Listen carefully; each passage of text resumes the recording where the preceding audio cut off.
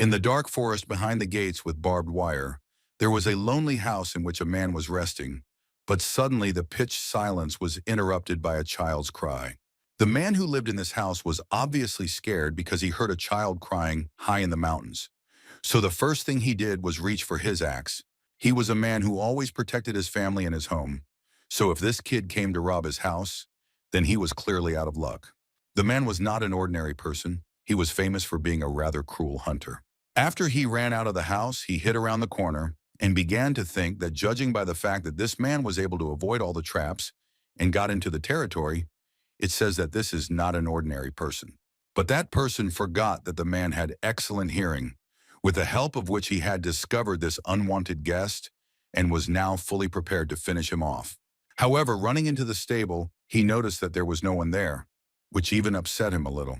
After all, he and his wife have been trying to have a child for a long time, but it just doesn't work out, and perhaps he started hearing a baby crying. At least he could think so, because when he looked down, he saw a tiny child who was apparently making these sounds. The hunter immediately took the child in his arms, and immediately he felt that he and the baby had some kind of connection. Even the baby stopped crying and obediently lay in his arms. At that moment, his wife entered the stable and turned to her man named Vincent. She wanted to know what was going on here. Olena, that was the name of the hunter's wife, and as soon as she saw what was in her husband's hands, she immediately ran up to him to take a closer look, because she could not fully believe that it was a child. Vincent thought for a bit and finally realized that this was probably the very child they were waiting for. Something happened that day that was very similar to magic.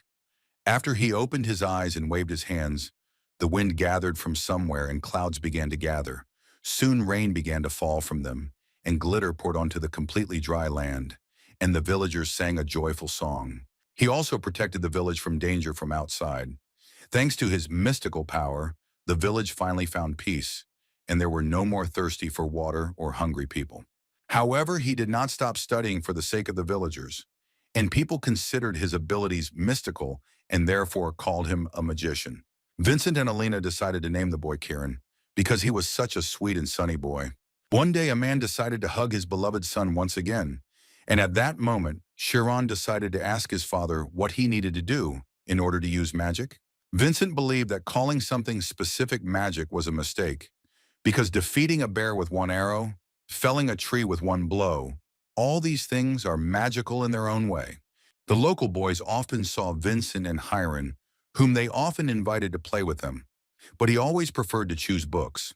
Because of this attitude towards the guy, the boys began to say that Kieran was not at all like Uncle Vincent, and besides, they heard that he was supposedly picked up. They assumed that his birth family simply threw the boy out because he was rather strange. All these words made the man very angry, and this was not surprising. But looking at his son, all the anger disappeared in an instant, and Vincent no longer thought about anything bad. These thoughts made the man think about giving his son a small gift. So he told Chiron that because the boy had helped his father today, they would go to town together tomorrow, and he would buy him a lot of his favorite fruits there. The boy was very happy to hear this, and Vincent at that moment thought that he was a very bad father. But still, he loved his son very much, so he was ready to do anything for him. The next day, as his father had promised, they went with Chiron to a city in the province of the kingdom of Tormia, which was called Creus, which Chiron immediately liked. The first thing the father told the little boy was that he should wait for him in Grandpa Martin's store until he finished all his business and came back. He also immediately added that he was not allowed to go into distant alleys or meet with aristocrats, but Chiron had already heard this many times, so he asked his father not to worry about it. Martin's grandfather, who sold various fruits, immediately noticed that little Kieran really wrote very well, although he was still such a young man. The old man really liked Kieran, but his grandson Martin does nothing but get himself into trouble. Suddenly his thoughts were interrupted by Chiron, who wanted to ask his grandfather if he knew magic. The man thought that the guy wanted to eat, but it turns out he was talking about real magic. But the old man actually knew little about magic either, but there are many such books, and you could take them for a short time and read them a little in that store, after which he pointed his finger at the bookstore. Grandfather allowed Chiron to look around there a little, but immediately asked the boy to return as soon as possible, which made Chiron very happy, so he immediately ran there. While Sharon went to look around, the man took his book and decided to remember the time when he also read such books. But apparently he got a little confused, because when he took Sharon's book, he noticed that the boy was apparently not reading fairy tales. Meanwhile, Chiron got his hand slapped when he decided to look at one of the books. The angry woman yelled at him and said that such expensive books were not for commoners. While she was yelling at him, a regular customer entered the store and wanted to know if all the books he ordered were ready. And Sharon, meanwhile, couldn't understand where his father got the books if they were so expensive. That man turned out to be the head butler, with whom the woman naturally spoke in a completely different way, and of course, she had prepared the books he needed in advance.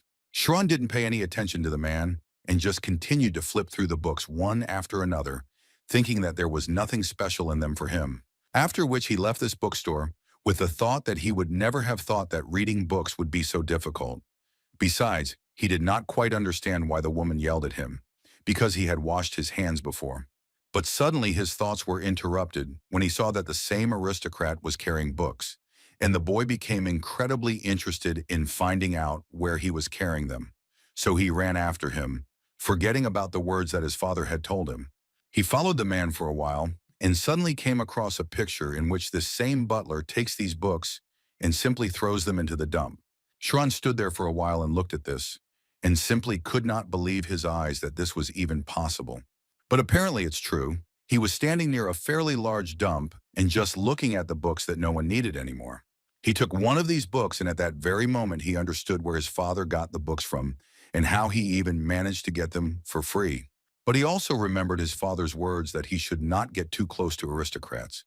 And so he wondered how he was different from aristocrats. What did they have that he did not?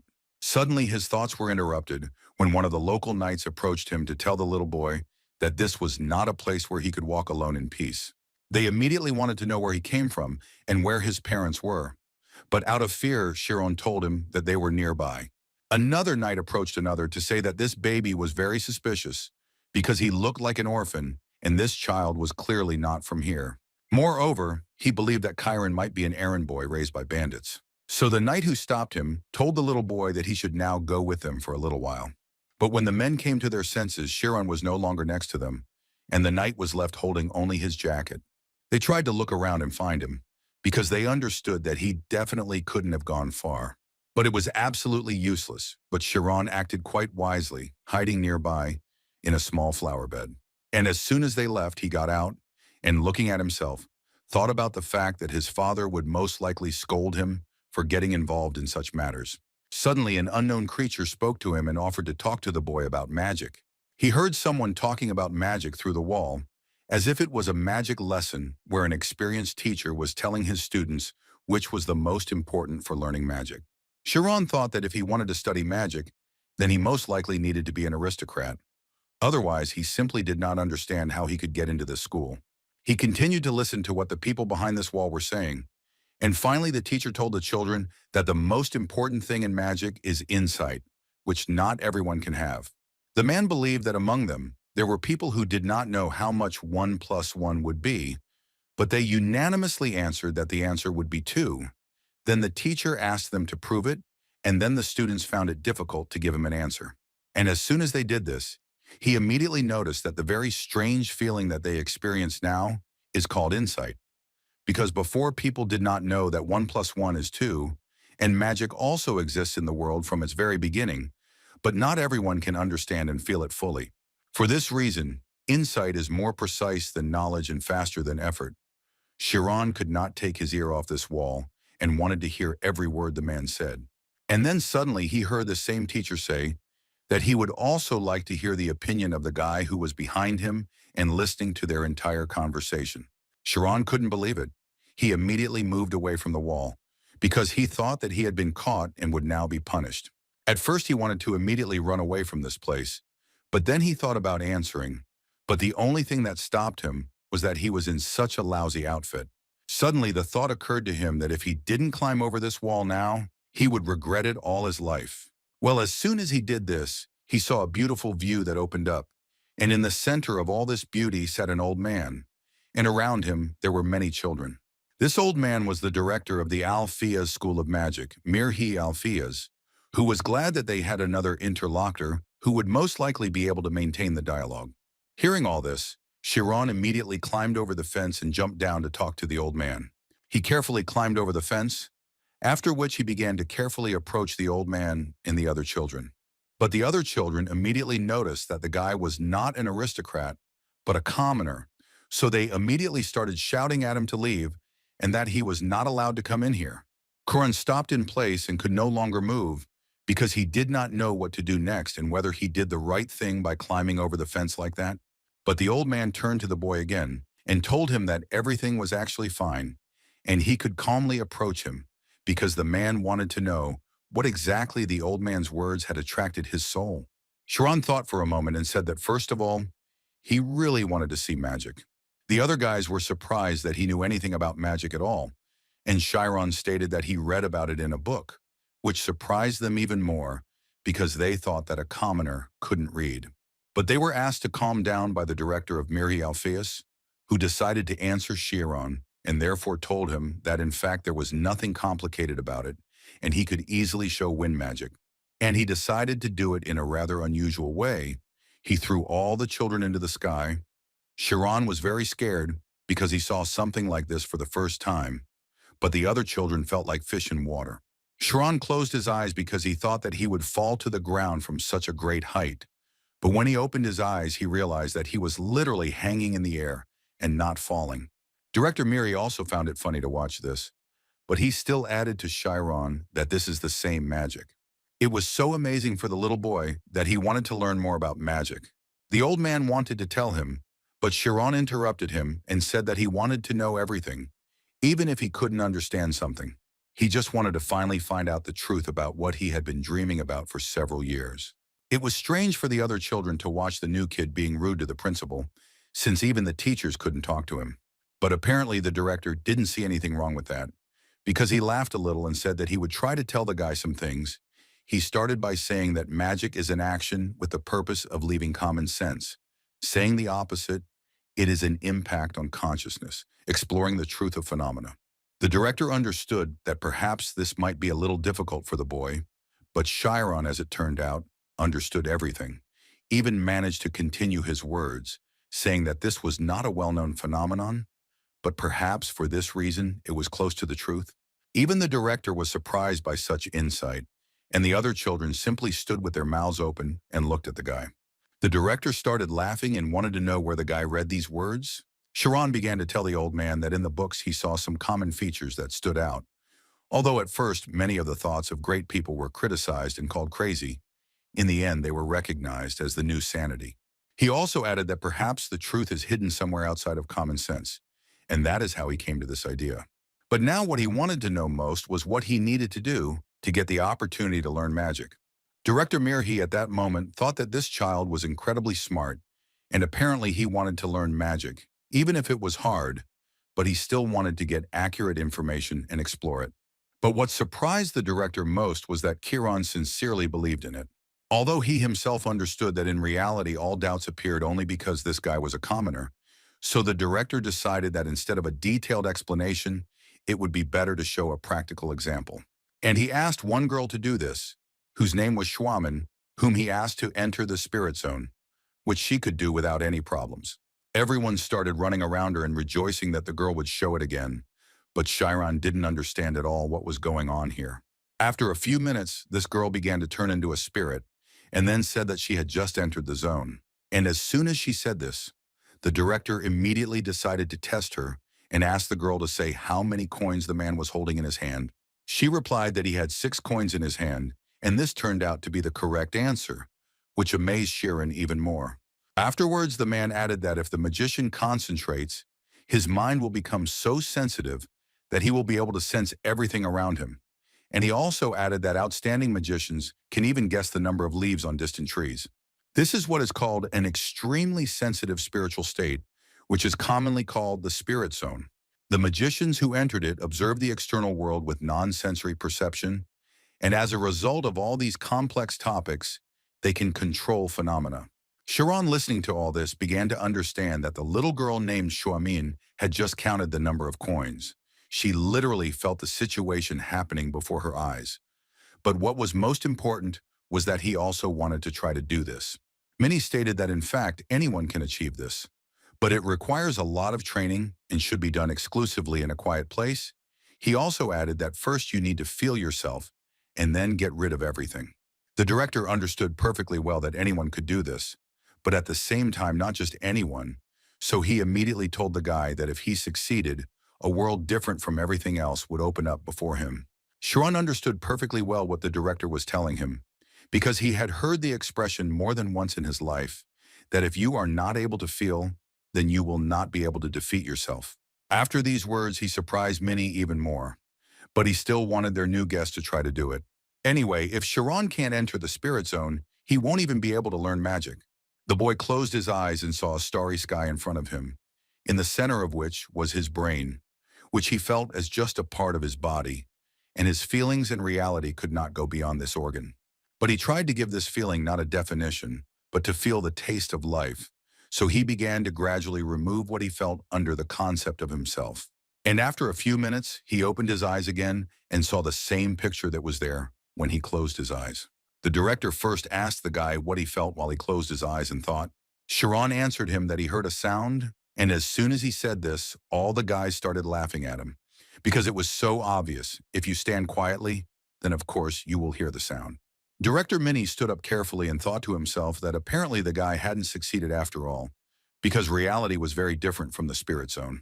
But he still told Chiron that the boy was a great fellow, and according to the old man, if he continued to train diligently, he would soon definitely be able to hear even more sounds. On that note, Principal Minhee ended this special lesson and told the kids to return to school, and Chiron stood in that same spot for a while and thought about the man's words. Although the director, when he left, still could not get the thought out of his head that, in fact, this boy had talent, so he was very sorry that he would not be able to teach him. The man understood that if he had been an aristocrat and had been educated from a young age, he would hardly have reached the level that he had now. However, even considering that he is a commoner, he still has enormous potential that could easily be developed. At this time, Kieran climbed over the fence again, which was quite difficult for him. But he didn't think about it, because at that moment, the only thought in his head was that he actually managed to enter the state that Director Minnie spoke about. In fact, Chiron heard an incredibly loud sound, but he was not sure that this was really what is called the spirit zone.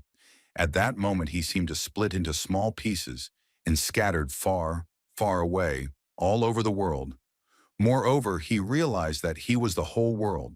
After this experience, the little boy started running home as fast as he could, thinking along the way that although it was only for a moment, but even for this period of time, he left the continent and became as free as a bird that spread its wings and rose high into the sky. He was so lost in thought that at one point he didn't notice how he crashed into a man, causing him to fall to the ground. Sharon immediately tried to get up and simultaneously apologized to the man for what he did. But looking at them, it immediately became clear that they were not the kind of guys who would just let him go. And so it happened. One of them immediately grabbed Kieran by the clothes and started telling the guy that if he hit a person, he should answer for it, and he didn't give a damn about all the words of apology. At one point, this useless dialogue was interrupted when this bandit heard a voice behind him, and when he turned around, he saw Lady Ema. But as soon as Chiron saw the lady, he immediately realized that this was his chance to stay alive, and he needed to immediately run up to her and ask her to leave him alive.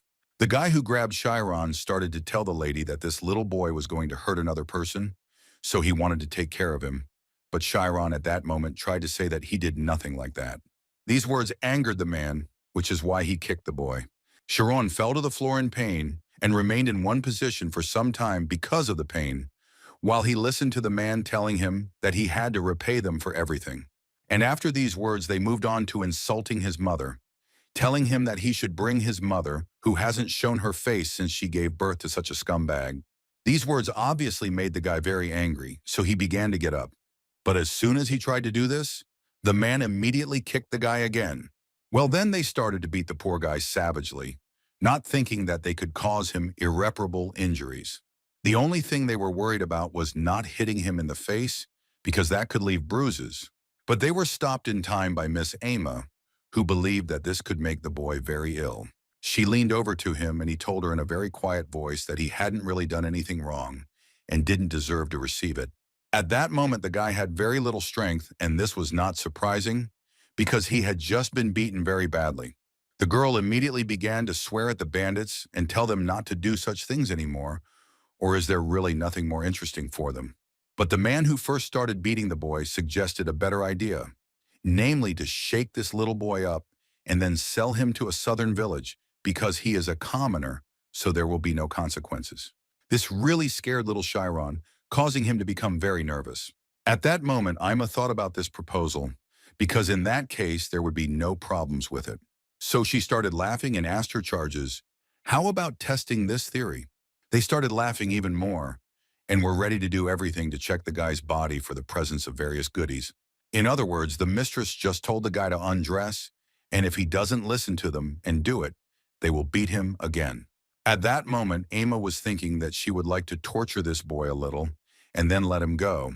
But in her opinion, he was behaving too calmly. And it didn't seem to her that at one point Chiron began to look too calm, as if he had gone crazy. But in fact, Chiron concentrated at that moment and entered the same state that he entered at the School of Magic, and this time he did it quite well. Before Chiron's eyes at that moment, his memories and every word that Director Minhee had said to him surfaced. All this poured into his head in a huge stream of information. While all this was happening to Kieran, those same bandits were shouting at him, and they began to suspect that something had already happened to the guy since he was not answering them. Miss Ama was much smarter than these idiots, so as soon as she realized what was happening to the guy, she immediately ordered them to stop and not continue. But it was already too late, because Chiron still used the power that came to him so unexpectedly. A few minutes later, Chiron came to his senses and, looking at the sky, could not believe what he had just done. And as soon as he finished with the magic, these bandits began to fall one after another to the ground, injuring themselves. And right after that, Ima ran to Chejung, who was able to dodge his magic, and for what the guy had done, she was going to punish him. But first of all, she wanted to find out from the guy who he was, if he decided to allow himself to use magic.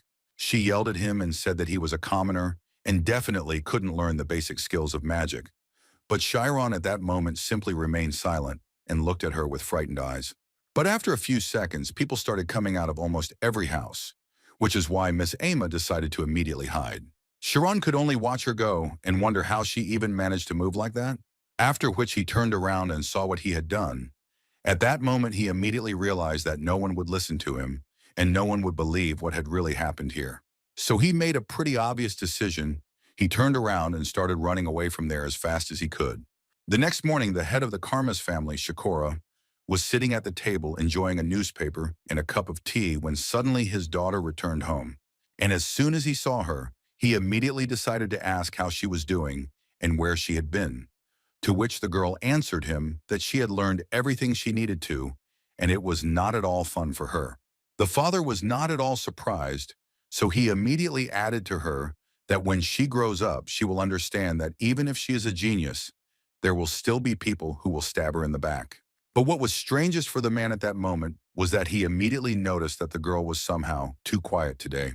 And apparently the reason was serious, because she suddenly started talking about magic and asked her father to introduce her to someone from the School of Magic.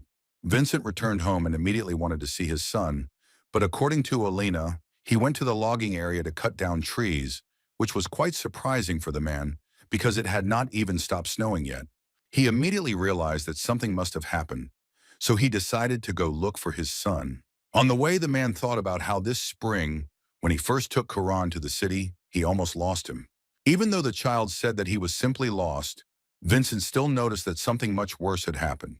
Meanwhile, Chiron was chopping down a tree and thinking about what happened to him that day. The way he used the magic that he was able to activate, how he was able to protect himself without realizing it.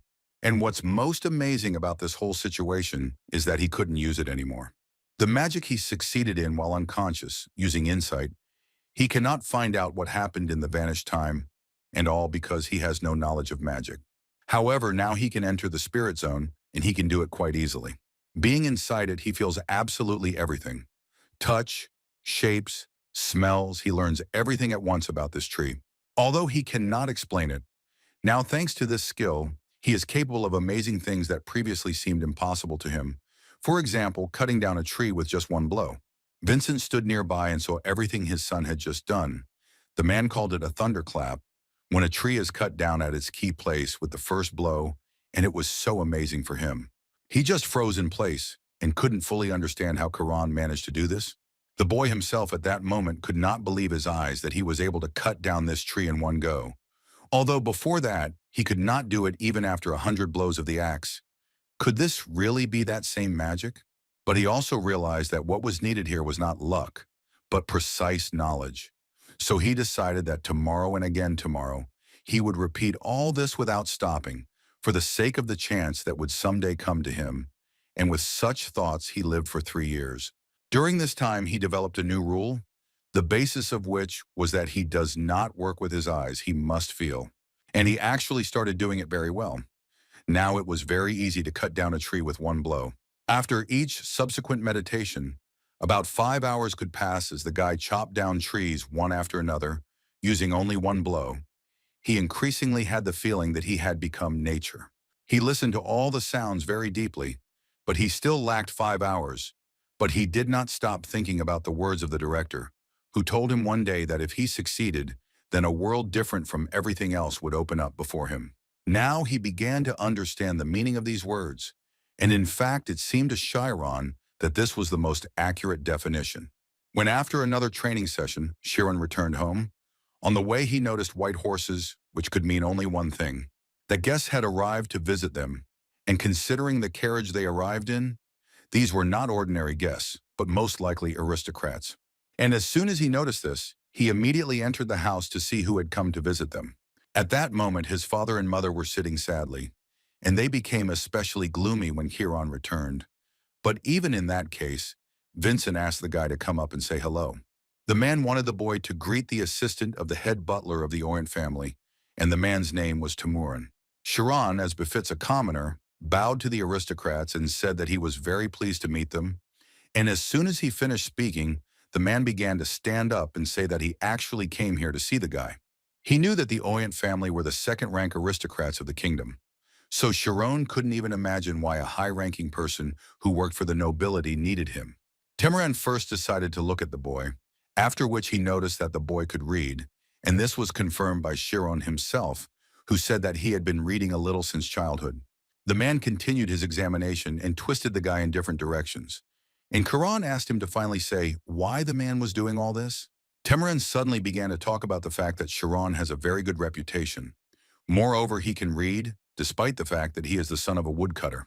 Chiron was not pleased to hear Timurin speak about his father like that. But the butler had not finished speaking yet, and as it turned out, he had come here to offer Chiron a job in the Orient family. It was quite an unexpected offer. Besides, if you believe the man's words, this time they need a person who would work in a large library, one of whose duties is to prevent books from being taken out. The period of this work is 2 years, and the butler immediately stated that the heavy work will be done by the porters, and the sorting, only the 2 of them.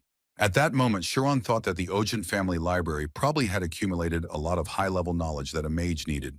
The butler also added that only his family and no one else would know about this work, and for no reason should the books be taken out, and no one should know that they were taken out.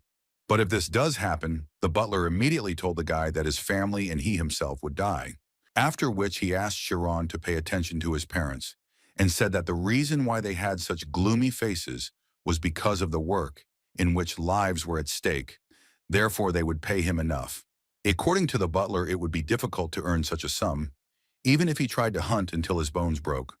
So he asked Vincent to sell his child well and settle him down while he had the opportunity, which angered the man, because he listened to him first of all, not because of the money.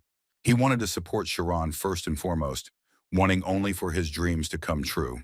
These words made the butler laugh, because he thought that this was complete nonsense. Because if he thought that he would succeed, or something like that, then he needed to wake up. Besides, he didn't see any other reason why he would allow his son to be used. But Vincent reminded him that the boy could read without their help, and then Timurin had to point out that he was telling him not to read, but meant that he would not be able to understand everything completely and perfectly. Besides, he believed that if a man wanted to fulfill his son's dreams, he needed to immediately stop lying to himself and his son. Vincent remembered how it was when Alina taught Kieran a few words for fun, And the little boy then began to read books on his own, which was a big discovery for his parents. He had a distinctive appearance, just like an aristocrat, but the most distinctive thing was his smart head. Therefore, the man was always visited by thoughts that perhaps the blood of aristocrats flows inside Kieran, and if he had been raised not by them, but by the nobility, then he could even attend school, and such thoughts often tormented Vincent. But as it always happened immediately after these thoughts, he remembered that Chiron was still his son, and if he was the son of a woodcutter, he should learn to work in the mountains. However, once Chiron started doing this, Vincent became even more scared, because it seemed to him that he ended up raising him as a woodcutter's son. So now, he told the butler that he didn't need a single coin, and if he had known that it would turn out this way, he wouldn't have asked Timurin so desperately. And after that, he began to shout at the butler and order him to immediately get out of his house. Vincent did not understand how he dared to insult his family just because he had a little money. And Timurin, listening to all this, simply put on his hat and thought that these people simply did not know their place. But suddenly his thoughts were interrupted when he heard Sharon's voice, who reassured his father and said that he was actually ready to do it. Timurin immediately told the guy that he was not just scaring him about his family. He even decided to repeat once again that if even the slightest rumor started, his head would fly off his shoulders. But Chiron continued to say that everything was fine and that he was ready to do it. He could even promise that nothing would come to light, but if something suddenly went wrong, he certainly would not blame others. This obviously made the butler smile, and so he told the guy that since he said so, he was ready to come for him in 1 week, and if later Chiron changed his mind, he would still have a chance to refuse. However, after arriving at the estate, such an opportunity would definitely not exist. And just before leaving, the man added that until the end of the work, he would never be able to leave the estate, no matter how much he wanted to do so. After the butler left, Vincent immediately wanted to know from his son why he suddenly agreed to this job. Because the man believed that these people needed a person who was capable of dying for them, and all this because of his father's illiteracy, so he was going to take responsibility for himself and refuse the butler. But Chiron suddenly turned to him and began to cry with happiness, because he believed that this was a gift from fate, for which he should thank his father. These words also made Vincent cry, because he certainly did not expect such a reaction from his son. Vincent told him that he could go if he wanted, and that he would make sure that no one touched their family. Exactly 1 week had passed since then, and before sending his son to the palace, Vincent had to sign a special contract, which he did without any problems. Although when I did this, I suddenly began to doubt whether this was the right decision or not. After that, they immediately took Chiron with them and told him that they were already in a big hurry, so they needed to leave as soon as possible. As soon as they drove away, the boy used his abilities to be close to his parents, even at a distance. At that moment, all he could think about was that he simply couldn't doubt and needed to do everything possible to ensure that everything turned out the way he had planned from the very beginning. After all, he understood perfectly well that this was the only chance in his life among people who possessed enormous power. He only needed to hold out for about 2 years. The Ogent family is the main family of Creus, the kingdom of Tormia. It is a family of warriors since ancient times that produces state swordsmen. The previous head of the family is a general and a state swordsman of the 3rd rank. In a word, influential people who hold power over this city in their hands. All this was told to him by one of the assistants of the head butler, and he did this until they arrived at that very place, which was incredibly beautiful in appearance. Even Chiron couldn't believe his eyes. He just stood there for a while and looked at all this beauty. Although the butler's assistant warned the guy that the family was not as beautiful as this place, because of such words he could easily lose his head. At that moment, Chiron was thinking that he was beginning to believe a little in what was happening here. They walked slowly through the territory of this castle, and now he understood perfectly well what a 2nd-rank aristocratic family was. In this castle, one could see both the workrooms and the living quarters of the butlers, as well as the place, and behind all these thoughts, they finally came to the place where Chiron would live. He was met by Timurin, who immediately began to explain to the guy what he would need to do. And the first thing they did was head to the library where the guy would work. It was so huge that Chiron froze in place and didn't even hear the butler calling him to him. According to Timurin, the books located here will be moved to the sacred library, and he will have to sort the literature. The man also did not forget to say that every week he will give him a list of books, and Sharon's duties will include finding these books and collecting them in one place. The guy had to work from 9 in the morning until 6 in the evening, although after working hours the guy would be free, but he had no right to leave this place, unless there was a special order. Then he could leave it, but in no other case. At this point, Chiron wasn't too sure that this was enough to put his life on the line, but in any case, he wanted to ask Timorin when he could start. The guy started his work the next day. On the same day, he understood why one person should sort the books. The whole point was that the sorting criterion should be the same.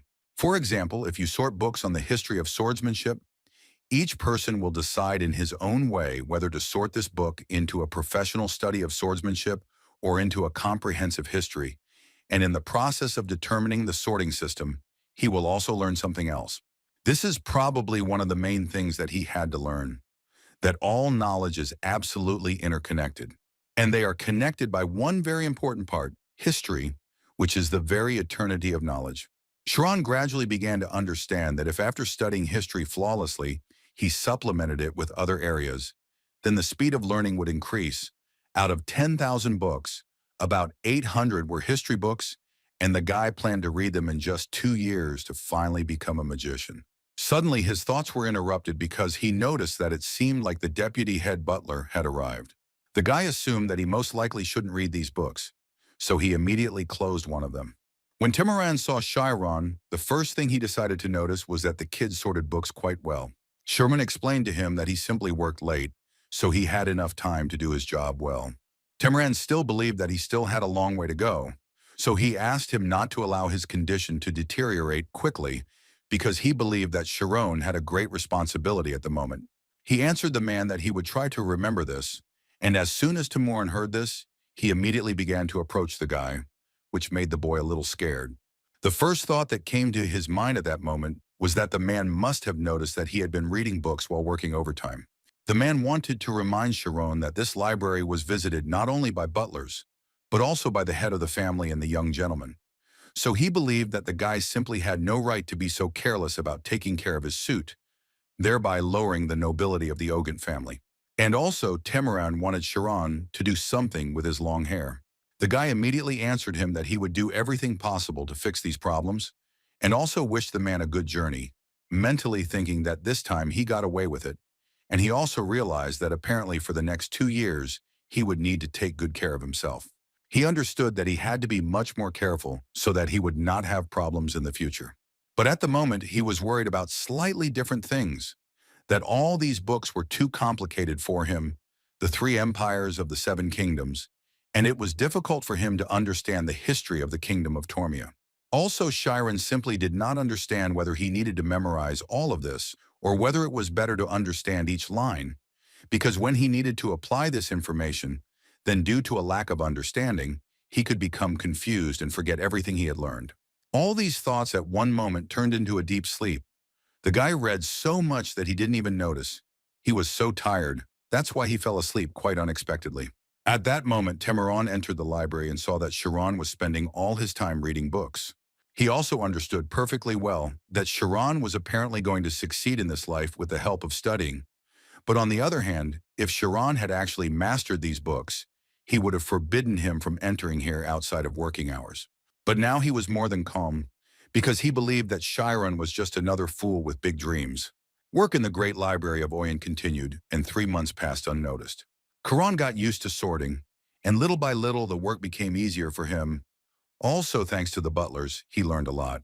So one day, Chiron noticed that one of them took a book and had not yet returned it on time, which meant that if they suddenly missed it, they would have problems, which the butler with whom the guy was talking at that moment could not disagree with.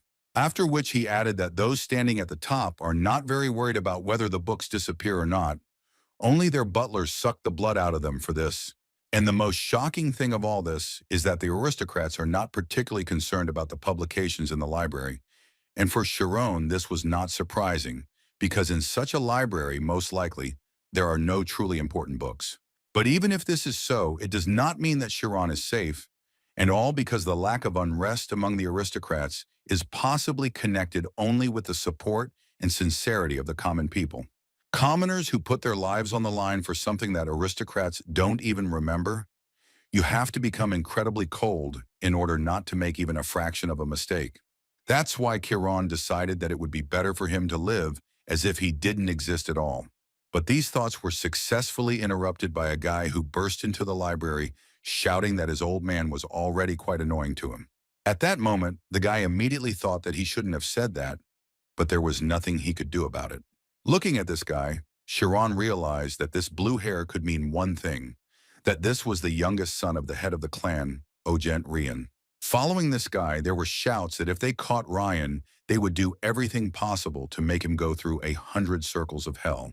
This guy, on top of everything else, was quite big, and as soon as he approached Chiron, the first thing he asked him to do was not to say that Rian was here, after which he crawled under the first table he saw.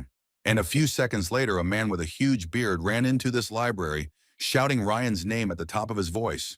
Then he saw Chiron and decided to ask the guy if the guy with blue hair and the size of a peanut ran in here, which surprised the guy very much, because if Ryan is the size of a peanut, then what can Chiron be compared to? In any case, Chiron had to answer the question, but first he would like to know who this old man is and why he is looking for the headman's youngest son. The man immediately told me that he was a swordsmanship teacher, a master who could break that peanut with one blow. And now he asked me to do without jokes and just say where that guy was, unless of course he wanted to be the first to be beaten. Chiron, hearing these words, immediately pointed his hand at the bookcase and said that the younger gentleman was hiding under the bookcase. The swordmaster immediately took Ryan out from under that cabinet, and as soon as he did so, the younger master immediately began shouting that this was just a misunderstanding. But we see that the master no longer cared about the words that Ryan was telling him. He took him by the leg and pulled him along, and if the master's words were to be believed, he was going to first put his mind in order, and then they would begin training. Ryan was very angry at this moment, including at Kieran, to whom he promised that they would definitely see each other again. Chiron, however, understood that the master had the power of the head of the family, so he had no freedom of choice, and if you believe the rumors, when the master caught him, he dragged him into the mountains and no one saw him again. The first time it took the guy 20 days to read one book, but after he understood the whole book perfectly, he then read 82 books on history in 4 months. Everything went as Kieran had expected. Difficulties arise only from the very beginning. There is nothing absolutely new in any book, and if you create a base of about 200 books, then the remaining 650 will be much easier. While reading history books, doubts began to creep into his head at first. Is mastering history now really the right choice? But when he began to study the actions of magicians within history, he became convinced of the correctness of his choice. If a scientist studies theories, then a magician is a person who materializes this theory into reality. That is, magicians and scientists are the same. But even in this situation, the reason why not all scientists are magicians is an extremely sensitive state of mind, because they cannot enter the spirit zone. In other words, if great knowledge is added to Chiron's spirit zone, which will become the backbone of knowledge, then perhaps he can actually become a magician. All these thoughts were interrupted again, and this time it was a friend he already knew, Ryan. He was very angry, and the first thing he told the librarian was that he had only been kept in hell because he was waiting for this day to come. Chiron was a little surprised that the guy actually came because of what happened. But Rian, with a crazy smile on his face, told Chiron that he was waiting for this day more than anything because he was suffering incredibly much. He would endure countless training sessions, the essence of which was to climb the mountain and go back down. And every time when he had no strength left in his hands and he thought that he would die, he held on thanks to the thirst for revenge.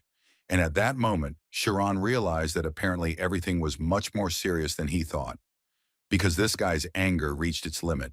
Ryan continued to be aggressive towards Chiron at this point, and tell him that if he thinks that he is behaving this way only because he suffered a little. But the guy trusted him and asked for a favor, and Chiron just went and betrayed him. Besides, he was always angry with cowards like him. Chiron answered him quite calmly that he didn't blab, but simply told the truth. But this angered Rian even more, because he thought that Chiron should have said that he wouldn't help him when he asked him. At that moment, the guy was thinking that people with power would never notice when they were being given logic that would be convenient for them, so Chiron quite confidently asked his sweet interlocutor what he should do next. This made Rian even more angry, and he immediately started thinking that this librarian looked like he was new here. But what bothered him most was that he was behaving like this. But suddenly, a very interesting idea came to him, after which he began to smile and say that apparently Kieran did not respect him at all, but he was going to fix it. That's why he asked Sharon to follow him, and the guy at that moment didn't understand what to do next and how to get out of this situation. He understood that this was his family's palace, and he had every right to beat him until his anger subsided. But Chiron still thought that it was much better than just dying.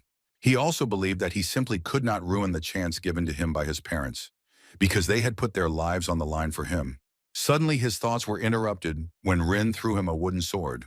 And then he added that now they will have a duel, because he is not a coward like Chiron and is ready to keep every word.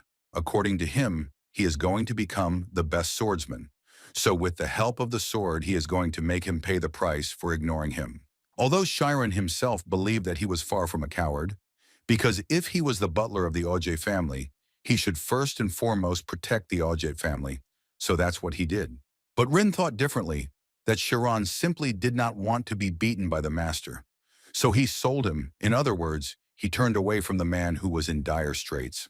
Chiron was watching his opponent closely at that moment, so he immediately noticed that his gaze had changed incredibly strongly. Rian continued to say that no matter how much his family ignored him, he was still not the kind of person who could be ignored. So now he would gladly punish the boy for his impudence. But he still decided to take into account the difference in strength. So he was going to start after 3 blows were received. The look still scared Chiron very much, because he imagined that this wooden sword was strong enough to break his bones. And if that happened, then he would most likely have to return home. So there was chaos in his head, because he simply did not know what to do next. But on the other hand, he has 3 chances to end this fight before it even starts. So he tried to strike his first blow, but Rian did not stand still, but still parried the blow. Chiron immediately felt the full strength of his opponent, who was clearly not fighting at full strength. But even so, he lacked the skills to defeat him. But it was too late to give up like this, so he quickly struck again, which Rian also successfully parried, and then added that apparently Chiron had never held a sword in his hands before, and this would be an easy walk for him. Chiron had one last hit left, which he was not going to waste uselessly, and so he decided to use his special skill, the zone. But Rian still managed to block this blow, after which he was already ready to launch his counterattack. At least that's what it seemed to him at first glance, because a second later his sword was torn into small pieces. Although Kieran didn't show it, he was actually very happy that his bet had paid off. With the first attack, he calculated all the sensations. The second was to calculate the opponent's timing. And finally, when he made the third attack, he used the thunder strike that he had trained countless times over the course of 3 years. After such a blow, the first thing Rian wanted to know was where Chiron learned to wield a sword like that. Chiron didn't lie and immediately told him that in fact it wasn't swordsmanship, but only a thunder strike. The younger gentleman obviously didn't even know what it was, so Chiron told him that his father worked in the mountains, and he followed him and also cut down trees. But unfortunately, his physical strength was not enough to cut down trees, so he learned this technique to make up for it. But Rian still didn't understand what this kid was talking about. The more he thought about the fact that he had chopped down trees and eventually taught himself to do this, the more it angered him, because he had been holding a sword in his hands for about 15 years, and therefore he was sure that it was simply impossible to achieve such a technique by simply chopping. At that moment, he remembered how, in his childhood, his brother, who was only 12 years old, realized the profound truth of the Ojens. The second young master's abilities were far ahead of his peers, so there was essentially nothing more to teach him. That day, his father was so happy that his brother had completely adopted his genius that he immediately suggested that he hold a gala reception and celebrate the day. All his life from that moment on, he thought only about why he couldn't surpass his brother. And this whole story didn't just come to mind. He transferred these very feelings to Kieran, who now seemed to him like that same older brother who was better than him in everything. This made him incredibly angry, so he started screaming at the top of his lungs, saying that he simply couldn't accept this. Chiron tried to ask him for forgiveness for behaving inappropriately, but Rian simply did not let him finish and immediately asked the guy to shut his mouth. And then he began to take out his real sword and say that the fight was far from over. He tossed Chiron his new weapon and said that since their weapons were out of order, they simply couldn't determine a winner. Moreover, he believed that since his opponent had learned how to destroy a sword, he should handle it according to that level. But he wasn't that crazy, so he told Chiron that in a month they would meet here again and fight again, only this time with real swords. Hearing this, Chiron's hands immediately began to shake, because he understood that in this case he could even die. So he decided to ask the young master to think again, because he had never even learned how to wield a sword. But as it turned out, Rian predicted this, and therefore gave the guy a month. He believed that this time was more than enough. If he was so good that he could cope with the destruction of a tree with one blow, then he would also be able to master basic sword skills. He also warned him that if the guy ran away, he would definitely die, so doing this was simply pointless. After this conversation, Chiron couldn't get the thought out of his head that in the Urgent family, children received distinctive features in the form of both black and blue hair. The head of the family, August Bishop, has black hair and has 3 sons and 1 daughter. The eldest son also has black hair. He holds the position of a 6th rank state swordsman. The eldest daughter has blue hair, and she is also very capable, but she decided to choose not the sword, but music, and is now the pianist of the kingdom. And finally, the second son, Ogent Raya, who also has black hair and is called an absolute genius. The last son is Rian, who, unlike the black-haired older brothers who occupy the top places, has absolutely no supernatural inclinations. But even so, Chiron understood that he should not have done this, and now he has some pretty serious problems. He literally scratched the pride of a man who had lived his whole life being compared to his brothers. But he couldn't even imagine that all aristocrats were so vulnerable, and that if there was a problem that didn't concern books, he would have to answer for it. But at one point he realized that he really didn't have time for all these worries because now he needed to become a magician even faster. The only thing he was sure of was his endurance, because he lived in the mountains, and if he learned at least a small way of protection, then perhaps he could survive. So he needed to do everything he could. Only then would he have at least some chance. After this dialogue, Ryan started training and trained so hard that even his master didn't have to yell at him. He ran 100 laps, and the man noticed with a smile that his time in which he ran this distance had decreased, which was quite surprising for him because he couldn't even imagine what could have happened, that the guy suddenly started training so hard. But in response, he said that he still stands on 2 legs, and therefore he wants something even more powerful. The master looked at him and realized that something must have happened to the guy since he decided to train so hard. But Ryan did not admit it. At that time, people had their own scheme, an imaginary scheme of the human body, and if magicians had their own spirit zone, then swordsmen have a scheme. Every person has an idea of his physical body, and the diagram can be called the embodiment of its extreme. At that time, it was believed that thanks to this, the masters of the schemes could ideally use all the cells of their body.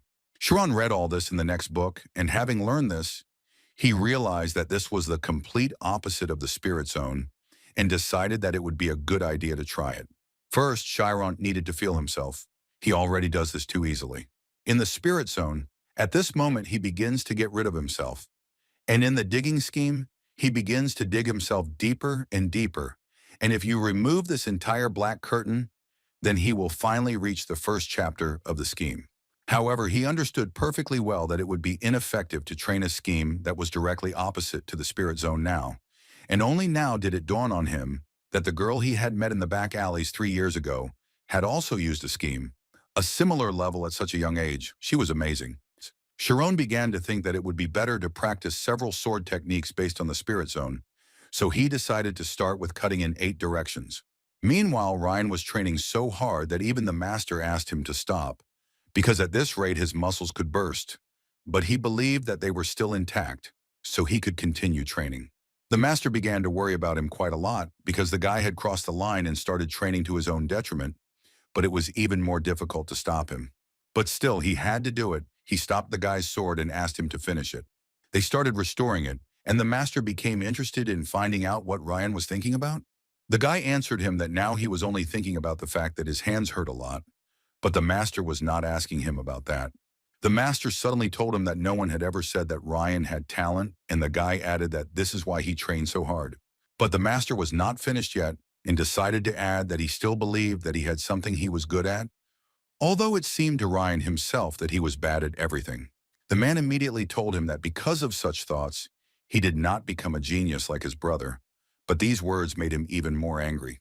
The master added that this makes sense, because geniuses know that they are geniuses and what they are good at, and as a result, the efforts made by geniuses are actions without any doubts, with the help of which they accomplish what they are good at.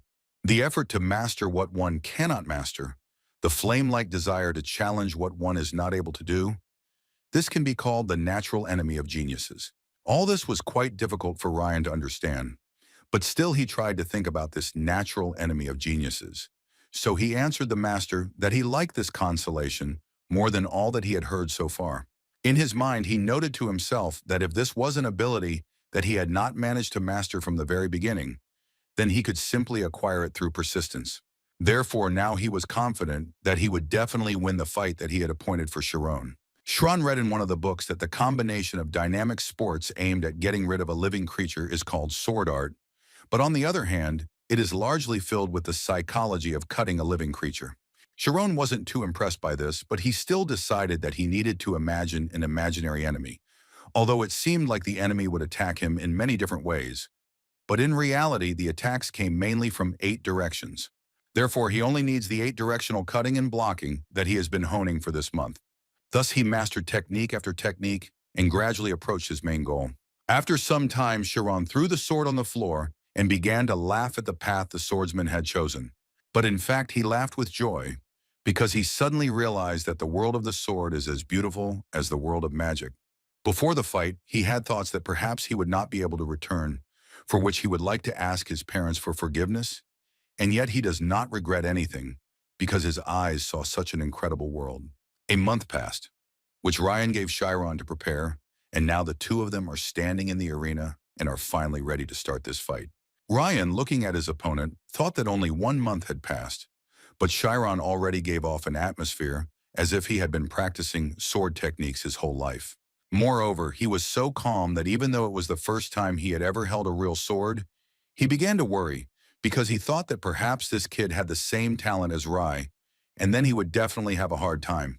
But he, like no one else, understood that this could only be found out in battle, so he did not wait a second and finally decided to attack. Sharon at that moment understood that Ryan's sword style was much better and clearly different from his style. However, he felt the same path of the sword, so he was sure that not all was lost. This gave him the opportunity to dodge the first blow quite easily, which surprised Ryan quite a lot because he couldn't believe his eyes that Sharon could see the sword. And the most surprising thing for him is that apparently Sharon is not even afraid of the sword and is calm about all this. Sharon decided for himself that he could not overcome the fear of dying, but he suddenly realized that the essence of fear is to die, and this will happen someday anyway. So there is simply no point in being afraid. If you don't imagine the next moment, then absolutely any person is capable of jumping off a cliff. It wasn't just a willingness to die. It was as if Chiron was in complete control of his feelings. But Ryan wasn't one of those guys who was afraid of dying either. Therefore, without a second thought, he always went into battle and did not think about whether his opponent was stronger or not. Their battle was quite equal. Chiron managed to block Rian's attacks, which made the guy doubt that he was capable of winning. But he still continued to attack, because the master made it clear to him that there are walls that are simply impossible to overcome with one blow. Chiron at this point noticed the fact that the sword attacks were quite heavy and also very fast. The speed with which he recognizes the direction of the sword's movement using synesthesia is gradually starting to be insufficient. This eventually led to Chiron taking the hit and finally feeling real pain. Ryan, in turn, had no intention of stopping and continued to attack. Chiron didn't think long before jumping back a short distance. He needed to take a little rest and think about what to do next. But Ryan wasn't going to give him that chance because he just kept attacking the guy endlessly. And while he was doing this, he noticed that Chiron became absolutely confused, and apparently he finally realized something, which couldn't help but make him happy.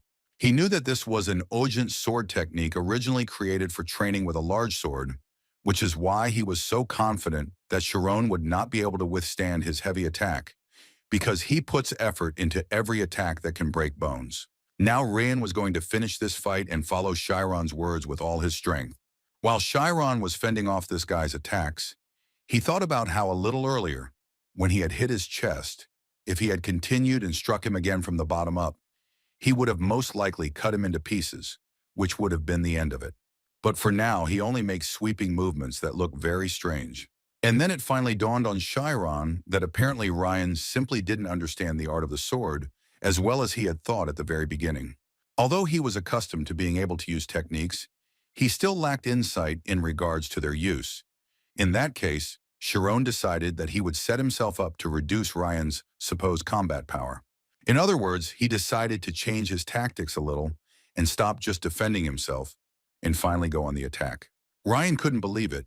He just didn't understand how the guy was capable of carrying out a surprise attack. After all, he seemed to have crushed him with force. He also understood that these were just basic moves, but he didn't care. It was incredibly difficult to block them. Chiron immediately noticed that his opponent's stamina had dropped significantly, and the guy also noticed that he was maintaining a rhythm and saving it. And in Ryan's head at that moment, there was only one word, which he repeated several times in 1 minute, and this word was impossible. This simply could not happen to him a second time in his life.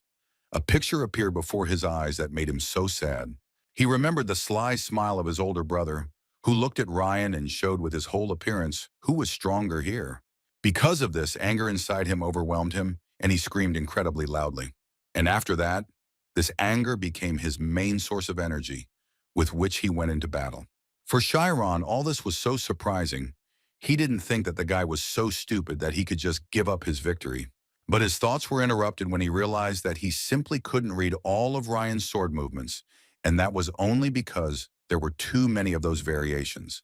But just as suddenly, their fight was interrupted when Rihanna flew out of his hands, thanks to the coordinated actions of Chiron. The guy himself, out of fear, just stood there for a while and didn't understand what was happening and how he managed to do something like that. And Ryan, with his head down, thought only that this was impossible and that it was just some kind of mistake.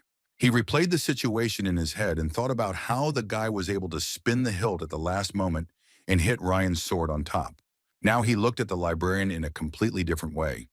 He had only one question in front of him. Who the hell is this guy? Chiron himself didn't think that he could win, but apparently he still managed to do it. But now he had in his mind that even if he won, his opponent was an aristocrat. His pride was hurt even more, so it was unknown what he would find fault with this time. Suddenly, his thoughts were interrupted by Ryan, who quite unexpectedly told Chiron that he agreed that he had lost, and since he was the loser, then even if the guy destroyed him, he had nothing to say against it. He definitely didn't expect such an answer, so he thought that Ryan was even joking with him a little, which he clearly didn't understand. So Chiron added that even if he could continue to live, if he destroyed the young master, he still didn't understand why he needed to do it. Ryan reminded him that they were fighting for their lives, and he admitted his defeat, so Chiron definitely had every right to finish him off. But Chiron noticed one detail, that Ryan fought for his honor, and Chiron just to survive. Moreover, he believed that even this ridiculous fight itself no longer had any meaning, because initially Ryan shifted all the blame onto Chiron, although he himself was simply hiding due to his unwillingness to study, although the head's youngest son believed that Chiron acted insignificantly, because in such a situation, it was necessary to show loyalty.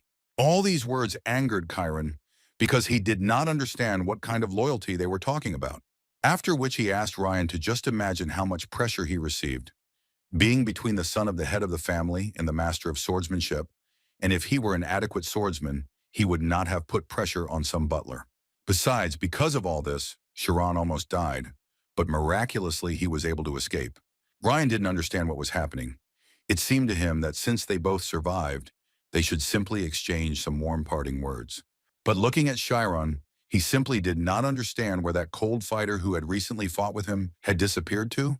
Moreover, the son of the head of Oyant was sure that his opponent was a genius, but he did not mock him, as Rai did. But on the contrary, he confronted him with all his might. So he decided to ask the guy's name, and after Chiron introduced himself, Ryan also introduced himself. Chiron didn't understand what was happening and why he suddenly introduced himself to him, and then even extended his hand to help him get to his feet and offered to become friends. A few days later, the deputy head butler came into the library to tell Chiron that up until now, They had finished sorting 7,000 books out of 10,000, which was quite good. In other words, he wanted to praise Kieran for his good work, for which the guy was grateful to him. It had been a year since Sharon had started working in the large Orient library, and it was quite obvious that the fewer books there were to sort, the more efficiency increased. Moreover, of the remaining 850 historical books I had planned, only 200 remained, and he began to read more than 3 books a day, and very soon he would complete the spine of knowledge that he had imagined in his dreams. Besides this, he experienced swordplay and understood the source of fear. Thanks to this, it seems that the durability of the spirit zone also became stronger. Although he still had the thought that he could have died then, even though the beginning was slow, he was sure that if he did not give up, then someday the goal would already be before his eyes. But what was most important for Sharon at that moment was that he had a new good friend who justified all the risks. Ryan began to spend much more time in the library with Sharon, and one day he wondered if everyone in his family read such things, to which the guy replied that the head of the family and the second young master often come to the library. After they became friends, Kieran learned that despite his large build, Ryan was a very loyal and sweet guy by nature, just like the youngest in the family. Besides, he promised Chiron that if something happened to the library, he would definitely protect him and nothing would happen to the guy and his family. Although Chiron thought that he would be safe only if he behaved more quietly. Chiron was also quite curious to know why he was having fun here again and not training, to which Ryan replied that he only missed the main training since he said that he wanted to study a little in the library. But apparently studying wasn't part of his plans, because every time Chiron reminded him of it, the guy just started getting hysterical and talking about how incredibly boring it was for him to read all these books. If someone asked Chiron what he thought of Rihanna, the guy would not think for long and say that he is actually like a flame that will be impossible to calm down. Once it flares up once, if only he has a reason, it will immediately flare up again. But be that as it may, Sharon still believed that since the guy came to study, he should study and not just have fun. Sharon told his new friend that he wanted to become a magician, but the only thing that Ryan didn't understand was why he needed to read so much. Was it really necessary to do this in order to become a magician? Which Sharon himself confirmed, saying that on the contrary, he needed to study even more, because before coming here, he had no opportunity to study. And yet he has already managed to read 600 books just on history alone, so now almost everything in them is already familiar to him. Ryan was surprised every time he saw this, because for him it was a little wild. Looking at Sharon, he had only one question in his head. How can one read books so quickly? Besides, even though he is the same age as him, it seems that he is much older in development. So Ryan had a little motivation to start reading books, and after trying quite a few options, he finally found a book that was interesting enough. At one point, he became quite interested in who would win in a fair fight, a swordsman or a magician. According to Chiron, he read a book where the main character went around the world in order to find the right answer to this question, and even now, if he closes his eyes, he will see the shimmering mountain range of Artusna, 6,000 meters above the sky, which at one point was interrupted by Ryan, saying that all this is disgusting boredom. He didn't understand what was interesting here at all. There were no pictures, no exciting stories, absolutely nothing, although Chiron didn't understand how he could say such things after reading one page. But their argument was interrupted at one point by Ray, who entered the library and immediately assured the guys that the swordsman would definitely win. Chiron immediately stood up from his seat and greeted the second young gentleman. But Rian wanted to ask his brother why he was so sure of this. While the brothers were talking, Chiron began to worry that if they found out that some butler had spoken so disrespectfully to the son of an aristocrat, it wouldn't end with just a beating. Meanwhile, Rian continued to prove to his brother that he most likely takes the side of the swordsman, because he himself is a swordsman. Ray told him that there really wasn't much need to think about it, because everything could be learned just by looking at the positions of the swordsmen and mages on the mainland. But Ryan again noted that now they were not talking about status in society, but about a one-on-one battle, because in his opinion, fighting on the battlefield is not the same as looking at the status of each of them. Therefore, the younger brother thought that the older one was talking complete nonsense, and in response, Ray simply ignored his brother, which could not help but anger him. But at one point, he decided to ask the opinion of Chiron, who was standing next to them and listening to what the brothers were talking about. The guy was silent for a while, and tried to understand what his intentions were, although he always thought that it was difficult to get into this man's head because he was very abrupt, so it was even more difficult to get to know him. But the only thing he knew was that now he needed a moderately appropriate answer. That's why he said that if we assume that the swordsman and the mage have similar skills, then he believes that once the swordsman enters the mage's power range, it will be difficult for him to win. However, he did not forget to add that if the swordsman, with the help of outstanding physical strength, even before the magic is used, begins an attack. But then he was interrupted by Ray, who immediately told the butler that the guy was mistaken and his answer was incorrect. After which he came even closer and told him in a quiet but very angry voice that the magician would definitely lose in such a battle. Ryan was thinking at that moment that Paradise had always been like this. From childhood, whenever someone appeared who excited him, he enjoyed stepping on and crushing what was important to him. At that moment, Rai decided to start a conversation with Sharon about history, and specifically he wanted to find out from Sharon if he knew what the Ashenjan armor was. But before the guy could give an answer, Rai answered himself and told the guys that this is an artifact that brings magicians into chaos. In other words, he called it anti-magic, which is why at that moment, Sharon became very scared. The characteristic ability of magicians is the spirit zone. They say that a battle with a magician inside this area is similar to confronting sharks swimming freely in the water. But what muddies this water and takes away the shark's sensitivity is anti-magic, the very artifact that Rai spoke of. If you don't touch the spirit zone, you won't touch magic. But what magician can defeat a person equipped with such artifacts? Although again, all of this is just theory, because first of all, anti-magic is a high-level technique created with the help of magical power flowing in the heart of a dragon. In addition, it has the nature of waves, so no matter how much money you invest in it, the efficiency will not increase at all. But Rai still considered them a good artifact. Although the price is very high, the overlays alone come out to about the same as the annual budget of the kingdom. But what surprised him most was that this very anti-magic was created by the magicians themselves. Ryan didn't understand what he was talking about and what it meant. Why would magicians do such things? Although for Rai, it was quite obvious. There are many places where anti-magic is needed, ideal for sitting on a pillow of money. According to him, such magicians stand in line, begging to be used. Then there is no need to buy such great artifacts. He believed that all mages were just scum who sold out their own comrades for money. But Ryan believed that he was too rude and said things that were not true. But their dialogue was interrupted by Sharon, who noted that, in fact, this is the main essence of magicians. From the faces of the two brothers, it was clear that they did not understand anything at all. Therefore, Sharon began to talk about how, as he said, anti-magic is created by magicians. They are used to limit magic in places where it is prohibited, and in magic schools they are actively used as teaching materials. Because of this, although anti-magic may be disadvantageous to magicians, it is valued as an intellectual product that was created to make this world more useful. Therefore, only because of her existence, he thinks it is difficult to say that swordsmen are superior to mages, which Raya clearly did not like to hear, and his younger brother also laughed at him. That's why he got mad and said that ideals and reality are different, in his opinion. No matter what, it won't change the fact that when fighting a swordsman, a magician won't be able to win. But the guys were already finding it a little funny to listen to all this, so they started laughing. After Rai left, Rian immediately decided to thank Sharon for asking his older brother again, who he had never seen with such an angry expression on his face. 6 months later, the assistant to the deputy head butler came to his office to report that they had managed to complete the sorting much earlier than expected.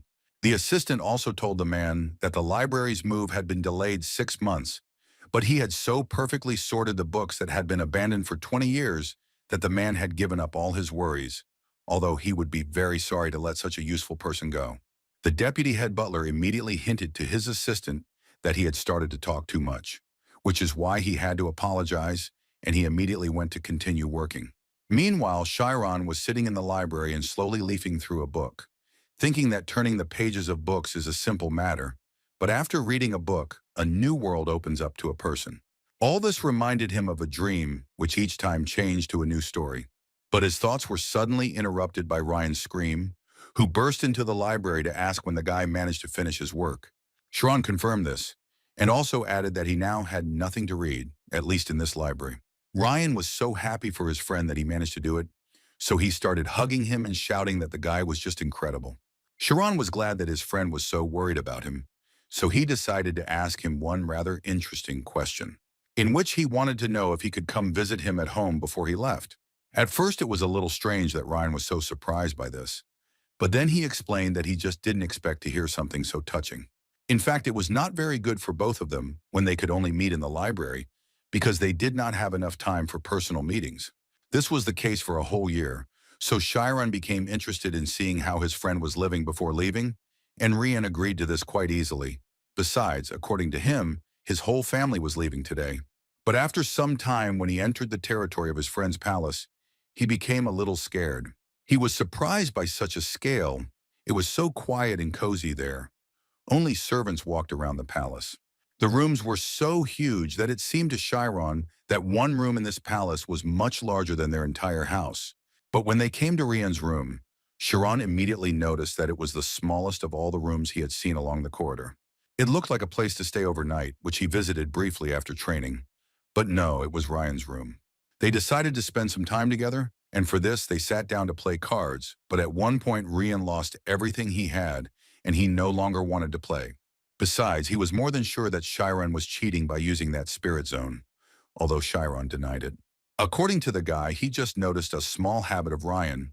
When he has an ace, he immediately moves it to the edge, and he also has different times for voicing the bet, which depends on whether he plays honestly or not. All this is too noticeable. Although Rian couldn't even imagine how the guy managed to notice such things, Chiron was sure that observation brings the best results if you don't get hung up on it. He advised Rian to look not only at the small moments of the interlocutor, but to study him completely, because only then can you see his intentions. But from the guy's face, it was clear that he did not understand anything at all. He first wanted to know what would help him enter the scheme, but Chiron assured him that it helped him when he entered the spirit zone, so he still advised the guy to try. Ryan's head was boiling from how much he had to think because he seemed to understand, but it was as if he didn't. Chiron meanwhile looked around his room and found a book that he wanted to borrow for a while, so he turned around to ask Ryan for permission. But apparently I'll have to ask later, because Ryan just fell asleep at one point. Kieran decided that since his family would not return until the evening, he could take a little walk around the house. And as soon as he left his friend's room, he immediately heard the sound of the piano. The guy understood perfectly well that in this estate, there was only one person who could play this musical instrument, and it was about the pianist of the royal court and Ryan's older sister, Raina.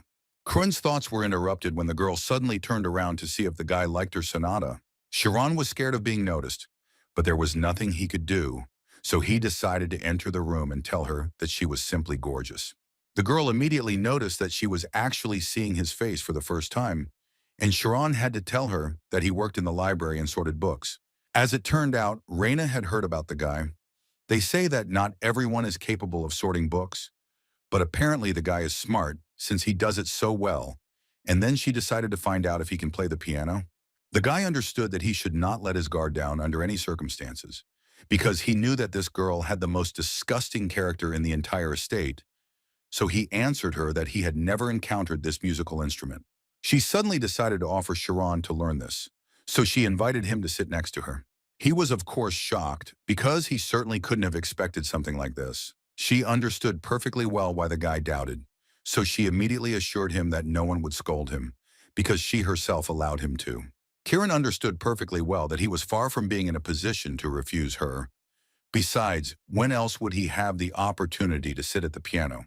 That's why he sat down with her and listened to everything the girl told him about the piano. He felt a little awkward, so he sat and blushed after each explanation from the girl. After a long explanation, Chiron decided to ask her to play on his own, which she allowed him to do without any problems. He warned her right away that it might be a little painful for her to listen to, but she thought there was nothing shameful about it, because they had all been newbies once. But when Chiron started playing, she changed her mind, because he really was wrong about absolutely everything. He pressed the keys so badly that she felt sick, but it seemed to her that it would be ugly if she stopped him. However, she noticed another important nuance, namely that although the guy makes mistakes and has quite a lot of mistakes, his mistakes, no matter how it sounds, look quite perfect. Sean at this moment tried to enter the spirit zone and do everything possible to master this musical instrument faster. Raina noticed that the sound of the guys playing was getting better and better, as if he was correcting all his mistakes along the way, which was so strange to her. And at one fine moment, he began to play so well that the woman simply took her breath away. She didn't even know what to call it, because it wasn't even like playing a musical instrument, because there was an insight in it with the help of which he somehow got to the very essence. And in general, looking at him, she did not understand why he worked as a butler when he clearly looked like an aristocrat. But her thoughts were interrupted by Chiron himself, who noticed how the woman was looking at him rather intently. But before she could answer, Rian entered the room and shouted at that damn witch to shut her mouth and not talk to his friend. After which he wanted to know what Kieran was doing here anyway. Raina also decided to find out how they both knew each other, and all these questions were asked to the guy at the same time. So he was a little confused because he could not answer them normally. He immediately stood up from the piano, thinking that, at this rate, they would find out about his friendship with Rian, and he also had a feeling that he had sinned somewhere. But before Chiron could say anything, Rian suddenly said with a smile on his face that Chiron was his friend, and then he personally told Chiron that, in fact, there was nothing to worry about, because even though his sister was a witch, she definitely didn't care about such things. Although Chiron didn't quite believe it, it seemed to him that all this simply didn't make sense, and how could one not worry about such a thing? His thoughts were interrupted by Raina, who assured Chiron that there was nothing to worry about, because if Rian tells her that he is his friend, then that is how it is, even though he is a little pathetic, but he always takes responsibility for his words. Besides, she was more interested in knowing what he was thinking about when he had just played the piano. In Chiron's head, the only thoughts were that the wall of common sense that he had built for 16 years had just collapsed, because he didn't understand how the girl didn't pay attention to the fact that her brother was friends with a commoner. That's why he wanted to know from Rian why he lied when he said bad things about his sister, because Chiron now clearly sees the opposite situation. She is a kind and very good person. Rian immediately came closer to him and began to tell Chiron that he should not let himself be deceived, because he believed that she was not a human. She was a witch who could catch him and eat him at any moment. Raina told him that her little brother had not yet matured, and yet she was glad that he had a friend like Chiron, and it was so nice to hear for him. Rian decided to play a joke on her, and therefore said that since he was so cute, then why couldn't she take him to live with her? They could easily take this chance and make Chiron their family. These words became her last straw. So as soon as she had the opportunity, she immediately attacked him and began to talk about how she had turned a blind eye to his antics all this time. But this had already crossed all boundaries. Chiron, looking at them, thought that no matter how much he got to know the aristocrats, they were still far from his understanding. And Rian, meanwhile, wanted to ask his sister why she came home at all. She was on vacation, right? Raina told him that Rai was taking the exam to become an official swordsman, so she came to pick him up and see him off tomorrow. And according to her, Grandpa went to meet a friend, so he would come later. Rian was sad to realize the fact that Rai had already reached such a level, and Chiron, just looking at his friend, understood how hard it was for him now. The standard of the rank of a swordsman or mage is recognized even outside the kingdom throughout the continent. This exam, held only once a year, gathers several thousand participants, but only 30 people receive a certificate. Of course, there are also unofficial testimonies that if you graduate from a special state educational institution like the Alpius Magic School, you have the opportunity to become an unofficial 10th rank mage, and by receiving a lot of points for various merits with the help of associations or guilds, you can raise your rank. But people still gather in places where there is money and fame, and there are plenty of those who challenge the official exam, even having an unofficial certificate. And Rai would be taking such an incredible exam at a very young age, only 18 years old, which was very bad for Rian, although he tried not to show his disappointment. Raina decided to cheer up her brother, so she told him that he needed to stay strong and not think that he was inferior to anyone. After which she said that she needed to go and cook dinner, and it would be from the seafood that she bought from the royal palace, so she should take care of this matter personally. Before leaving, she turned to Chiron and told the guy that she was very pleased to meet him and invited him to say hello when they met. Chiron stood and looked at her with his mouth open, but he completely agreed with all of Raina's proposals, although in his mind he was not sure that they would have a chance to see each other again, because tomorrow he would leave for the estate again. And after the girl left, Kieran decided to ask his friend if his sister had a boyfriend. His smile began to speak for itself, and Sharon immediately added that he asked it just like that, without meaning anything. But it was no longer possible to stop him. He immediately jumped up and ran to tell his sister about it. Sharon has already regretted 1,000 times that he misspoke, but apparently it will be too late to change anything. Ryan ran out from the second floor and shouted to his sister that Chiron was asking if she had a boyfriend. She heard this, and from the reaction of the servants, it was clear that this question was not entirely correct. Chiron immediately closed his mouth and did not let him continue, but it was too late. Raina reacted quite calmly and asked the servants not to listen to them, because the children decided to joke a little. All this was closely observed by the head butler, who kept a close eye on Raina. As it turned out, it was the head butler who wanted to find out from his assistant Haynes who this guest was who came to visit the young master, and according to Haynes, this meeting was not scheduled in advance. He said the name Sharon several times and then remembered where he had heard this name, so he immediately asked his assistant to call Temeran to him. After some intense training, Ryan decided to take a little rest. His master at that moment was thinking about the fact that the boy's eyes had lit up again, for the first time in a year, although they had quickly gone out then. He understood that everything would change when Rai went to the royal palace. The problem was in the scheme. But suddenly their training was interrupted by the butler, who came running to tell him that Lady Raina was asking him to return to the estate immediately. But Rian immediately said that if it was because of his older brother, then he was not interested in him, so he immediately asked him to tell him to sort everything out themselves. However, it was not about his brother, but about the fact that the contract butler named Chiron was now in great danger and might be deprived of his life. He immediately stood up to find out more about everything, because Ryan was sure that his friend was supposed to return home today, but according to the butler, the head butler reported everything to the head of the family. Rian immediately put on his jacket and was about to meet his father, because it seems his friend Chiron is in danger and he urgently needs to save him. The guy was also sure that if he explained everything properly, he would forgive him, so they needed to reschedule their training for later. But the master suddenly stopped him and forbade him to do what Ryan was going to do. Meanwhile, Chiron was kneeling in front of the head of the family and listening to him attentively. After several accusations, the head of the family sentenced him to death, after which he is unlikely to survive. None of the people understood how this could happen. How could a commoner even dare to approach an aristocrat? The head and other members of the family believed that even if he did not know the state of affairs in this world, there was still a limit to everything. Raina asked her father to stop and change his mind because she had something to say, although he believed that no additional words were needed. The documents given to him by the head butler describe evidence from many servants about how carelessly and willfully this child treated Ryan. According to the head, he entered the house knowing the contents of the contract, so he should not have any complaints, but he still decided to give it the last word. Chiron started talking about how he and the young master were just friends, and he was interested in knowing what would happen to him. Everyone was shocked when he asked such a question. Moreover, they immediately realized that he simply did not realize what was happening now.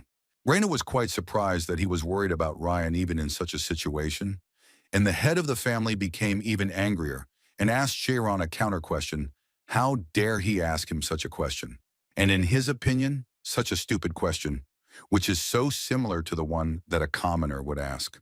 But he still replied that nothing would happen to the aristocrat in that case.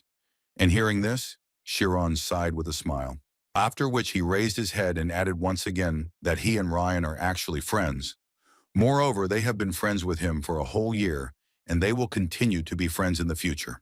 The head of the family took these words as disrespect, and that the boy simply considered the Oyen family too weak. Therefore, he immediately ordered that his sentence be carried out, and that this impudent fellow be removed from his sight immediately. Raina begged her father to reconsider and listen to what she had to say, although the man simply shouted and said that this kid had just shown the utmost disrespect to their family, and therefore he was not going to cancel his order. They had already begun to take Chiron to the place where he would receive his punishment. And then just in time, Ryan burst into the hall, and the first thing he wanted to know was who allowed them to treat his friend like that. Raina was so happy to see her little brother. She believed that he would be able to solve this problem. Although from the expression on Chiron's face, it was clear that he had already accepted that he would have to die today. But apparently Ryan was serious because he shouted at the top of his voice that no one had the right to touch his friend. His father told the boy in a rather calm tone that he had done it, and just as calmly, waited to see what the boy would do next. Ryan started a conversation with his father. He tried to prove to him that Sharon did nothing for which he could receive such a serious punishment because he simply became his friend. His father told him that it was not only those who committed sin who died. The circumstances of the nobility were so complicated that he could not even imagine. But Rian did not understand. What was the point of this special treatment if for its sake he had to betray his friend? The man was already starting to get a little angry, but still answered his son that only special people have the right to become friends of an aristocrat.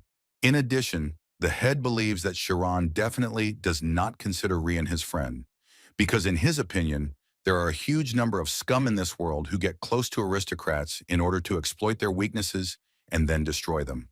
Ryan immediately assured his father that Kieran would definitely not do that. But the father tried to find out from his son how he could believe this. He wanted his son to provide proof that he and Kieran were real friends. Ryan certainly didn't expect this. He froze because, in this way, his father drove the boy into a dead end, and he couldn't prove it. He understood perfectly well that if he said now that he couldn't prove it, then it would obviously be the end for Sharon. Ryan just didn't understand how he could prove what he felt, but he, like no one else, understood that he was simply forbidden to say anything, because his friend's life now depended on him. He thought that if he were Chiron at this moment, he would be able to answer his father in a way that would make him believe him. But at the moment, this was impossible. And then he remembered the words of Chiron, who told him that when he becomes obsessed with many things, then on the contrary, he can get a good result. And it seems that only now, it finally dawned on him what Chiron wanted to say then. He began to evaluate his father, and it began to dawn on him more and more quickly that this was not just an argument between a father and son, but a fight with real swords that he had to win. 30 minutes ago, Ryan was arguing with his master, who didn't want to let him see his friend, who could die. The master also thought that there was no point in this, because he was a commoner and therefore could not be his friend, which surprised Rian very much, because he considered the master not the same kind of person as his family was. His master decided to remind him of what is most important for an aristocrat, and it is not that they first of all tear out the roots of something that can threaten the whole family. And when Ryan decided to become a friend of a commoner who is not even worth a fly, he most likely thought that he had enough power to protect his friend, but in fact he treated his friend so frivolously. Therefore, the man assured the guy that he could not even think about the fact that everything could be resolved only thanks to his persistence, which angered the guy even more. He could barely control himself, because he was the first one who extended his hand to Sharon and the first one who offered him friendship. That's why he didn't want to be a coward who would abandon his friend to the mercy of fate. The master, looking at him, thought that he always liked this look of the guy. He thought that the guy was zealous, truthful, and also sincere, although because of this, he would not become a great swordsman. So he decided to hand him his sword and said that if he was so determined, he would let him go to the castle only with his sword. But if his determination was not so strong, then he ordered the guy to stay where he was and not move an inch. The response was immediate, and Ryan immediately thanked his master for his mercy and for giving him such an opportunity. Before the guy left, the master told him that abandoning friends is the same as abandoning yourself. So now Ryan was acting quite confidently, and his main proof was that he believed that Chiron was his friend, and the guy himself thought that this was more than enough. Ryan believed that his existence as Chiron's friend was proof that they were friends, although his father did not consider this a complete answer, because this issue was not just an argument between a father and son. After which, he added that even now, the authority of many aristocrats is falling to an all-time low, and if this leads to the collapse of the family, then he is capable of expelling even his own child from the family. Raina immediately tried to calm her father down so that he would immediately stop talking like that. But Ryan was not the type of guy to be afraid of such threats, so he immediately said that if this was the condition for protecting his friend, then he would leave with a smile on his face. The head of the family immediately became angry and ordered his youngest son to get the sword, and if he really considered this child his friend, then he should immediately put his life on it. Before he could finish speaking, Ryan took out his sword and said that in this way he was showing him his beliefs. This made the man even more angry because he knew that Ryan was not even capable of making friends with aristocrats his age. and it was obviously all because he was not capable of shining at their level. And now in the man's opinion, he is just reassuring himself by leaving someone more pathetic than him next to him. But Ryan immediately declared that this time his father is incredibly wrong. And all because Sharon shines and he wants to help him do it at an even higher level. Father simply wasn't going to believe it. So he started talking about how Chiron must have simply bewitched him and convinced him that a commoner and an aristocrat could be friends. Sharon tried to say that it was not so, but Rian asked the guy to be silent because he was going to protect him himself and would not allow his father to do this.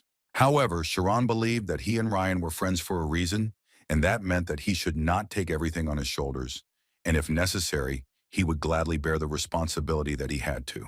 According to Kieran, he had a premonition of this from the moment he offered to be friends with him, that he would have to take the path of choice, a friend or his own life.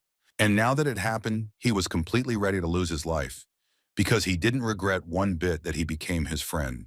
These words touched Rihanna, and he shed a tear, although it was simply impossible to get that from the guy. Therefore, he once again decided to repeat to his father that if he was kicked out of the family, he would still remain Chiron's friend. Raina also couldn't help but shed a tear and think that even though it defied logic, they were still people who had feelings. Besides, if you look at every nobleman and every butler, you can say with confidence that each of them had such a friend whom they treasured incredibly much. Suddenly, their grandfather intervened in their emotional argument, noting that he would never have thought that at the end of his life, he would be able to see such a thing. Raina was so glad that her grandfather was here, because it seemed to her that he would be able to help solve this problem. But the head of the family noted that his father arrived quite quickly, because he heard from Raina that it would take a few more days. Chiron at that moment realized that this man was General Tormia, and an official third-rank swordsman, Ryan's grandfather. The former head of the Oyen family, Clump, sat down on the sofa and noted that it was even more interesting here than where he had just recently returned from. The head of the family noted that this was not such a good thing, because their good name as a family had just fallen to the lowest point. Although the man thought differently, because he had been watching the unfolding picture for some time, and it seemed that everyone wanted to say a lot of things about this boy. Therefore, he wanted to propose, to make a decision after they listened to everyone's opinion, and the first witness was Raina, who said that although she met Chiron for the first time yesterday, he still seemed to her to be an outstanding and capable child. Besides, he had finished all the work he was supposed to do according to his contract properly, and today was the day he was supposed to return home, which he had been dreaming about so much, and taking all this into account, she felt that it would be difficult to think that Chiron was planning something bad against Ryan, so she thought that he had not dishonored their family. The girl's grandfather listened to her very carefully and thought about every word she said, after which he wanted to hear what the rising star of their family, his second grandson, thought. Rai was a man of few words, and all he could say was that this guy was driving him crazy. His father was glad that Rai had presented his idea in this way. At least someone supported him. But then his face began to change, because he heard his son add that Kieran did not concern him at all, and he absolutely did not care what happened to him. Father didn't understand what he was talking about.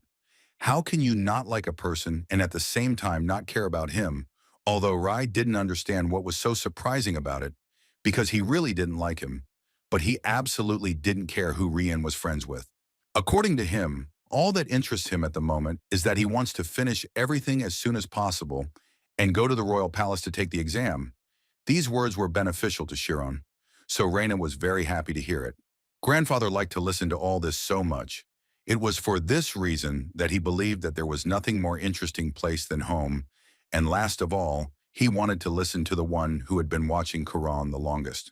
This is witness number 3, who was the deputy chief butler, Timurin, who thought for quite a long time about what to say. Looking at the head butler, it was clear what he needed to say, that they are not the kind of people who can exchange opinions. They should only humbly carry out the orders of the master. But Timurin was not the kind of person who would dance to everyone's tune, so he honestly said that Chiron had done his job and all his assignments perfectly. Moreover, he was able to finish 6 months earlier, which saved them a lot of time. The head butler was filled with anger, but the former head of the Oyent family wanted to ask the deputy butler, or was he aware that Ryan and Chiron were friends? According to Temarin, he only knew that they were on good terms with the younger young master, but he did not know that they were friends. However, if he were a child who could not distinguish between what could be done and what could not be done, and acted rashly, then he believes that he would not have been able to sort 10,000 books from the very beginning. Sharon really couldn't imagine that the deputy head butler had such an opinion about him. It was a big discovery for him. Raina at that moment immediately noticed that the atmosphere in the hall had completely changed, and this was only a plus for Sharon. After all, if you think about it, the only one who is in favor of punishing Kieran is his father, who for some unknown reason is in such a bad mood. But the grandfather suddenly stood up and said that he couldn't accept all this. Raina did not understand this decision, but her father liked it quite a lot, although the old man said that he believed that the two were in a sincere friendship.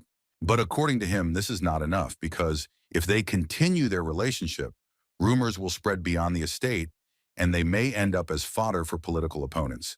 He believed that their entire family had a title in the kingdom, and Rai still had to take an official exam, especially since they had a lot of servants. So it was quite difficult for him to make the right decision. But still, he was incredibly grateful to Chiron for teaching his ignorant grandson the precious nature of friendship, so they would be spared punishment. However, he would like to know right away whether he could, in exchange, let Rian go and never communicate with him again. His response was immediate. He immediately said that he could not do it, after which he added that if he becomes a hindrance to Rian, he will not meet him again. However, even if so, he will not be able to consider him his comrade because he and Rian are friends. Rian, hearing this, thought that he should be ashamed, because in fact, somewhere deep down he understood that it was he who was to blame for this, and it seemed to him that it would be good for Chiron, at least to simply avoid death. Looking at his friend, he understood perfectly well that Chiron had long ago decided for himself that abandoning a friend meant abandoning another self. Therefore, he decided for himself that in such a matter, there was no need to negotiate from the very beginning. So he decided to proclaim that the third son of the Ojin family, Rian, would become the sword of Chiron. His father immediately started yelling at him and calling the guy crazy. The origin of the royal oath began with the founding of the kingdom of Tormia, a time of unrest when large and small countries fought tirelessly for territory. Adolf, who had the greatest power among them, was the first to succeed in uniting the countries and created the kingdom of Tormia. However, the newly born kingdom needed strength to resist powerful neighboring countries, as a result of which, subjecting the losers during the unification of kings to repression, he began to personally rule those lands, and this is how the royal oath appeared. For the promise to live as a sword fighting only for its master, people received the title of aristocrat. This was the beginning of the knightly oath and the reason for the emergence of aristocracy. Therefore, a knight who was refused the oath became a lower aristocrat. Looking at the faces of his relatives, Rian understood perfectly well that he had gotten himself into an incredibly big mess. Chiron immediately went down to him and tried to lift the guy up, telling him that it was not at all necessary to do this. But his grandfather wasn't going to just leave it like that, because judging by his determination to become his sword, the boy had every right to accept it. So he would like Rian to answer, did he grant this right only in order to once again note the outstanding qualities of this boy, or were these his shortcomings? Rian didn't think long about his answer, and as soon as he collected his thoughts, he said that the sword in this case doesn't solve anything, because he's only going to protect him.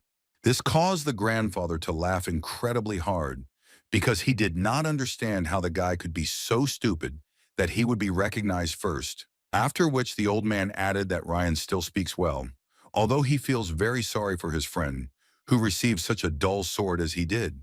In any case, he approached Chiron to note that now everything was over, and although it was still not sharpened, he convinced the guy that his new sword, although not sharpened to the end, in any case, it will not pierce the leg of its owner, so he asked Chiron to take care of his grandson.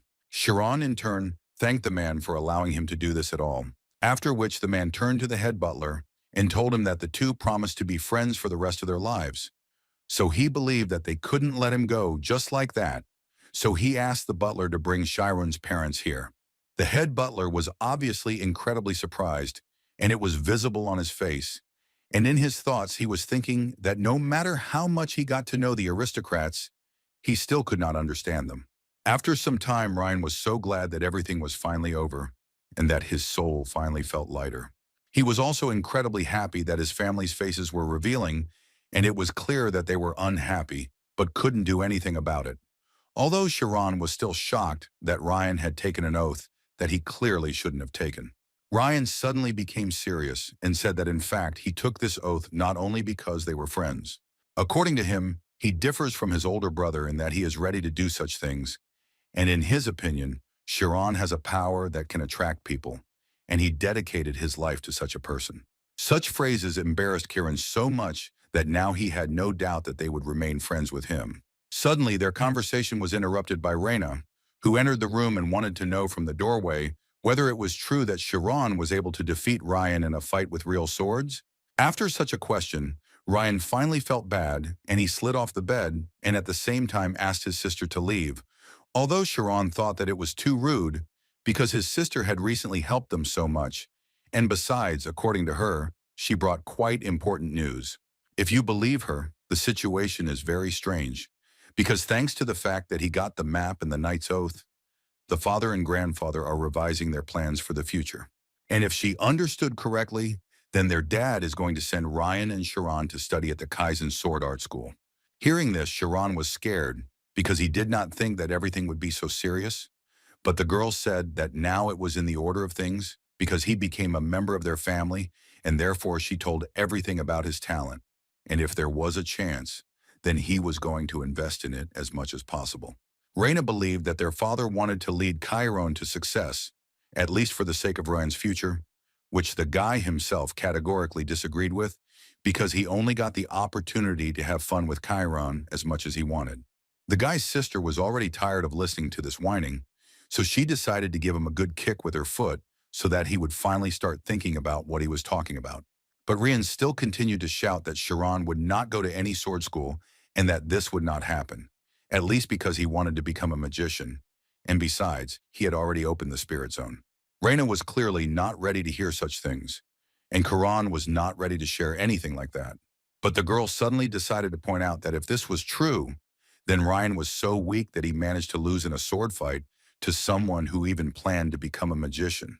Now she believed that in their tandem, the knight was much weaker than his master, which made the guy very angry, and he began to yell at her and forced her to immediately leave his room. After some arguments, Sharon finally told the princess that he, with the help of synesthesia, based on the spirit zone, was able to determine Ryan's movements, and only thanks to this was able to win. She thought that this was a pretty good tactic, but she also understood perfectly well that it was only possible due to the sufficiently high density of the spirit zone. Sharon was so pleased to hear that Raina thought he was incredible, because at school she heard that the spirit zone became stronger depending on one's concentration, and besides, he was able to maintain such concentration while holding a real sword. Ryan and Raina immediately noticed that Sharon was too shy when he was praised, so they thought that he would never be able to date anyone if he was so shy. But now it's not about that, because Raina was going to tell her grandfather about Sharon's path. Of course she would do it if Rian went to the sword school, but the guy didn't understand what would happen to his master then. She was surprised that he didn't know yet, because everyone knew that Teacher Kite already knew about it. So he broke the contract yesterday and had to come in the morning to say goodbye. This caused quite a lot of sadness in Ryan, because he had only recently begun to respect his teacher incredibly much. One of the butlers intervened in their conversation, who came to say that the family of the young master Shironi had arrived and was waiting in the reception room. The head of the family said that if they wanted, they could meet them first. Sharon didn't even expect that he would be given any choice, but it was already clear from his eyes what he would choose. A few seconds later, he was already running up the stairs to meet his parents as soon as possible, followed by two more butlers who asked him not to hurry so much, but Sharon seemed not to hear it. But he still wanted to point out that they could treat him as usual. He hadn't become an aristocrat, but apparently the butlers didn't think so. In any case, Sharon hurried to open the doors of the reception room, where his parents should already be waiting for him. And so it happened, as soon as he opened the doors, he saw before his eyes his father and mother, who were slightly frightened. He didn't think for a second before running to them and hugging them. At that moment, the guy was thinking about how they had lost so much weight, and it seemed to him that it was most likely because they couldn't get a bite down their throats every day, because of how worried they were that he could die here. But when he told them about it, They immediately assured him that there was nothing to worry about because they ate well and lived peacefully, and besides, now they considered it unimportant. Because first of all, they wanted to know why they were called here, if he had already finished work and had to immediately return home. The father immediately assumed that they were keeping the boy here by force, so Chiron had to answer as quickly as possible, and he immediately said that this was not so and that he simply had a good opportunity. He told his parents that while he was working in the library, he managed to become friends with a young gentleman, and that gentleman gave him a knight's oath, and thanks to this, they both received permission to become friends. But the boy's father thought that this was complete nonsense and assumed that the boy was saying this only because he was not allowed to live normally here, so he decided to make up a similar story. According to Vincent, he knew that this could happen because he never forgot the saying that if you go to the house of an aristocrat, then you definitely won't be able to return from there as a normal person. But their dialogue was suddenly interrupted by the head of the Orient family, Bishop, and his children, Rian and Raina, who introduced themselves and thereby showed respect. From the expressions on Vincent and Olena's faces, it was clear what state they were in at the moment. They immediately stood up on their feet and introduced themselves, telling them that they were Chiron's parents and that they would like to know what great people like them were doing here. But they were even more surprised by the fact that apparently what Chiron told them was really true. They were in such a state of shock for an incredibly long time. Even when they were called to dinner, they still thought that it was all just a dream. Throughout the evening, Vincent couldn't get the thought out of his head that he certainly didn't know what a knight's oath was, but they couldn't be so kind to a woodcutter's family who had nothing.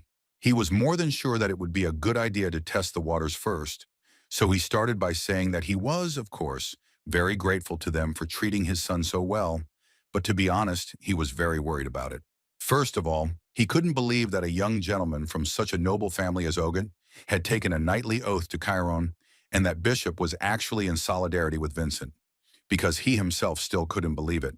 But he still told Vincent that for such a revered warrior family as their Orient clan, the knightly oath is completely indisputable, so he believed that if they continued to be dissatisfied because of the difference in status, then they would instead tarnish Rian's pride. For this reason, Bishop was going to always treat Chiron's family with respect from now on, and immediately asked them not to consider it a burden. Also, according to him, their family will not skimp on supporting their son. At that moment, Chiron was thinking that even though Rian's father was against it from the very beginning, he still makes such a choice for the sake of his family. Apparently, this is high convictions and a sense of pride. Moreover, they all understand that they are essentially taking a commoner into the family, but none of them are afraid to do this, which was so strange for him. After his words, Bishop decided to get straight to the point. So he began to talk about how Chiron was able to use the Spirit Zone, and in his opinion, this is not something that can be obtained by simply making an effort. And he also heard that Chiron wanted to become a mage. So Bishop thought that the fastest way to obtain an unofficial mage certificate would be the Alphys School of Magic, which is one of the 5 most respected schools in the kingdom. Although he couldn't help but add that in order to become a mage, it is not necessary to go to school.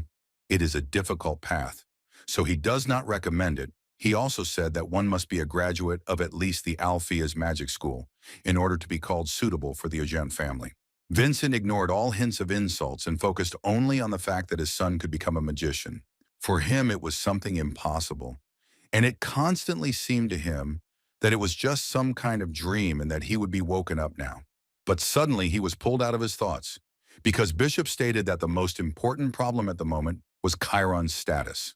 According to the man, the magic school was special, so non-aristocrats were not allowed to enter, so they only had one way to fix it. And this way was that they want to adopt Chiron. Only in this way he can become an aristocrat. According to Ryan's grandfather, as a result of a family meeting, they came to only this option, and it was immediately clear from Vincent's face that he did not like it. Before he could say anything, they added that among their distant relatives, there was still one childless couple of fools, and if they added Kieran to their family record, the problem would be easily solved.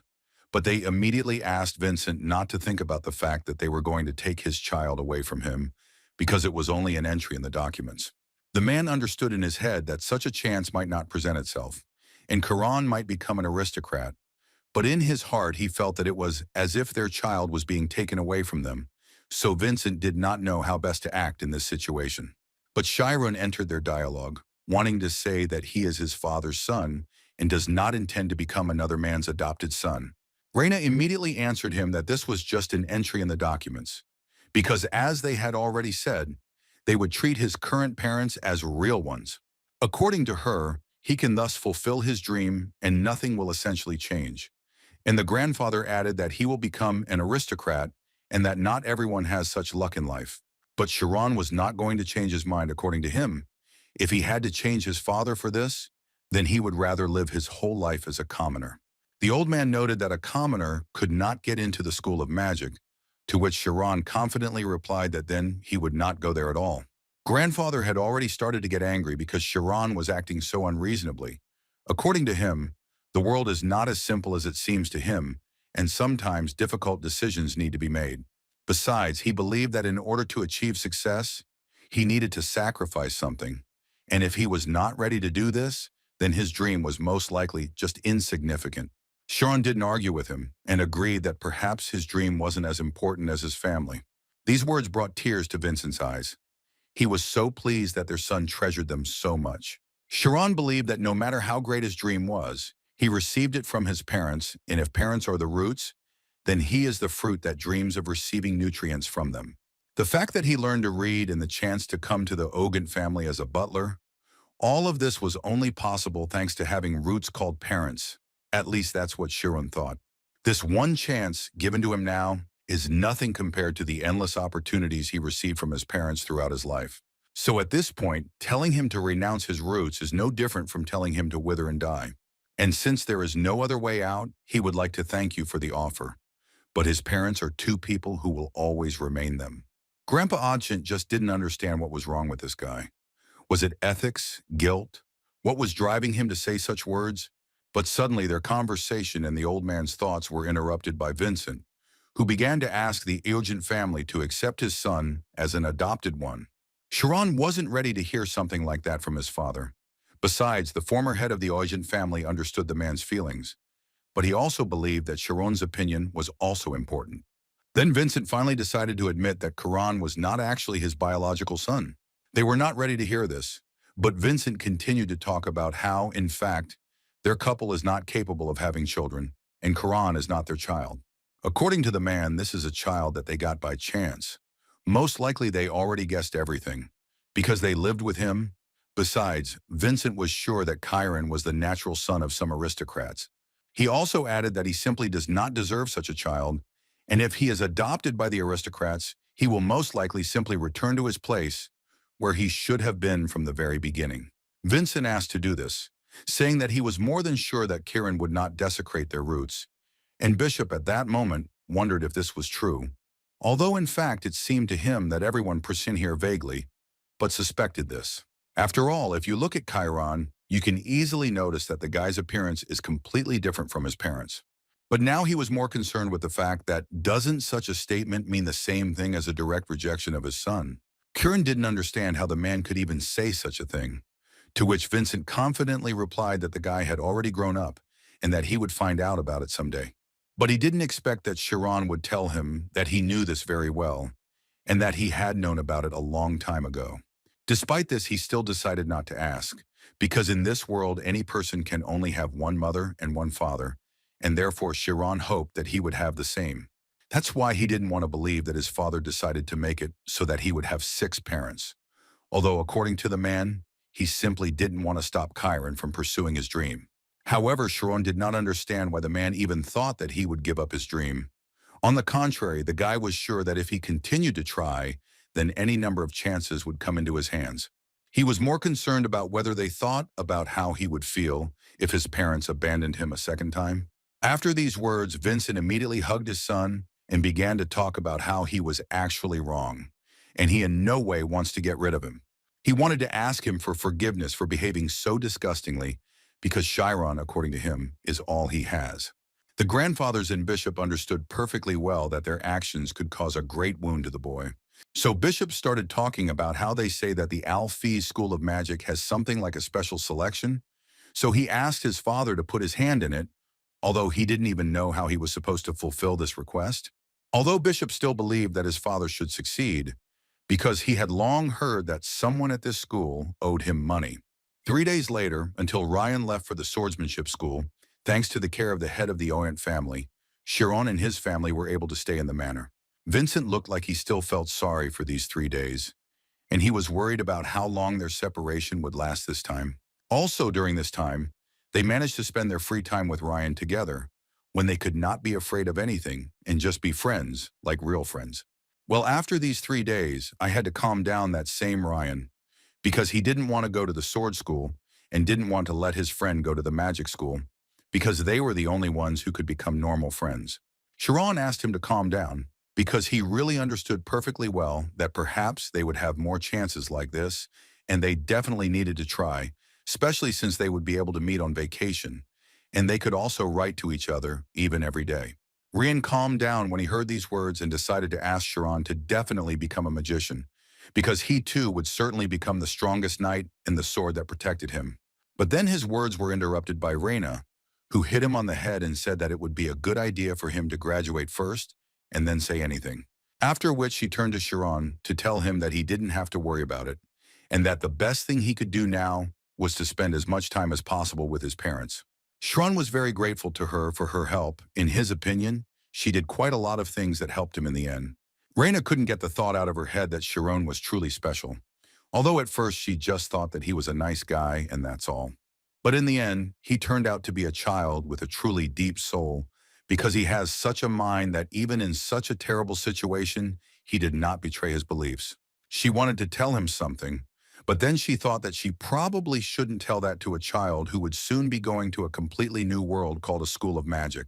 So she made a decision and said that if Chiron tried a little, then she was more than sure that he could become a magician, and Chiron himself only wanted to ask her to look after Ryan. After some time, they set off on different routes in different carriages. Ryan decided to shout to Chiron as a farewell that when he gets to the magic school, he definitely needs to destroy everyone there. Chiron was so grateful to him for his support, so he asked the guy to do the same in the sword school. This hot meeting of two boys will be assessed as the incident that began the destruction of the patterns of this world. At the Alpheus School of Magic, Old Man Oyent listened to his old friend for 30 minutes, and when he finally finished, the man suggested that this could mean a positive answer. Meanie Alpheus tried to tell his friend with a smile that no matter how much he wanted to, he still couldn't fulfill such a request, even if it was a request from a person he had known for 50 years. Grandfather was not happy to hear this, so he immediately reminded the director of the magic school about how hard it was for him in his youth, and judging by the fact that he was praising someone else, it seemed to him that he was in too much of a hurry. But Minhee tried to prove to him that he did not create this special place so that there would be a loophole for aristocrats, because many requests come in every year, but there are also rules and conditions here. He was a little angry because this joking old man made him wait for 30 minutes, and in the end, he didn't think about anything. So he decided to tell the school principal that this time everything would be completely different. And Minhee believed him because looking at his old friend's face, one could assume that he had something serious in mind. The former head of Oyent began to talk about how he was not asking to accept some scum. Rather the opposite. His youngest grandson had a friend, a very unusual guy. And when he saw him for the first time, the first thing he thought of was that it was probably little Minha Alvis as a child. The director, of course, did not expect to hear this. But then a logical question crept into his mind. If the guy is so talented, can't he just do like everyone else? But as it turned out, there was one very big problem, which was that the boy was not an aristocrat. And hearing this, the director wanted to know if this boy by any chance had blue eyes and blonde hair. According to the grandfather, he thought that this was a smart child who knew how to touch the hearts of adults. But when he refused to adopt, then he realized that this child was behaving more than just like a manipulator. But the director has already added that if this is true, then the little boy understands the essence of cause and effect very well. His interlocutor fully agreed with this, adding that if there is no reason, then there is no result. However, it seemed to him that many people lose their way, forgetting about this simple logic. Although new chances may appear as many times as you like, but at the moment when a person begins to deny the cause, that is the foundation that creates it, then this will mean that the person has lost absolutely everything. Hearing all this, the head of the Oyent family now wanted to hear the opinion of his old friend. Does he really not see the similarities with himself? Many believed that not coming to an agreement meant that although he was able to embrace everyone with this correctness, it also meant, on the contrary, that he could condemn everyone. That's why he thought that all of this was dangerous. And his grandfather saw in all of this that Minnie simply couldn't let go of the past. He reminded the director that he had done his best, had raised many masters of their craft. So he felt that it was time to forgive himself, although Minnie thought that forgiving oneself was a kind of arrogance. He then added that he teaches children in the hope that there will never be another person like him. He also believed that even if that child really did look like him, he wanted to see a guarantee that he would not go down the same terrible path as him. Ochent the Elder believed that Alpheus was once a genius that did not exist in the world, a genius that is born once every 100 years, or perhaps is not born at all. He was called the light of the Mirha family, and he only once took the wrong path, because of which he almost ended absolutely everything. Although the man honestly admitted that he never thought that he would become an old director in such a remote place, in response to these words, Minhee noted that Oyent was lucky that he turned from a fool into a third-rank swordsman, although he was still a little worried about the future of the kingdom of Tormia. They laughed at this, after which the old man continued to tell Minhee that this was fate, because this was the same boy whom he had sent out beyond the wall 4 years ago, but he did not give up and return back. Minhee assured him that he didn't believe in fate, but still he couldn't just forget that talent that had been pushed aside by the obstacle of status had overcome 4 years of time and had suddenly appeared before his eyes again. All these thoughts made Minhee believe in a miracle. So he turned around and told his old friend that he would still accept Chiron into the school. 3 months later, when spring finally came, Chiron packed his things and began to say goodbye to his parents in order to finally leave for magic school. Before that, he promised his parents that he would write to them often and would never forget about them. Kieran tried to stop his father from showing such affection because he was already 17 years old, but the man immediately warned him that if the son refused, he would still go ahead on his own. After which they hugged, and the father said for the 100th time that he was incredibly proud of his son. A carriage arrived for Chiron. At that moment, he was both happy and at the same time very sad that he was leaving his parents.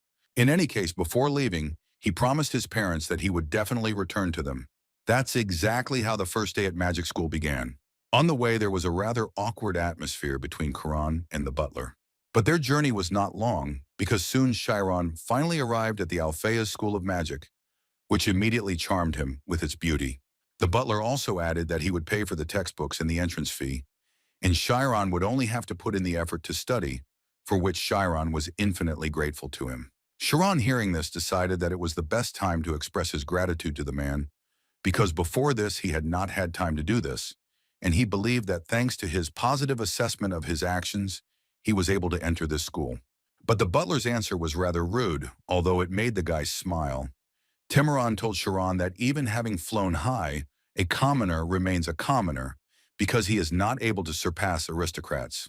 However, he then added that not everyone was able to gain such a chance. So he wanted to warn Chiron that when he entered the school, many aristocrats would be negatively disposed towards him. But Timuron still asked him to endure all this, and only if he managed to endure all this, then he would be able to finish this school and become what he dreamed of. Chiron was grateful to the butler for his kind words and could not help but add that he would definitely become a magician. And when Chiron was ready, they both headed to the school so that the man could register him. After all the registrations, the butler could finally say that he was leaving, but he immediately told Chiron that if he needed anything, the guy could always contact him. Chiron was left alone at school, and he was so interested to know who would come for him. And while he was waiting, he decided to walk around the school a little and look around. He walked up to one of the notice boards and read that the Alpheus School of Magic operated on a system called 10 classes, and it also said that the total number of students there was 420, with 30 of them in the graduating classes. But what was most surprising to him in this whole story was that the number of graduates was only 10 people per year. Suddenly, his thoughts were interrupted by a familiar voice calling the guy by name. It was director Minhee Alpheus, who came down to personally look at that very Chiron, with whom they were in fact already acquainted. The guy first decided to say that he was very grateful to the director for the day when he showed him what the spirit zone was, which made the man happy, and he invited the guy to walk with him a little. The first thing the director told the boy was that he would have to take an entrance test, According to him, there was nothing to worry about, because it was a grade that would determine which class he would be admitted to. Minnie decided to find out if Chiron could freely enter the spirit zone, to which Chiron confidently answered. The man immediately thought that since the guy had opened the zone alone, it was a great talent, because not everyone was given the opportunity to learn this on their own. It also seemed to him that if Chiron had been trained since childhood, it would have been simply wonderful, because then he would have been able to learn even greater heights. But apparently it was too late to think about that, and the guy would have to be taught from the basics. And the exam venue was most likely filled with newbies. So if he went there too early, his reputation would definitely get worse. So the director suggested that the guy first take a look around the school a little. Of course, Chiron was not against it and immediately agreed to this proposal. Throughout the entire excursion, Chiron was surprised at how wonderful and how strange it was here. The director continued to tell him that there were classrooms where the students had their lessons. These were the main classes. As Chiron already knew, the main classes are from 10th to 8th. But it wasn't even this that surprised the guy the most, but how wonderful it was there. And all this was only because everyone around was using magic, and the director liked it so much that Chiron appreciated it highly. So he decided to take him further, to a place that was a little different from this one. They briefly passed classes from the 4th to the 7th, where there were older children, which surprised Chiron even more. The guy thought that most likely, because they were his age, the atmosphere here was completely different. But still he was interested to know what they were discussing so enthusiastically. He listened for a bit and tried to understand what they were saying, but because he didn't understand a word, it was quite difficult for him to make out anything. While Chiron couldn't understand why they seemed to be speaking the same language, but he still couldn't understand them, suddenly a small explosion occurred behind him, which was provoked by one of the students, who greeted the director in this way. The guy who was experimenting with increasing sound made a slight mistake in his calculations, which is why there was an explosion. But what was most surprising to Chiron was that no one even turned around to look at what exploded at all. The director, meanwhile, tried to give the guy a hint and told him that apparently the problem was the lack of balance at the input and output, so he should check the electrodynamic equality. And apparently the guy understood him, although after hearing this, Kieran did not understand a word. He looked at all this as if he had simply found himself in a completely different world. They smoothly approached the notice board, where one could see information about the distribution of upper classes. He noticed that among the top students in the school was Karmas Aimi, who was from the highest class of aristocrats. But what confused the guy the most was that she had the same abilities as him, but she was ranked first. Therefore, Chiron wanted to compete with them as soon as possible, but he understood that most likely he would not be able to reach such a level so quickly. But suddenly he noticed that same Karmas Amy walking behind him. He understood this thanks to the fact that her friends called her by name and asked her to come to them immediately. However, when he turned around and looked at her, a story in which he suffered a little immediately surfaced before Chiron. But now he sees her at the school where he also studies, and it was so strange for him. That's why, at that moment, he wanted most of all for her not to notice him, because then a lot of unnecessary questions would arise. However, her friend noticed Chiron perfectly.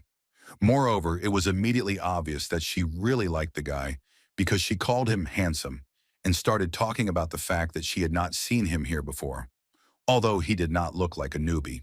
Karmas actually also paid attention to him and tried to figure out where she had seen this guy before, which really surprised her friend because in her experience, Karmas had never been interested in boys, but she immediately noticed that this was not the case.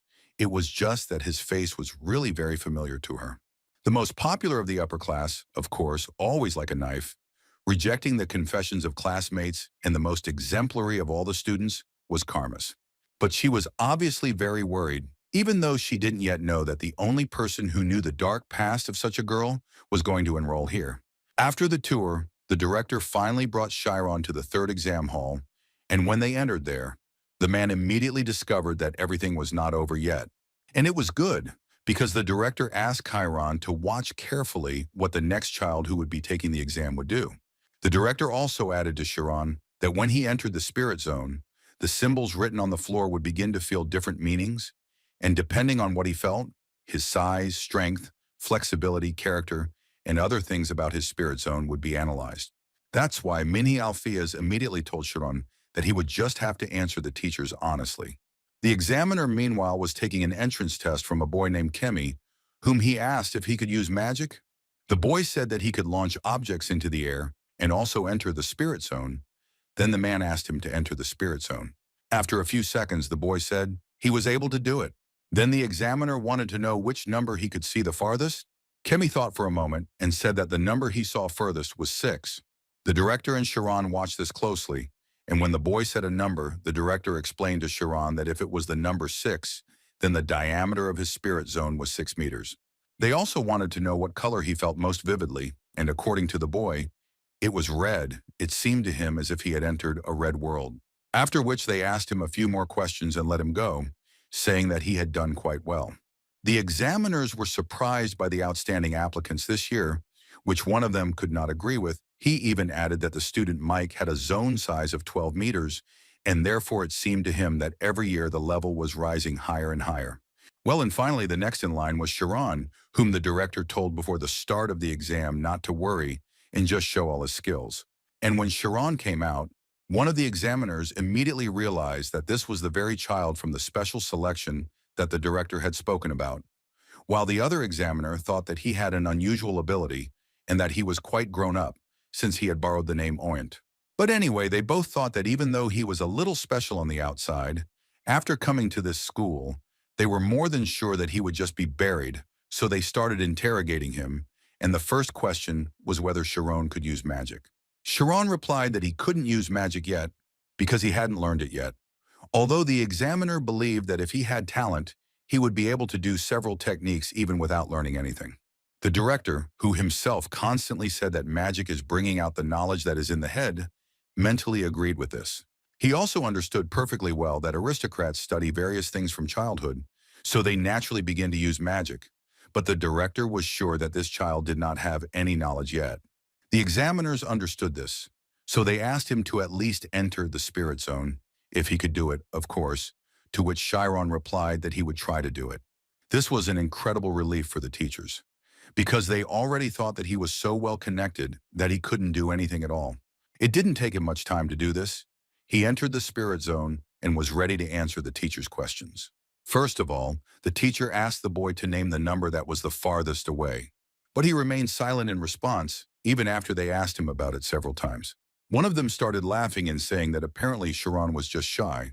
The director understood the guy's worries, so he asked him to speak honestly, because they were not determining a place here, but were only looking for a suitable way of teaching for him.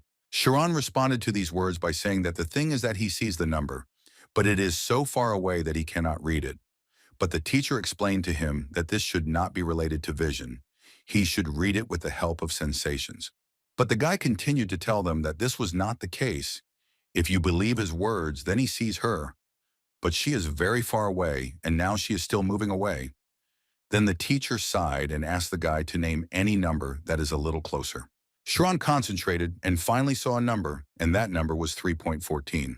This immediately shocked the teachers, because among the numbers they had set up, there was no number 3.14, so they asked him to look again. But Sharon still assured them that he saw this number, and apart from it, there was nothing else.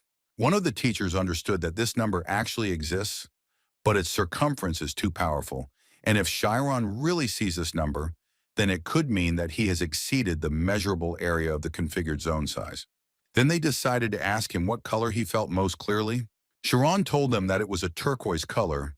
According to him, everything around had a blue tint. Then the examiners began to look at each other, because each of them knew perfectly well that turquoise is the color of fusion, and none of them could believe that the guy's zone was so big. The director, looking at this, seemed to understand why Klomp Ogun so strongly wanted Chiron to enter this school. But on the other hand, he, like all teachers, understood that this was not just a good talent.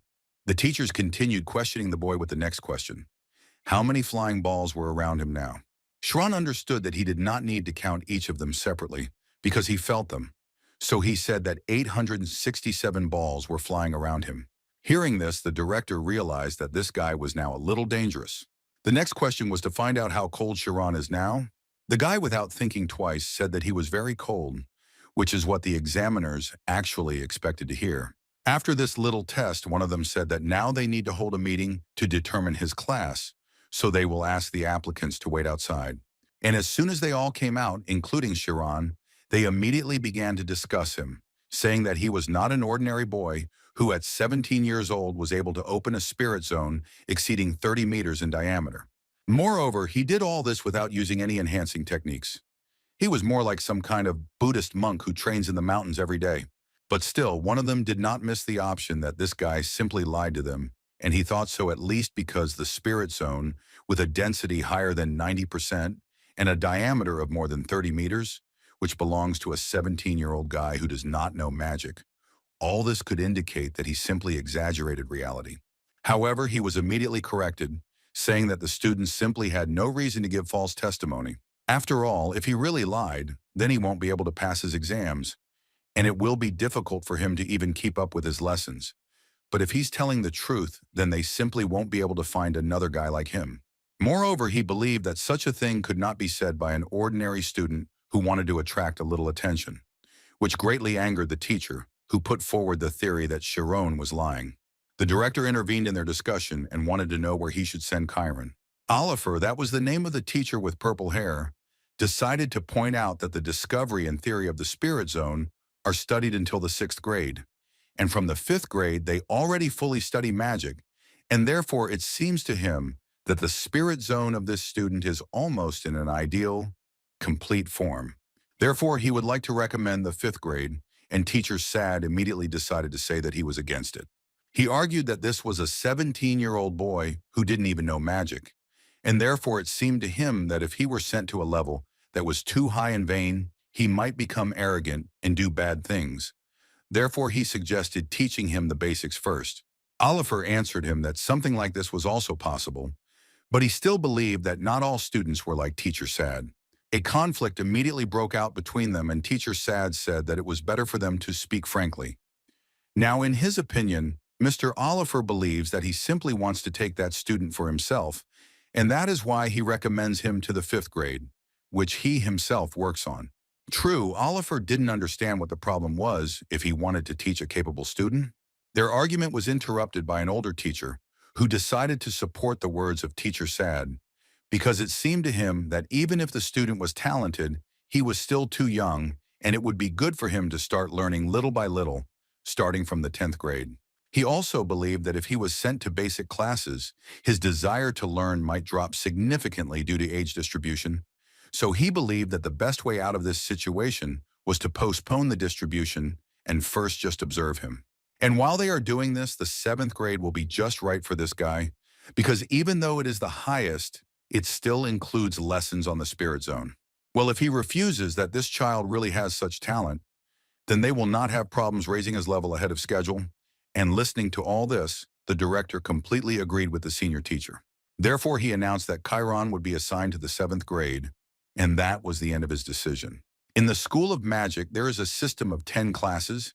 Depending on the assessment, students are divided into 10 levels, and these classes can be divided into 3 groups, from the 10th to the 8th grade. These are the elementary classes. In these classes, they teach gifted children the spirit zone. Next comes the 7th to the 4th grade. These are the highest classes. Here they receive knowledge and study the management of the spirit zone for the sake of using magic. Well, and lastly, from the 3rd to the 1st grade, these are graduates where they face brutal training to become professional magicians. And from the next day, another new student was added to the 7th grade. The other students immediately began to discuss the fact that it seemed like a new student had joined the upper class immediately after enrollment. But in any case, everyone looking at Chiron could only say that he was an incredibly handsome and mature guy. At that moment, Chiron was very happy with what was happening around him because he finally came to the School of Magic. As was known, the Alphea's School of Magic uses the entire territory of the mountain, including the dormitory. It includes more than 33 buildings and more than 40 educational buildings. And although other days, except for weekends, leaving is prohibited, but this is not necessary because most of the amenities are located on the territory. Classes end at 5 o'clock, and after them there is free time. But students go to the library, which is open 24 hours a day. There are also those who hold research meetings on interests and the like, thus endlessly continuing to maintain the thirst for knowledge. Thanks to this atmosphere, the school has become so famous. On the very first day, Chiron realized that the lessons were quite difficult, not only because of the many of them, although on the other hand, he understood that aristocrats who study from childhood do not feel such difficulty. However, Chiron was not going to give up. Moreover, he was going to catch up with his colleagues as soon as possible. Moreover, Chiron was not a simple student. He had long ago begun to accumulate that very spine of knowledge in the order of the passage of time. The next day before his first class, Chiron needed to ask something, and luckily for him, there was a girl his age in that class. First, the guy greeted her, and then asked his question, in which he wanted to know which parade ground he should go to for practice. When she realized that he was asking her this question, she became a little confused and even began to panic a little. She calmed down a bit and finally told Chiron that today the practice would take place on the second United Parade Ground, which made the guy ask the next question, in which he wanted to know what the word united meant. According to the girl, twice a week all the upper classes have joint training, and it so happened that Chiron, on his first day, got to exactly this kind of training. After some time, students from different classes began to gather in this palace, and one of these students was Amy, with whom everyone wanted to study. Chiron was already in that hall and was closely watching the fact that the girl was incredibly popular in this school, although he actually would never want to run into her. But apparently he would have to do it anyway, because such unification classes are held twice a week, during which a serious exchange of experience takes place between the seniors and juniors. So Chiron rather strongly doubted that he would not be able to catch her eye. His thoughts were interrupted at one point by one of the professors who was in charge of the spirit zone in the upper classes. Her name was Romiatella. She first greeted the upper class students and then greeted them. After which she began to talk about how since a new semester had begun, she was sure that new guys had appeared who had received a promotion in rank. But she also could not help but notice that today a new face had come to the upper classes.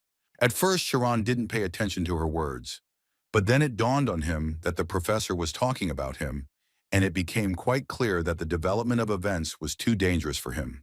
Romy addressed him directly and asked him to stand up and introduce himself so the other guys would know who he was, which the guy clearly didn't like. But he did it anyway. He introduced himself and said that he would now be attending 7th grade classes with them.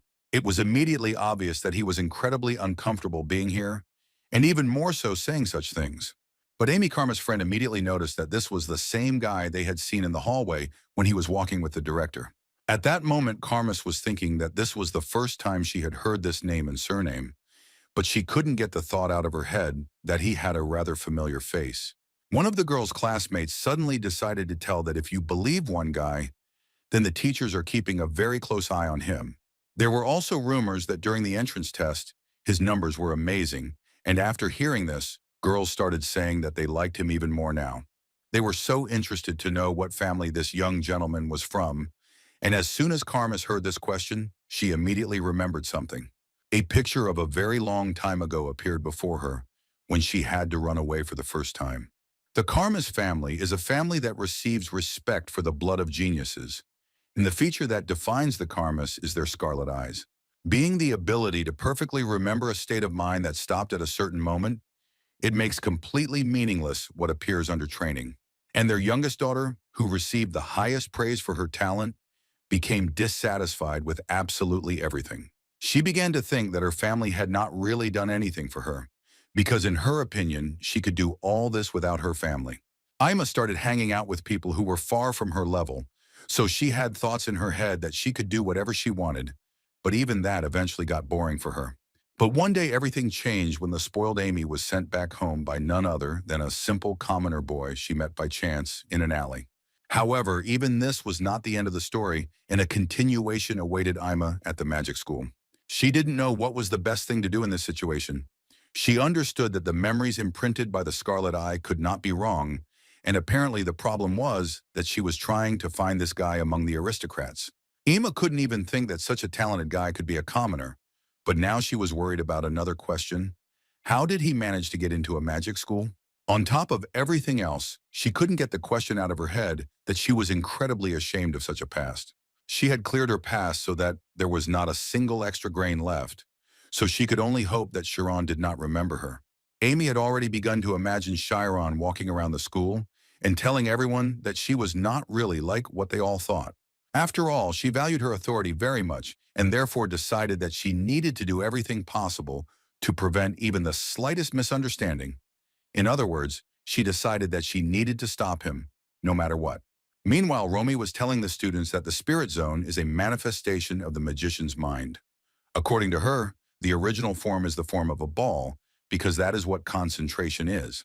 But she would like to immediately add that there are very often cases when in a real fight, ball forms are ineffective. So she decided that it would be a good idea to show the children the image zone during this lesson. Sharon saw something like this with his own eyes for the first time. Moreover, it was the first time he saw the spirit zone of another person. Before that, it seemed to him that it was simply impossible. The professor then added that this is the basic form of the spirit zone, the form of a ball, but there are almost no cases when the basic form is used in real combat in its current form. To make it more clear to them, she decided to show them a small example, and for this she wanted to use magic, directing it at the target. The radius of her spirit zone was about 10 meters, and the target was 20 meters away, so she wanted to use Fireball, which is a 10th group magic. Sharon watched this whole action attentively because he was incredibly interested. He couldn't believe his eyes that he would finally be able to see how someone uses magic. To begin with, she created a small fire and decided to try to hit it. And she managed to do it the first time, which really surprised each of the students. Although some of them saw it not for the first time, but still, every time it looked so impressive. After this reception, the professor added that, as they can see, most magical abilities cannot go beyond the spirit zone, because magicians can only control phenomena within their spirit zone. So according to her, if they stretch the spirit zone like this to their target, they can easily hit it. For Chiron, all this was so useful because he didn't even know that the form of the mind could be stretched like this. However, according to the professor, everything was not so smooth, because even in this method there is a critical problem, which consisted in the fact that changing the shape of the zone requires a lot of concentration. In a real battle that is happening instantly, it is ineffective to change the shape of magic. For this reason, the spirit zone is used in 4 forms, and this is called the 4 forms of the spirit zone. The standard protective form is created in the form of a cube. It makes sure that the spirit zone does not break from any interference. She also added that the more facets, the stronger its protective properties become. The next form she would like to talk about is the attack form, which is also called the star form. According to Romy, it is easy to catch the target's location with it and is practical in dealing with a large number of enemies. Then comes the cross-shaped form, which gives the advantages of a long intersection. However, because it is suitable for adapting to fast-moving targets, the key to the cross-shaped spirit zone can be said to be increasing the speed of combat. While everyone was surprised, Chiron thought that even a spirit zone with a diameter of 10 meters can be used in this way in a real battle. But that was not the end. The professor decided to tell about the fact that there is also a last form, which is called a torn form. It is known for the fact that even the 5th grade can have a hard time coping with it. To begin with, she decided to show them all an example. And while she was doing this, behind Chiron, the students were talking about how if you succeed in it, you can significantly improve your level. But apparently, even they did not expect to see something like this. The students who had been to similar lectures many times knew what would happen, but the guys from the 7th grade clearly did not expect anything like this. Chiron was even more shocked. He even froze for a while and tried to understand how this was even possible. The whole point was that Professor Romy used her spirit zone in such a way that she was able to move it outside of her body, which seemed impossible to Chiron until then. The guy didn't understand this for a long time, because in his head there was a concept that the spirit zone is the mind of a magician. Is it really possible to separate your thoughts from your body?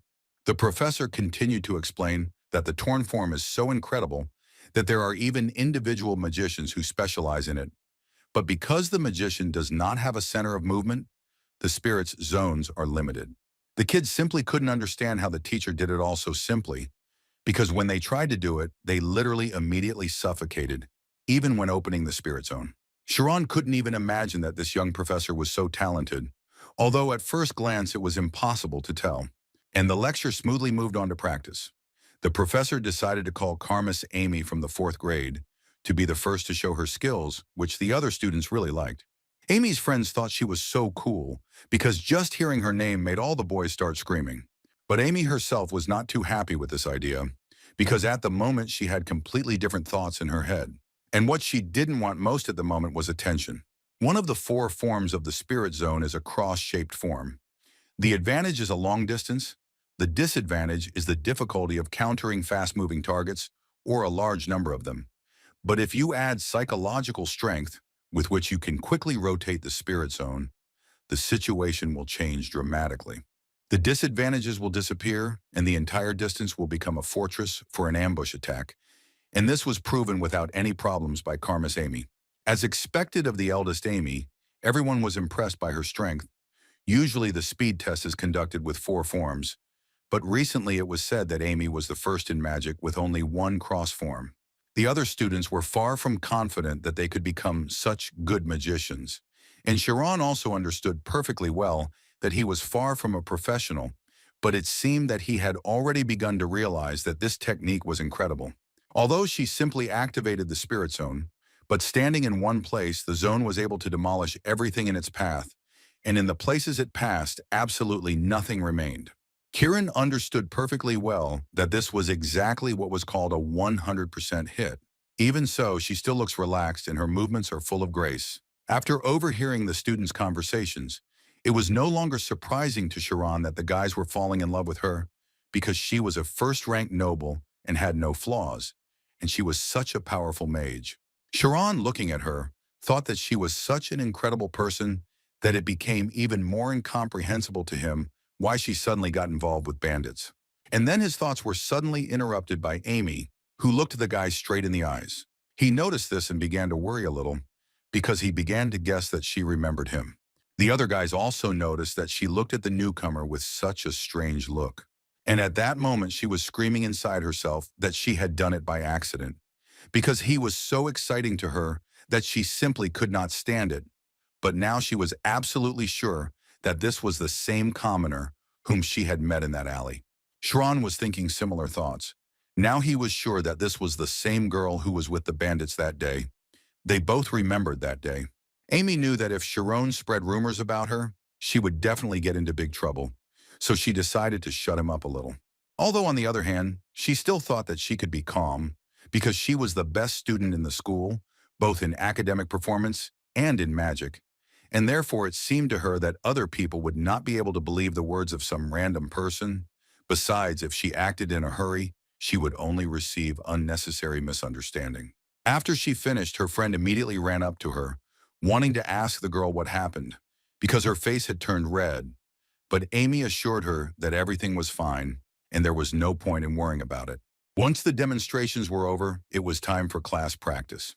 The professor approached the 7th grade students and told them that they would first practice their protective gear, since it would be best to perfect at least that. And she thought so, for the reason that even during the most uncomfortable battle, a magician needs to show his concentration, which is what Chiron was trying to do. At that moment, thoughts were in his head that first he had to compress the spirit zone, build a structure, install a frame, and prevent the destruction of the structure. And at one point it seemed to him that he had managed to do it. But because it was not visible, he could not check for sure, although it seemed to him that it would be easier if it became possible to see his spirit zone in the image zone, no matter how strange it sounded. So he approached the teacher and asked for permission to use the image area, a request that surprised Professor Romy a little. She looked the other way and told him that it was actually meant for higher-ranking students to use. But on the other hand, she also noted that no one is using it now, and it would be nice to try to use it in advance. So she allowed him to do it, and thus Chiron attracted the attention of most of the students, who considered the guy to be brave enough, and Amy's friend immediately wanted to show it to her friend.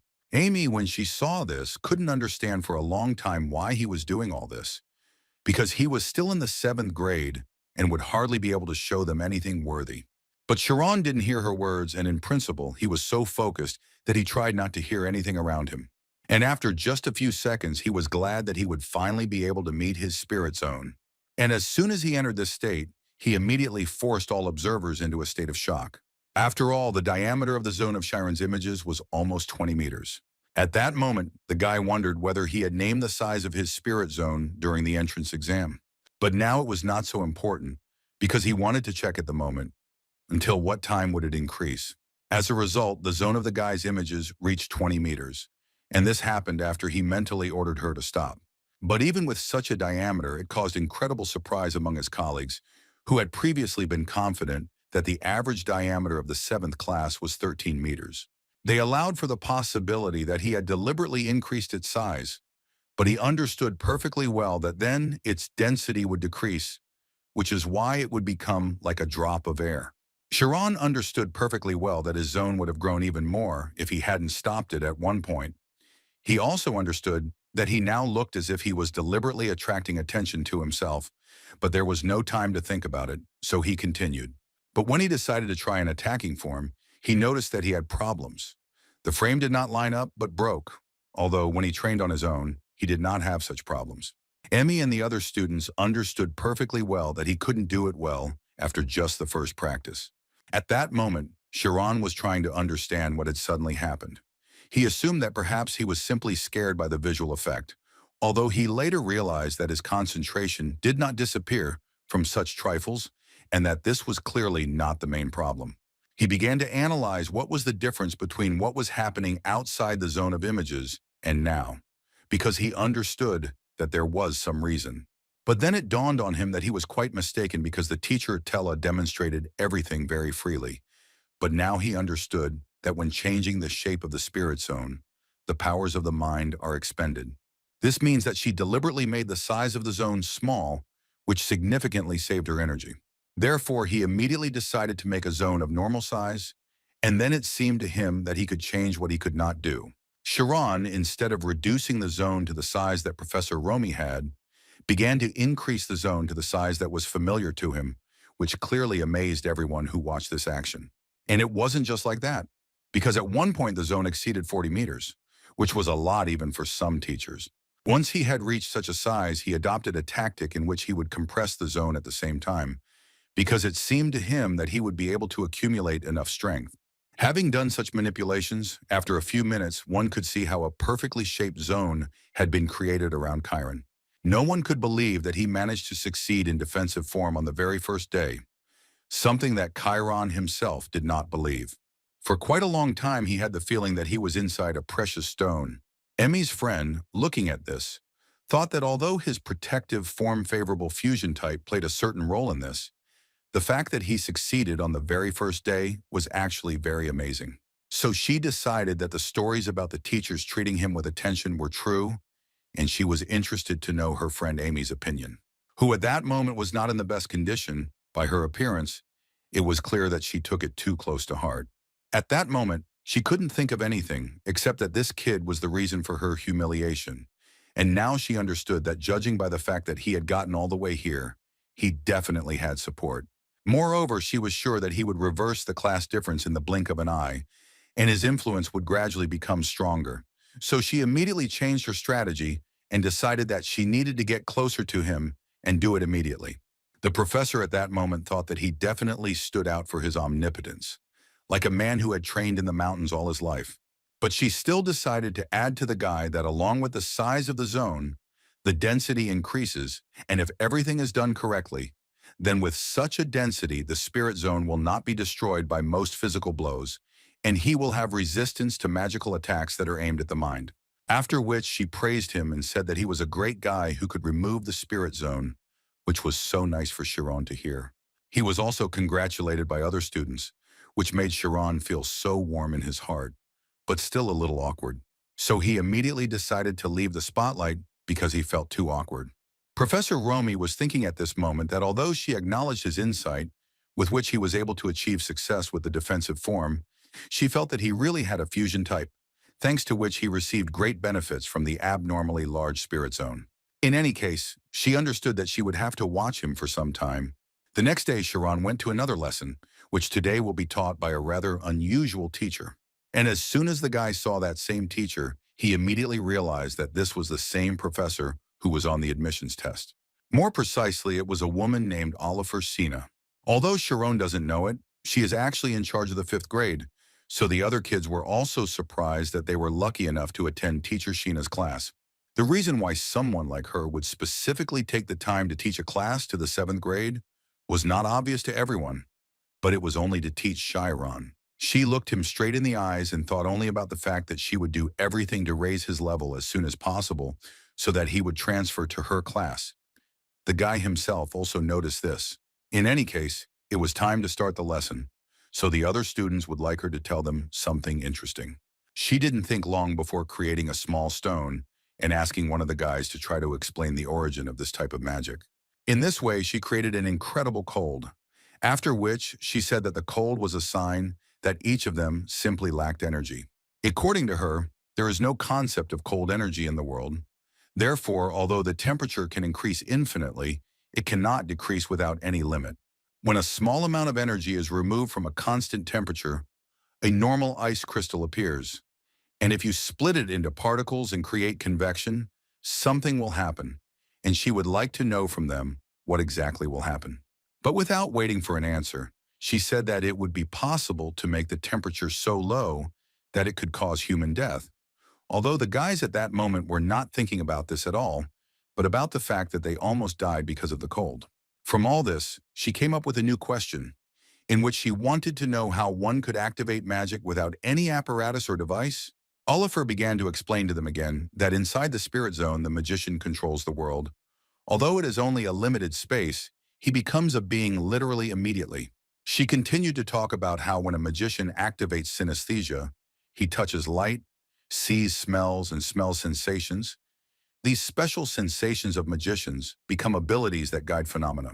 According to her, to activate magic, the magician must fully satisfy two conditions for approaching God, and these are omniscience and omnipotence. Immediately after that, she added that the magician activates magic with the help of omnipotence and omniscience. No matter how omnipotent he is, without omniscience, he will not be able to do this.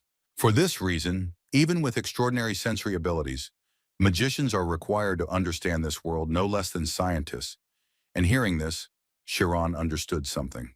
The exact reason why he couldn't use magic began to emerge in his mind. It was because he didn't know anything about the concept of omniscience and was only training for omnipotence. But now he heard from Oliver that the spirit zone was only half of magic, and the other half they would learn here. She also immediately added that if they do not study diligently, then they most likely will not be able to become outstanding magicians. And after such a short lecture, she was ready to begin a lesson on the basics of chemistry, and the children were completely ready for it. And at that moment, Kieran promised himself in his head that he would do everything possible to become a magician. After completing the daily schedule, students choose either a library or research meeting activity. Kieran locks himself in the library every day, but even so, he can barely keep up with the aristocrat's lessons. Even though his body is exhausted from the greatly reduced sleep, his soul feels so light because he is making his dream come true. Suddenly, his thoughts were interrupted when he felt his body becoming so light that he literally began to rise into the air and fly. And after a few seconds, he noticed a strange creature behind him, which incredibly scared the guy. He wasn't even sure that it was a person at all, but he couldn't do anything. No matter how hard he tried to break free from this grip, this creature held him tightly and carried him somewhere. A few minutes later, it carried Kieran into the local forest, where it threw him to the ground. The guy began to get up carefully and was already prepared for the fact that he would have to fight, although he still did not understand who his opponent was. But a few seconds later, that same creature took off its mask and it turned out to be Karma's Amy. Kieran, of course, knew that the day of their meeting would come someday, but he could not even imagine that she would personally appear before him like this. Now he was sure that she really was the same child who had been there 5 years ago, although it was still noticeable that something had changed in her. Amy spoke first and said that from the expression on Kieran's face, she immediately realized that he remembered her. Then she created a big fireball and told him that she was going to deal with him right here and now. Ima remembered that day and thought that in fact, she wanted to let the guy go home from the very beginning. But then she looked at his face, and watching him sob, she decided that she wanted to look at it a little longer. But of course, she didn't tell anyone about it. However, when she looks at him now, she is not sure that this is the same guy she saw 5 years ago. Kieran sighed and answered her in a calm voice that of course he knew who she was and remembered her perfectly. He immediately reminded her that on that day, she was going to forcibly take off his clothes using bandits. But she immediately stopped him and said that she saw that his memory was fine. After which she immediately began to make excuses and say that, In fact, everything was not so. According to her, there was a very serious mistake in his memories. And in her opinion, this mistake is that she is not really such an open girl. Sharon didn't understand anything again, so he asked her to explain what she was talking about. She began to tell him that those bandits, many years ago, wanted to undress him themselves and that she had not actually given such an order. Although Chiron immediately noted that if he remembered correctly, she then said that she would not mind looking at all this, to which Amy again began to say that this was not true, and in fact, everything was far from so. In the end, she still decided to tell him that she wasn't really interested in guys, but Sharon clearly didn't think that she kidnapped him just to say that. In her mind, she thought that of course she didn't do it for that reason, and in general, she didn't understand why she suddenly started making excuses. Sharon, looking at her, immediately understood that she was doing all this only because she was afraid that dirty rumors would spread about her. But he, like no one else, also understood that this would bring trouble to both sides. Then he told her that she could actually just apologize to him, which really surprised the girl. According to the guy, he realized that this was a memory that she wanted to forget, because her academic performance was at the level of first place in the senior class, and she was popular. But what happened could not be returned. So it seemed to him that instead of 1,000 excuses, it would be better if she just apologized and ended this situation, and this, in the guy's opinion, would be more than enough. Amy was clearly unsure of this at first, but then she came to her senses and realized that he was actually telling the truth. After all, she thought that by saying the right thing, he puts the interlocutor in an awkward position and ends up with an advantage. And in general, she did not understand how he dared not to put her in anything. So she just laughed in front of him and asked him what she would get if she just apologized to him. Sharon definitely didn't expect to hear such an answer. So he asked her what she wanted to say by this.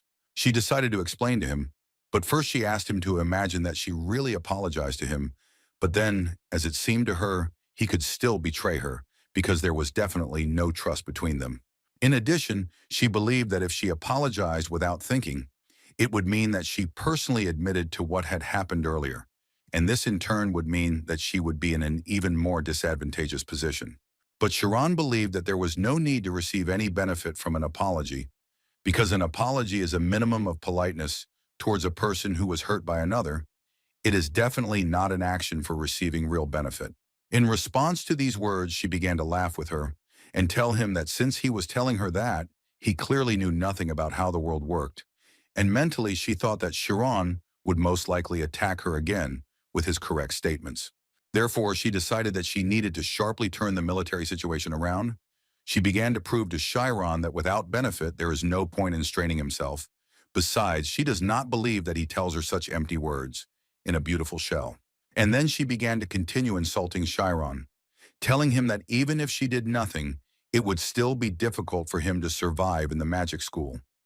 At that moment, Chiron understood that she was only pretending to be an exemplary student, but in fact, she simply had a terrible character. Emma immediately noticed that the guy's expression had changed, so she decided that he was starting to fall for her tricks. So she decided to add even more insults, and for this she decided to ask the guy if he knew what the scariest thing in this school was. Her answer was even more unexpected than the question itself, because according to her, the worst thing about this school is the older kids. Amy explained to the boy that if the senior disliked him, then not only the students from the senior level, but also those who study in his class, would become his enemies. And if they also found out that he was a commoner, then this would anger them even more. Well, if you think about it logically, this path will lead to his expulsion from school. At least that's what Emma thought. Sharon understood perfectly well that she was doing all this only because she was afraid that he would spread rumors about her, which is why he was trying to expel him from school. Emma told him that she wasn't really going to do that now. She was just trying to tell him that she would be watching him to decide how much she could trust him. Although Sharon still didn't understand what she was even talking about. The girl decided to explain to him and began to talk about how from now on he should bring her coffee every day. And then she would determine whether he could be trusted by how he would carry out her orders, which clearly didn't please Chiron. But the girl didn't finish there, and added again that if she wasn't mistaken, then he entered this school under a special program, and it must be difficult for a commoner to get here. So most likely, it will be sad if he is suddenly thrown out. In her mind, the girl imagined how she would destroy the guy by checkmating him in a chess game. Sharon thought for a moment and then answered her that he would do everything she told him to do if that was the only way to earn her trust.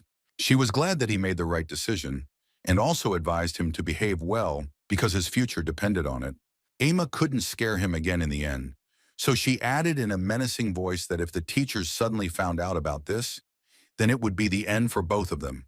After which she flew away, and Sharon sat there for some time and thought that in fact this was better than being kicked out. Although he didn't like to accept everything that this girl said, but apparently he simply had no other choice.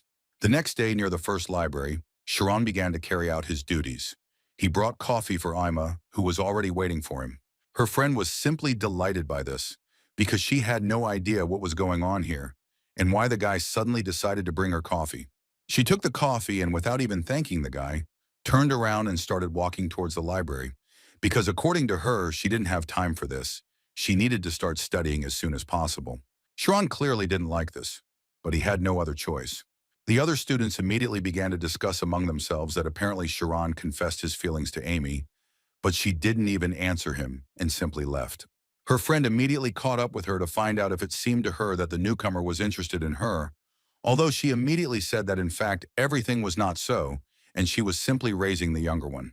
In her mind, she was incredibly happy that she had managed to insult the guy in front of everyone, and she was not going to stop there, and was thinking about what she should do next. After all, now she believed that Sharon had sunk to the level of an ordinary younger guy in love with him, and now no matter what Sharon said, she believed that she would not find a person who would believe him. She even sang to herself because she enjoyed the revenge that she had been waiting for so long, the feeling that she had gotten rid of the continuing feeling of a problem. So nice. But Sharon wasn't feeling so good. On the contrary, he was suffering, because he understood perfectly well that the girl was simply making fun of him, although he didn't even understand what bad thing he had done to her.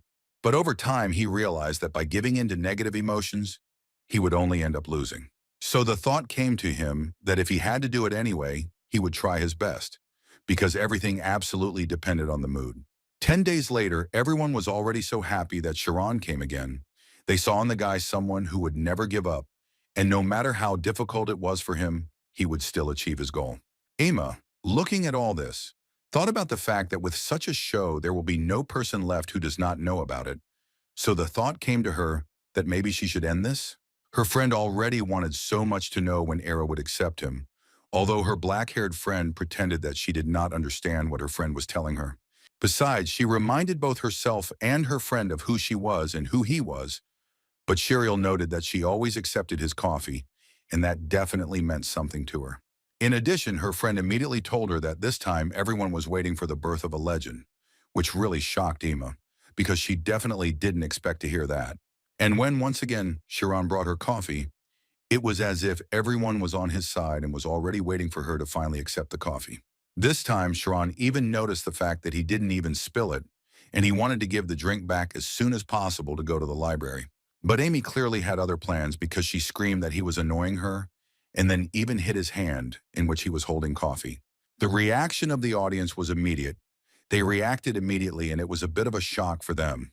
But she didn't stop there and continued to shout that if he decided that he would bring her coffee and her heart would flutter, then this is not so. Besides, she wanted to remind him that he is a student and must study.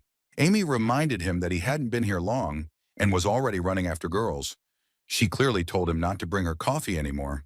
Shiriel, Amy's friend, began to tell the girl that if she continued to behave like this, then unpleasant rumors could start. But apparently she didn't care. She thought that she would simply transfer to the senior class, and that would be it.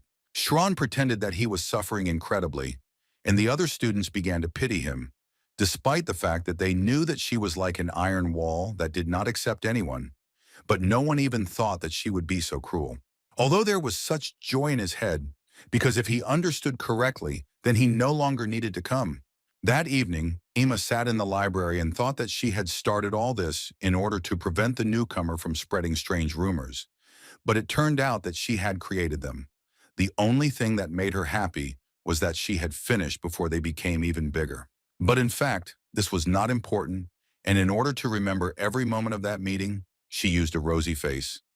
This ability allows her to remember her own state at a certain moment in her life. For the last 10 days, Ama remembered the face of Chiron, who came very sad and depressed on the first day, which she really liked. But in the last 9 days, he was completely different, as if he had come to terms with all this and was ready to do her errands every day. She also noticed that his eyes had not changed at all. Not even the iris moved. She had a hard time believing that the guy had no reason to behave like that, so she wanted to know what all this meant. She understood that no matter how he tried not to show her his intentions, he still would not be able to hide his gaze, because it is difficult to independently control even your nervous system. But if suddenly this is possible, then he either monitors emotions like a machine or is as sincere as possible. On that note, she decided to leave the library and told her friend about it, who said that since she was leaving, it was time for her to go too. Although Amy immediately said that Shuriel didn't have to do it just because of her. Shuriel suddenly decided to say that apparently Ama was worried about the fact that she did not accept Sharon's coffee, although the girl tried to prove to her that this was not the case. These conversations quickly got on her nerves, so she immediately decided to leave, mentally thinking that she was already tired of everything, because nothing was going according to her plan, and that was why her head was in disarray. She decided to take a little rest to gain strength and decide with a fresh mind what to do next. But as soon as she left the library, she was met by a guy who didn't quite believe that she had finished so early today. Emma, looking at him, could not help but think that he was the idiot who annoyed her the most, and his name was Artius Jake. The first thing she wanted to know was why he was waiting for her at all. Did he really have nothing better to do? To which he responded by saying that he had heard rumors that some newcomer named Chiron had pestered her. The girl couldn't believe that the guy came here just to make fun of her because of this. But apparently that wasn't the case. After all, Artius handed her coffee, which according to him was made from high-quality musk, which is simply impossible to find at school. He also added that since she is the one and only Amy, then she should receive only such treatment. Amy asked him quietly and with a little disgust what he was doing now. Artius didn't understand what this question was about, because it seemed to him that everything was obvious. He was currently trying to court her, and he immediately added that he would soon become the next financial executor of the royal court after his father, so he considered himself much better than such a simpleton as Chiron. In other words, he considered himself much better than some simpleton who had just recently come to school and was already trying to get Emma's attention. But as soon as she heard this, she immediately told him that she was not in the mood to play along with his disgusting jokes, and besides, she believed that they did not have a good enough relationship to talk about such topics.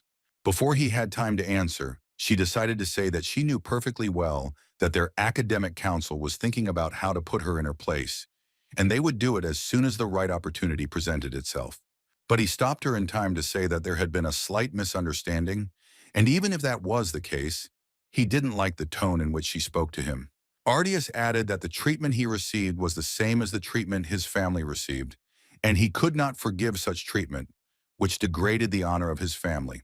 In response to these words, Ima called him pathetic, and then added that he apparently just can't get over the fact that he is a little popular in this school, but in reality he is not capable of anything without the support of his family.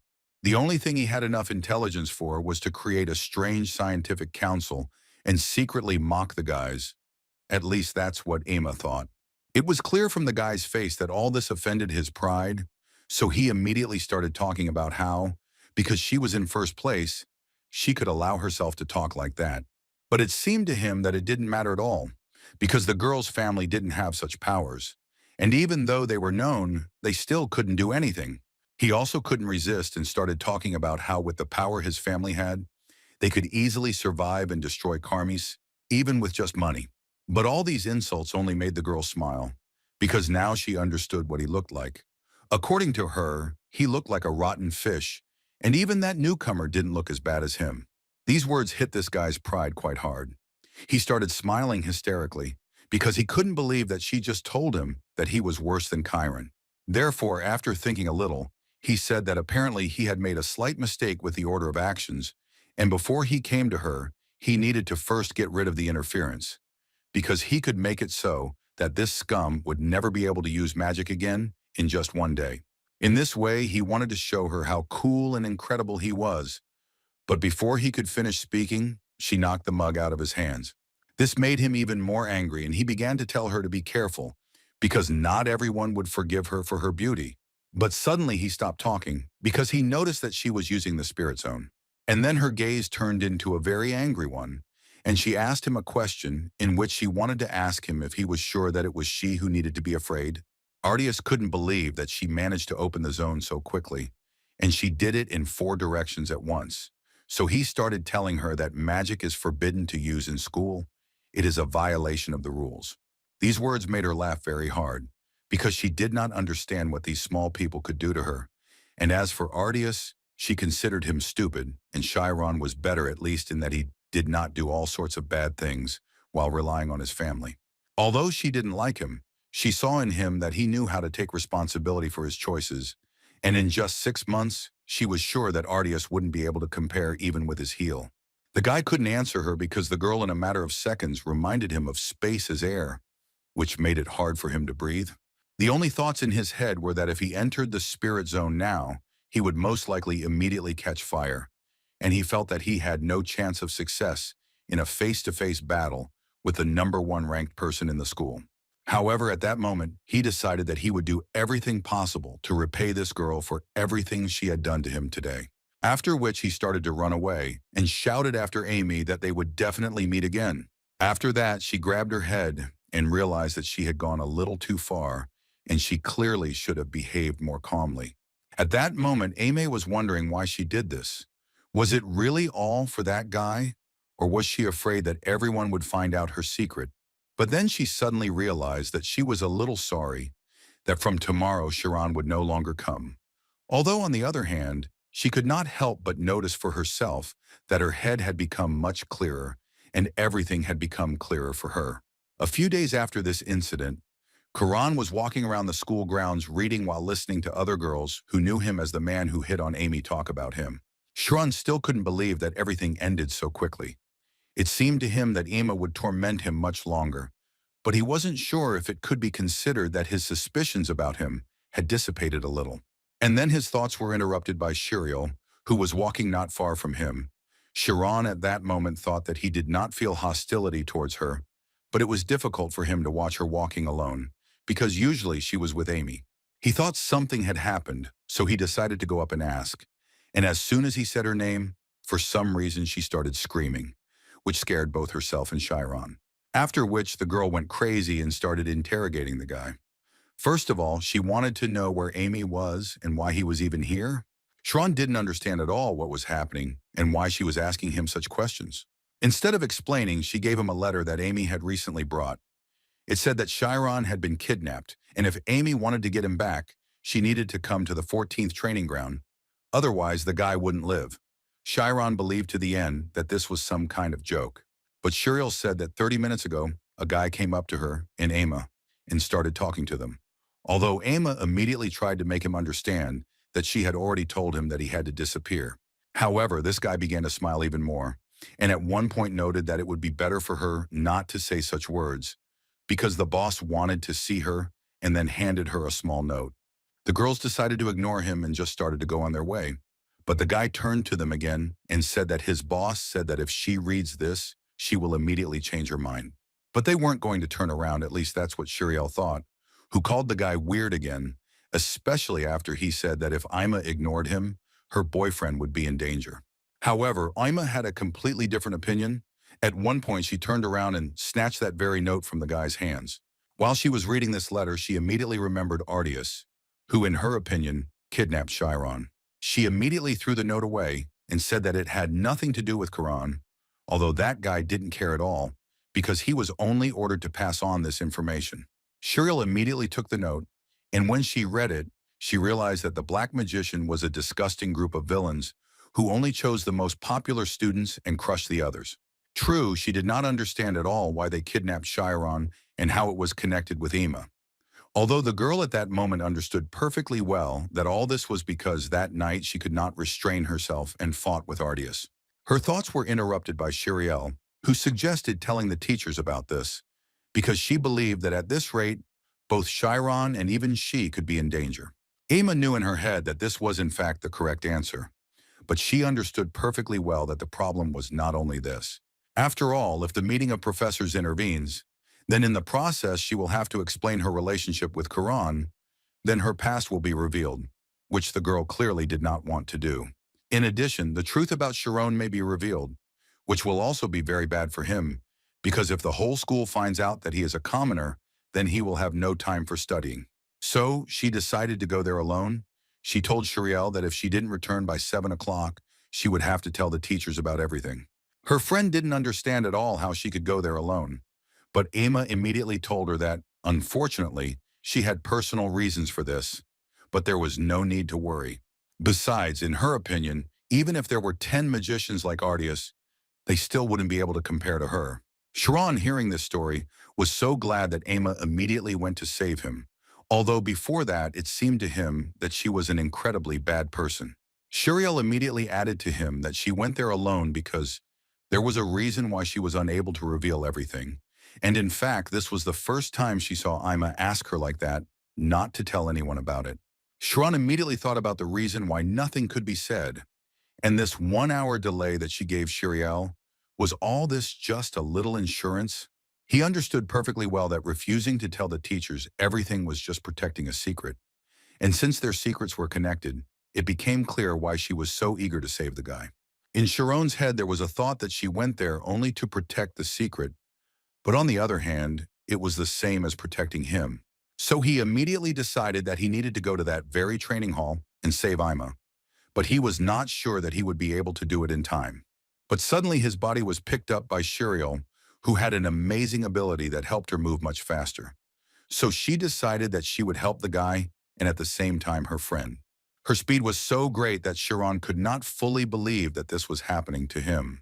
A few seconds later, they arrived at the place, and Sharon was obviously feeling bad after such an experience, because he didn't even have the opportunity to mentally prepare for such an event.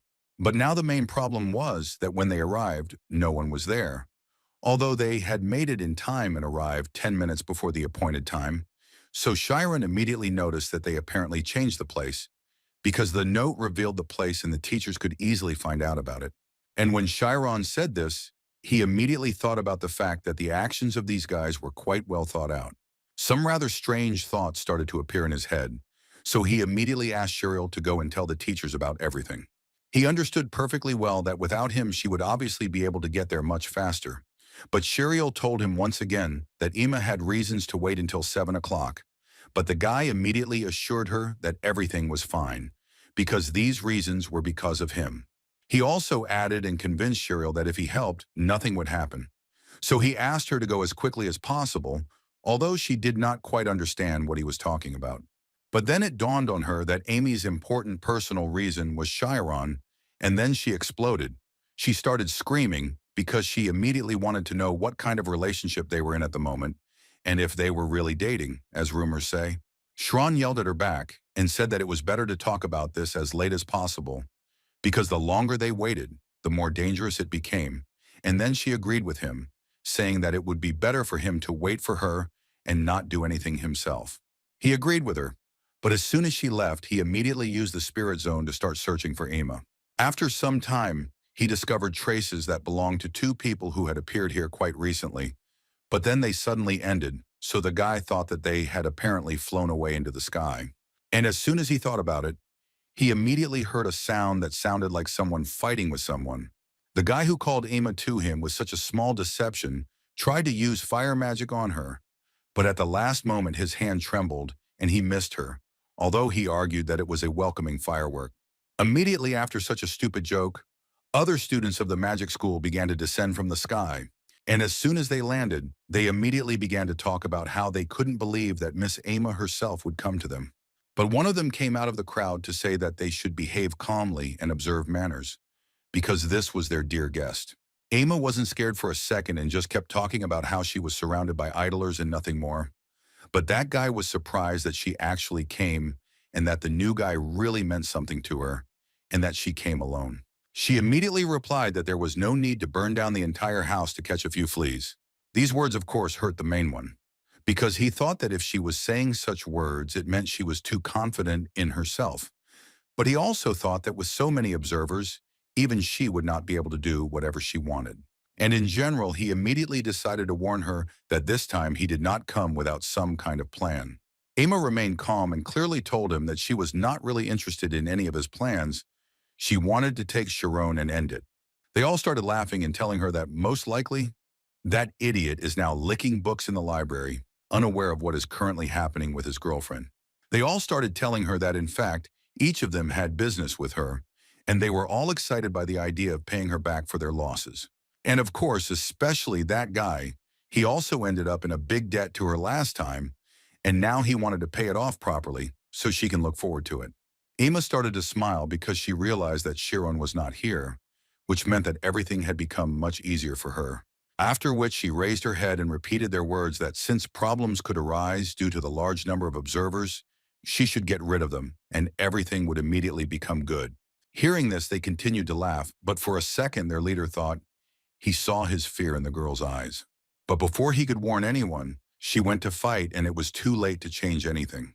They began to suffer one after another, and their cheerful moods simply disappeared in one moment. They couldn't believe that she actually did it and shot at them, but it would be a good idea for them to come to their senses and put out this fire. Their leader reminded them that the cross-shaped form was weak against large numbers of enemies. He immediately ordered them to move quickly, and most importantly, he asked them to take care of their location. But everything was clearly not as simple as it seemed to them at first glance, because Emma was really much stronger than each of them, so any attempt to use defense almost immediately failed. But she, on the contrary, continued to use her zone in order to continue to strike and defend herself at the same time. It was clear from her eyes that she had lost control a little, and that these guys had better run away as soon as possible. But apparently it was already too late, and she began to use techniques that the guys had never dealt with. The guy who started this has already regretted it several times because he understood that her skills were much higher than what he saw on the training ground, and besides, he didn't understand where she got the experience of real combat from. But in any case, he also understood that there are no techniques that do not contain weaknesses. They just need to be found, which is what he was going to do. And as soon as he picked the moment, he immediately used his wind technique and attacked the girl with a wind cutter, which, in his opinion, should be so strong that it should stop the girl without any problems. At least in his head, there was already an image of how he would mock her after his spectacular victory. However, everything was not as simple as it seemed to him, and Emma was able to dodge the blow too easily. This made him even more angry, and so he started shouting. She told him that it was called a diagram and he had better learn it. But she obviously wasn't going to stop there, and so she decided to use a fire strike, with which she wanted to end it. And given the explosion that followed immediately after this attack, one could say with confidence that she had indeed succeeded. That same guy had taken no less of a share of the damage from her blow, so he was incredibly angry that he had gotten what he deserved again. And Emma at that moment came closer and closer to him to tell him that he was wasting time on such useless things. She began to suspect that because of this, his academic performance was in such a disgusting state. This made him even more angry, so he started yelling at her that she had no right to underestimate him. Emma began to laugh at him even more, because she did not understand why he was so nervous, since he would not be able to defeat her under any circumstances. But suddenly her words were interrupted when she felt that she was simply unable to move normally, as if someone had taken over her body. As it turned out, this was the very plan that the guy told her about from the very beginning. They all started using the same technique, which actually worked well and was really capable of stopping the girl. Now the guy was more than sure that they were able to defeat her, so his joy was written on his face.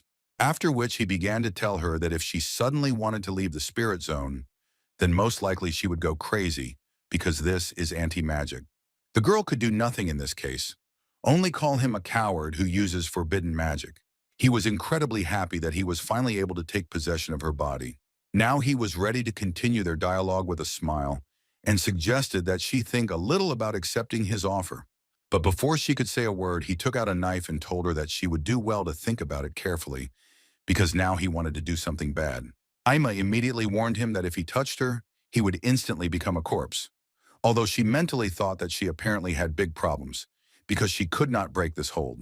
She believed that there must be some way to break this hold, but her thoughts were interrupted by that same Arcane, who noted that she apparently simply did not realize the situation she had found herself in.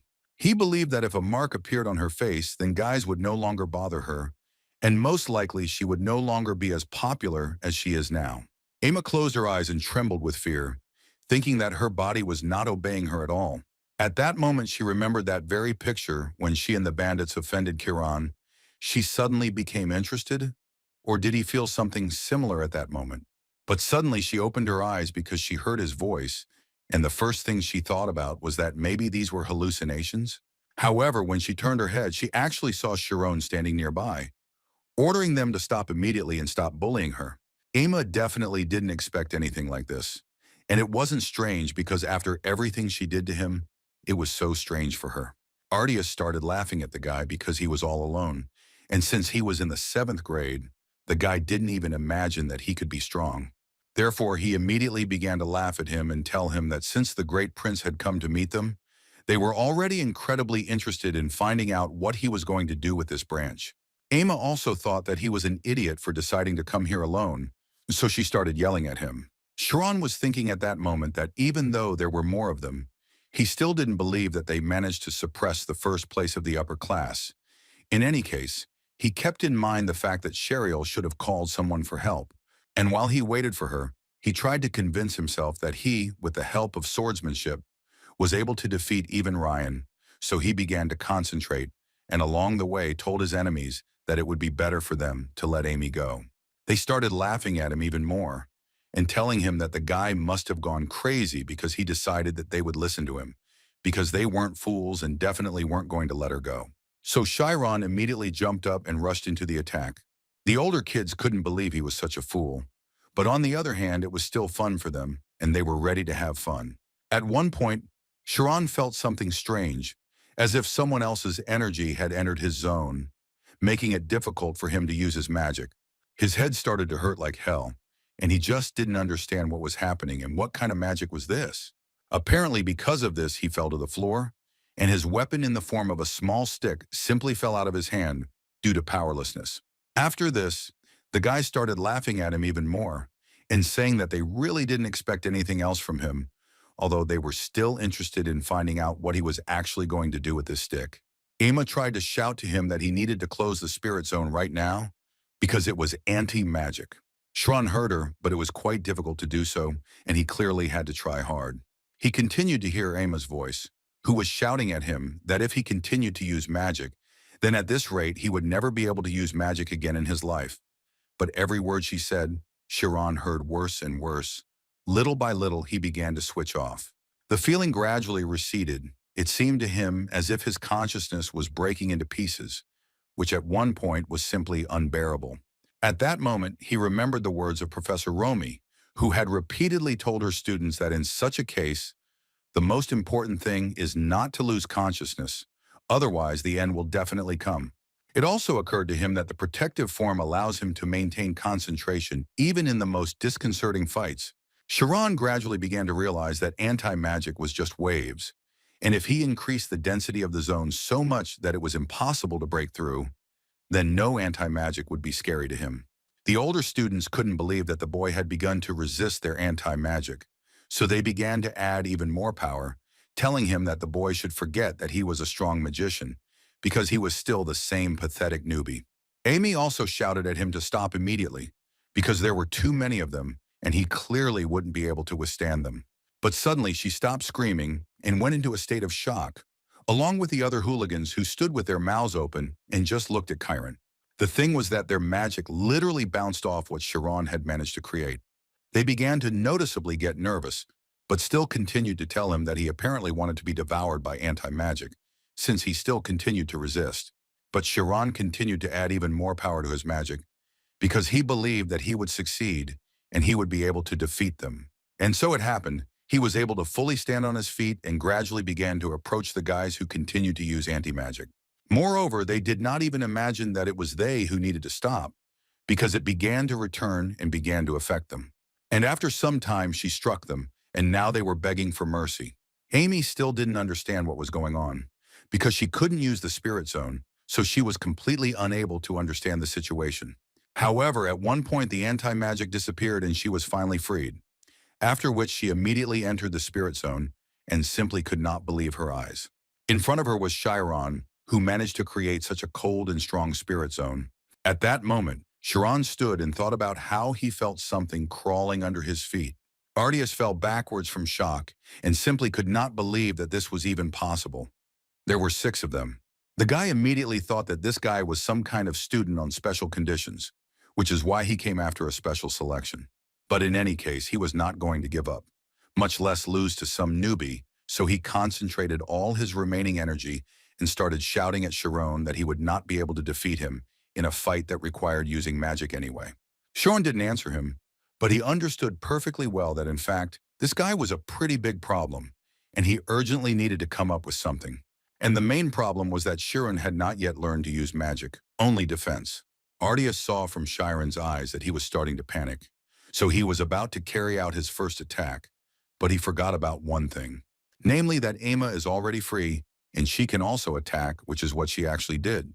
But she wasn't going to stop there and continue to beat him and ask him to repeat what he was going to do to her. Chiron tried to pull her away and prevent the girl from hurting the guy, but it was quite difficult to do. But at one point she simply passed out and they fell to the ground together, which is why Chiron began to panic and ask her to come to her senses. It dawned on Chiron that she had lost consciousness and that it was probably all because she had spent too much energy. But she suddenly came to her senses, and if we believe her words, then this short time was enough for her to fully recover her strength. After which she turned to Chiron and began to tell him that he was weak and that he shouldn't have gotten into a fight. Upon hearing this, Chiron realized that there was apparently nothing good in her after all. But even she understood that in any case it would be better for them to leave this place quickly, because if they were caught by the teachers, they would only worsen their situation in vain. However, Chiron told her that Sheriel had already told the teachers everything, which angered Emma, since she had made an agreement with her. She explained to the guy that he simply didn't know anything. That's why he was acting so stupidly. Because if you believe her words, then as soon as you get involved with the school, you won't be able to avoid problems, because magicians always need to understand the situation in order to continue moving forward, so they will never let this pass them by. Ima was very angry that their secret could be revealed in this way. And while they were talking about it, Ardias successfully overheard their conversation. In any case, she suggests running away, and they will think about the rest later. But apparently they didn't have time to do this, because a few seconds later, a portal appeared. Aimee could only hope that it would be a teacher who would successfully ignore everything. But when she saw Teacher Sad and Olivia, she realized that they were finished, because these were the 2 most ardent teachers of their school. And among them was Sheriel, who immediately ran to her friend to make sure that she was okay, and Emma only regretted that she came to her too quickly. Meanwhile, Teacher Sad was using fireline magic, and Chiron watched it carefully because he heard that it was actually an incredibly difficult spell. And as soon as he finished, he saw the bodies of 6 guys lying on the ground, and so he immediately wanted to know what happened here. And to do this, he immediately turned back and looked straight into the faces of Amy and Chiron. Then he ran closer to the girl and started shouting at her because he was impatient to find out how such an outstanding child like her could get into such a mess. Chiron was approached by Teacher Oliver, who told the guy that they came after hearing that the 2 of them were in danger, so she would like him to tell her about everything that happened here. But suddenly, out of nowhere, Ardias appeared, who with a smile began to talk about how he was able to explain everything. According to him, he honestly scheduled the duel because of a personal grievance, and it seemed to him that this was completely normal, because this often happens in troubled times. Olafur immediately noticed that Sheriel had told them about the threatening letter. Besides, after looking around a bit, she noticed that they were using anti-magic, and she really wanted him not to deny it. The guy didn't do this, but on the contrary, he once again noted that Amy was too strong, and they had no other choice but to take such measures. But immediately after these words, he asked to pay attention to the fact that only their side suffered greatly. And initially, Amy was the first to break the rules by attacking him in the library, and he, being an honest guy, challenged her to a duel out of anger. And he also asked them to think logically because it was quite strange that she came here without reporting to the teachers. Emma immediately decided to answer him and began to shout at him that he was the first to threaten her in the library, and this time he himself admitted that he kidnapped Chiron. But then Ardias started laughing and saying that they didn't really kidnap him, but Emma was also the first to attack today. Well, finally he reached Chiron, about whom he said that, Looking at how the guy was directly involved in this matter, and that he also did not report everything to the teachers right away, it becomes clear that these two are hiding something. Taking into account all the facts, he thus proved quite easily that these two were the instigators. He was incredibly pleased with himself and asked Ima to stop being angry and just tell everyone the truth. And mentally, he thought that this is exactly what makes the black magician scary. Artius this time was going to deliberately blow this matter up, regardless of how much money it would cost. He just wanted to persistently dig up the secret that was so dear to them. And then he will spread rumors so much that absolutely everyone will know about it, and thus completely destroy the guys. But then his thoughts were interrupted at one point by Oliver, who asked the guy not to be impudent, after which she reminded him that he and his friends used anti-magic, and that he used it not with any pure intention, but for the purpose of attack. She also added that Jake should know that this could have destroyed Amy and Kieran's minds, or that they could have even lost their lives. Having listed all this, she noted that this would be more than enough to expel the guy from school. These words made the guy laugh, because he thought that some simple teacher did not have the strength to expel him. At that moment, Sad approached Oliver and told her that the Artius family literally held the entire school on their shoulders. But Oliver believed that the main task of a teacher was that they should put the teacher on the right path. And if he can't do this, then he'd better stop being a teacher. Jake was getting more and more interested. Now he would really like to see who would leave here first, him or her. Because he believed that the world is money and everyone bows their heads before it, therefore whoever has more money owns the world. He also did not forget to advise the teacher to take advantage of this chance and learn the rules of this world. She interrupted his conversation and told him that before she did that, he needed to learn something. Sad understood perfectly well that the situation had already gone too far, so he tried to shout to Oliver and ask her to calm down. But apparently she didn't hear him, so he started shouting directly at her that she was forbidden to destroy the student. Sharon was delighted with the incredible technique of teacher Oliver, because she did not even touch his collar, but brought him so close to death. For the guy, this means that she is able to control even the molecules themselves, and apparently it is not for nothing that she is called a genius of freezing magic. Oliver locked the guy in an ice prison and wanted him to answer her honestly. Does he really think that money created everything around him? He continued to prove his case, but at the same time asked her to let him go immediately. She did this, but after that she immediately added that he had already harmed many of his comrades. But recently the school had tolerated his wanderings, and it was pretty obvious to the guy that it was all about his family's money, but she immediately interrupted him and asked him not to be mistaken. After which she added that school is not a place that receives money and teaches them for it. Rather the opposite. It is a place that teaches what cannot be bought for money. Jake didn't understand what she was trying to tell him, so she decided to tell him straight out that these things were dreams. She was surprised that he didn't dream of studying with his friends to become a magician. Wasn't that what he had been trying for all this time? Does he really want to push away from himself with his own hands the things that are so precious to him? At this moment, the guy finally realized something for himself, and apparently for this reason, he began to ask the teacher for forgiveness. Jake and the members of the Black Magic group repented of their mistakes and began to dream of becoming magicians again. But this happened much later, long after receiving treatment in the disciplinary room. And finally after that, what Sharon and Ima feared came. They began to be interrogated. The teachers wanted to know why the boy didn't tell the teachers everything right away, because no matter how much they thought, they still couldn't find a convincing reason why he went alone to save the older one. Ima suddenly decided to tell them the truth, thinking that they wouldn't be able to hide it until the very end anyway. But Sharon definitely didn't expect that Ima would tell him that Sharon was actually her boyfriend. It was immediately clear from the faces of the teacher and Cheryl that they definitely did not expect to hear anything like this. After that, Cheryl told the whole school about how Chiron heroically saved his girlfriend Ima. All the girls were delighted with this news, and in some places they couldn't believe it. But Cheryl convinced them that it was the absolute truth, and besides, it was so romantic.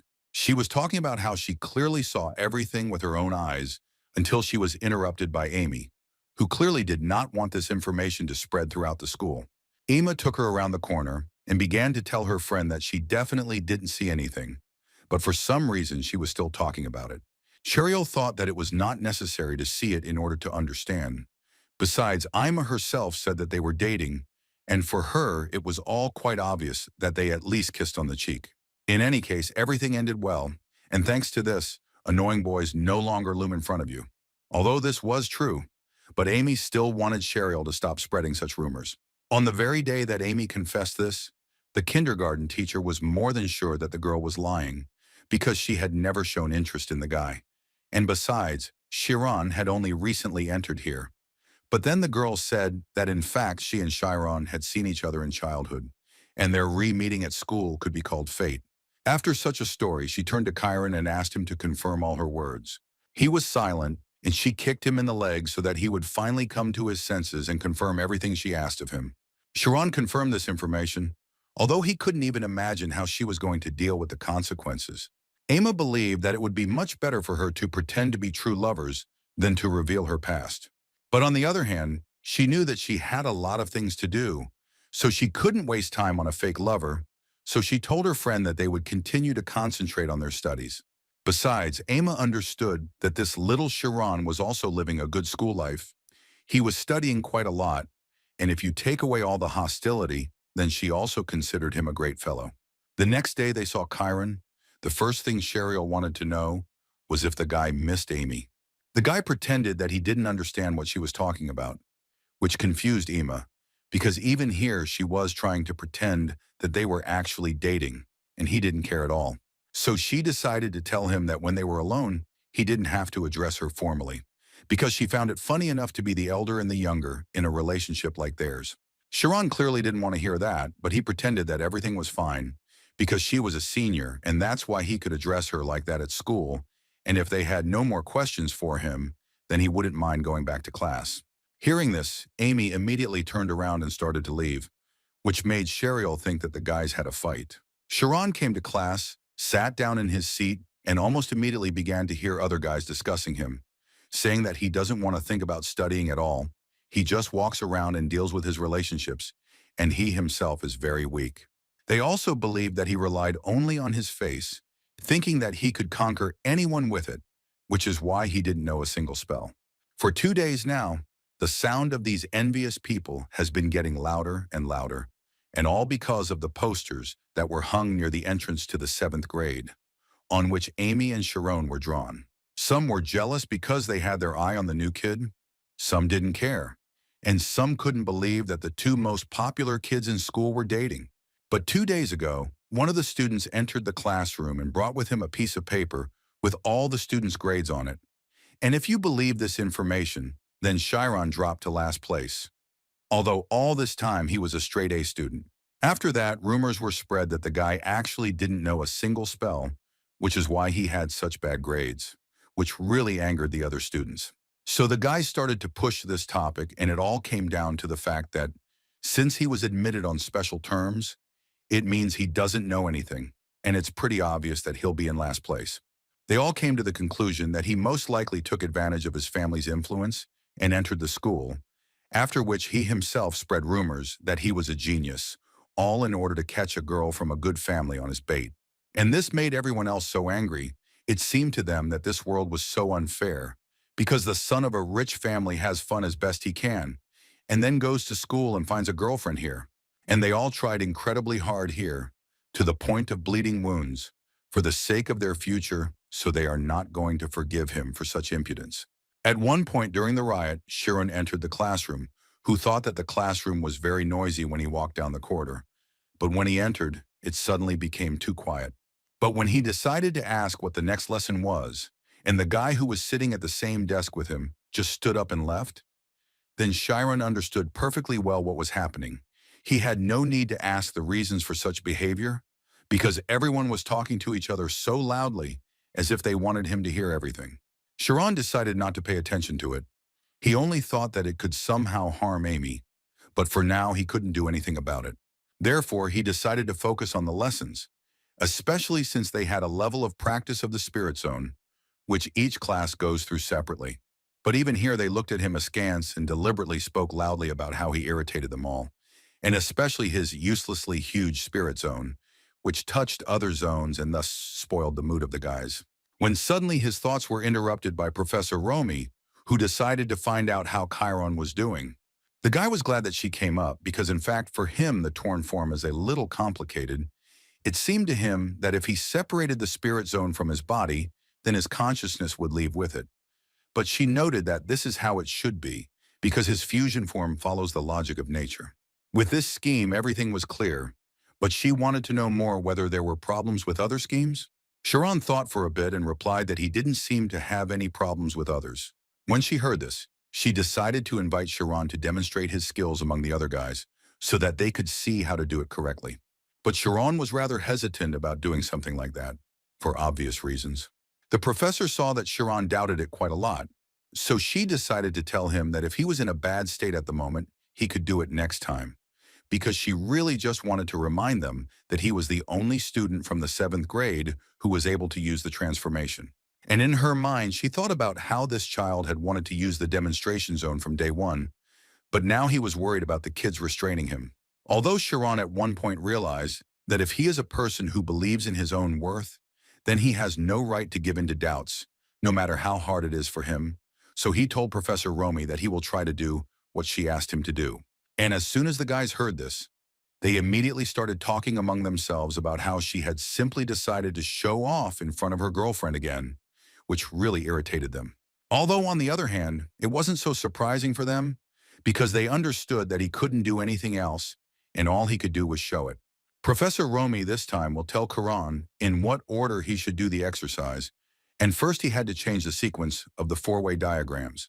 Kieran understood very well that skillfully transforming the 4-sided spirit zone was one of the points for assessing the level, and if he succeeded and rose even a little, then he would be able to deal with the situation without having to face the 7th class. After concentrating his power for a bit, Kieran used his defensive form again, which was perfect. At that moment, Ima thought that this form of Sharon had become even stronger than it was back then, during the clash with the black magicians.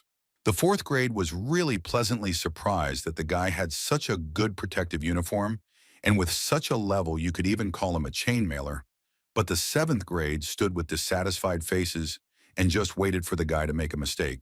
Professor Romy, looking at Chiron, thought that he was actually a really good student. It seemed that his speed of changing forms was even a little higher than that of the 6th level. This would be enough to raise him even right now. Chiron, meanwhile, was about to show the final split form. He had never succeeded in it, so training right here was a bit burdensome. But if he wanted to get the teacher's advice, then he should at least show his failure. The 5th grade and above did not want to believe that the guy was going to make a separate uniform. After all, each of them understood perfectly well that it was worth doing only when they had reached at least the 5th level. Kieran repeated that the key to success was to reduce the zone as much as possible and move its core just before it disappeared. At that moment, his head began to hurt unbearably, and this situation reminded him of what he felt exactly the same during training, although he and his friend could move the core of the zone. But the further it moves away from the body, the stronger the feeling that consciousness is being taken out of him. The 7th grade immediately noticed that the guy was having problems, so they started laughing at him. At that moment, they started discussing him, and Sharon noticed how red and at the same time dark energy covered his spirit zone, which made him feel afraid. Ima and Cheryl didn't understand what had happened, because it was so obvious to them that just now, everything had worked out so well for him. But after a few minutes, they began to understand that all this was because of the attention of the guys. Although before it seemed that it would never have such a strong effect on him, Ima understood that something strange had apparently been happening to the guy lately, and that most likely something had happened to him. Sharon at this moment tried to understand why people were so happy about the failures of others, but most of all, he could not believe that literally everyone wanted him to fail. But suddenly his inner voice told him that he needed to collect his thoughts and forget about other people's opinions, because he came to this school in order to become a professional magician. These words gave the guy quite a serious push, and he was finally able to release energy from his body to prove first of all to himself that he is capable of a lot, and people's opinions mean nothing to him. Oliver carefully read the report of what happened in the forest, and what surprised her the most was that Sharon was able to suppress the anti-magic with just the 4-sided zone defense form. She also understood perfectly well that anti-magic was such a dangerous spell that it could harm even a professional, which is why he would have to use an artifact. But the fact that he won being 1 against 6 only meant that Sharon's mind was greater than 6 other children united by their minds. She had never seen anything like this in all her years of teaching, so she decided that this was the very talent that people were talking about. After classes, Professor Romy came to her office, wanting to tell her colleague that Chiron had succeeded in the divided form and that he had done it in just a month since he started studying the four-sided forms. She was also certain that the divided spirit zone had disappeared after it had shown its functions, even though it had only lasted for about 4 seconds. Oliver was so happy to hear this because once again, she could say that her insight had not failed her. And Romy also wanted to offer Oliver one more idea, which according to her, would help stimulate the determination of the other students. She started laughing and then suggested that they were probably thinking about the same thing. A few days later, the chemistry lesson was taught by Oliver, who managed to explain the topic to them quite quickly and decided to let them go a little early. But as soon as they were about to leave, the woman stopped them and said that the class had ended early because she had a special announcement to make. After which she asked Chiron to stand up, which Chiron did with a little apprehension. And as soon as he did this, the woman said that he would be transferred to the 5th grade prematurely, and from tomorrow he must come to classes according to the 5th grade schedule. The other guys immediately started whispering to each other because they couldn't quite believe that the guy had actually been transferred 2 levels, and it was so surprising, if only for the reason that one class takes 2 years. Oliver also decided to go to the other students to tell them that if they were also more serious, they too might be promoted 2 levels faster. But suddenly her words were interrupted by one of the students, who said that she was against it, because she believed that transferring 2 levels higher was an exceptional case. And most importantly, she would really like to know how one can advance a student who does not know any spells. Oliver clearly didn't expect to hear anything like that, since Romy's teacher didn't mention it. So she decided to ask Kieran himself if it was true. Chiron understood what would happen next, but he was not going to hide it, so he said that he could not activate any spells yet. This was indeed surprising to Oliver, since she thought that he might have learned some simple spells just out of curiosity, but in any case, she decided that there was no spell evaluation until the 6th level, so there was no problem with raising Chiron to that level. But as soon as she said this, another guy decided to stand up and say that this time he also couldn't accept anything like that. He explained this by saying that in his opinion, this was obvious discrimination and special treatment. It seemed to him that the teacher also said that the spirit zone was not all magic, after which he noted that Chiron was actually only good in the spirit zone. He was supported by other guys, who began to say that they would have beaten him if they had suddenly decided to compete. In their opinion, Chiron was not even able to properly keep up with theoretical knowledge. And as a conclusion from all this, they began to threaten that if they promoted him in advance, they would hold a hearing of the student council and protest. Upon hearing this, Oliver realized that apparently something was happening in this class that she didn't even know about.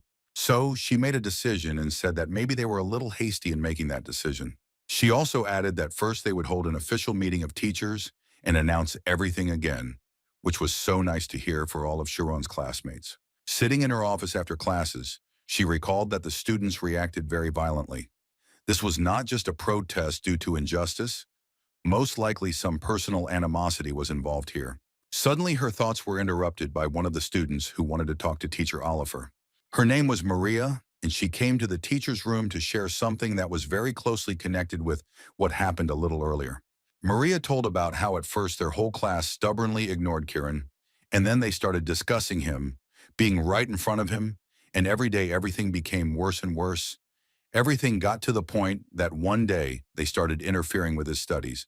She also personally saw how they incited the spread of bad rumors about Chiron and did it so cowardly. Oliver actually had this scenario in mind, but she couldn't even imagine that it was really like that. In any case, she thanked Maria and calmed her down, and then promised her that everything would be fine and she would try to resolve everything. Meanwhile, Chiron spent time in the library and thought about how his sleep had been greatly reduced lately, which definitely needed to be corrected. On the way home, he thought about the words that the butler had told him, that when he entered the School of Magic, many aristocrats would not evaluate him in the best light. But even in that case, he advised him to be patient and patient again. After all, if he can endure until the very end, then this very end will come, and then everything will be fine. So Chiron promised himself every day that he would cope with everything, and he was going to do it. Although for the sake of the people who believed in him and gave him such an opportunity. At one point, he realized that no matter who stood against him to stop him, he would do everything possible to become a magician anyway. Chiron returned to his room, took a shower and decided to read a little more. But suddenly he was interrupted by a knock on the door, which alerted the guy because he could not even imagine who came to him so late. The first thing he assumed was that perhaps these were the guys who decided to take revenge on him. But when he came closer to the door, he heard the voice of teacher Oliver, who asked him to open the door. And as soon as he did it, he couldn't believe his eyes that it was really her. He kindly invited her to his place and offered to have tea, but she refused and stated that she had come there to ask him something. At that moment, she thought that she had suspected something was wrong when she first saw Chiron's report card. Although his scores were low, he had exactly the same results in all subjects. And now looking at his textbooks, she realized that he was trying to improve his academic performance in all subjects at once. Thus, one could say that he was studying not for an immediate result, but for the sake of the future. And he was not studying magic, not because he couldn't, but because he simply didn't have time. But she didn't understand one thing. Why was he trying to learn only now?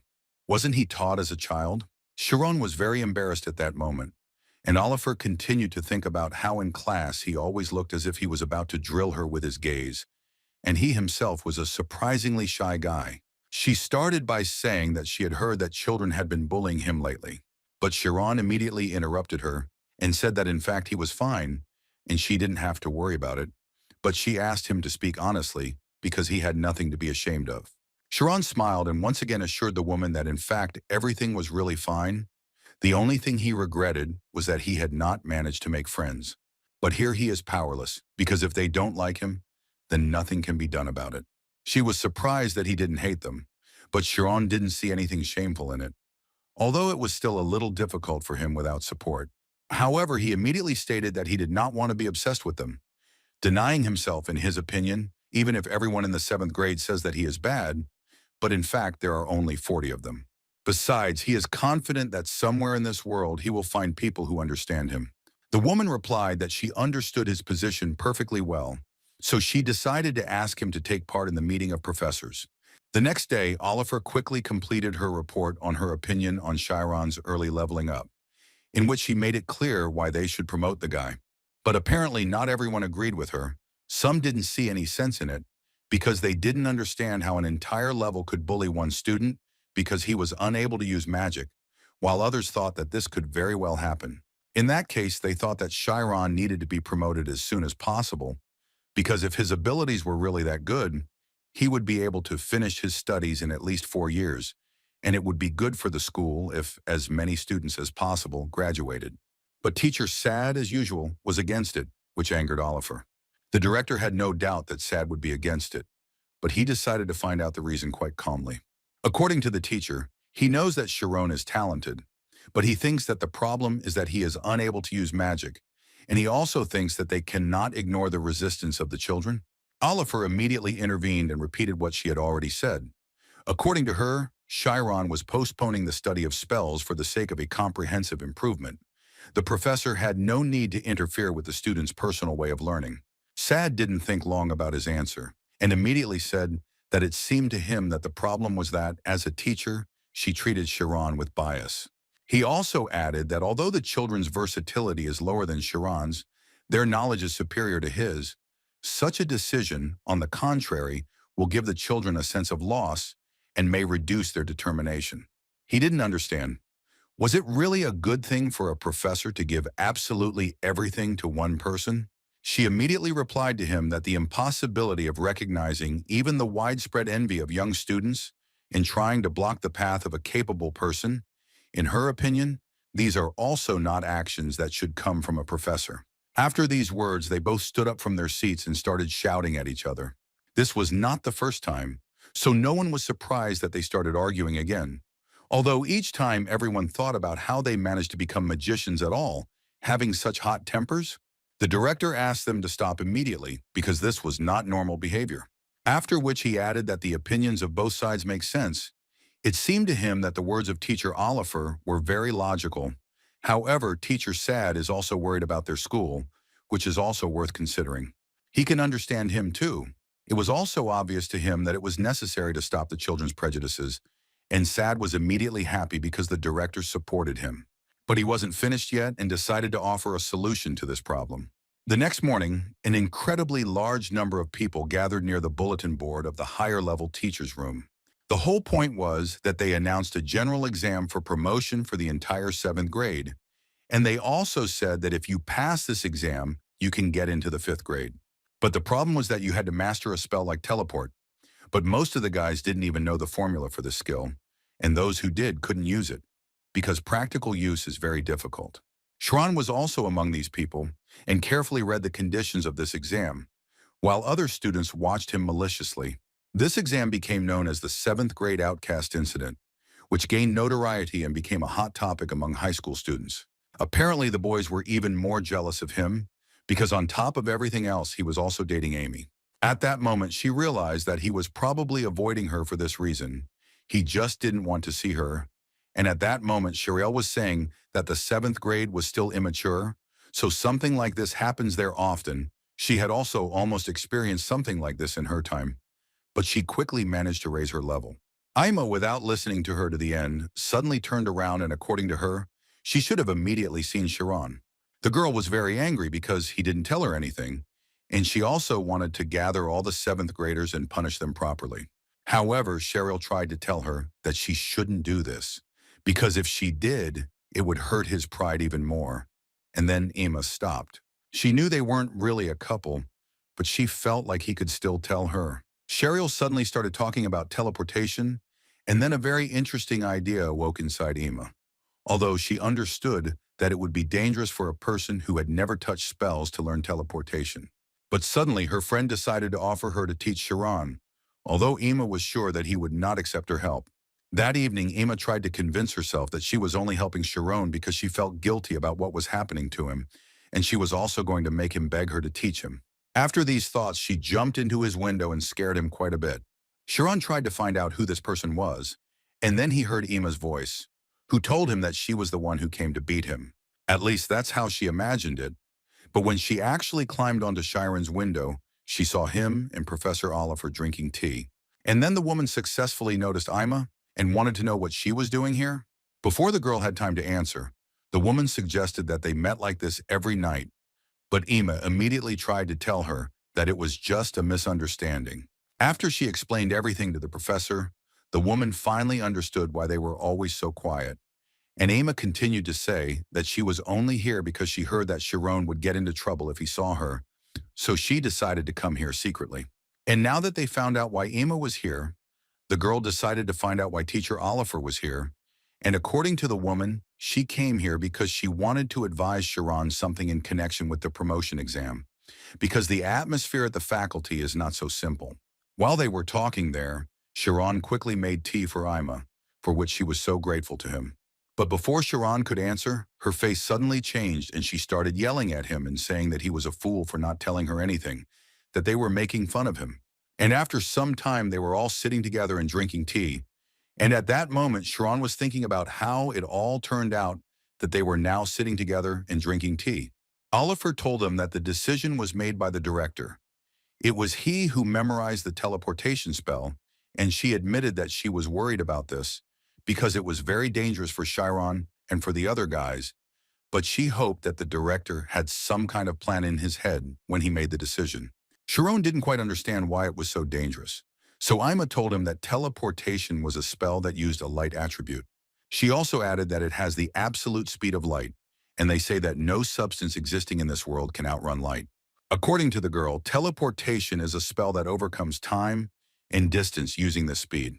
Chiron listened to her quite attentively and came to the conclusion that he apparently needed to turn his body into light, to which Oliver responded by saying that it may only seem like something great, but surprisingly, teleportation is a magic that even beginner students excel at.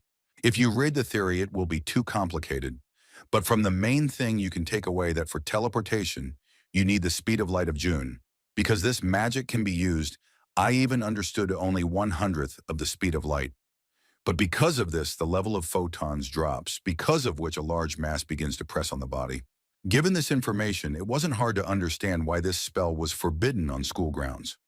Oliver was so glad that the guy had gotten to this point so quickly, and Amy at that moment was trying to figure out at what point these two had become such close friends.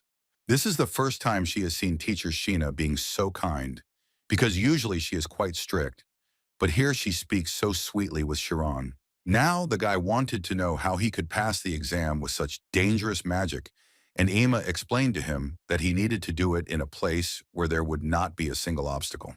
He didn't have time to ask where such a place even was, when Emma said that it was up there. According to her, there is a bridge that is impossible to cross. This is a training ground for teleportation. The height of this place is about 1,000 meters above sea level. The length of this bridge is about 700 meters. Sharon decided to joke that if you fall from such a bridge, then most likely you can say goodbye to your life. But Amy was not funny at all. She just wanted to say that this is an exam in which the first one to reach the other side will win, and therefore she thinks that with such a level as the 7th grade, even just getting there will be difficult. Oliver noted that if there is no finisher, then the student who goes the farthest will most likely win. Of course, the difficulty of the exam venue will be set to level 1, and there will also be safety devices there, so it will not be dangerous. However, she is more concerned about the students themselves because their sense of rivalry may become too strong, so they may start to collide with each other, and this will lead to serious consequences. Emma also noted that if this really happens, then most likely Sharon will be the first target to be hunted. Now Sharon was not entirely sure that he would succeed, because he would have to think only for himself, and if he was attacked, he would most likely have to fight back. In other words, he didn't care about the difficulty of the exam. He no longer wanted to go up against students of his own level alone, and he even less wanted anyone to get hurt as a result of the intense competition. That's why he wasn't sure that taking this exam was really the right decision for him. His doubts were immediately seen by Oliver, who decided to tell the guy that she actually wanted to send him to the 5th grade from the entrance test, but it seems that her greed ultimately put him in an awkward position. Sharon tried to calm her down and tell her that it wasn't really that bad, but she interrupted him and added that from that day on, she was going to take responsibility and train him. Amy didn't quite understand why she was going to such lengths, so the woman explained that it was because she felt responsible for such a particularly difficult level of advancement exam, so she was going to do everything she could. However, the girl believed that this could only make the problem worse, because in this way, talk could spread about the fact that in such an important exam, to improve her level, even being one of the judges, she was engaged in training Sharon, and even if he passed the exam, everything could be in vain. Therefore, she decided to propose an alternative option in which Ima would take responsibility for the training, because if there really were no obstacles in this exam, then she would have no problem teaching him. Sharon was quite surprised by such a proposal, because he was still thinking about the fact that the girl was angry with him, and very angry. But Oliver wasn't sure if this was the right time for her, because as far as she knew, Ima had applied for promotion to the senior class, and if that was the case, then she most likely didn't have time to take care of Sharon. Sharon, hearing this, began to worry, because graduating from high school is a pretty big step in the life of every magician. This is a place that is the envy of all the students of the magic school who aspire to become professional magicians. The abilities of the graduating class are recognized as semi-professional, and being a student of the graduating class of a famous school, the student can even be featured in an article in the magazine of the Magic School of the Kingdom. However, once you set foot there, it is better to forget about the wonderful school days, because only hellish training and endless rivalry will await a person there. And Amy was the first to want to enter such a place, but Chiron just did not understand why she was doing it so early. At that moment, Amy was thinking that all this was because of him, because he was improving too quickly, and she had no other place to escape to, except for her senior year. Chiron at that moment was thinking that Amy was actually very cool, because she didn't even think about living a peaceful life, being in first place in the upper classes, didn't worry about sequence, and was the first to apply thanks to her self-confidence. Moreover, she even came here to help him, despite such an important situation. At this point, Professor Oliver was trying to convince Ima that since this was Sharon's first time learning magic, it would be much more effective for him to learn it from the professor. But given how angry Emma was starting to get, she clearly didn't think so. And at one point she exploded and ordered Chiron to choose between the teacher and her. He didn't know what to choose, and while he was thinking, Emma hinted to him several times that it would probably be better if his loving girlfriend was with him. But he decided to do it differently. Chiron decided that it would be better for him to study alone. They definitely didn't expect to hear such an answer, so they looked at the guy as if he were crazy. Ima immediately called him a fool because he didn't even realize what a chance this was for him. Although according to Chiron, he simply didn't want to inconvenience both the teacher, who would be the judge, and Emma, who herself would have to take an important exam. But she still continued to say that the others would attack by any means, even hiring expensive personal teachers. Besides, now all the guys from the class want to restrain him, and all because this is not the level that can be handled alone. Chiron looked at her and replied with a smile that she dared to try to advance to the graduating class so early for the same reason. Because if she was stuck here, it would be impossible to look at higher places. Therefore, he decided that for him too, the 5th grade was just a path to becoming a magician, just like for her. After which he turned to teacher Oliver and asked her to believe in him. Although he cannot promise that he will pass the exam successfully, but he will do everything possible, and then he will not regret anything. She stood up from her chair and told the boy that, since this was the student's wish, then she as a teacher had to accept it.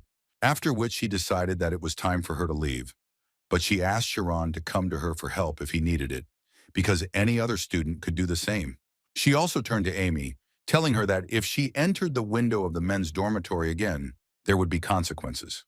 Ima was glad that this time she got away with it and was able to survive.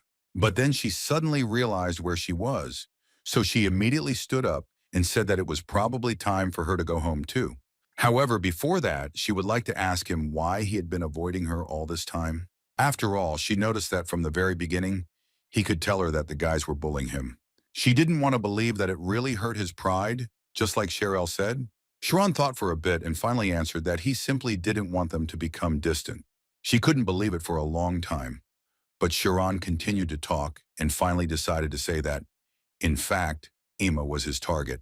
According to him, in fact, when he first came to school, he saw that her name was in first place.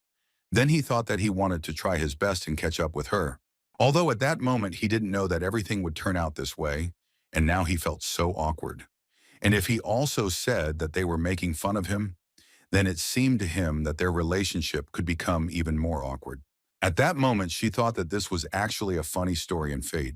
But she decided to answer him rather rudely, saying that he was probably joking because she simply couldn't see any other reason why he was talking such nonsense. She was so angry because he looked her in the face, smiled, and repeated how he respected her. But behind her back, he cowardly pursued her. And at that moment, Chiron stood and simply did not understand how everything took such a turn. After which, she told him that if he wanted to break her, that from now on he should not call her elder. Chiron certainly didn't expect to hear that, but she didn't finish there, and added that she was suggesting that they compete with each other confidently, right in front of everyone. However, she immediately warned him that if he could not catch up with her quickly, then she would make sure that he called her elder for the rest of his life. And as soon as she told him this, he immediately addressed her by name, which shocked the girl. Did he really just decide to do what she asked him to do? But he just wanted her to wait a little. And when she turned to him, he told her that he would definitely catch up with her and catch her. She smiled when she heard these words and told him that if he really wanted this, he would have to bet his whole life on it. Or maybe by that time, she would just graduate, and he wouldn't have time, so he didn't have much time. When she left, Chiron was actually a little upset because he wouldn't be able to get help, and most likely, people who hated him were watching his every move. Therefore, he was once again convinced that he had to do everything on his own, because there was only 1 month left before the early exam. Many guys went to additional classes in order to master the teleportation skill, but few of them were confident that they could master this skill in just 1 month. But what surprised and amused them most was Chiron, who refused any help and decided that he could handle everything himself, so he also submitted an application. Chiron, of course, confidently stated that he would try to do everything alone, but his main problem was in practice. In a real fight, a magician changes from time to time depending on the environment. Information about the landscape is incredibly important, especially if it is movement magic. Depending on the change in the situation, it is necessary to adjust the omnipotence and numerical value of light, and the results of these calculations alone already reach high numbers. But Chiron continued to encourage himself. He told himself that they certainly wouldn't assign an impossible exam, so he was sure that if he tried hard, he could definitely pass it. And besides, teacher Sheena said that learning teleportation was easier than difficult. But he was worried that perhaps because he had not learned spells at all, these words did not apply to him. Besides, he was sure that the guys from the 7th grade would succeed because they had been studying since childhood. Besides, they could easily add expensive personal lessons. That's why Chiron was so unsure that he would be able to close all these gaps in knowledge in just 1 month. One of the teachers was so surprised when he saw his student freely using teleportation. Although on the other hand, he understood that it was not so surprising. After all, he was the son of Mr. Slider, who was the technical advisor for the Magic Association, young Master Mark. Mark himself believed that he did not deserve such compliments because he was personally taught by an outstanding teacher with a 9th state level. According to the guy, he was worried. But as it turned out, teleportation is a fairly easy spell, although it is impossible to learn perfect teleportation in 1 month. However, even in this case, the teacher believed that only by quickly learning the parts necessary for the exam, training and improving the remaining time, he would be able to reach the finish line. Mark joked that he thought he should thank the guy who was accepted on special terms, because thanks to him, he would be able to quickly rise 2 whole levels. And since he remembered him, he wanted to know what this guy was doing at the moment, and if you believe the teacher, they were keeping an eye on him, but apparently he was surrounded by books and studying alone. It was quite strange to hear from Mark, because he was sure that this guy would use his connections and hire an incredible teacher. It even seemed to him that this was a deceptive maneuver, so he asked the teacher to continue to watch him, because with someone like him, you definitely can't relax. At that moment, Chiron was finishing the theoretical part of his training. He invested a lot of time in a deep understanding of omniscience and learned all the necessary theories so as not to make a mistake in a single letter. Although he was not confident enough, he had almost no time left, so he decided to continue his training. But this time, he was going to materialize the spell. He could only hope that it would start as he expected, and so he was going to do it in the spirit zone first. And he wanted to do it differently than usual. He was going to add the theory of photon activation. He repeated in his head that he was the one who stood between omnipotence and omniscience, and now he needed to achieve maximum concentration. And a few seconds after such a ritual, the guy still managed to achieve the result that he expected from himself. Now all he had to do was use teleportation. At that moment, he remembered the words of the director, who once told him that if a magician concentrates, he will be able to sense all objects nearby. They say that outstanding magicians even count the number of leaves on a distant tree. This is the state of an incredibly sensitive mind, which they are accustomed to calling the spirit zone, and the magician who has entered the zone begins to determine the external world with extrasensory perception and can ultimately control phenomena. The next day in class, Chiron was recovering from his first attempt at teleportation, which unfortunately for him had gone rather unsuccessfully. He understood that in order to correct his mistakes, he had no choice but to collide with this body of his. He tried quite a few times, and each time he felt particularly unstable in the knee area. So at the moment, all he was doing calculations that would allow him to find the error that was preventing him from doing this spell perfectly. He understood perfectly well that this method was rather crude, but he had no other option yet. As a result, this is how his entire preparation for the exam went, and all that was left for him were unpleasant memories of the practical training. Chiron was a little confused, because he didn't fully understand what he should do, because the exam was tomorrow, and he still couldn't learn to do it perfectly. But on the other hand, he also understood that there was nothing left to correct. So he decided that he would try to do it one more time, and if it didn't work this time, then he would abandon the idea. But before that, he started hitting himself on the head quite hard and screaming about how he simply had to do it. This gave him a little motivation to start trying again. He accelerated to maximum speed and shouted the word teleport quite loudly, after which he disappeared. And when he appeared again, all he could do was rejoice that he had finally managed to do it. Now thoughts began to appear in his head about how far he could go with this. The next day, when the time for the long-awaited exam finally came, Mark stood and looked out the window. After which he turned around and told his teacher that he was in a great mood and was ready for absolutely anything, because today was a historic day for him when he would be able to advance all the way to the 5th grade. It seemed to him that he only needed to overcome some 700 meters and he would instantly improve his class. Maria was walking to class to read a little and prepare for the lesson when suddenly a male voice called her, so she turned around. And as soon as she did this, she saw Mark in front of her, who wanted to know how her preparation for the exam was going and whether she would participate at all. She didn't answer his question, but only asked why he was here. It seemed to her that he apparently decided to train on his own, but this made him laugh. After all, according to him, he is not at all like the scum who will study on their own and won't even be able to pass the exam. Moreover, he wanted to ask her what she is doing here. Without waiting for her answer, he advised her to go to the parade ground and at least watch how others were training, because he believed that learning by watching those who were doing well was also something you needed to know how to do. She wished him luck and decided to leave, but he suddenly stopped her, after which he came closer to her and said that apparently she was an incredible girl, at least in that she was very good at complaining and telling everything to the teacher. Maria immediately began to panic and wanted to know how he found out about this, which made Mark laugh even harder. He grabbed her by the clothes and said that in fact he was just testing the waters a little, and also he received information about everything, and it was a little strange for him because it seemed to him that she was a rather timid student and he did not believe that she could do such a thing. Anyway, he wanted to tell her that he had tolerated all this for now only because they were on the same level, but as soon as he raised his level, she had better be more careful. After which he let her go and thought that the girl was shaking too much, which is why it seemed to him that she could not be a normal magician, and probably for the same reason she could not get up, even despite the fact that she was 4 years older than him. In any case, he didn't care about her at all. He was just waiting for his promotion. And after this conversation, Maria could not calm down for a long time. Tears flowed, and she could not do anything about it. After which he entered the classroom to ask his guys, or did they develop a plan? They told him that they had several ideas. As soon as the exam started, 2 would immediately stick to Kieran, and 2 more would cover Mark. Therefore, they would only have 2 chances to exclude Kieran.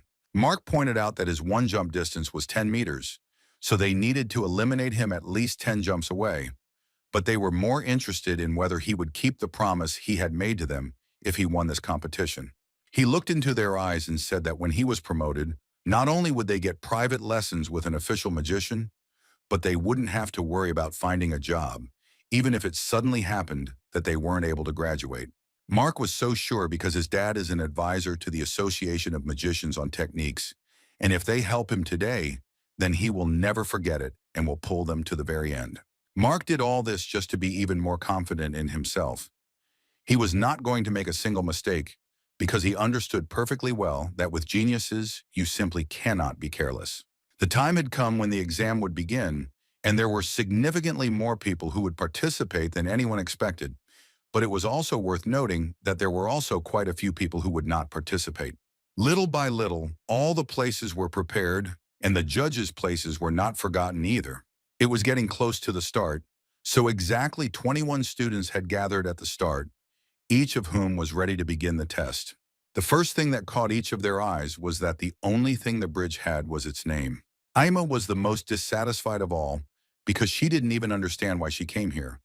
Although Cheryl didn't understand her, because at such moments it seemed to her that Ima should be in the front rows to properly support her boyfriend. She continued to pretend that she didn't care at all, but mentally she was worried about Kieran, because he studied on his own, so she wasn't sure that he would be able to make a teleport. One of the students approached Mark to tell him that Kieran was gone. The thing is that after a hard training session, he fell asleep on the training ground, almost missing the exam. And when he realized this, he immediately got to his feet and tried to figure out what time it was and whether there was any point in him rushing to the exam. Ima had also already decided to take binoculars to check the words of Cheryl, who said that Kieran was not there. And when she did this, to her great regret, she was convinced of this. Suddenly, the realization came to her mind that perhaps the guy had made a mistake in activating the magic and thus injured himself, which is why she began to worry very much. Meanwhile, Professor Romy was telling them about the rules, which were actually quite simple, according to her. When the teacher gives a sign, they must run to the cliff, and the person who gets as far as possible using teleportation wins. Not everyone was confident that they would be able to jump there, because some of them did not need to finish at all. Sad saw that some of them were beginning to doubt their decision to participate, so he immediately told them that if they were afraid, then they had better give up right away. He also decided, before the exam itself, to add that most likely they also know that the process of studying at a magic school never goes without sacrifice. And this is an early exam to improve the level, and here, according to him, they will choose a student who corresponds to the 5th grade. In other words, he advises them to take the exam when they reach a level at which they can defend themselves. But if any of them realize that they don't have enough determination, then it would be better for them to let go now. However, in his mind, he thought that they had to be deliberately made to worry in order to prevent all sorts of incidents. Mark and his friends stood and smiled at that moment, and the guy himself simply did not understand why idiots who would not even be able to finish were climbing into the exam. Besides, he considered them all so weak that they would not even be able to get close to his toes. The only one he was worried about was Sharon. But now that he didn't see him among the participants, he realized that apparently he really had been training on his own, and all his attempts had been a failure. His thoughts were interrupted by Professor Romy, who asked them to line up so they could begin the exam. And just as she wanted to give the start, she suddenly stopped, because in the distance she saw a guy running who looked quite similar to Kieran. And it was really him. His appearance obviously left much to be desired. But he came here to ask to participate in the exam, even though he was a little late. Amy, who was watching the boys carefully, immediately noticed Sharon, but she immediately began to get even more angry, because she did not understand at all why he came only now. She also immediately noticed that he was covered in wounds, which is why she simply did not understand what he was doing and where he was, although she suspected that he was training, colliding with everything with just his body, without using protection. Teacher Oliver suggested postponing the exam a bit so that Sharon could recover, but the director told her that taking care of his condition was also entirely in the hands of the student, so he ordered the test to begin as planned. This message was passed on to Professor Romy, who raised her hand in front of the students and asked them to get ready, because now they were about to begin. However, before that, she told Sharon that if he suddenly wanted to give up, he could report it at any time, but the guy assured her that he was fine. He stood at the starting line, and all the guys who had conspired against him were fully prepared to do everything possible to make sure he got out within 10 races. Sharon, at that moment, was only thinking about the fact that he needed to concentrate as best as possible and show everything he was capable of. A few seconds later, Professor Romy finally announced that they were starting early promotion for the 7th grade. Mark was more than ready because he had thought of everything, so all he had to do was get to the finish line. The professor gave them permission to begin the exam, and immediately after that, the guys started off. Sharon ran forward with all his might, not even thinking that he might be scared, and behind him ran 2 guys who were ready to carry out their plan. The guys who had made it this far had been repeating their flawless training over and over again, but it was the first time they had ever fallen off a cliff into a river. So in this case, there was only one correct strategy that could help them win this battle. Mark was sure that if he ran fast, it was far from certain that he would be first, because the main skill here, which must be at the highest level, is the ability to teleport. He understood that the key to victory was finding the right moment to jump, because even after a second jump, this difference would not decrease. Most people, at that moment, were running with the thought that they would jump and whatever would happen would happen. A few seconds into the exam, Mark started having problems, because his escorts started flying out one after another. Of course, it made him angry, but he couldn't do anything about it. All he could do at that moment was continue running. But suddenly the thought occurred to him about what would happen if he suddenly lost, which clearly caused him to feel a sense of fear. But at that moment, Sharon didn't even think about stopping, and he didn't care at all how many meters were left before the cliff. He was only thinking about how he was winning this competition. The guys who were supposed to stop him were already beginning to doubt that they would be able to do it, because a little more, and they really would fall off the cliff. But Kieran had no doubts about his strength, even when there was only 1 meter left before the cliff. And when there was only 1 step left from the cliff, Sharon still remained cold-blooded and did not use teleportation. All the kids, even the seniors, watched all this closely. The result of such a run for Kieran was that he simply took and jumped off the cliff. 1 year ago, in Rian Ogin's room, a boy wanted to ask Kieran if he was scared when he was in front of his father, because the boy behaved so calmly. Sharon explained to his friend that he had actually read in a book on how he should behave correctly, and it said that the essence of fear comes from the imagination. Imagining that he might die the next moment, for example, even if he jumps off a cliff, he won't die until he touches the ground. So that means that there's no need to waste time imagining the future in advance, and it's best to focus on the present. At least that's what Sharon thought. However, Ryan thought that this was complete nonsense, because if he fell off a cliff, there was a 100% chance he would die, although Sharon tried to convey to him that it was not about the cliff. It was with these thoughts that Chiron jumped down, realizing that fear was only his imagination. The most important thing at this moment was that he simply could not lose consciousness, and as soon as the spirit zone was destroyed, everything would end. But thanks to this, he was able to use his teleport, which turned out to be much better even than Mark's, who trained with the best magician. This obviously made him angry because he needed the victory so much, and he already saw himself as a fifth-grade student. But most of all, he didn't understand how late Sharon had jumped that he was able to overtake them in one jump. Amy and Cheryl were also incredibly surprised by what they saw, because they were sure that the guy was learning spells for the first time. Now Amy was almost certain that even if Sharon had started late, he would still be able to catch up with them if he continued in the same spirit. At that moment, Mark continued to think about the fact that he could lose, and he was worried about what his team, which was supposed to help him, was doing. He was also very irritated by the fact that no matter how hard he tried, Sharon always overtook him and thus constantly flashed before his eyes. Ellen Maria, it's not that she never had skills, but almost all the teachers didn't understand why her grades were constantly falling so much. According to the girl herself, other guys put too much pressure on her, although she was always told that this is the point of competition, and if she is not able to withstand such pressure, then she is unlikely to become a magician. But apparently she couldn't overcome herself, so she stayed in the 7th grade for 6 whole years. But for her now, the main problem was that Mark could raise the level, and then it would not be easy for her. At the moment when the 3rd jump ended, the students taking the exam were divided into 3 groups. The leading group with Mark and Kieran's team, there was even a following group that was catching up with them. And behind them there was already a tail, which, being frightened, resorted to a spell faster than anyone else. This guy couldn't even use flight magic. But he didn't want to fall, because he doubted that it would be safe to fall in this place, as his elders had told him. However, at one point he couldn't take it anymore, and began to fall in free flight, screaming that he really wanted to survive. Everyone immediately started laughing at him, because they understood perfectly well that falling in this exam would be quite safe. As expected, the students who were unable to overcome their fear were the first to fall. But in the end, they still gave in and fell down, where there was a protective spell that helped them not to break.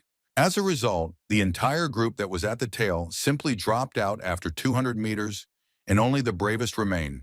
At that moment, Mark was thinking that they were all idiots who were unable to soberly assess their strength. In any case, at the moment he was more worried about the fact that the distance between him and Chiron had become even greater than it had been recently. Moreover, if you look closely, Chiron doesn't look tired at all, which didn't fit in his head, because from the very beginning, it seemed that he was about to fall from exhaustion. Chiron continued to pick up speed and move swiftly towards the finish line, not paying attention to others. At that moment, Professor Romy, looking at Chiron, realized that he had acquired a truly good ability, thanks to which he could really win this difficult competition. According to her, he was able to learn to make an object out of himself, thereby calming his mind as much as possible. Now Chiron's routine works like one mechanism, and if you compare it with his main rival Mark, then this guy shakes quite strongly, which is striking. Therefore, all the teachers thought that although Mark was good for his class, but for now his main drawback was that he was too hasty and young, so the director could only praise teacher Sheena for the fact that she was able to immediately discern Chiron's talent and was the only one who wanted to send the boy to the 5th grade. Cheryl and Ima watched the boy closely and were among those who also did not understand how the boy managed to learn such high-level techniques.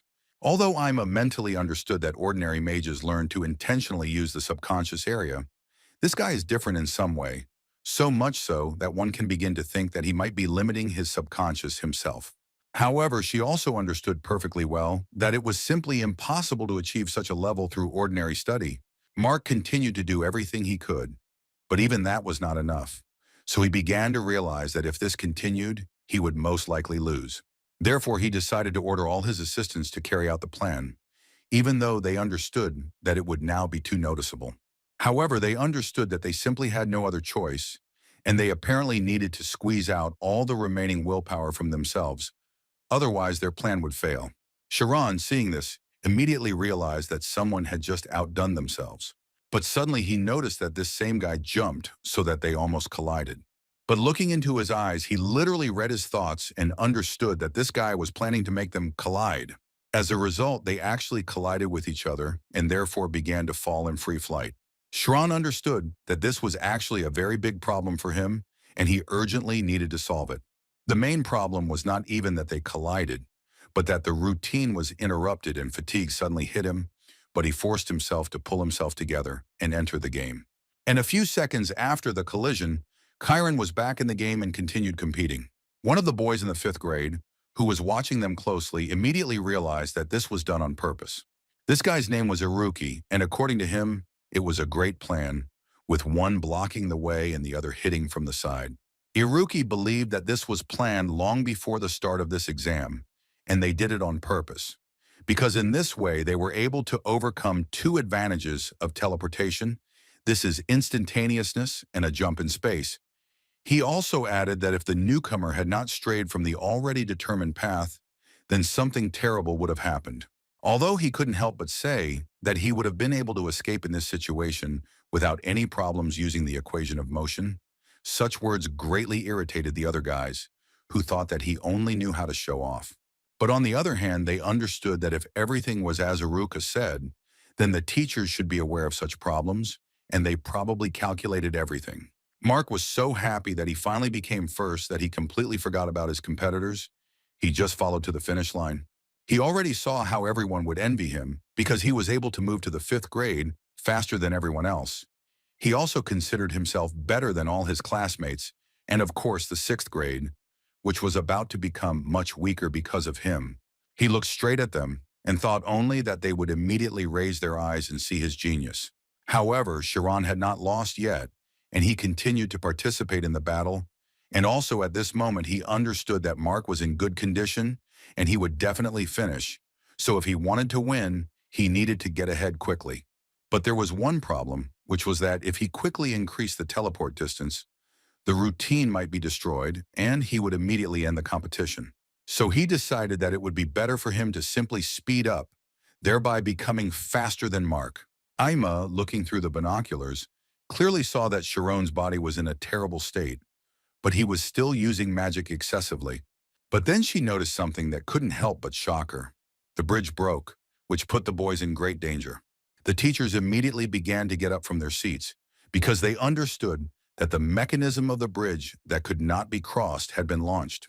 A huge number of traps appeared in front of the guys, which were difficult to overcome even for the most powerful magicians. Teacher Sad immediately rushed to go to the engine room and check what had suddenly happened and why such a complex level had been activated. Oliver was the first to suggest stopping the exam immediately, but some teachers believed that this could not be done because an increase of 2 levels was at stake, and if they canceled it, both families would express their indignation, and then no one knew what to do about it. These words angered the director quite a lot because at the moment it meant nothing, so he immediately ordered to send a signal to stop the exam. Sharon stopped at that moment because he understood that most likely the exam would stop now. Sad arrived at the place, and the first thing he saw was a yellow signal, which could mean that the exam had already been canceled, and it seemed to him that soon mountains of text with protests would appear on his desk. And with such a rather bad mood, he went to the engine room, where he was going to teach Brad a lesson, who apparently drank until he passed out yesterday and therefore screwed up a rather important exam. He tried to enter, and as soon as he did, he realized that the doors were closed, which immediately made him wary. After trying a few more times, he realized that he apparently had no choice but to knock down this door with magic. But at the last moment, he noticed that there was someone in front of the door. Therefore, before knocking down the door, he decided to try to talk to this person so that he would open the door, but immediately warned that if he did not do this, he would be blown up into the air along with her. The answer surprised him quite a lot. This man said that let it be so, because in any case, even if someone like her disappears, no one will know about it, and Sad, hearing this voice, immediately recognized it. And he was not mistaken, it was Maria, who out of fear came to the engine room to interfere with this exam. He tried to talk to her and prove that she was currently doing something that she clearly did not realize. So he asked her to open the doors immediately, because if she did not do this, then this was an incident that would not end with a simple warning. But she immediately told him that she did not want to do this, because in any case it was all over. Maria believed that if Mark was promoted, then she would have to live again, as if in hell. So she did not understand how this was different from simply dying here. Sad certainly didn't expect to hear such words. He believed to the end that the reason why the girl was doing such things was not this at all. He thought for a bit and decided that it would be better not to put pressure on the girl, so he allowed her to do what she thought was right. This meant that if she didn't want to, then she didn't have to open the door to him. And besides, there was really no hurry, because, as she wanted, the exam had actually been suspended. Mark was very upset that the exam was suspended, because the promotion was right under his nose. But in his head, thoughts continued to run that he should win as soon as possible so that no one could tell him anything, because the chance to break this guy might not appear again. Apparently, their thoughts were very similar to each other, because they both continued to go through the test, even without taking into account the fact that there were obstacles. The director clearly didn't like the fact that Kieran and Mark entered the labyrinth, despite the fact that he didn't allow them to do so. The director wanted to understand what the garden was doing there, why it still hadn't solved this problem. He also thought that it seemed to him that Sharon would be a little different, but if his eyes were so clouded that he made a frivolous choice due to fleeting greed, then in the end it seemed to him that the guy would not be able to find his way in this labyrinth. Amy thought exactly the same as the director, because she understood perfectly well that these labyrinths were designed for professional magicians, definitely not for guys from the 7th level. As soon as Sharon entered this labyrinth, he immediately felt that the speed of this trap was too high for him. He couldn't believe that he didn't have any time at all to decide what to do next. So he understood that if things continued like this, he would quickly lose consciousness. At that moment, Makar also continued to go through this labyrinth with the thought that in any case, most likely, they both would fail the exam, so the person who would advance even a little more would become the winner. That's why he decided to continue, because he understood that if he showed himself well here, he might even be recognized. Sharon saw how Mark mindlessly continued to accelerate, and the guy understood perfectly well that this clearly would not lead to anything good for him. Meanwhile, Maria argued with teacher Sad about what rivalry really was, because it seemed to her that in this school, it was the same as inciting someone with lies and throwing him into hell. And at the same time, she herself did not want to rise to the top. She did not want to believe until the very end that this was rivalry in the form in which the school wanted to see it. Sad tried to prove to her that this was actually just a misunderstanding, but she immediately began to shout and say that he should not justify himself, because she believed that a teacher like him could not say anything at all, because he was probably called a genius. But in her case, everything is clearly different. She endured as she was told. And when she was told to endure again, she did it. But at one point, she came to the conclusion that the school only remembers students who have abilities. In response to this, Sad decided to tell her that in fact he also studied at this academy, and when he was in his final year, she just entered this school. She was very surprised that he actually remembered it. After which he asked her to think carefully, during this time, while he was studying with her, had she ever heard rumors that a genius named Sad was studying at the school? And then she realized that in fact this had never happened. As soon as she said this, Sad began to tell her that he actually always had problems. And in the 5th grade alone, he spent 5 whole years. But what irritated him most was that the friends who were nearby easily moved on to higher levels. She didn't want to believe him, but Sad continued to talk about it quite confidently. So he decided to tell her the story in which he received it from the director. Most importantly, the director then told Sad that he must focus on himself. Only then will he be able to gain the upper hand. And if he continues to act while looking at the person next to him, then most likely he will lose his way. Mark, meanwhile, has driven himself into a trap from which he will definitely not be able to escape. And then he realized that he simply shouldn't have entered this zone. But unfortunately, he realized this too late. He started to panic because he thought he could die like this, so he started calling for someone to help. It seemed that he was about to die, but at the last moment a hand grabbed him and pulled him back. It was Sharon who managed to save this fool at the last moment. The 7th grade couldn't believe that Sharon saved Mark because they considered him an enemy. And besides, there was an exam now, and they didn't understand at all how one could do such a thing. And the second thing that surprised them was how he was able to move so fast.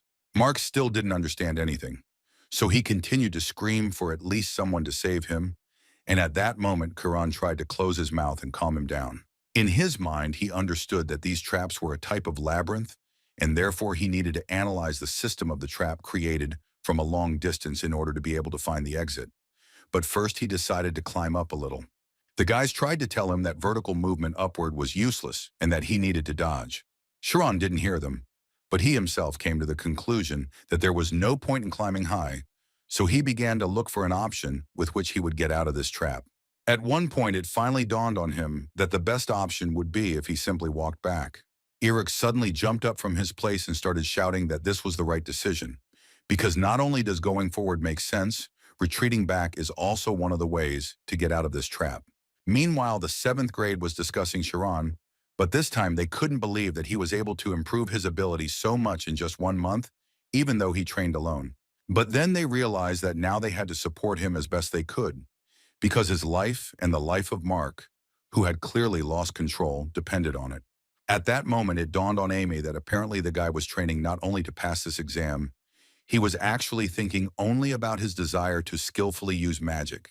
Meanwhile, Sad continued to prove to Maria that rivalry is simply a tool for getting to the finals faster, but in fact, you can do without it and slowly move forward towards your goal, because in the end, they will all become magicians one way or another. It seemed to Maria that it might be too late, because so much time had already passed. But Sad assured her that everything would be fine, and if she wanted it that way, he would gladly help her. But for this, she needed to show her courage at least once. The director, meanwhile, looking at all this, decided that they should continue this exam. The teachers did not understand why he was talking about this, but the man was not going to listen to them and simply said that if necessary, he would bear responsibility for everything himself. Sharon, having gained strength, decided to go into the labyrinth again, and this time he was more than ready to go through it. He had a feeling that the trap was alive and moving. It was also quite difficult for him to predict. Its scheme was too unsystematic. Because he rushed to save Mark, his position became extremely unfavorable. Therefore, before going through this labyrinth, he decided to feel the entire structure at once. And at the same time, he tried to focus on one thing. He tried to do it. It was very similar to the practice of a torn form, only many times more difficult. But he had no other choice, so he decided to try to do it. At that moment, the director was thinking that even though danger can pull abilities along with it, increasing them, usually at the moment when a person becomes satisfied, his limit is formed. However, looking at this guy, the director understood that he clearly felt neither satisfaction nor thirst from this child, but he just couldn't believe that this guy simply had no limits. Professor Romy, standing at the finish line, carefully watched the spirit zone of Kieran. She was surprised at how calm his state was. She did not see any dependence or confused thoughts in it. The density of his spirit zone was approaching 100%, and it was obvious to her that he was calculating the path inside the almost perfect self-forgetfulness. Although she acknowledged his extremely outstanding abilities, even she understood that this time things could turn out to be truly dangerous. As Sharon approached the labyrinth, he realized that the distance between the interferences had decreased by approximately 1 meter. Considering this, it was perfectly clear that he would not be able to pass between them using a 10-meter teleport, so he decided to split his teleport into 10 parts. His movements were so fast that he was able to fly through the first circle of obstacles quite quickly. However, this was only the beginning, and he needed to gather his strength to pass the next trap just as well. Looking at it, Sharon realized that it was designed in such a way that it could not be passed in a straight line. The distance was too short, so he decided to divide his teleport even more. In the end, he passed this trap too, But the guys suddenly noticed that the light was deformed, and they decided to ask Iruka what was going on. He answered them that they were actually asking him quite elementary things, because if they differentiated a circle, they would get an infinite straight line. And if I explain it even more simply, then Chiron managed to undress his teleport by 1,000th. They didn't understand how it was even possible to calculate this, but Iruka explained to them that in fact it wasn't a calculation, but a feeling, that is, insight, or it would be better to say that he was a genius. Meanwhile, Chiron again encountered a problem. The further he moved through the labyrinth, the more difficult it became for him. At one point, the guy saw a huge monster in front of him, which would most likely bring him quite a lot of problems. The whole point was that we were talking about a huge dragon, which was called the Dragon's Labyrinth. Oliver began to get very angry because she did not understand what Teacher Sad was doing at all. Chiron froze in place because he had never seen anything like this. Moreover, he couldn't even imagine how he would cope with this task. The guy realized that he needed to remember everything he saw. Otherwise, he simply wouldn't be able to get through this labyrinth, and he would destroy himself along with Mark. Oliver rushed to the machine department to find out what Teacher Sad was doing and why he still hadn't turned off all these traps. Sad tried to tell her that there were some difficulties that prevented him from fulfilling the request. But she wasn't going to listen to him and just started shouting that there was no time for that. Now it was important to stop the machine as soon as possible, which really confused him, because it seemed to him that there was no need to rush, because the exam had been stopped and he definitely saw the yellow light. However, Teacher Sheena stated that this was not actually the case, and nothing was stopped. According to her, Chiron and Mark were still at the site, which amazed Sada. He immediately rushed to the engine room in order to immediately turn off all the traps, and just at the same time, someone flew in on the teleporter. It was Professor Romy, who immediately flew here to tell them important news. 1 second before the collision, Chiron, looking into the mouth of this dragon, thought that he needed to calm down because he had not yet died, and he still had a chance to survive and pass this test. He combed this labyrinth with the help of the Spirit Zone and found as many as 6 forks in the paths, with the help of which he was able to calculate that he needed to make 9 teleports to reach the escape route. At least that's what it seemed to Chiron at first glance. But at one point he noticed a mistake in his calculations and realized that in fact he wouldn't be able to get out of this labyrinth with Mark, so his brain began to search for another way. The guys who were watching this realized that apparently this was the end of the guys' lives, because they would never get out of such a trap. The director moved closer to the edge to help contain the monster, but even his great magic was too little for that. After a few seconds, it seemed that everything was lost and only a small drop of hope remained that everything would be fine. And it was this that made the guys believe in the miracle that happened. After a while, they saw traces of the portal. They immediately jumped up from their seats and ran to help Chiron. Although they were happy about it, no one could fully believe that the guy had managed to do the impossible and get through this labyrinth, and that he had been able to save Mark. Professor Romy was also a little stunned, because even she wasn't sure that she could pass this test herself. At that moment, Chiron himself understood little. Standing firmly on the ground, he could not believe that he was able to survive, because practically nothing was deposited in his memory, so he remembered little. The 5th graders, looking at Chiron, discussed that he had successfully passed the level that was only possible for students from the upper classes who specialized in this. After sitting in place for a while, Chiron suddenly began to cry, and all because he really thought that he might die. Sheriel couldn't calm down and continued to cry, but Ima finally exhaled and smiled, because she was sincerely glad that Chiron managed to pass this level. A person who has achieved something by really putting all his efforts into it does not need to brag or exaggerate his abilities, because in fact, real success can be seen when people recognize it without stories, which happened in the case of Kieran.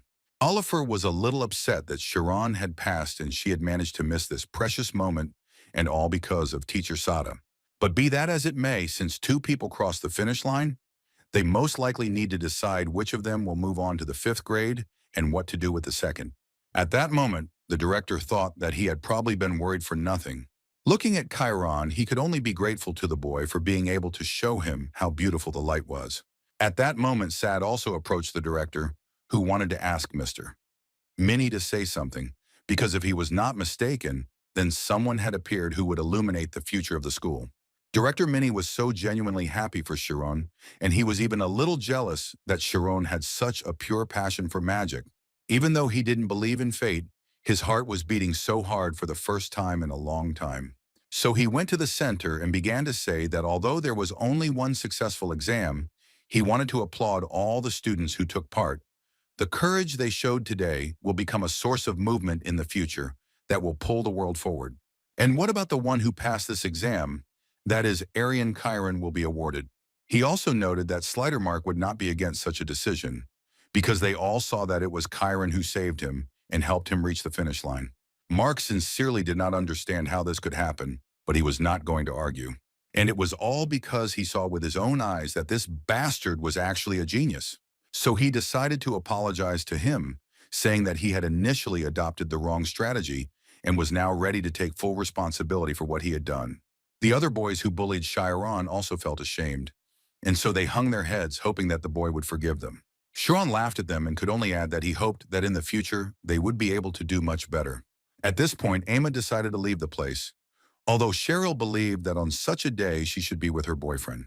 But she said with a smile that she didn't have time for this, because this little guy had proven to her everything she was so worried about. And now it was her turn to prove to him that she was much stronger than he thought.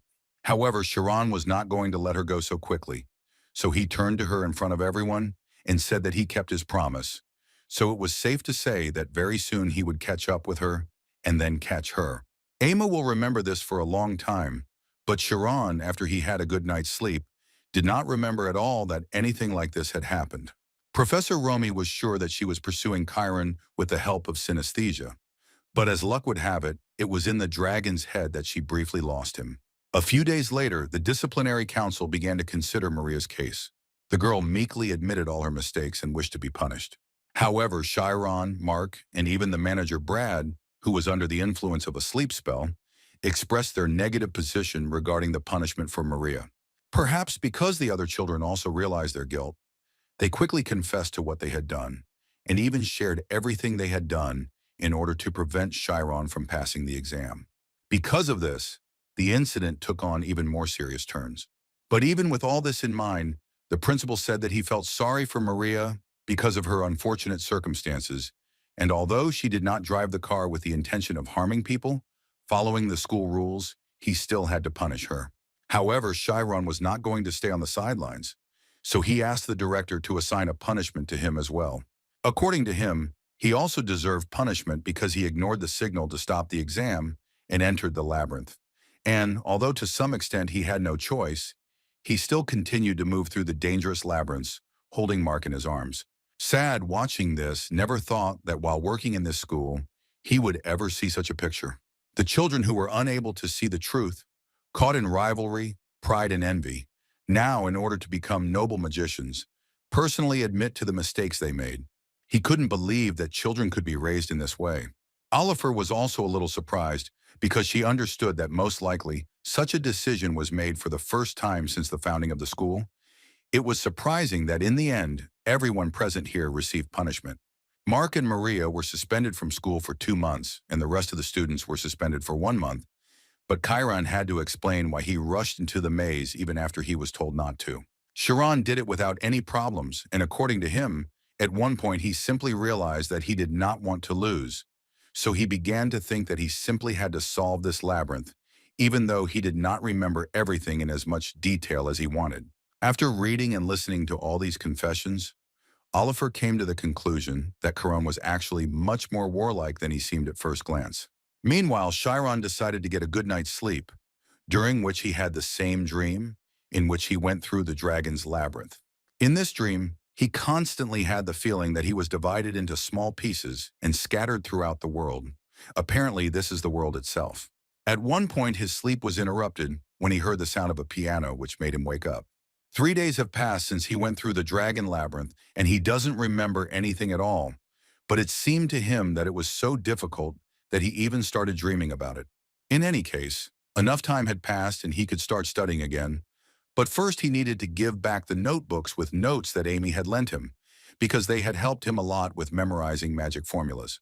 He decided that he would give her these notebooks today during the general lesson, and he also wanted to somehow thank her for helping him.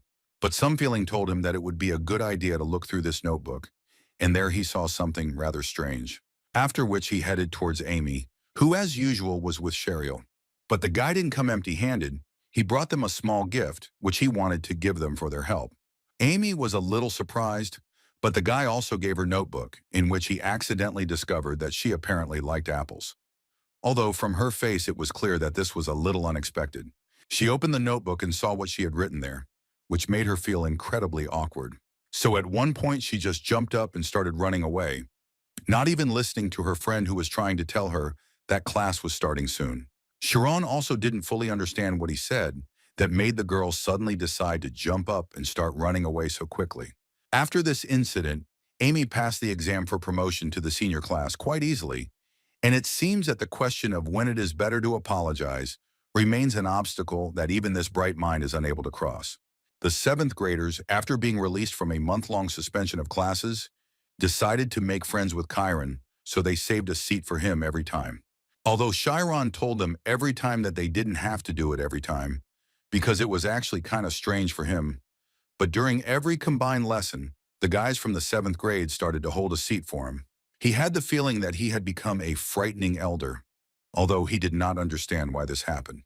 At one point, his thoughts were interrupted by Cheryl, who sat down next to Chiron and suddenly began to talk about how the guy actually looked pretty powerless without his girlfriend. She also decided to tell Sharon that she was now also going to graduate school and that her plans were to graduate and live without stress.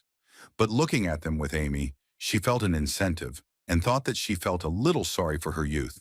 Also, if she understood her friend correctly, she was planning to become a soldier, which amazed Chiron, but such surprise amazed Cheryl even more, which made her no longer sure that they were really dating.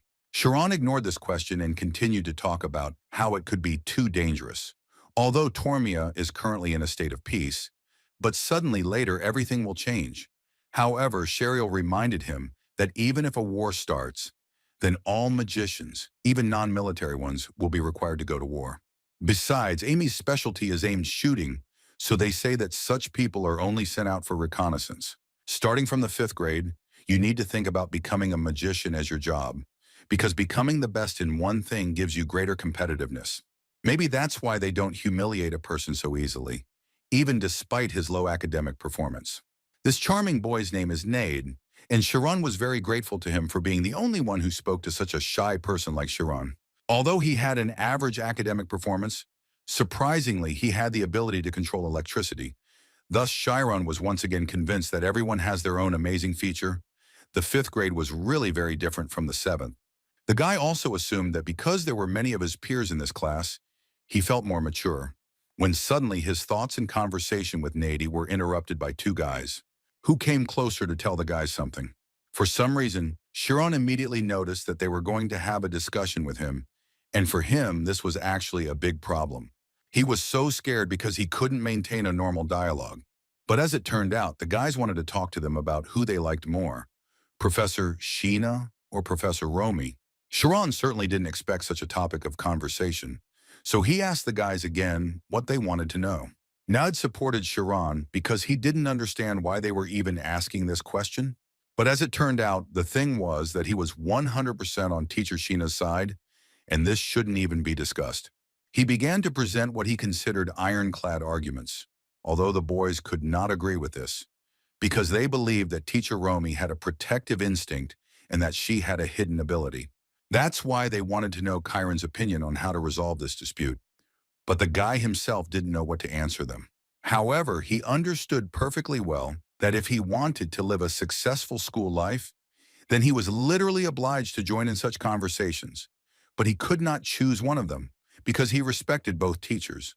But as soon as he decided to give an answer, the guy suddenly interrupted him and told him that it would be better for them to see each other later. Sharon was so upset to see this because it seemed to him that it was all because he answered so poorly. But Nade categorically disagreed with him, because he was sure that it was all because of Iruka. Turning around, Chiron saw Iruka, who was already annoying everyone, but he still approached Chiron and Nade to find out what they were talking about. Nade tried to talk to him in such a way that he would leave them alone as quickly as possible. So he said that they were talking about which of the teachers was prettier, and all that, nothing interesting. After which he introduced the guys, introducing first Iruka and then Sharon. Although, according to Iruka, he already knew him, although he understood that there were probably few people in the entire school who did not know him. Sharon, hearing the voice of this man, immediately realized that he was hearing it not for the first time. After they greeted each other, Sharon first decided to thank Eureka for helping him succeed in his split form. These words made the guy smile, after which he said that in fact, Sharon was much more boring than he thought. Sharon didn't quite understand why he was telling him this at all and what it meant.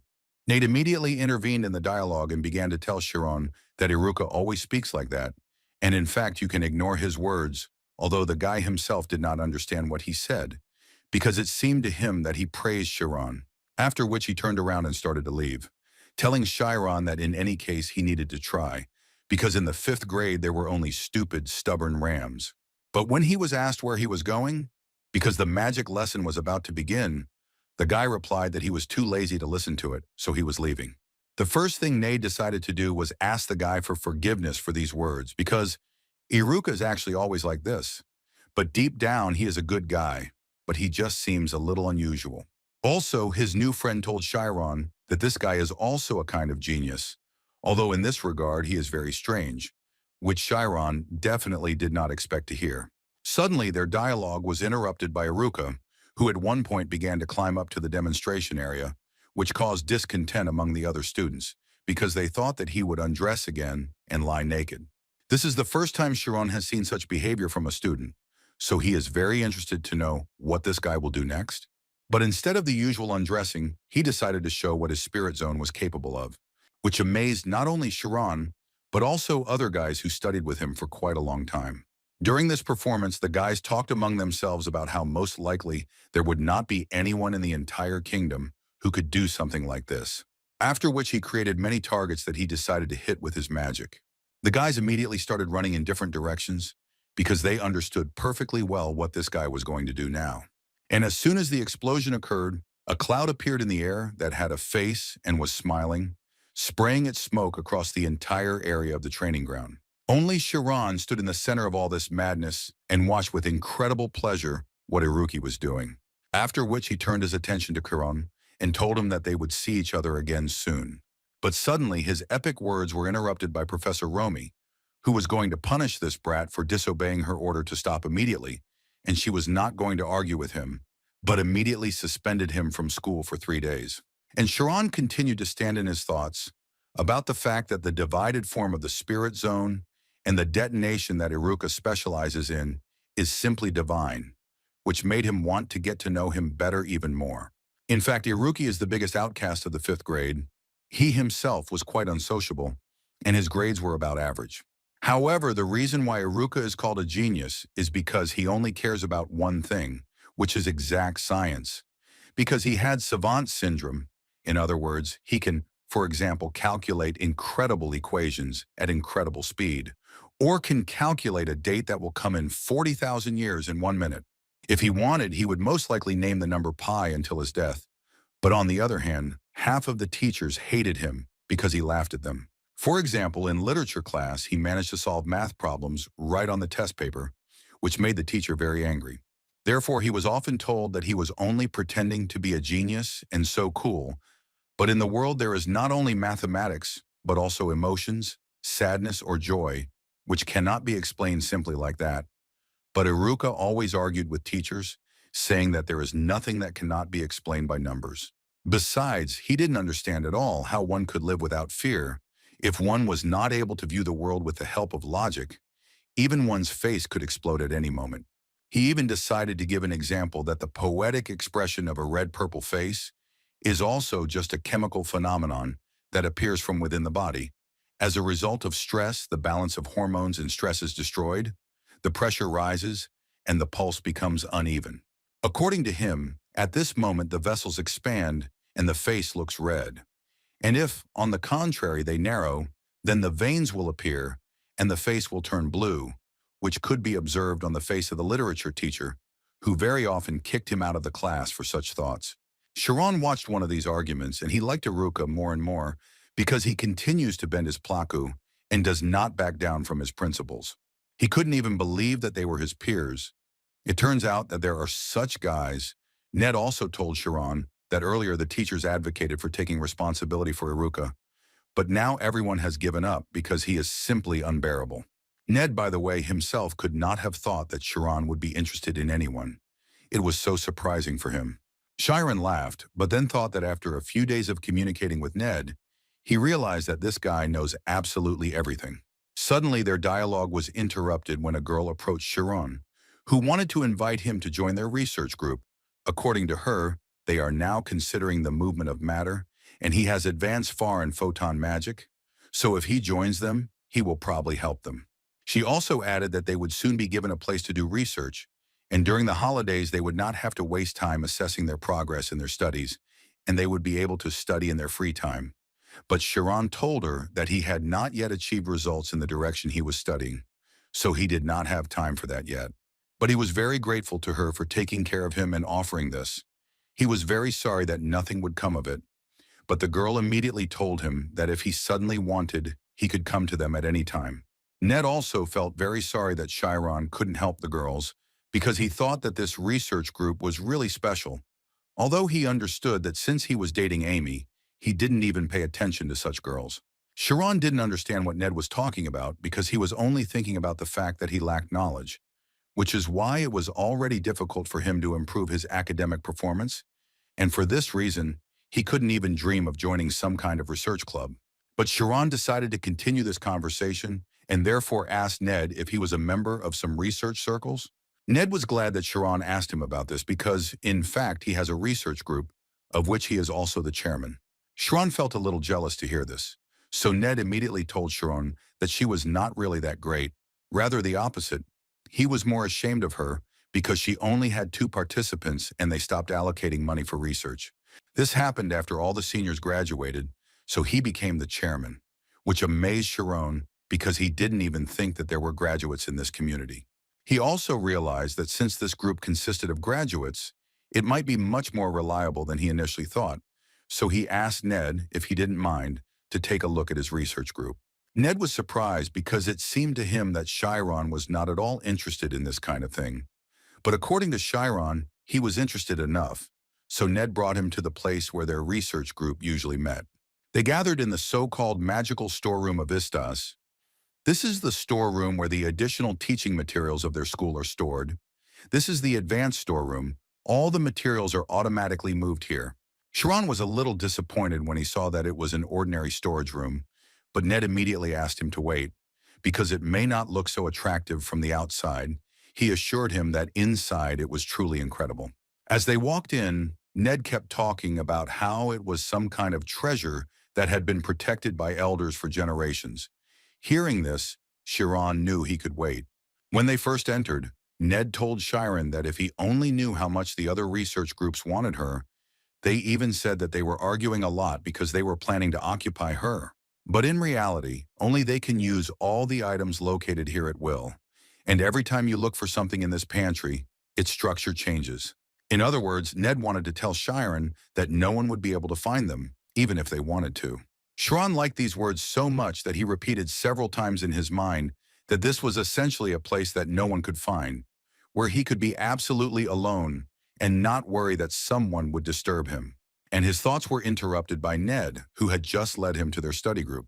As it turned out, their group studied mysticism and ritualism, and Ned thought it was so cool. He was literally crazy about ghosts and souls, the world after they die, aliens. They studied all of this.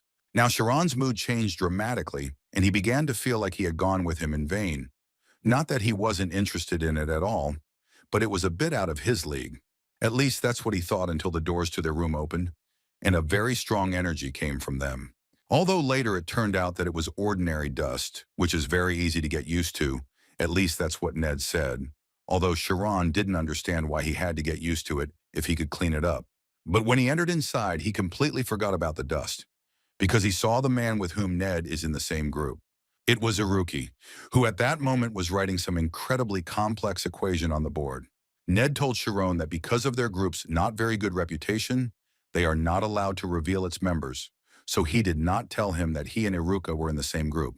Chiron was surprised that Iruki was interested in rituals, but Ned corrected him and told him that in fact, He only came here to criticize them. It is a great bait for someone who thinks that everything in the world is absolutely logical.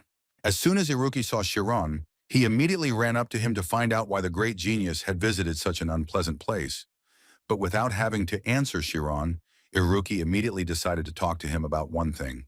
The topic of conversation was that Ire wanted to know what would happen if an atom were split. What would happen then? Chiron wasn't sure of the answer, but he felt that if he did this, then most likely there would be a huge amount of energy hidden within him. As it turned out a little later, this was a completely correct answer. Chiron understood that it was just a guess, and he was just lucky that he guessed.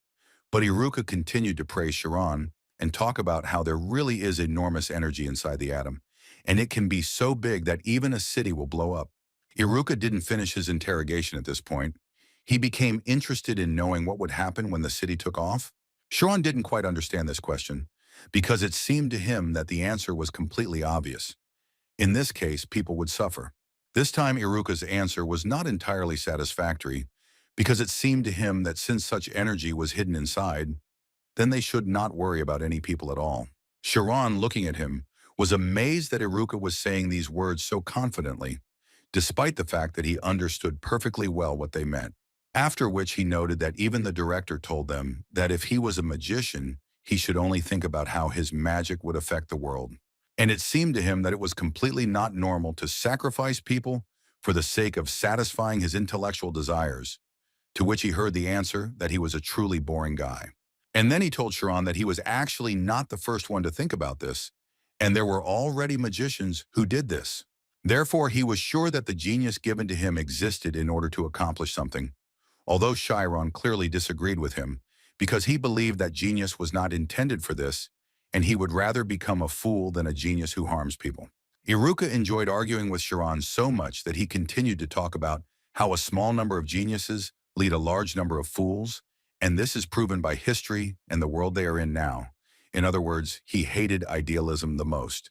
Chiron took on a serious mood and assured Iruka that his logic must fail. Ideals can very well exist.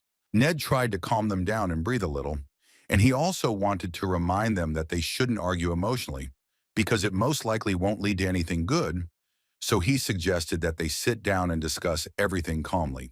However, Chiron had no intention of doing so because he had nothing to say. Iruki, even at this moment, decided to say that Chiron is not a very smart guy if he decided to go out on a different path that he did not come. But this made Ned even more angry, which is why he started yelling at Iruki. But apparently this guy didn't care. Moreover, he added that there were more than enough of him in this group. Besides, if you think about it, Chiron is his main rival, and then Ned realized that he did it on purpose. Ned decided to remind him that he was a guy who knew absolutely nothing but numbers, although this did not offend him at all. Moreover, he wanted to remind Ned of Chiron's early exam, in which the man who first learned teleportation was able to pass the 10th level and also got out of the dragon labyrinth. And this could mean only one thing to him, that Chiron is apparently capable of thinking incredibly quickly, and most likely he uses the skill of incredibly fast division. And if you think about it, most likely at that moment, Chiron used the division of his mind at a speed of 1/10,000th of a second. In other words, he thought like a Superman, which could not fail to amaze. This is the very mystery and insight that only great magicians have. No ability of conscious calculations or speed of intuition can keep up with it. Listening to all this, Nade realized that Iruki wanted to make sure in a battle of calculations who was better, him or Chiron. The speed test is an exam where you get points by hitting targets with active magic, and the exam is also taken using recovery and support magic that does not attack. Because you can only move to the next level by clearing all the targets that appear on the level, it is important to hit quickly and accurately, but Chiron's main problem was that he still does not know how to use active magic, and he came to teacher Oliver with this problem. But she immediately assured him that there was no point in worrying, because his grades in chemistry, which she teaches him, were growing much faster, so she was happy. She also immediately decided to assure him that she was not making fun of him. She understood his way of learning perfectly well, that he was simultaneously improving his knowledge in all subjects, but she also understood that there was something else. She decided to admit to him that his level of knowledge was up to that of a professional, which Chiron definitely didn't expect to hear. Could it be that she was saying this because of photon magic, since he hadn't forgotten that teleportation magic was a passive magic that turned the physical body into photons. But she noticed that photon magic could be used as active magic, and then Professor Oliver told him that a new magic had recently been registered in the association. Chiron, hearing this, immediately began to hope that this would be cool magic that would definitely suit him. Oliver gave him a book on how to use this magic, and Chiron immediately began to read this book, thinking that this was his first active magic. After getting to know it a little, he realized that he actually had no experience using active magic, but she assured him that although it seemed useless and complicated on the outside, she immediately assured him that the prospects for photon magic were very good and that it was at least worth getting to know. She reminded him that light is still the fastest thing in the world, so if you learn to control it, then most likely you will be able to obtain the most powerful magic. According to Oliver, the Advanced Ivory Tower believes that the power of photons will be used in the field of information transmission and is currently researching ways to use this technique in various fields of magic. And it will continue to be researched, and most likely, by Chiron's graduation, it can grow into the greatest industry. These words made the guy think that it would be a good idea to study this magic in advance. Besides, it was something new for the whole world, and therefore he was looking forward to learning new magic. However, there were some problems with the practical part. Chiron began to suspect that with his level of magic, this magic was simply inaccessible. Of course, Chiron understood that magic does not appear from the hands, but from the center of the spirit zone. However, it would clearly not be superfluous to imagine in detail how photons appear from the hands. At least that is what Chiron thought. The guy will probably have to think about this later, because a new teacher entered the class and was there to meet them. The beauty of this person immediately captivated the boys. It seemed to them that they were seeing her not for the first time, but in fact she was wearing Professor Romy's clothes, and most importantly, she was without glasses. Chiron also couldn't help but notice this beautiful woman. They explained to him that apparently this woman simply didn't have time to change after training and came straight to class. Chiron was also informed that Professor Romy was a bishop from the famous Order of Karsus. In other words, she was a priest. A bishop is a fairly high position that protects the shrine, which means that one of the 12 bishops existing in the world is Professor Romy. She is a person with a very strong mind, which is why she is called one of the strongest in the empire. Ned stood nearby and listened attentively to every word the boy said, so at one point he decided that he was now Romy's teacher. Although for Chiron it was surprising that they were learning magic from such a person. Meanwhile, she was talking about how it would be a good idea for them to prepare for the test, and she also promised to help them with this, and for some time before the test, they would gather separately in classes and practice. And in this lesson, she suggested studying the technique of increasing omnipotence, and specifically for this, she brought a senior student to show them an example. After which she introduced a magician who possesses the magic of words. He greeted the 5th grade, after which he noted that at the request of teacher Atella, he came here, and he would be very glad if he could help them at least a little. Atella Romy once again told them about Samuel's specialty being word magic, because it was very related to today's lesson. She hoped that they would watch him with proper concentration. The magic of the power of words is the ability to enhance magic with the power of language. Instead of 1,000 words, it was easier to show the guys once what it is. And to start with, Samuel decided to show them the magic of tornadoes. This was not the first time Chiron had seen this magic. It was the same magic that the director had shown him as a child, when he had climbed over the fence and entered the magic school. And the power of this guy's magic was truly amazing. It was incredibly huge and strong, and this could be seen by how strong a tornado he was able to create. After which he asked them all to remember the power of the magic that he had just demonstrated, and now he would like to strengthen it with words and show how different the power was. He began to chant a spell in which he asked the respected land to lend him its power and stroke his hand. And as he did so, energy began to accumulate around him. And then he finally used that very tornado, which was several times more powerful than what he had shown them before. And if you believe his words, then he read some very simple spell, which did not greatly increase the power of his tornado, but even this was enough to demonstrate the power of words. He also told them that he did it for a reason. According to him, he pronounced each letter without stopping, and before that he deeply studied this direction, and now he can say, with absolute certainty, that this is definitely capable of enhancing magic. However, he understood perfectly well that in a real fight it would be impossible to use it so slowly. So now he decided to show them supersonic technology. The next moment he quickly said the words he had spoken before, and then he summoned a tornado. The whole process took him about 2 seconds. Sharon was surprised by the power that the senior demonstrated. Now he understood what the guys in the graduating class are capable of. The guy knew very well that students who graduated from the school were unofficially considered to be 10th level mages, so he couldn't even imagine how strong Professor Romy was when she was officially level 6. Teacher Atella noted that for now they will not learn anything like that, but they will have to learn something in return. And this will be the technique of progression. According to her, this is a technique in which their omnipotence will increase, thanks to the concentration obtained by counting numbers. Shran immediately decided to clarify whether he understood everything correctly. Would they really become stronger just because they would count? She gave them several arguments because of which numbers are perfectly combined with the spirit zone, and of course it is necessary not just to count, but as in the magic of the power of words, to put meaning into it. So to begin with, she decided to show them an example of how she could strengthen the spirit zone with this technique. According to her, she would slowly call out the progression of numbers. She closed her eyes and began to concentrate. Counting to herself, she reached the number 100. After a few seconds, she counted to the number 10,000, and her spirit zone increased to 40 meters, which could not help but amaze the guys, because no one even suspected that a person could count so quickly, thereby increasing the power of his spirit zone. After this example, Itella hoped that they had a good look at everything she had just done. In other words, the faster you count, the stronger the spirit zone becomes.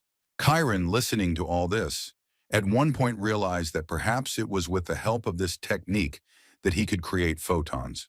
But Itella immediately asked them not to think that the technology of progress is omnipotent, because due to the fact that it is only a technology, the most important thing is the basic power of the mind, and if it is not enough, then the effectiveness of this technology will fall. After all these examples in the theoretical part, the guys finally moved on to practice, which Sharon did quite well. He was able to count to 1,000 the first time in just 1 minute. However, counting without doing anything turned out to be much more difficult than he could have thought. And if he had not trained his concentration during the classes, it seemed to him that he would not have been able to do it. But thinking about it, he came to the conclusion that while using instant movement magic, he was using a method of fully sensing complex calculations. There were many theories going through his head at that moment, but he decided that he should definitely try shooting towards the tree to check. So he carefully applied this technique, and having gathered energy in his hand, he was eventually able to fire. Sharon didn't even think that he would succeed, so he didn't take into account the fact that there were other guys around him. Romy's teacher Atella also noticed this, and she had a hard time believing that Sharon, whose specialty is in defensive form, had already learned active magic, but apparently that's the case. So she came closer to him to find out from him whether he really had success in the progression method, and the guy, not expecting such a question, began to tell her that he was not sure, but it seemed like he had some success. Hearing this, she immediately invited him to practice in the demonstration zone. Sharon, as usual, agreed without any problems, and this time Atella happily helped him, saying that right after he finished with the progression method, it would be a good idea for him to try calling the target. The boy concentrated and thought only about the fact that first he needed to strengthen his spirit zone using the progression method, and once he succeeded in doing that, he would need to summon the targets. After a few seconds, he managed to do it, which Kieran himself did not believe. However, he decided not to stop even at this, and as soon as the opportunity presented itself, he immediately used the photon activation technique, and apparently he was able to do this as well. He was able to break these targets very quickly, and this gave him the understanding that due to the speed of the shot, similar to the speed of light, the feeling that aiming and hitting the target happens almost simultaneously. He managed to destroy all the targets in less than 1 minute, which couldn't help but shock all the other guys. And it wasn't surprising because they didn't understand how he was able to aim so quickly. Itella herself expected a slightly different result, but the guy was able to combine the numbers into larger units and thus figure them out faster. She understood that this was the modular technique used in information magic. Most likely, Sharon realized this on the bridge that was impossible to pass. In the end, Sharon finished his demonstration performance just perfectly. He had 342 hits in just 1 minute. He made a total of 100 attacks and hit them all. Other guys looking at such results wanted to change their style to the style of photons, like Kieran, but others understood that this is actually impossible because Kieran is a genius. Ned decided to point out that up until that moment he couldn't even use this magic, but as soon as he could, he immediately received 342 points, and this is even more surprising. Although Iruki thought exactly the opposite, it seemed to him that this was a pathetic result, but Ned once again noted that this was his first attempt. However, this did not change Iruka's opinion that this was a pathetic result. And to prove it, he turned to Romi's teacher and asked her to give it a try so that he too could try to prove himself. She thought for a moment and told him that she would allow him to do it, but only if, in the future, he did not cause problems. And as soon as Iruka came onto the stage, Sharon's mood immediately changed, and the thing was that he really didn't like this guy's way of thinking. However, because of this, he became even more curious about how Iruki would show himself. He walked out into the center of the testing area and immediately announced that he was going to show a result much better than Kieran had been able to demonstrate before. Iruki used a split-type technique with which he was going to show what speed really is. In other words, he wasn't going to use synesthesia or physical touch. He was going to take down targets by targeting them with just his gaze. Noticing this, Sharon became even more interested in finding out what this guy was up to. And as soon as he was ready, the targets were hit so quickly that the guys didn't even notice it. Seeing this, Sharon immediately realized that there was really no point in watching until the end, because it was already clear that he would easily surpass his record. Iruki looked at his main competitor with a smile, because he understood that if Sharon was surprised by this, then it would be quite easy for him to defeat him. After which he decided to finish off the guy and showed even greater speed, which was able to knock down the targets even faster. The other guys never thought that Iruki was always so strong. They thought that he was just trash. But Sharon at that moment noticed that Iruki didn't really pursue goals with his gaze. And if he wasn't mistaken, then Iruki was predicting the movements of targets using the equations of movements. But in any case, he didn't believe that he was able to follow all the movements with his torn form. Therefore, he decided to ask Ned how the spirit zone could be so fast, whether this was also a method of progression, which was confirmed by his interlocutor, who also decided to add that the numbers that Iruka was counting were not some hundreds and thousands. Rather, the numbers reached 1,000,000. And these words were confirmed by the result that Iruka showed. The scoreboard showed almost 600 points, which was clearly more than Sharon's. After such a triumph, Iruka will definitely have more fans who would never have thought that he had been hiding such talent all this time. Even Itella was surprised at how amazing this guy was. Iruki first decided to approach Chiron to find out how he was doing, and the guy, without thinking twice, answered him that Iruki was incredible.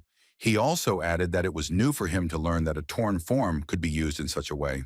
In response, Chiron received words that Iruki was a little disappointed because he showed him all this for a reason. After which he added that it was actually surprising to him that Kieran had even thought of modular technology. Without waiting for Kieran's answer, he decided to ask Kieran if he would like to know how he counted to 1,000,000.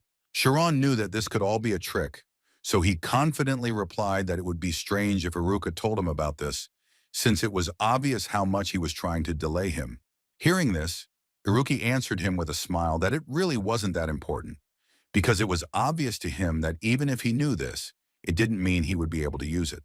Well, after all these not entirely pleasant words, he said that he had simply reduced the categories using calculations. And as soon as Chiron heard this, he immediately fell into a stupor, because for him it was practically impossible, because it was not at the level to call it a method. And if you count the calculations, then you can intuitively feel even the numbers of incredible digits. But even if you use this in the progression method, in which it is enough to simply count the numbers, then this will only complicate the calculation once again. In other words, it was all very difficult, but apparently for a guy with savant syndrome, it's not that difficult. Although even in this state, Chiron could easily tell that he was not training to defeat him, since for him it was just an exam. Although Iruki was not going to believe him and thought that only weaklings would say that. He would also like to ask Chiron to stop talking about life and pretending to be cool, adding idealism to it, while not having any special abilities. Chiron was obviously hurt by these words, so he decided to ask Iruka what would happen if he defeated him, Would it help prove to him that he was right? Iruki didn't hide it and immediately answered that it would prove a lot. But it seemed to him that the point here was that no matter how good his insight was, compared to his calculations, it would still be at the level of a worm. This was the last straw for Chiron's patience, and it was immediately noticeable. The guy was very angry and was ready to fight Iruka right now. The other kids were obviously enjoying the show, so they continued to watch their argument. The rules of the speed test, which was about to begin, were as follows. The number of targets hit in a certain amount of time became points. The time was limited to 1 minute. More and more targets appeared on each level, and if at least one passable level remained, the participant was eliminated. In addition, because the movements of the summoned targets gradually speed up as the levels increase, if the participant is unable to deal with them as quickly as possible, it will no longer be possible to summon the targets, causing the participant to lose a lot of points. Chiron, while preparing for this exam, noticed that the average score for the 5th grade was 400, and also none of them had ever scored more than 700 points, which was a little strange. The guy understood perfectly well that in order to achieve such a result, he could not miss under any circumstances and needed to reach level 30 in 1 minute. And to do this, you need to move to the next level every 5 seconds, which is what he was going to do, so all the targets that appeared were literally instantly destroyed with the help of Chiron's magic. The guys immediately noticed the serious progress of the guy, because considering that he started to hit the target without even turning around, it spoke volumes. In any case, the guy was able to increase his score by as much as 200 points in just 1 week. His attack speed is too fast because once he finds a target, he doesn't dodge it, and his combos have gotten better. It feels like he's firing 4 bolts every second. Chiron at that moment looked at Iruka and thought that he had caught up with the guy's result. But there was still a smile on his opponent's face, which couldn't help but anger him. After which Iruki stood up and decided to demonstrate to Chiron once again how he should do it. After another minute, he finished, and his results increased again. Now he had 568 points, and thus overtook Kieran again. Even though the guys were talking about how Kieran had improved his performance much better, the guy still wasn't happy about it. And he was absolutely right. This difference of 1 point was not a coincidence. After all, the next day the results were similar, and Iruka again won over Chiron by only 1 point. And this happened several more times. It became clear that Iruki was simply mocking Chiron when he made the result just 1 point better. Chiron was no fool and immediately understood that in order to get ahead of him by 1 point, it was necessary to calculate everything in detail, starting from the first level. But what bothered him most was the fact that, even without using all his strength, he could still easily defeat someone like Chiron. This confrontation became the most discussed in the school. Absolutely everyone was talking about it, and it seemed that now everyone thought that Chiron did not even have the slightest chance of winning. After such performances, Iruka was immediately invited to their research groups so that he could tell them how he does it. In fact, Chiron completely agreed with this. He himself understood that, unlike him, who was putting all his efforts, Iruka had not yet shown what he was capable of. And since he doesn't know this, it turns out that absolutely any tactic becomes useless, although Ned continued to support the guy. Although he still did not deny that they were both his friends, so he absolutely did not care who would win. But for Chiron, these were no longer just jokes, because even when he eats, he thinks about it, and it got to the point that he did not even understand whether it was food or numbers. At this point, Ned decided to admit that they were actually having a lot of fun watching this, as he said that everyone was excited that the two of them could break the speed test record. This was the first time Chiron had heard of any record, which surprised Ned. After all, it seemed to him that he had spoken with Emma and knew his girlfriend's record. And if he was not mistaken, then Emma's record was almost 1,000 points. Meanwhile, Cheryl and Amy were in the schoolyard, where Amy's friend noticed that she had lost quite a bit of weight during the time they had not seen each other. So she assumed that senior year was really hard after all. In response, she could only smile and tell Cheryl that she would indeed soon be like that too. After which they started talking about the exam to improve their level. And if you believe Amy's words, it is not so much high as there is a strong feeling of a high level. It seemed that you can pass it not only thanks to high scores. She could tell that she felt like everything she had done up until that moment was being checked. And from the girl's expression, one could say with certainty that she was very scared. But then she smiled again and told Sheriel that there was really nothing to worry about. And even though it was called a graduating class, it was still the same level as the fourth, so she didn't have to worry that her abilities might not be enough. Sheriel immediately noticed that the atmosphere around Amy had changed quite a lot. It seemed to her that it could be described as if she had become stronger from the inside. But suddenly her thoughts were interrupted by Ima, who wanted to ask Sheriel how Sharon was doing. This question upset the girl quite a lot, and she literally started screaming. Because she was asking her how her boyfriend was doing, it was strange for Sheriel that they hadn't even met recently. But still, she told Ima everything she knew, and it upset her quite a lot. Because hearing that Iruka was asking for trouble was clearly not the most pleasant news. Amu said that if you think about it, this guy also picked on her during the 5th grade, which made her think that he was a little weird. In her opinion, he pretends that he can't understand people's feelings at all, but on the other hand, he is able to provoke a person, masterfully using these feelings. Then Sheriel wanted to know what Chiron should do in such a situation, and the girl assumed that he needed help, but Ima immediately stopped her to correct her and say that in fact this guy did not need her help. However, Sheriel didn't understand her at all. It seemed to her that she was too cold towards her boyfriend. But that's not what Ama meant at all. She was more than sure that Chiron was the man who knew exactly what he should do. The next day, thanks to fruitful training, Kieran was able to score as many as 700 points on the speed test, which was an absolute record for him.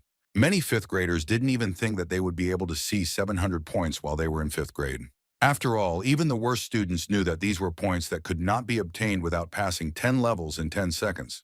But Iruki was in a great mood again. He even decided to congratulate Sharon on reaching the 700-point mark because it was a really good result. Sharon told him that this was only possible because he had to prove something to him. At that moment, Ima was telling her friend that it didn't really matter whether Sharon won or not, because it was still just an exam, which surprised Sheriel very much, because just recently, she herself went around bragging about her lack of losses. But Ima confidently stated that she had never originally competed with Iruka for the title of the fastest. She simply continued to ignore him when he decided to pick on her. Although she still admitted that if she had competed with him for real, she would most likely have lost to him. Iruki, meanwhile, scored 701 points, thus continuing the tradition. But what bothered Chiron the most was that this guy actually reached 700 points too easily, so he started to worry about the fact that it was not even known what the approximate limit of this guy was. And these thoughts made Chiron more and more convinced that he would hardly be able to win this resistance. He sat in his room for a while and thought about how this weekend would soon pass and that very day of the exam would arrive. In fact, there were only 3 days left, which gave Sharon an absolute understanding that if he did not find a way to surpass Iruka, then most likely he would lose. But these thoughts made the guy think about the fact that it would be better to give up in this situation. He remembered Iruka's words, who had told him outright that Sharon was not as strong and talented as he might think, so it would be better for him to land and do what he had the strength for. Sharon thought that perhaps because he had been in the school for aristocrats for too long, he had stopped properly perceiving reality, and in fact, Iruka had said everything correctly. But he also understood that this world does not hear the voices of powerless people. So he decided that he could not just give up. And since he decided that he needed to surpass Iruka, then he simply had to go beyond the numbers, which is what he was going to do. He entered the spirit zone, which he connected with those very numbers. And in this way, he tried to get to the bottom of what these numbers are. What is the method of progression that his opponent uses, and how does he manage to do this? In other words, Chiron was trying to find the essence of numbers, how to actually use them. He knew that he didn't need to think, being locked in his thoughts. That way, he definitely wouldn't be able to see more. Chiron decided to let go of all his worries and just feel, sense the essence with his body. The guy tried to figure out how many he could count. What number could be the last in his calculations? At one point in such reflections, he felt strange sensations. It seemed to him that he was able to find the end of numbers, although he understood that this was simply impossible. It was all so wonderful, right up until the moment when his body suddenly began to fall into emptiness. He tried to stay on his feet, but unfortunately he was unable to do so because the support that was beneath him was literally crumbling before his eyes. At this point, he woke up and was amazed at what had just happened, because in fact he was sure that he was just counting, but at one point he was interrupted by this illusion. Sharon started to look for the essence of this problem. On the one hand, there was an assumption that stress was to blame for everything, but he felt like he was being pulled strongly. It was so difficult to explain, but it began to seem to him that perhaps numbers exist not only for counting something. Only a little later, he was able to realize that 40 hours had flown by since he closed his eyes, and the very next day was the very exam that would determine the fastest fifth grader. Almost the entire school, even the younger classes, gathered in the main training hall to watch this. There were even seniors from the fourth grade who were also interested in finding out how strong their future competitors for a place in the graduating class were. The other participants immediately began to get nervous about this, although absolutely everyone understood that in reality, they were only concerned about the competition between Sharon and Iruka. Cheryl and her friends also came to see this, and they thought that Iruki was far ahead, and most likely he would win. But the girl assured them that it was too early to draw conclusions, because Sharon was always ready to demonstrate something special. In addition, she decided to remind them that the real test takes place in teams of 2 people, and if there is someone to oppose, then there will be a difference in the records, and since this situation is close to a real fight, then Chiron will also have a chance of success. However, even though Cheryl was so confident in her words, she was still very worried about Sharon. Meanwhile, as many as 19 teams successfully passed the exam, and finally it was the turn of Sharon and Iruka, who were 20th in line. Professor Attila announced that it was the turn of the last team. But before she could do this, Sharon and Iruki were already standing in their places, ready to begin taking this test. Sharon was more serious than ever. You could tell he was a little nervous, but that was because he was as prepared as possible. Ned saw Kieran so serious for the first time. Usually he smiles at least a little. Professor Attila began to tell the children that a lot of students were watching the two of them closely, so she would really like them to try their best on this exam. Well, after a few seconds, she finally announced the start of the test. Sharon immediately used his usual technique, with which he quickly gained points. Iruki at this point was not going to lag behind his opponent, and also began to count the numbers with which he destroyed the targets just as quickly. If you look at the scoreboard, you can clearly see that the guys are destroying targets at the same speed. These 2 guys were the most amazing during the entire exam. Even the high school students didn't expect to see such a wonderful performance from Iruka, because before that, they could only hear about his torn form of the spirit zone, which Cheryl agreed with, because now she understood why Amy called him a worthy opponent. But at some point, everyone began to notice that Sharon's points were gradually getting higher, although everyone also understood perfectly well that Iruki could just be joking. And they began to allow this option even more, because if you looked at Iruka, you could notice how he continued to smile. But in reality, it was only his shell, because he looked closely at Sharon and thought that he was losing, and he became very interested in finding out what his opponent had been doing for the last 3 days.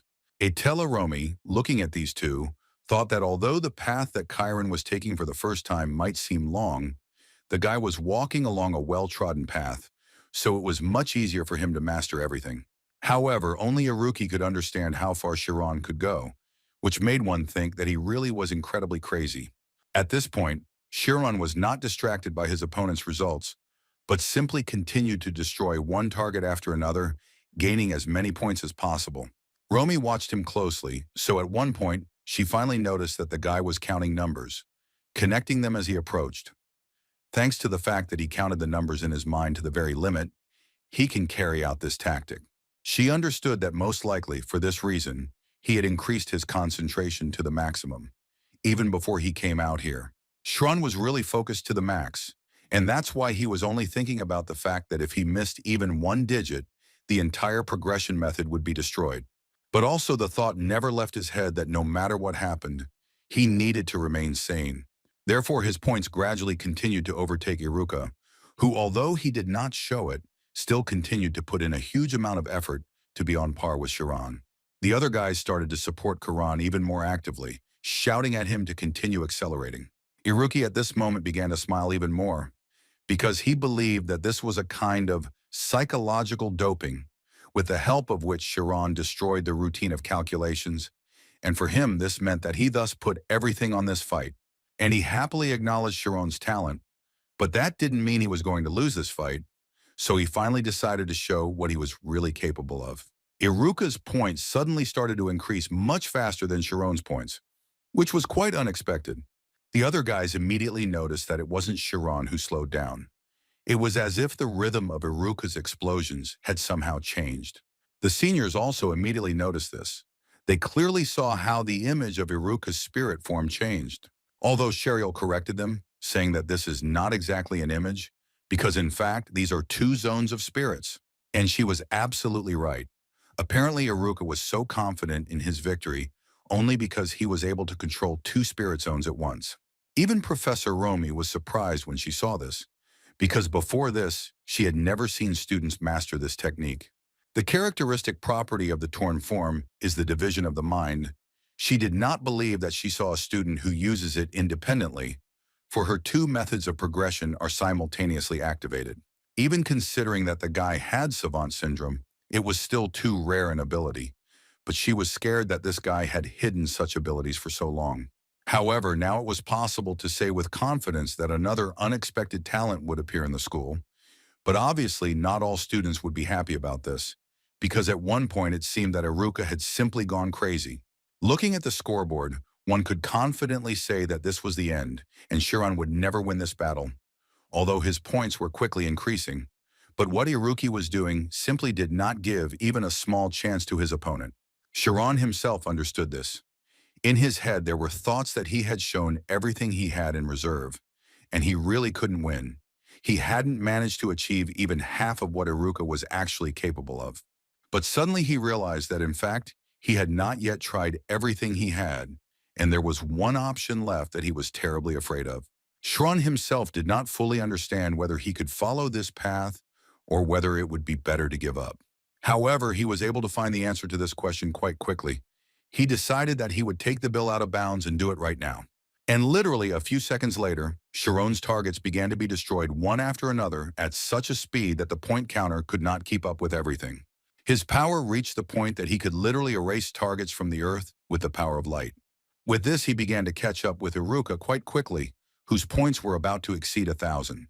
Although Iruki didn't even think about worrying, because he was more than sure that no matter how much Chiron increased his speed, everything would be over if he started counting faster. However, he did not calculate one thing, and that was that time was passing very quickly, and it was too little for him to have time to calculate all the numbers. Finally, the exam came to an end, and the guys finished their duel.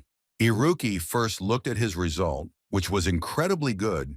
He set an absolute record among all the students, so he believed that he managed to win.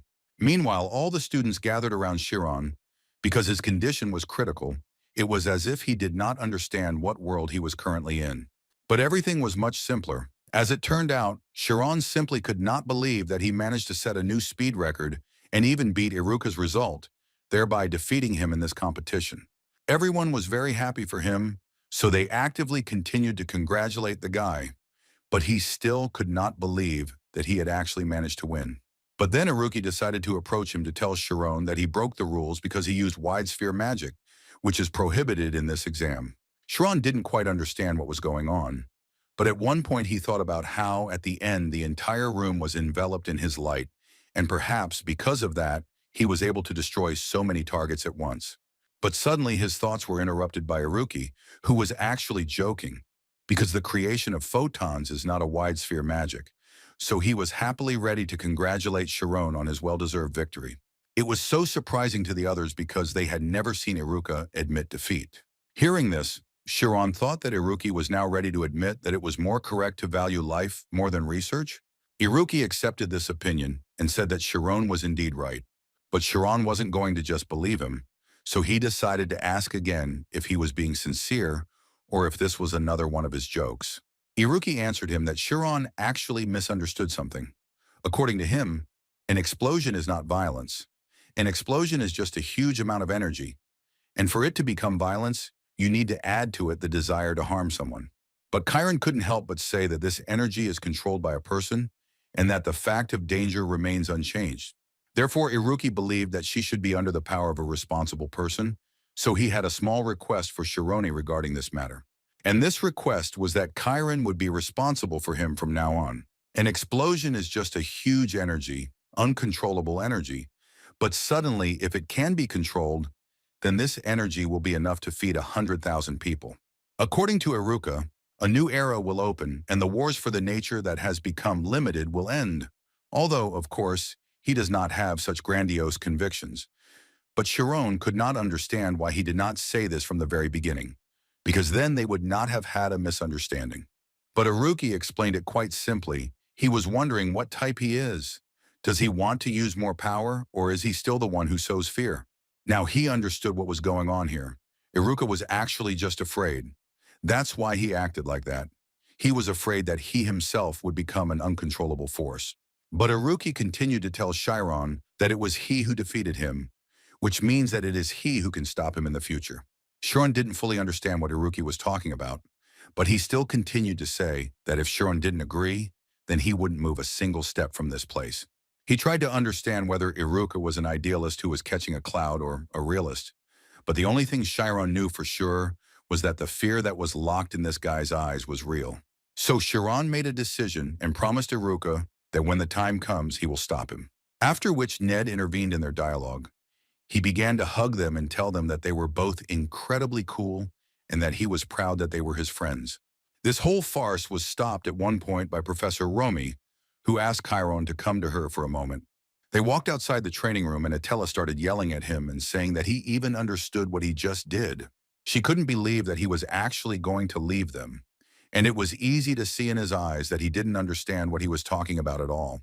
Romy began to explain to him that the place he entered was a special territory, and if he entered there, he would immediately cease to be himself. The first thing Chiron did was ask for forgiveness, because he himself actually didn't know that it could be so dangerous. But she continued to tell him that he had entered the territories of infinity, which are beyond counting. The magicians call this zone the function of immortality. And they, like monks, call this zone nirvana, in which a person can reach infinity, but the one who has achieved it will become nothing. This is the very world that Chiron saw beyond the number. What he saw in that place was a huge emptiness, and it is gradually sucking Chiron out from the inside. Every morning he woke up in horror because he saw the same dream. He dreamed of it every day from the moment he entered that place. And sometimes strange sensations come over him that make Kieran think about the worst. He understood that although he had consulted with teacher Atella, they still could not find any other deviations. But Kieran still did not understand what had happened to him. He couldn't sleep or eat normally. His body gradually began to fail, and it seemed to him that a ghost had entered into him. He told all this to his friends, Ned and Iruka, who listened attentively to the guy, but still could not understand what he was talking about. Ned noticed that because of his serious look, he even tensed up for a moment. But Chiron was absolutely serious, and he addressed them because they told him that they were studying the supernatural and the ritualization of souls. But considering the guy's reaction, he began to admit that he had asked in vain. But Iruki decided to ask the guy if he knew that he was in that place. Chiron didn't have time to say a word before Iruki himself began to tell that most likely in this dream, Chiron saw stars flying, and at the end he saw a knot of light. He confirmed Iruka's assumptions, and then the guy said that judging by the scale, speed, and shape of the space he described, this could not be on the mainland. And if, according to him, we assume that such a place really exists, then these phenomena occur in space, which amazed them both. Chiron didn't want to believe that Iruki was telling him about the space that they wrote about in books. And besides, he believed that he couldn't dream about space, which he had never even seen. But before he could finish speaking, Nate entered the conversation, saying that he had heard about something similar in his childhood. After which he began to tell that about 200 years ago, one criminal sentenced to death conducted an experiment on the electrolysis of the soul, and they claimed that if the human soul is physical, then it can be destroyed with the help of electricity. A completely closed conductor, they placed a man in a metal box and continued to pass electric current through it. But due to the incredible inhumanity of the experiment, it was interrupted in the process, and the condemned remained alive, and about a month later he regained consciousness. However, after this incident, he began to tell them information about countries outside the continent, which he had never even visited or heard of. Chiron smiled at this story because it seemed to him that it was simply impossible, but Nate continued with a serious face to tell that after checking the information he had given, it turned out that it was all true. And if the soul really does disintegrate due to electricity and becomes ionized, then most likely electrical energy arose that transferred information about the world into the soul of that prisoner. It seemed to him that those painful, strange sensations that the condemned experienced were called super senses. And Kieran, listening to all this, noticed that he had exactly the same feelings. After this story, Iruki jumped up from his seat and began to talk about how it was now clear why he saw space, and if ionization occurred in the soul due to electricity, then most likely the proton phenomenon arose when the ability to control time and space appears. He began to explain that in the microworld, which is even smaller than an electron, something happens that is different from human common sense, because it is a world in which it is impossible to make precise measurements and observations at the same time, and it can only be determined by probability. And if we assume for a second that the soul is lighter than an electron, then the cause and effect relationship of time and space is destroyed, and it becomes possible to feel the universe. And all this was so similar to Chiron's situation. Chiron was surprised, first of all, because they actually explained everything to him. Now he knew that despite their appearance, they were actually a research group, but Iruka asked him not to rejoice in advance, because as he said at the beginning, this was just a hypothesis, and if they wanted to turn this into research, then they would need a lot more information.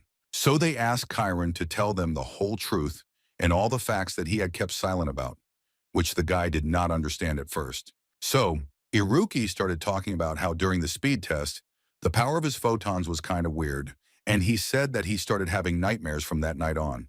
And now, in order for them to help him, Chiron is obliged to share with them what exactly happened at that moment. He thought for a bit and then told them what Professor Etellaromi had told him. In response to these words, Iruki began to laugh incredibly hard, which was a little strange for the guys. But when he calmed down a little, he told the guys that he had heard a little about this ability from his father. They say this is the area that mathematicians dream of, functions that open up absolutely everything in this world. He understood that it was incredibly dangerous, but according to him, this function helped Kieran win the speed test. And when Chiron heard this, and then saw the calmness of Iruka's face, he decided that it would be a good idea for him to join the circle of supernatural and soul ritualism. This, of course, made the guys happy, because they had been inviting him to their club for a long time. But he did not agree, and Chiron explained his choice by saying that he did not want to do only what he was afraid of. Now he wanted to study himself and face this problem face to face. And he is more than confident that he will be able to do this precisely in this circle. And the guys themselves were not against revealing to the guy what this function of his is. Besides, they again recruited the required number of participants, and now they will again be able to become an official research circle. However, Iruki was not sure that Chiron's entry would be accepted, because there were not the best rumors about their circle, but Ned assured him that they only needed to believe him, because according to him, Chiron could be enrolled secretly from the teachers, and it would be enough for him to just come here.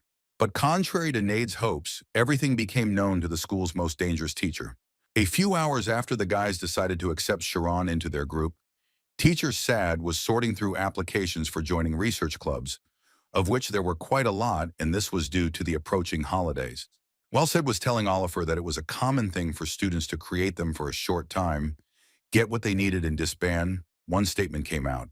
Oliver brought up this statement, which included the composition of one research group. And this group turned out to be the same mysterious group known throughout the school, in which a new member appeared, and it was Chiron, which both made Teacher Oliver happy and at the same time quite upsetting. The next day, during Atella's teacher's training, a guest came to see her, whom she was always glad to see. And this guest was Oliver, who first of all asked for forgiveness for interrupting her training. But according to her, the matter was quite urgent, so she could not come later. She didn't wait long before telling him that Chiron had actually joined the research group, but immediately after that, she added that it wasn't just any group. He had joined the research group on supernaturalism and soul ritualism. Oliver knew that Athela herself must know, but she still reminded her that this group had a deep history, which even before their teaching days began, had begun to create many major problems. She was literally torn apart inside, because she could not understand why exactly Chiron decided to go to this group, because he was the rising star of the school, and now he was obliged to diligently advance in his studies. But Atella tried to tell her that in fact, the research group then and now are two different things. After which she immediately added that the current chairman there is Nide. Not only is he a decent student, but he also has good relationships with his school friends, and there have never been any problems with him. So she was sure that they would share the good sides and pull each other in the right direction. But Need, meanwhile, lay on the couch and waited for Chiron to come to him. And when he finally arrived, the first thing he did was cover his face with his hand so as not to smell the smell that was in this room. As it turned out, these two were not in class today, and according to Need, the whole thing was that they were not in the best condition today, although Iruka said honestly that he was just skipping, as he always did. He preferred to play chess and do nothing else. He played quite a lot of games and it was still not enough for him. Sharon had actually already cleaned up the place, but he had been gone for literally a few hours, and in that rather short time, they had managed to make a mess again. So he started telling them that they don't study and don't research anything. They don't even go to classes, which started to bother him a little. Instead of answering, Iruki decided to ask Need if he had finished their new invention. Sharon heard something of what they were saying, but still didn't pay attention until he heard the word invisibility cloak. So he couldn't help but turn around immediately to see what the guys were doing. Oliver, meanwhile, continued to talk to Romy. She stated to her colleague that in fact another member of the group is also a problem, and now she is talking about Iruka, who, although he remains in the 5th grade, pretending to be crazy, but everyone has long noticed his incredible abilities. And as it became known quite recently, Sharon managed to surpass this monster-like Iruka.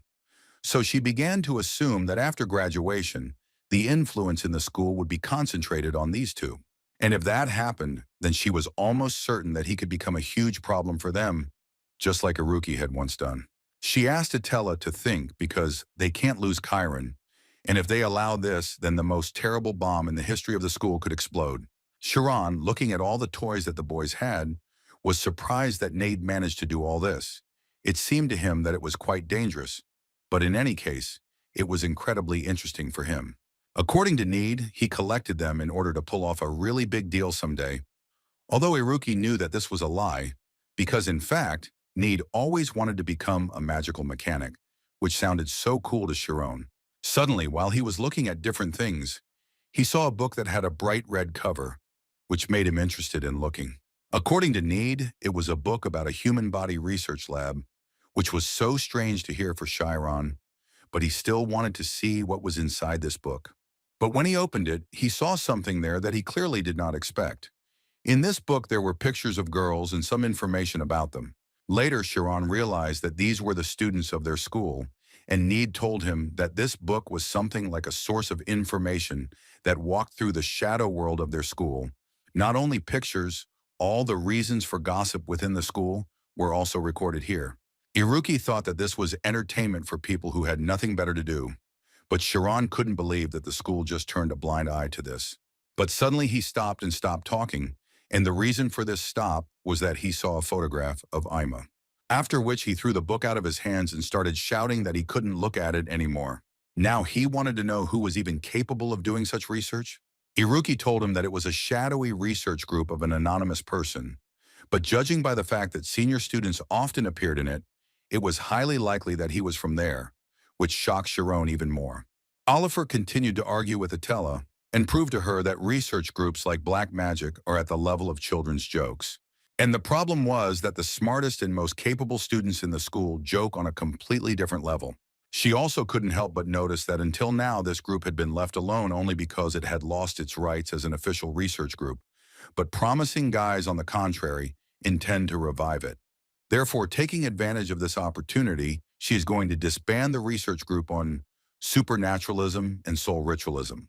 Professor Romy noted that she was well aware of how much she cared about her students' careers, but she still felt there was a reason why the school did not interfere with the students' research groups. As was known, in order to cultivate independence and responsibility in students, groups are recognized as separate associations from the school, independently taking responsibility for their independently chosen path, and if they take this away from them, then perhaps they will live in fear of choice for the rest of their lives. Therefore, Itella suggested that Oliver think again and still give the children the opportunity to choose for themselves. She couldn't argue with Romy and still confirm that she was right, but there was still one nuance. Oliver believed that trying their best to help talented children not to go beyond moral boundaries and to develop properly was the main responsibility of the teachers at this school. Itella, listening to all this, felt how much Oliver valued Chiron. She understood that Chiron needed to be given a chance to decide for himself what he would do in the future. But she also could not simply ignore the opinion of Oliver's teacher. She made a decision and told Oliver that it would be a good idea for her to wait a little and not rush, because she had something to say about Chiron. After which, in a rather quiet and unhurried tone, she told Oliver that Chiron had reached nirvana, which stunned Oliver, and this was evident in her surprised eyes. The boys continued to look at the items that Ned had, and they did this until a small earthquake began, which forced Ned to immediately pack his things back and do it as quickly as possible.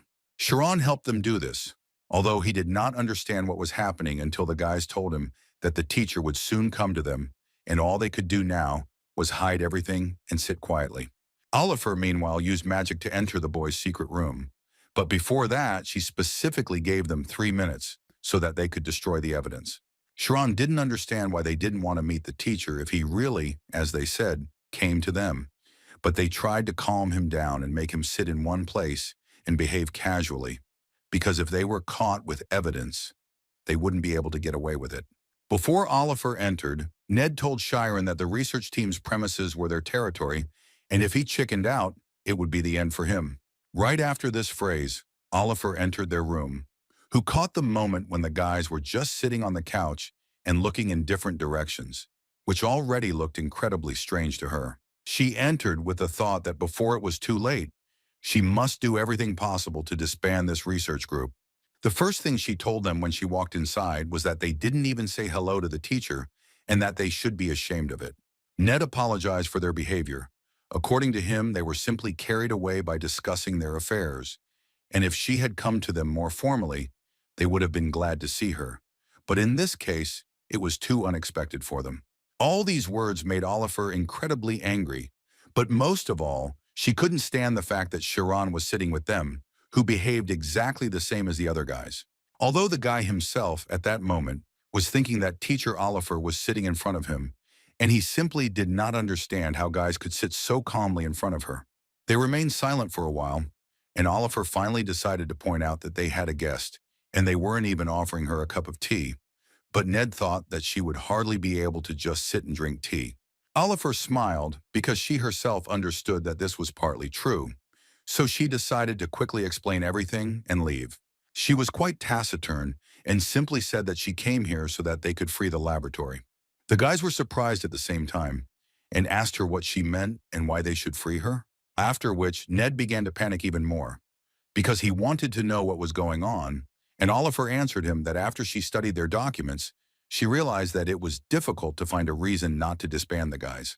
She noted that for 4 years, they did not provide a single invention, no achievements, and the staff was not fully formed for more than 1 semester, which is also the reason, and financial support has long ceased.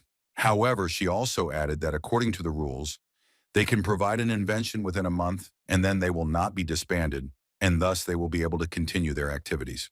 Ned immediately fell to his knees and began to beg her not to do this, because she probably knew that it was simply impossible to prove anything in the psychological sciences, and besides, their research group was the only one of its kind, and at least for that reason, it could not be closed. But he understood that they had no other choice, so he asked her for the opportunity to give a report, and she agreed, but only on one condition. And this condition was that they were obliged to exclude Kieran from the academic council. This is what the guys expected to hear, so they immediately wanted to hear the reason for this decision. After a short conversation, they came to the conclusion that the guys already knew everything about Chiron owning the function. Therefore, Oliver hurried to explain to them that this function outside the academy is a big problem, and for young students, it is too dangerous. If they act carelessly, Chiron can disappear. But Chiron himself knew about it and was ready to promise that he would not use it anymore. But according to Oliver, this was too little, because the real problem was overcrowding. It was the first time he heard such words, so Iruki explained to him that it was a kind of genius disease. Although, according to him, he got sick with it when he was 8 years old, so he thought that there was nothing terrible about it. His dad told him that there was simply no point in changing anything, and it was easier to just live with it, but Oliver believed that this was the main problem. After all, overcrowding is a phenomenon in which the mind is unable to withstand the size of suddenly awakened abilities, like a dam that has burst under the pressure of water. Such symptoms can completely destroy the mind, but due to the incredible interpretation that this is a disease of geniuses, children do not receive treatment in time and then simply die. And especially when it comes to the overflow of the function caused by Chiron, she was even afraid to imagine how dangerous it could be. So Chiron began to take these words quite seriously and think that this could easily lead to a disorder of consciousness. Every day he had nightmares and thoughts that he would soon go crazy, and now this is apparently really real. Olafur said that Chiron will have to undergo a course of intensive psychological help while doing a minimum of study tasks, and she will personally monitor the process so that he does not remain traumatized, and if they really care about their friend, then they should exclude him from the council. However, Ned as a leader thought completely differently, and therefore he was not yet going to do as Oliver advised him. She began to get angry because he decided to contradict her, but he believed that Chiron was capable of making his own decision. Iruki also joined in the conversation and said that he understood her concerns perfectly well, but they still thought that she was just exaggerating. But Ned started shouting that Oliver's behavior could only indicate that she loved Kieran. She didn't get angry any further and simply told him that it was true and wanted to know if they had any other problems or if they could do as she suggested. But the guys couldn't understand how she could talk about it so calmly, because it's definitely not normal. And since she says so, he became interested in finding out if she could love him like Chiron, but Oliver immediately told him that he had no chance. Ned was, of course, upset because he certainly didn't expect to hear such a categorical answer. But Oliver didn't care at all. She only asked him not to be stubborn and to make the right decision. Iruki, however, had no intention of stopping, and so continued to argue with her and tell her that if Chiron couldn't handle the overcrowding, then that was most likely his limit. Oliver let go of her thoughts. Moreover, she believed that Iruki would understand what she wanted to convey, since he had already experienced this illness. After all, it was about such a dangerous ability, but Iruki still continued to claim that this area was not yet so well studied, so it would be more correct to believe in Chiron. And besides, he believed that her anxiety was going beyond the pale and could easily be called an obsession. At that moment, she remembered how she herself was in such a situation, and these thoughts made her remember what obsession is. Suddenly, he interrupted the argument to say that it seemed to him that the final decision would still remain his. And he admitted that in fact he was also very scared, and, as Oliver said, it really seemed to him that he was going crazy. That's why she offers to help him, but he suddenly confesses that he actually likes it. After all, this does not happen to everyone. It happens very rarely, and it happened to him. So he recently began to fear that the nightmares will stop, and if this happens, then he will not be able to find the secrets hidden in his mind. Considering all this, Chiron decided that he wanted to find answers to the questions, and thus not run away, but overcome this stage. At that moment, it was as if she had returned to the past and could only think about how similar Chiron was to one of the people closest to her. So after thinking for a bit, she still told Chiron that she respected his decision, and that meant that she was ready to remove the condition about his exclusion. This made the guys very happy, because now it was too important for them. But she still did not cancel the condition that they must present their achievements within a month. Ned had hoped to hear that they wouldn't have to do anything else, but apparently they would still have to provide what Oliver had talked about. Chiron wanted to immediately find out from the guys what they were going to do. It seemed to him that he could take the recordings of past reports, but as far as Iruka knew, the Spiritualist Society never gave reports because there was simply no way to prove the existence of a spirit. At that moment, Ned asked for forgiveness from the previous leader, because it seemed to him that the history of their society would end there. Iruki turned his attention to a girl he had never seen before, which angered Chiron a little, because he thought that now was not the time for this. However, Ned certainly didn't think so, because as soon as he heard this, he immediately became active and looked in the direction that Iruki pointed. At first they assumed that it might be a high school girl, although Iruki noted that he didn't know any high school girls like that, so he was more inclined to believe that the girl had already graduated. But when Chiron looked at this girl, Oliver's face popped into his head, and as soon as he thought about it, the guys simultaneously came to the understanding that this was teacher Oliver. But for them, it was so strange until the end, because she, as a person, had changed so much and did it in such a short time. Having calmed down a bit, they decided to think about where she was heading on her day off. And she was dressed so beautifully. And of course, the first thing that could come to their mind was that she was going on a date. Need, upon hearing this, immediately told the guys that this was their chance, and they had to take advantage of it. As it turned out, he offered to follow teacher Sina and find out her weak spot, and then they were able to prevent her from closing their academic council. While Sharon tried to dissuade them from this stupid idea, Iruki noted that in fact, it is not so easy to arrange surveillance on a 6th-level mage, but then he remembered that they have an invisibility cloak. After which they ran to carry out their crazy plan, and Sharon was asked to follow Oliver until they returned. They believed that this was their only way to save their council, although it was clear from Chiron that he clearly did not think so. After some time, the three of them were already under the cloak of invisibility and were carefully watching how Oliver was behaving. The only thing that confused Chiron at this moment was that no aristocrat goes on a date to a settlement of commoners. Oliver was actually quite careful and often looked back to see if she was being followed. And when it seemed to her that she was convinced and no one was following her, she decided to continue her journey. For the guys, her behavior was yet another reason to think that she was acting too suspiciously. They continued to follow her and did so very carefully until they saw that she approached a house from which a man came out to meet her. And then Ned got carried away. He finally saw what he wanted so much, the hidden commoner guy. For him, this should have been a real sensation and a great chance to save his group. In any case, Chiron thought that since they had entered the house, they should end their investigation there. But Ned didn't think so, so he crawled out of hiding and ran closer to the house in order to get evidence. The guys stopped him, even though they were against it, but they couldn't let him go there alone, so they decided to help, and pretty quickly they came to the stage when Iruka began to open doors with the help of magic. And he managed to do it quite easily, although according to Ned's feelings, this castle was incredibly weak from the very beginning, but the entrance was open in any case. Chiron watched as the boys skillfully used their intelligence and resourcefulness in such a matter, but he could not understand why they did not do the same during their studies. Their invisibility cloak helped them remain unnoticed quite a bit until they heard a female voice in one of the rooms of the building. Throughout the entire journey, Chiron asked the guys to finish this and return back as soon as possible. But the guys asked him to stop because he knows very well that the teacher herself started it first, and they are no longer able to simply give up. The boys overheard a conversation between two people who were talking about how it would be better if they kept their clothes on this time, which made Chiron even more ask them to stop immediately and put an end to it.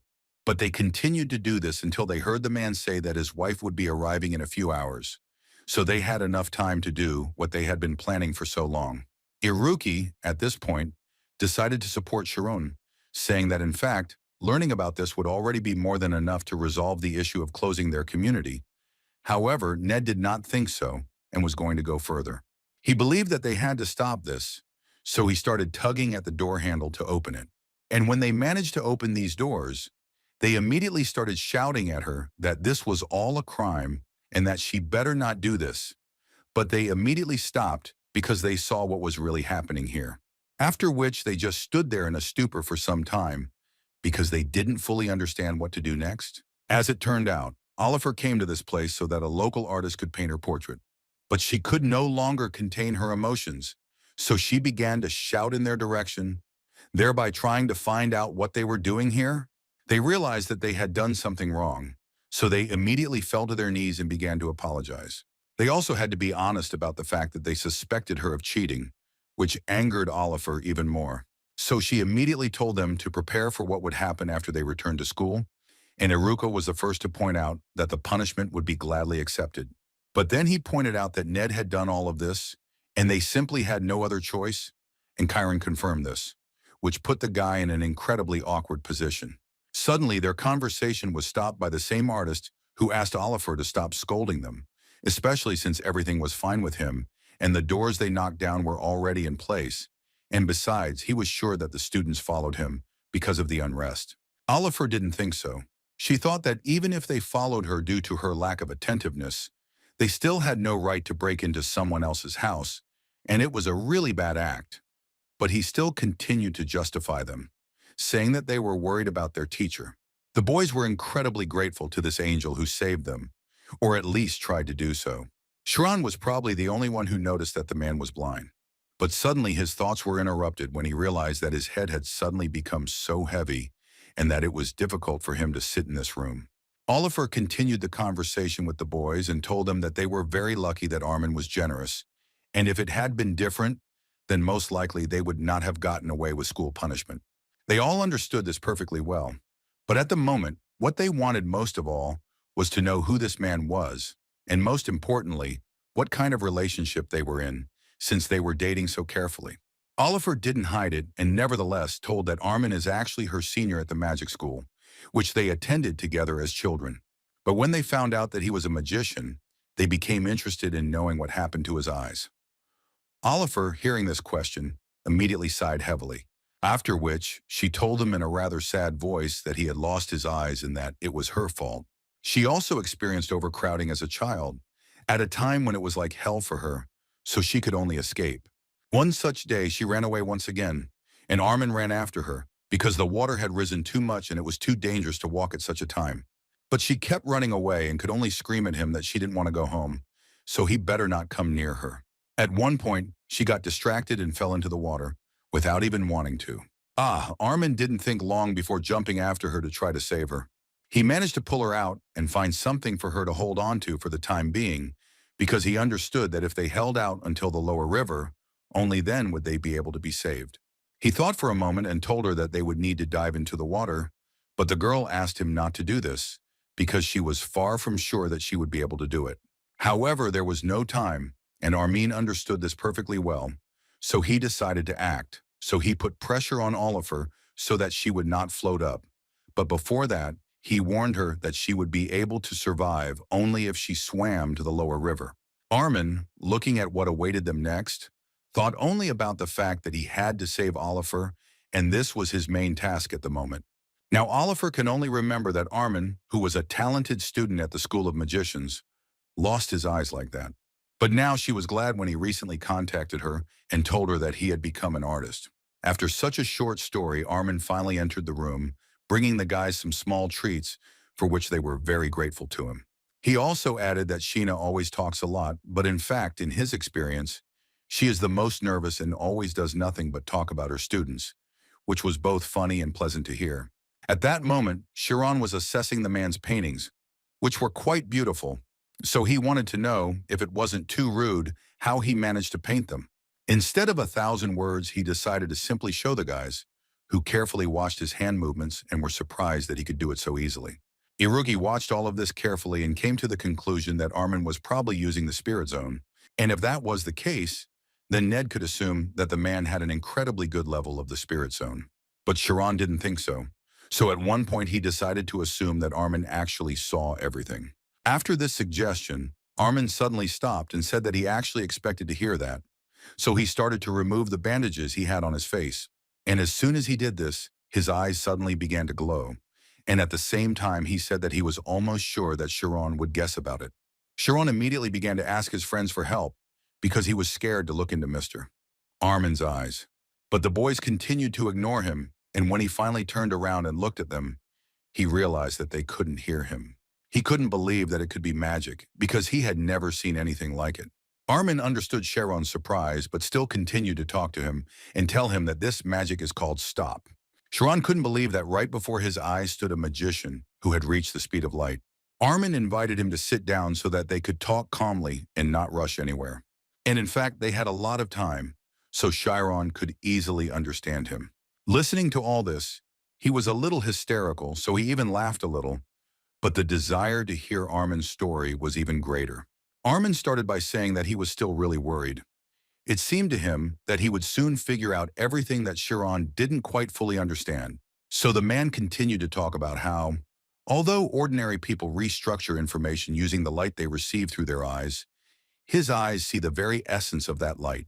And if you believe his words, then he understood this only when he saw Chiron, because they both went through the same experience. As it turned out, he was talking about the very function that was driving Chiron crazy.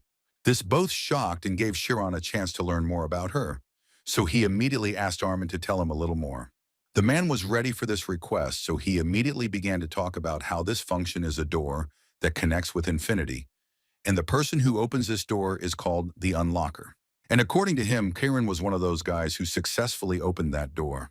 According to Armin, the mind of a person like him is capable of quickly breaking out into infinity, where he feels great strength and freedom. He understood that the guy might be worried about this, so he decided to calm him down and say that if he doesn't cross the barrier, his mind won't go away and everything will be fine. Sharon was really worried, and he told Armin that he sees space every night, which Sharon didn't quite expect to hear. After which he continued to talk about how, although he didn't show it to the guys, he was actually constantly being flooded with images, or something similar, which made him feel like he was going to go crazy soon. And given all the events, it seemed to him that this was a little dangerous, and that something had to be done about it urgently. This made Armin smile because if this was really the case, then it could be said with certainty that magic loved Sharon. And the symptoms he had now were more than clear to Armin, and the place he most likely touched was the territory of infinity. That is, this is that very space. And a person who has encountered an endless and overwhelming space feels fear, which seems to drive him crazy. And since he is also aware of this strong stimulus of fear, then most of the unlockers gain omnipotence over space. However, it seemed to Armin that Sharon had encountered something completely different, and the moment Sharon realized what it was, his worries would pass on their own. Unfortunately, it is impossible to determine the exact date. It can happen quite quickly, or it can drag on for a lifetime. But again, according to him, there is no point in worrying. After all, it is already inside him, and the only thing is that now it is in a state in which it cannot be named in any way. Listening to Armin, Sharon came to the conclusion that if his words were to be believed, then this was knowledge that didn't even have a name. The only thing he knew was that it existed in space and in himself. He continued to think, and at some point suggested that it might be connected with the rope he saw in his dream. Listening to what Chiron was telling him, Armin decided to assume that there was a connection with the standard of symmetry. Armin had to explain that scientists once believed in the ideality of this world, a world that could be explained using mathematics and logic. He talked about the constant speed of time. These perfect symmetries look like works of art that were intentionally clearly installed by someone. But the more often the studies were repeated, the more they learned that this symmetry was in fact destroyed. Come to think of it, Sharon had heard something like this from Iruka before, so he had no problem believing that the universe they lived in wasn't perfect. Moreover, although there was no name for it yet, Armin was confident that Sharon would be able to uncover the secret. Sharon was so happy because he had learned so much and was ready to reveal the secrets that were flying around him. After which he wanted to ask for forgiveness for the fact that even though they were following Teacher Oliver, he still didn't expect to hear so much information, and Armin only asked the guy to protect Sheena. After all, he knows better than anyone that her soul is much softer than it might seem at first glance. Sharon heard him and decided to ask him a question, in which he was quite interested to know why he was keeping it a secret that he could continue to use magic. He told her that Sheena was always worried about her conscience, but even in that case his lost eyes would not return to him, so he did not want to push her further into this situation, and for that it was necessary for as few people as possible to know about it. In other words, he would like Oliver to live her life, which she really deserves. Besides, he is already married and everything seems to be going well for him. And before returning the real thing, he asked Kieran to keep it a secret, which the guy was happy to do. Today was the last time they would meet in this place, so she asked him to write her letters when he settled in this place. Oliver felt so good around him that before she left, she told him that she hoped they would see each other again soon. At that moment, Armin's wife returned, having been shopping for groceries while he was painting. Sharon clearly didn't expect that Mr. Armin was this kind of person. This girl immediately drew her attention to the fact that Oliver had incredibly red eyes, which is why she decided that she was very ill. But before she could finish speaking, Oliver, together with her students, began to leave and do this. She tried to do it as quickly as possible. They left and Armin's woman's face suddenly changed. She began to speak to him much more rudely, saying that he could have made his face simpler. Armin didn't want to listen to something like that, so he immediately asked her to stop and start reporting what she had found out, to which she replied that they needed to leave Kreese and go to Kelbora within 15 days. But he immediately assured her that he would act according to the contract, so she better not talk nonsense. And in response, she immediately wanted to know, or did he not tell Oliver anything? Armin understood that the lives of people dear to him were at stake, so he immediately assured her that he had not told her anything and that she was not eating dinner early about it. On the way back to school, Ned noted that they currently have big problems, because if they do not urgently improve Oliver's mood, then they are threatened with the disbandment of their circle. So they decided to do it a little differently. Namely, they asked her to come back to school after they had something to eat somewhere. According to them, it was the first time they had gone outside in a long time, so they really wanted to have a snack before returning. She surprisingly agreed quite quickly. Moreover, she decided to offer them to eat so that their stomachs would burst. In this way, they were going to improve her mood and avoid punishment. 2 hours later, the guys regretted that they offered her this, because she got so carried away that she decided to order a second bottle of alcohol. They were a little surprised that she was going to drink alcohol in their presence, although she thought that she could do whatever she wanted. After all, they managed to rip the lock off someone else's house. The boys realized that it was better for them not to ask unnecessary questions and just start eating the food, which turned out to be too tasty. Ned tried at this time in every way to improve her mood, and all this was only so that in the future she would be more lenient with them and not disband their community. He didn't have any specific tactics, but he was still going to find her weakness by any means necessary. And suddenly she interrupted his thoughts because she began to touch his cheeks, which seemed too soft to her. The guys immediately realized that she was probably too drunk, but apparently they wouldn't be able to leave. So they started listening to her tell them that they were simply incredible on the speed test. But she became even more angry when she talked about it, because she believed that they had such outstanding abilities, and they were doing such a bad job of their school life. Although then she suddenly calmed down and began to cry, because she realized that there are many people who have abilities, but cannot realize their dreams. After which she began to assume that they considered her a bad teacher, but she assured them that she was doing all this only for them, but the guys did not think so, which they immediately told her. However, apparently this was not enough for her, or she simply drank too much, which is why she lay down on the table and fell asleep. Quite a lot of time had passed since she fell asleep. The guys had already finished eating everything, and she still hadn't gotten up. They started to get a little worried because they didn't have any money to pay for this dinner, so Chiron decided to go up to her and ask her to stand up. Their attempts to get Oliver to her feet were interrupted by two men who decided to come over to help. One of them offered to put her in his carriage so that he could take her to the place where she lived. The guys immediately answered him that there was no need for this and they could continue on their way. But the man decided to insist and said that children should not do such things and that it would be better for them to step aside. According to him, such things should be done by adults.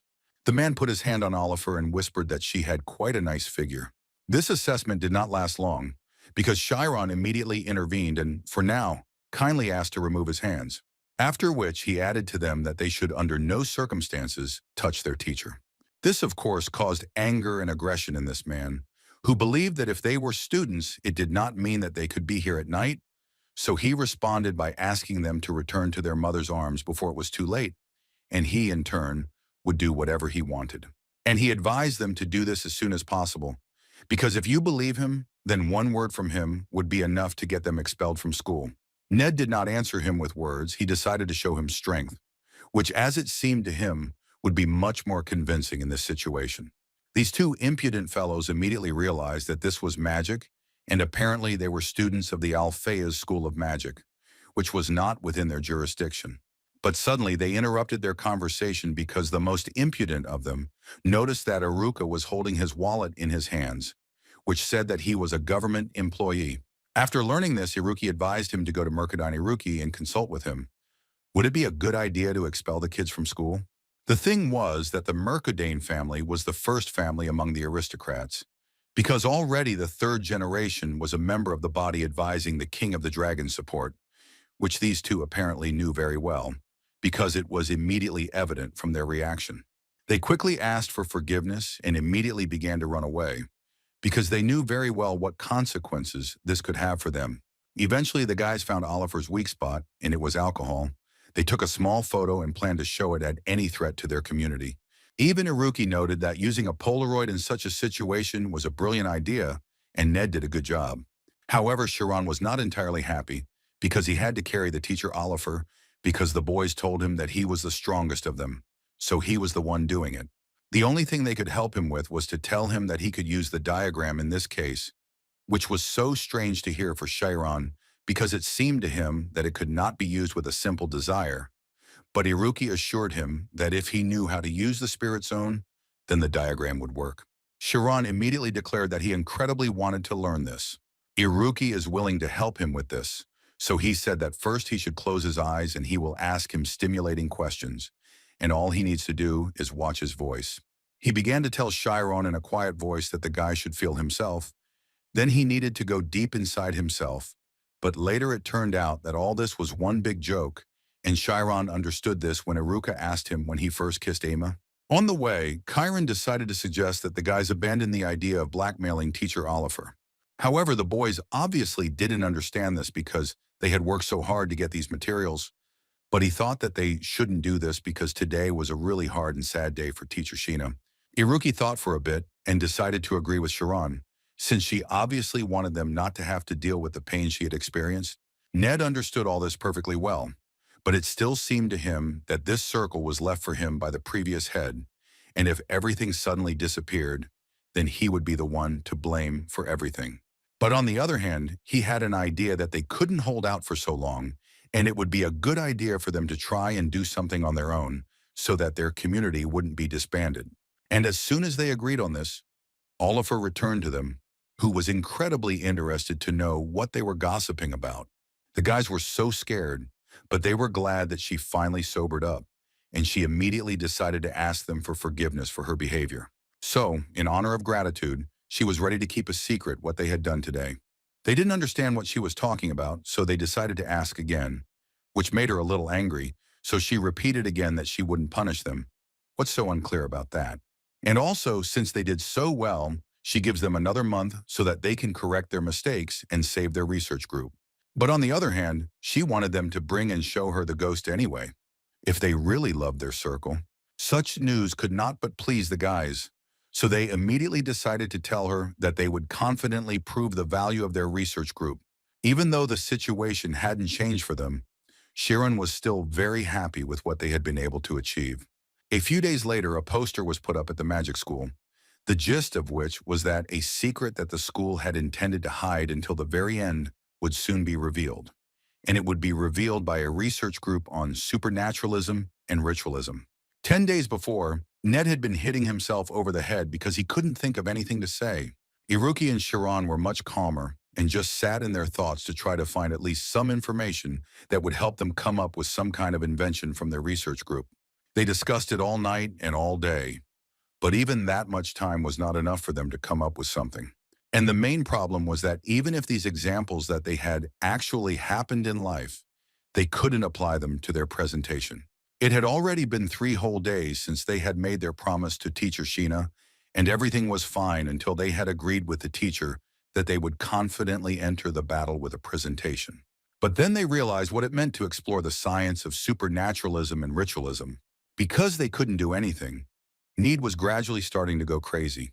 It was already becoming incredibly difficult for Chiron to continue communicating with them, and he wanted to say that he would go for a walk, when suddenly he saw a hologram copy of Need and got scared. It was unexpected enough for the guy to fall over the chair and onto the ground, but it amused Nade. But this joke seemed to lead Chiron to finally come up with the very idea that would help them. He started telling the boys that they didn't really need to confirm anything, and the first thing they thought was that they would go looking for teacher Sheena's weaknesses again. But Chiron didn't mean that at all, according to him. He was scared because he was deceived. It was just that a fear crept into his heart that even he himself didn't know about. But the guys couldn't understand anything, so he asked Chiron to explain what he meant. So he tried to convey to them that in fact there is no need to want to forcefully show evidence and expect that everyone will believe it. It is better to strive to free what is hidden in their hearts. Iruki finally understood what Chironi meant. In other words, he was suggesting to change the order, thereby not to prove and make everyone believe, but to prove after everyone believes, no matter how it sounds. Ned immediately started hugging Chiron because they thought that this was just a great idea and thus he still managed to save their circle. But Iruki thought that the problem was that after seeing such a sloppy magic, Even those who initially believed would stop doing it, so he thought it would be better to make it move and thus instill a little more fear. And then Ned joined the conversation, who assured the guys that this was of course possible, and if they continued to use the light shadow without stopping. For example, he decided to create a hologram copy of himself and dance a little so that it would repeat, and the result would be this animation, which looked very strange to the guys. Iruki immediately suggested that he do it with the help of automatic technology, and Ned immediately admitted that he had already thought about it. But unfortunately, there was one problem. After which he said that of course it is possible to add a program to the machine and make it show moving holograms, but people will not believe it if it does not react to them. Chiron supported his words because that was the whole point of the ghost, and he would hardly have been scared if Ned's hologram had not moved. Iruki was silent for a while, and then added that he knew how to solve this problem. He started talking about how this could be solved by the expected reaction of people. In other words, he was going to introduce a complex system of theories. He wanted them to create a program after they had analyzed a lot of patterns of actions. For example, they would assume that Kieran would look to the right and that a little later, he would eventually make eye contact with a ghost. Chiron couldn't believe for a long time that they would be able to do something like this, to which Iruki told him that the thing is that in this school, everyone has a similar pattern of everyday life. So if you want, something like this is quite possible to implement, but you need a huge amount of information. He believed that to do this, they would need a lot of storage devices, and most importantly, they would need a way to send all the programs to multiple devices. Ned, hearing this, realized that this would be impossible with his electrical energy, after which an idea came to his mind, with which he turned to Chiron, who as is known is capable of using photon magic. The thing is that teacher Oliver told them that in the Tower of Magic they believe that the power of photons will revolutionize the data transmission industry and lead the way. In other words, it is used as a conductor for transmitting information. Now, in essence, nothing was stopping them from creating the perfect ghost, and Iruka immediately noticed that the guy was apparently suggesting that they not stop at just scaring people. But in any case, he couldn't help but say that if this suddenly ended in success, then he could guarantee that on that day the entire school would be turned upside down. After which they began to develop a detailed plan that would help them save the circle. But Iruki was in no hurry to rejoice, because at that moment he had calculated the amount of photon power that was needed to transmit data, and the guys were already impatient to hear what he had managed to calculate. According to him, they need 3 times more than now, and this figure will need to be maintained for at least 10 minutes. The next day, Ned started by going out to put up some flyers, and after a short period of time, he returned in a state of shock. Iruki had spent the entire day formulating action pattern equations, but Chiron had spent the entire day training to use photon power, so they weren't too happy. Which can't be said about Ned, who happily told them that this was the biggest demonstration, and everyone he didn't give an invitation to said they would come and watch. But that wasn't very good news because then they would have more work. Therefore, they would like to know the approximate number of people, to which Ned answered again with a smile. If he is not mistaken, then it will be more than half of the entire school. A few days later, the entire school was discussing the presentation of the boys' project. Moreover, many wanted to see how Chiron and Iruka would work together, which is why, as they thought, it would definitely not be a bad presentation. A girl with purple hair stopped in one of the school's corridors to talk to an unknown person who wanted to know if it was true that Chiron's group would hold a presentation. She didn't know anything for sure yet, but according to her, if we are to believe the informants, then if the presentation fails, they will be obliged to return the premises to the school, as is expected. This girl had more than one interlocutor, and they all believed that the former glory of this group had disappeared. However, one of them still asked not to rush to conclusions, because Chiron and Iruka were on their team, one of whom dealt with the black magicians and they cannot ignore Need's abilities. But they were all confident that even if they could show something, they were still just guys from low-level classes, so they decided that they only needed to worry about what might happen next. And the conversation was about the War of the Shadow Research Group, which will go for the place of the second owner of Istus. Chiron continued to actively practice photon magic, trying to reach the level that would allow him to use it continuously for 10 whole minutes. But doing this turned out to be much more difficult than it might seem at first glance. Spiritual rebound is an extreme method that increases the power of magic in leaps and bounds after using the powers of the mind to its very limit, and then repeats the use again. Sharon knew very well that this was one of the crudest ways to use magic, because if something went wrong, there was even a small chance of life-threatening. Besides, he did it not entirely legally, and if one of the teachers found out, the punishment would be severe. But now he was more worried about the fact that he had exploited his mind so cruelly, but was only able to maintain the launch of photons for 5 minutes. And with only 7 days left until the presentation, it gave him a clear vision that if he wanted to achieve the 10-minute goal, he simply had no choice but to continue challenging over and over again, stopping only when his mind was about to be destroyed. But he was far from sure that he would be able to do this, when suddenly his thoughts were interrupted when Ned entered the room, who was curious if Chiron was coping with his task, to which he, frightened, replied that yes, everything was progressing even more than well. Although Ned himself understood perfectly well that this was a rather difficult task, which clearly exceeded the level of the 5th grade, they had no other choice. Chiron immediately calmed him down and repeated to him once again that there was no point in worrying. He would do everything, and everything would be fine with the circle. After their little conversation, Chiron decided to rest a bit and go see how the guys were doing, and when he left the room, he saw Iruka, who wasn't looking his best. As it turned out, this madman did not go to bed at all. He only repeated that he would have time to do everything, and that he had very little time left.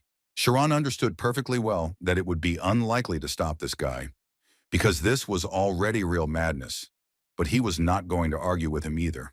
Besides, he had something much more interesting to do than that.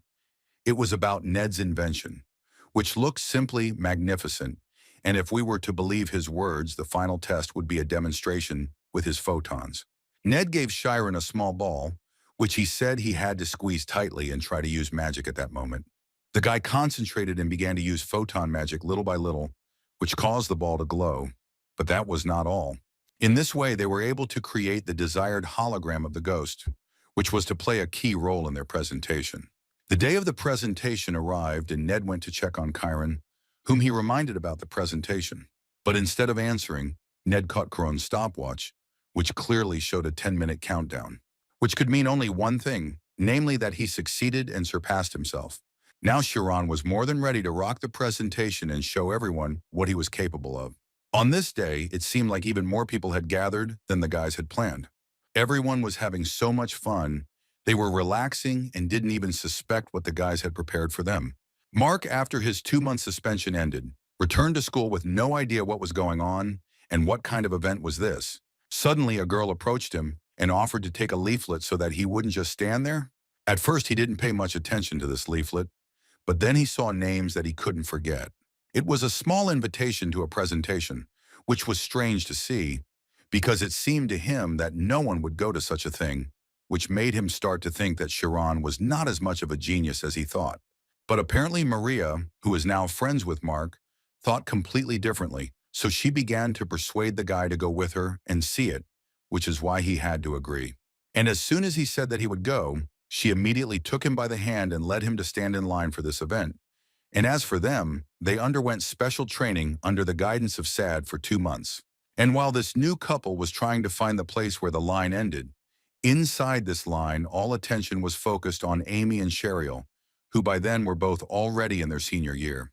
At first, no one understood what they were doing here and why they needed a 5th grade presentation.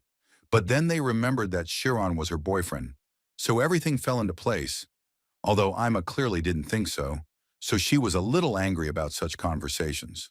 But her main anger fell on Cheryl, who brought her here, because not only did she not need it, but it would also take so long. However, as it turned out later, they were not the only seniors here. The entire line of kids was shocked when they saw a guy from the graduating class. This guy stood out quite a bit from the rest of the line. His name was Fermi, and he was a graduate. But even that wasn't all, because after Fermi, the senior Hersey from Sona, and the senior Rykon, who is called the Electric Monster, and a few other kids from the 1st grade came to watch the presentation. Cheryl was also incredibly interested to know why the 1st class came to the 5th class's presentation, but instead of explaining, Amy decided to ask Cheryl how she thought they all had the same trait. It was difficult for her to answer such a question, So Amy told her that rumors had begun to circulate that these guys were part of the shadowy research group Golden Wreath. In addition to the students, the director came to this presentation, and he was also quite interested in seeing what the children would show. As a result, the presentation hall was completely filled, which no one could have expected from the very beginning. Ima looked at all the famous faces that came today and thought that she probably didn't know something, since so many people had gathered. But she didn't have time to think about it, because the host finally came onto the stage, who was about to begin the presentation of the research group of supernatural beings and soul ritualism. However, 30 minutes into this presentation, all the kids started shouting that they had simply wasted their time and that they would have been better off studying. Sometime before this, Ned came out on stage and greeted all the spectators, whom he was glad to see. After which he introduced himself as the chairman of the research group of supernatural and soul ritualism, and his name is Need. After which he announced that today they would talk about spirits, which confused Mark a little, because he never believed in ghosts. But Ned kept assuring them that something scary for them might appear today, so he immediately decided to ask them to be careful while watching. The director really liked this kind of preparation, so he did not hide his positive emotions, and with him Oliver, who could not help but agree, especially regarding the hologram background. Ned, meanwhile, continued his speech by telling the story of what it was like before the school was built. The audience was obviously interested in hearing this, so Ned, using a hologram, was able to bring up a picture of this area before the school was built, which was about 250 years ago. According to the guy, the world is then in a state of what everyone knows is a war of conquest. In those days, to avoid war, people went into the mountains and forests, both civilians and soldiers. And Ned couldn't help but add that those who came there were not considered human at all, and they were monsters, inside of whom evil spirits had settled. But such a performance, instead of frightening, began to make the children laugh, because they saw the familiar Iruka. The whole room laughed, except for Ima, who didn't understand why they were turning a scientific presentation into some kind of circus. But the story certainly continued. It reached the stage where Ned himself began to play the role of an actor who came to a terrible place, having escaped from the war, only to find his beloved, who was the most important person on the planet for him. Maria was so upset by this story that she was inside every moment, which could not be said about Mark, who mentally blamed himself for having come here at all, although from the very beginning, it seemed to him that they had come to a scientific presentation. But he suddenly changed his mind when Sharon, who played the role of Ned's beloved, appeared on stage. And of course, this performance made the whole hall laugh even more, because what could be funnier? Even Oliver didn't expect to see this, but the director enjoyed watching such things, which couldn't be said about Amy, who was ready to destroy Chiron for this act. Despite the laughter and joy of the audience, they continued to play out this scene, and it all got to the point where they confessed their love to each other. And then there was the most intriguing moment when they were very close to kissing. It was no longer funny because each of the students has been going to theaters since childhood and knows that sometimes actors can do it for real, so all attention was focused on these two. But at the last moment before the kiss, Ned was bitten on the shoulder by the monster played by Iruki. He began to beg for help throughout the entire hall, which made the guys not laugh and even a little scared. At one point, the scream stopped and the audience heard Ned's voice again, raising his hand with a small notebook, which he said was an old diary that he had discovered about 6 months ago during his research, and that was the source of this story. Ned told them that their research team immediately began an investigation, which resulted in them learning a shocking truth. This diary talked about how souls that were swallowed by evil spirits become other evil spirits, look for reincarnated people, and then go to the other world. But what's most interesting is that this is still happening to this day. Immediately after these words, everyone in the hall heard the sound of the school bell ringing at midnight, but it was very strange because it was only 7 in the evening. But Ned, noticing the fear in their eyes, assured them that it was at midnight that evil spirits began their activity. He understood that they might not have seen any ghosts in their entire lives. But according to him, the point was only that spirits only show themselves to those who want to see them. However, he assumed that thanks to the presentation, they became at least a little interested in evil spirits. In other words, one could say that they tuned into the frequency of the spirits.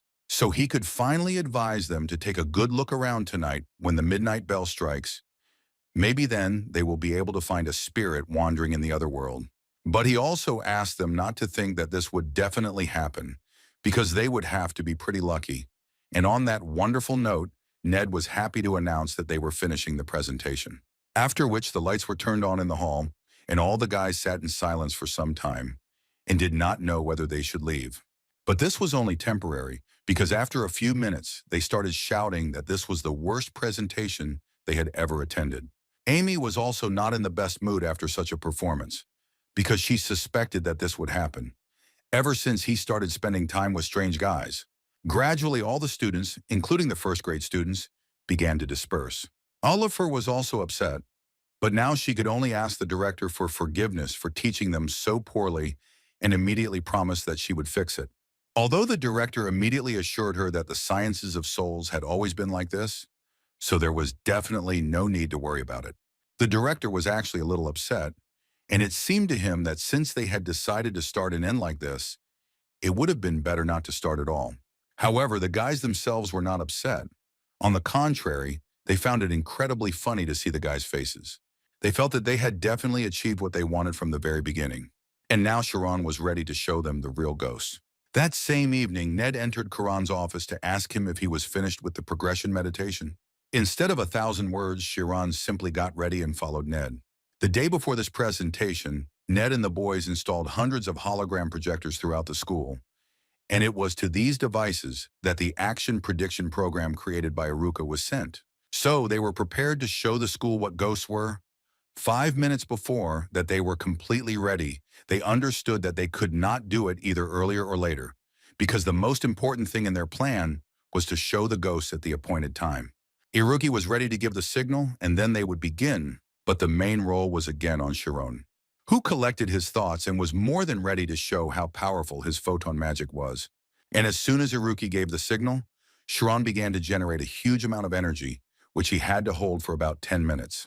Even the guys weren't prepared for such power, so they had to cover their faces with their hands. They couldn't believe that he had improved his magic power so much in just 1 month, but that made him even more amazing. But suddenly Sharon noticed that he had the feeling that he was pouring water into a plate that had no bottom. Hearing this, Ned began to panic. He ran to the device and could not believe that this really happened. And when Iruki asked him what happened, the guy pointed to the sensor and said that the power was not increasing at the moment, but the reasons for this error were unknown. And it didn't take long for Iruka to notice that this was most likely the end, and they had failed again. Ned started saying that it was most likely his fault, because he was too illiterate and incompetent, so he couldn't properly construct the equipment. He felt so sorry that the boys had to suffer because of him, because now they would definitely be laughed at. He couldn't stand it and started crying, while trying to tell the guys that he would take responsibility by any means necessary. So they asked Kieran to finish and not continue, but the guy was not going to do it because he believed that they were not just trying and working all night long, they essentially put everything they were capable of into it. So he firmly decided that he was simply not capable of giving up just like that. Iruka had to start yelling at Need to stop Chiron immediately because he, like no one else, understood what consequences this could lead to. At first, he didn't understand why Iruki was getting so nervous. But then it dawned on him that Chiron was going to use the very function that Oliver had told them about. They both tried to stop him, but apparently it was too late because the guy didn't stop. Nade begged him to stop. He was ready to lose the research team, but he was not ready to lose his friend. However, they apparently did not understand that Chiron had already changed, and according to him, he was no longer afraid of the power that lay within him. Chiron remembered the words of Mr. Armin, who told him that perhaps he would not disappear, and for this, he just needed to remember who he was. Therefore, he did not forget that he was Aaron Chiron, who was now not going to be afraid and run away. The power of Chiron's magic at this moment exceeded all possible indicators. The guys realized that there was no point in stopping, so they continued their business, which they had been working towards for so long. At this time, Maria was sitting in her room and was about to go to bed, although she really wanted to read a little more. But suddenly her thoughts were filled with that creepy story about ghosts that would be seen at midnight, which gave her goosebumps. Maria understood that all this was just fiction, and in their time, there were no ghosts anymore. However, she will probably have to change her mind, because when the bell rang and she turned to the window, she saw a flying ghost there. Ima found exactly the same monster in her room, and she immediately jumped up from her seat. She was incredibly scared, but looking at this monster, it seemed to her that he smiled at her. Anyway, she decided that she couldn't stay in her room with this monster for long, so she started running away. On the way, she met Cheryl, who also had a ghost appear in her room. But they were not alone. Each girl had a ghost in her room, which scared them incredibly. Ghosts continued to appear throughout the school grounds, frightening the poor students. The whole school was on edge. All the kids ran out into the street, gathered in a crowd. They tried to fight off their attacks. But as soon as they decided to start attacking them, these ghosts suddenly began to disappear. After which, Shiran, Iruki, and Nade appeared on the roof, who with happy faces applauded themselves and thanked them all for visiting their presentation and even participating in it a little. Was Oliver the first teacher to run outside to see what they were up to in the middle of the night? After all, they actually managed to scare her too, and at that time she was taking a bath. Ned in response could only note that it was a wonderful night, which as they thought, should remain in the boys' memories for a long time. And then it finally began to dawn on the students that all of these were holographic projections, in other words, fakes, which began to anger them even more. At that moment, Oliver noticed the director, who was standing nearby, and he was saying that apparently the presentation was still going on, so he wanted to listen to the guys until the end. Ned decided to turn to the guys and tell them that, as their research had proven, ghosts existed, and now they simply cannot believe that the science of souls is not real. However, the reaction was, of course, vicious, and the guys did nothing but shout at them that they were swindlers who had deceived everyone. And, according to them, even a 3-year-old child could do such a thing. But not everyone thought so. Many of the guys whispered among themselves because they sincerely did not understand how they were able to do this. One of them, the loudest one, thought that it was quite easy to do with the help of hologram magic. But that wasn't the point. The point was that the holograms were moving separately from each other. Many people understood that these were not real ghosts, but the fact that they were moving separately from each other made them believe. The director also found it funny. He even created a small spirit with the help of magic and asked Oliver to explain how he did it. But she, like no one else, understood that the level of such a joke was quite high, something that ordinary school magicians could not achieve. But most of the guys didn't accept this, because they were infuriated by the mere thought that they had been deceived, and they still didn't fully understand what kind of mechanism it was. Oliver also believed that even if they had used a complex trick, it was not at the level that would qualify them as an exploration club. But the director believed that the focus was not really important here. Ned was talking to a crowd of disgruntled school children at the time, and came to the point that since they still did not believe in the science of souls, he had only one question, which was that he would like to know why they all came running here. They were silent, and Ned, without waiting for an answer, added that they were all here now only because they were trembling with fear and running away from something they seemed not to believe in. In other words, he wanted to tell them that the feeling they were now experiencing was the essence of the science of supernaturalism and souls. In his opinion, the fact that even having previously denied the existence of ghosts, when they saw them, they experienced fear, and this means that in their hearts there was already a seed of doubt as to whether souls and ghosts really do not exist. But they simply used this question as the beginning of a thread that showed them the way. However, he himself does not know whether ghosts really exist, but they do not sit still and continue to study this issue, which is why it is called research. And the guys, having listened to him, began to agree with him, because even that knowledge that now seems obvious was considered a lie in ancient times. After which, Ned was happy to thank them all for playing their part so well in the experiment, in which they ultimately proved the value of their research group. At this point, they finally finished their presentation, after which they bowed and said a big thank you to the guys. In response, they received a sea of positive emotions from the students, who finally understood that this was simply wonderful. Now, the principal thought that this was a very significant presentation because they showed the students what ghosts were and what their group of people did. Oliver heard him, after which he decided to tell the guys what decision the academic council had made. They had recognized the results of the research group's presentation on the supernatural and ritualism of souls. This quite obviously caused an incredibly great joy among the guys, because they understood that most likely their group would not be disbanded. But Oliver immediately told them that it was too early to rejoice, because for this prank, they would be suspended for 3 whole days. However, the guys didn't care at all about this, because they were able to save their group, which was so dear to them. Oliver was surprised that they continued to rejoice, so she decided to shout at them again that she was pushing them away.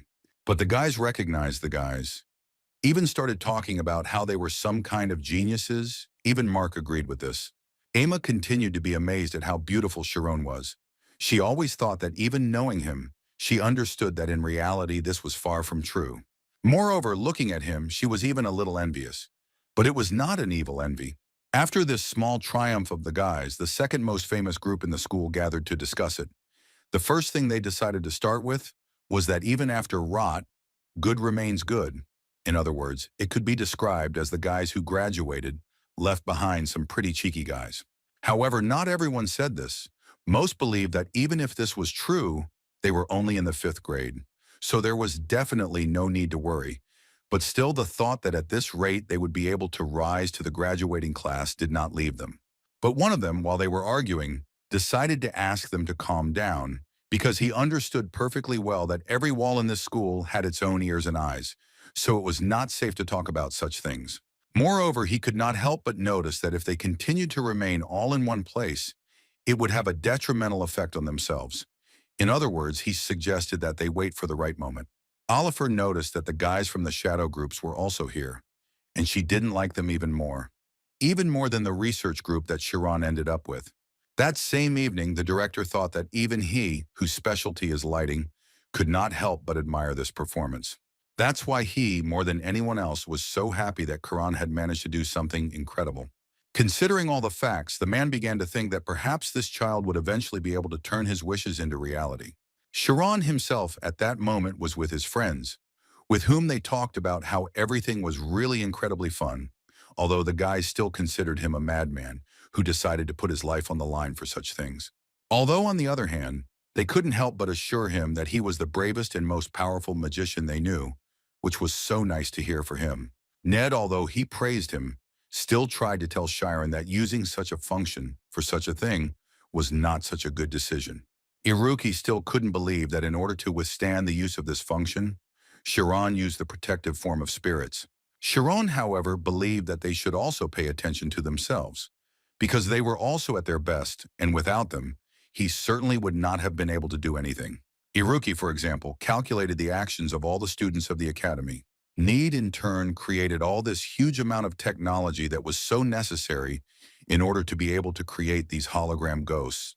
After which Sharon added that he so much wanted to rise even higher, like these stars that sparkle brighter than everything else.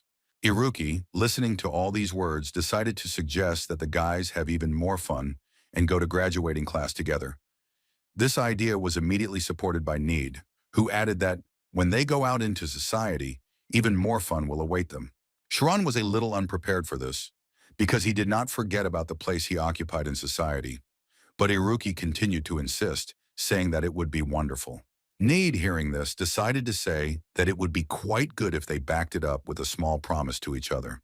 But still, they promised each other that they would go together until the very end and become the best magicians in this world. The next day, Nade and Iruki tried to wake up Sharon, who was sleeping and did not respond to them at all, but they thought that the days of suspension should be spent cheerfully. But looking at him, they understood that he was completely out of it and apparently really very tired. In Sharon's mind, he was lying there and couldn't move, as if a ghost had grabbed him. And this time he understood what the reason was, because he again seemed to be inside a nightmare that would never end. His consciousness once again fell beyond the edge of infinity, from which it is not so easy to escape. A huge, writhing light, it always awaits him. But this time the dream was somehow different, because in this place he usually woke up. Suddenly, in the center of this magical light, a huge crack appeared, and behind her there was an incredible light, which began to gradually devour Sharon, because of which he began to gradually disappear. And as a result, he finally woke up from the fear that the dream he saw every day had changed. There was only one question in his head. What changes had yesterday's experience brought about, and what had he done that made it happen? But it was difficult to answer for now, if only because in his room he saw a strange light that was flying around him. Then he got up and saw a note that Nade and Iruka left for him. The guys warned him that they would go to a casino where they would use Iruka's calculations to become rich. However, Chiron, reading this note, already understood that they would most likely return with empty pockets. But now he had another problem. He had to figure out what to do for the next 3 days, during which he was suspended. He immediately had the idea of going home, but he was afraid that his parents would misunderstand him. After some thought, he remembered something he should have done long ago. After some time, he finally arrived at the bookstore he had wanted to visit for so long. At that moment, he thought about how he had been studying for several years in a row without any time to rest, so he decided that he should have his own novel. But before entering, he remembered that very story when he was forbidden to take the book with his hands, so he was a little worried that this could happen again. Although he understood that until he checked it, he would never know for sure. So having collected his thoughts, he nevertheless entered the store, where he was immediately greeted warmly by the saleswoman of this store. And immediately after that, she offered to help him choose a book. Sharon didn't quite expect such an attitude towards himself, because last time he felt completely different emotions. So he replied that he came here to buy a book. It was so strange for the guy to realize that this saleswoman did not recognize him at all. But on the other hand, he understood her, because he really had changed quite a lot since their last meeting. In any case, he chose the book and went up from the store, inspired and happy, because it was his first book that he managed to buy, and it was called Raise a Dragon and Catch the Demon King. And all this was thanks to the fact that he diligently saved the scholarship that the Ojian family sent him. But suddenly his thoughts were interrupted when a girl came up to him, took his hand, and first of all asked, "Is he really Kieran?" The guy was confused at first because he didn't understand who this girl was and what she wanted from him. But then she called the other kids, and then a picture from his childhood popped into his head, when kids pestered him while he was reading books. They hadn't changed a bit, except that they had grown up, but they still had the same stupid expression on their faces, and they couldn't believe that they had met the guy again. Sharon began to look back at them several times and wondered if it was true that he was seeing them or if it was a dream. They immediately surrounded him and started asking what had happened to him and why he was suddenly dressed up as if he were an aristocrat. The leader of the village children, whose name was Altor, decided to find out from Chiron what he had become, since they had not seen each other for so many years. According to him, even when they asked Uncle Vincent, he still didn't tell them, but Kieran himself didn't know whether he should tell them such things, although he understood that they would find out about it later anyway. So if he lied, it would hurt them even more. So he made up his mind and told them that he had been studying at the Magic Academy all this time. Ultron's face immediately changed, and it was completely clear why. Altor has always been an amazing child, who was cheerful and strong from childhood, which is why he naturally became a leader. They were constantly surprised that Chiron could read, because there were so many letters in these books. So it made them a little angry, which is why they would often snatch the book out of his hands and say that it was useless, because he would never go to school anyway. Ultron always tried to prove to him that they had to get stronger as soon as possible and play their role. In a small mountain village that receives many threats from outside, there is a rule that is considered the most important, and it is that you must obediently listen to the words of the leader.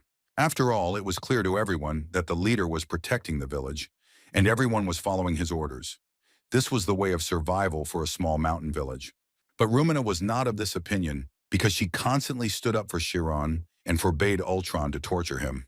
Even though all this was long ago in the past, the reaction of these guys to Chiron's words was real. They immediately asked him to show them something, but Chiron pointed out that he couldn't do that because he had only just enrolled, so he wasn't very good yet, and according to school rules, it was forbidden to use it outside of school. Ultron noticed that, as always, Chiron was walking around hugging a book, which made him very amused. That's why he wanted to see what they were reading at the magic school, although Chiron didn't allow him to do this. After all, Chiron understood that he bought this book only to have a little rest. Therefore, as a result of their argument, the book fell out of their hands and landed on the floor. At least that's what it seemed like at first glance. But Chiron managed to grab her at the last moment, preventing her from falling. Rumina started yelling at Ultron again, like in the good old days, even though he thought he had done nothing wrong. Chiron immediately tried to calm her down, saying that he was actually fine, although she didn't understand how she could not worry when someone hurt him. She was glad that he thought so. So she invited him to go with them so that they could eat something and tell each other in more detail what had happened to them over the years. Besides, according to Ultron, today they decided to celebrate a complete sale at Rumina's shop. Chiron had nowhere else to go, so he agreed to this without any problems. They climbed onto a small cart, and Chiron couldn't stop thinking about how Altor, this guy from a little boy, had turned into a monster who was now even capable of engaging in trade. Moreover, Chiron believed that Altor would most likely become the next leader of the village. After some time, they were already sitting at the same table, and Rumina constantly told Chiron to eat and drink as much as possible. Suddenly, one of them decided to ask Chiron to tell a little about his school. They were so curious that they couldn't stand it anymore, so they decided to ask. They were also curious how he got there at all, if there were rumors that only aristocrats attend the school. But Chiron asked them not to elevate him so much. Besides, he is constantly studying, so he does not have much time to pay attention to such things. Suddenly, Altor interrupted him with a rough voice. Putting down his glass of beer and wanting to know what his plans were for the future, what he planned to do, such a question left Kieran stumped. Before Kieran could answer, Altor decided to add that Vincent, Kieran's father, was fighting for the survival of his family, and Kieran would be the next to answer for it. And also, in his opinion, Chiron would need to get married, and therefore Altor doubted very much that he would be able to do this after he finished his studies. In other words, Altor wanted to tell Chiron that he shouldn't forget about reality, but Chiron himself never really thought about it seriously, because he was completely absorbed in his studies. Now, looking at his childhood friends, he saw that they were already helping the family business. But the opposite of this was his father, who was most likely working very hard now. With these words, Altor clearly spoiled everyone's mood, and Chiron seriously thought about when he would finally be able to help his father. To improve the situation a little, Altor decided to offer Chiron an arm wrestling competition, because it seemed to him that after so many years, the guy had become quite strong. Besides, the boys always competed as children, and surprisingly, Chiron was quite strong. In fact, they often did this when they were kids and Chiron managed to win. But today he understood that Altor's status was completely different, and his loss would mean a lot. However, this did not stop Chiron, but on the contrary, it interested him even more. So he suggested not just competing, but making a small bet. They agreed that the loser of this fight would pay for the food. Chiron decided that he would help Altor a little, for the sake of raising this guy's reputation, so he should hold out as long as possible and lose in the end. But before he could even finish his plan, Altor made just one move and thus defeated the guy. Rumina immediately started yelling at Altor, telling him that he was doing everything too roughly. This upset the guy a little, because he didn't really want to do everything like that. He just wanted to improve the atmosphere a little. So he decided to ask Chiron for forgiveness and say that he would pay for the food himself, although Chiron pointed out that he was the one who lost, so he would be the one paying. While talking with Altor, Chiron didn't even notice how a bag of gold coins that he had been saving for so long fell out of his pocket. The boys immediately fell to the floor to take a closer look at these gold coins, because they had never seen them in real life. They didn't understand why Chiron was carrying such a large amount of money with him, since it was the equivalent of an entire cafe's worth in a month of trading. Looking at the expression on Altor's face, who was seething with anger, it became clear that this was probably the end. They all immediately began to assume that now Chiron would never have to worry about money in his life, although he tried to convey to them that this was not actually the case. But their dialogue was interrupted by Altor, who began to shout because he did not understand why they were making such a fuss over some gold coins. And in fact, if you think about it, Altor was right, because there is nothing like that in them.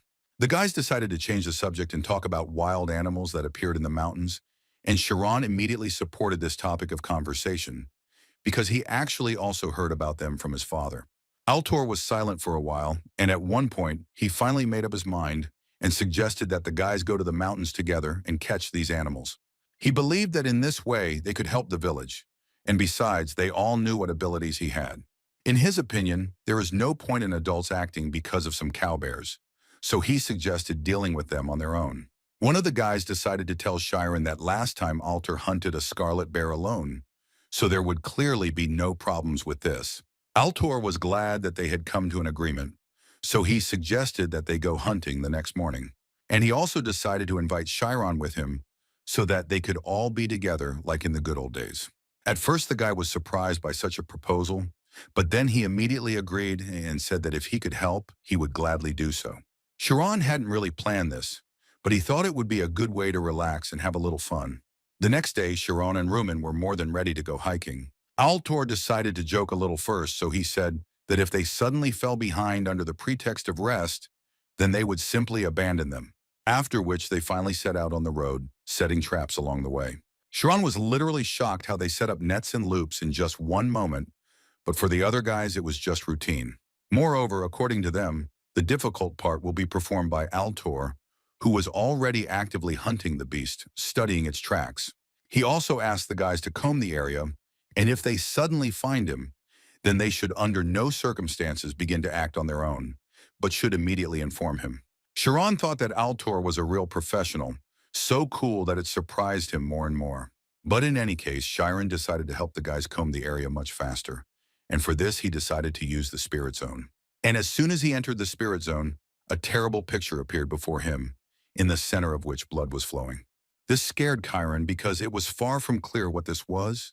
He tried to explore and see what was hidden there, and now he had to move the very last bush to see. Suddenly Altor stopped him, not understanding why Chiron had gone beyond his vision at all, without saying anything. Before he could say that because of Chiron everyone could be in danger, he opened his eyes and saw something terrible.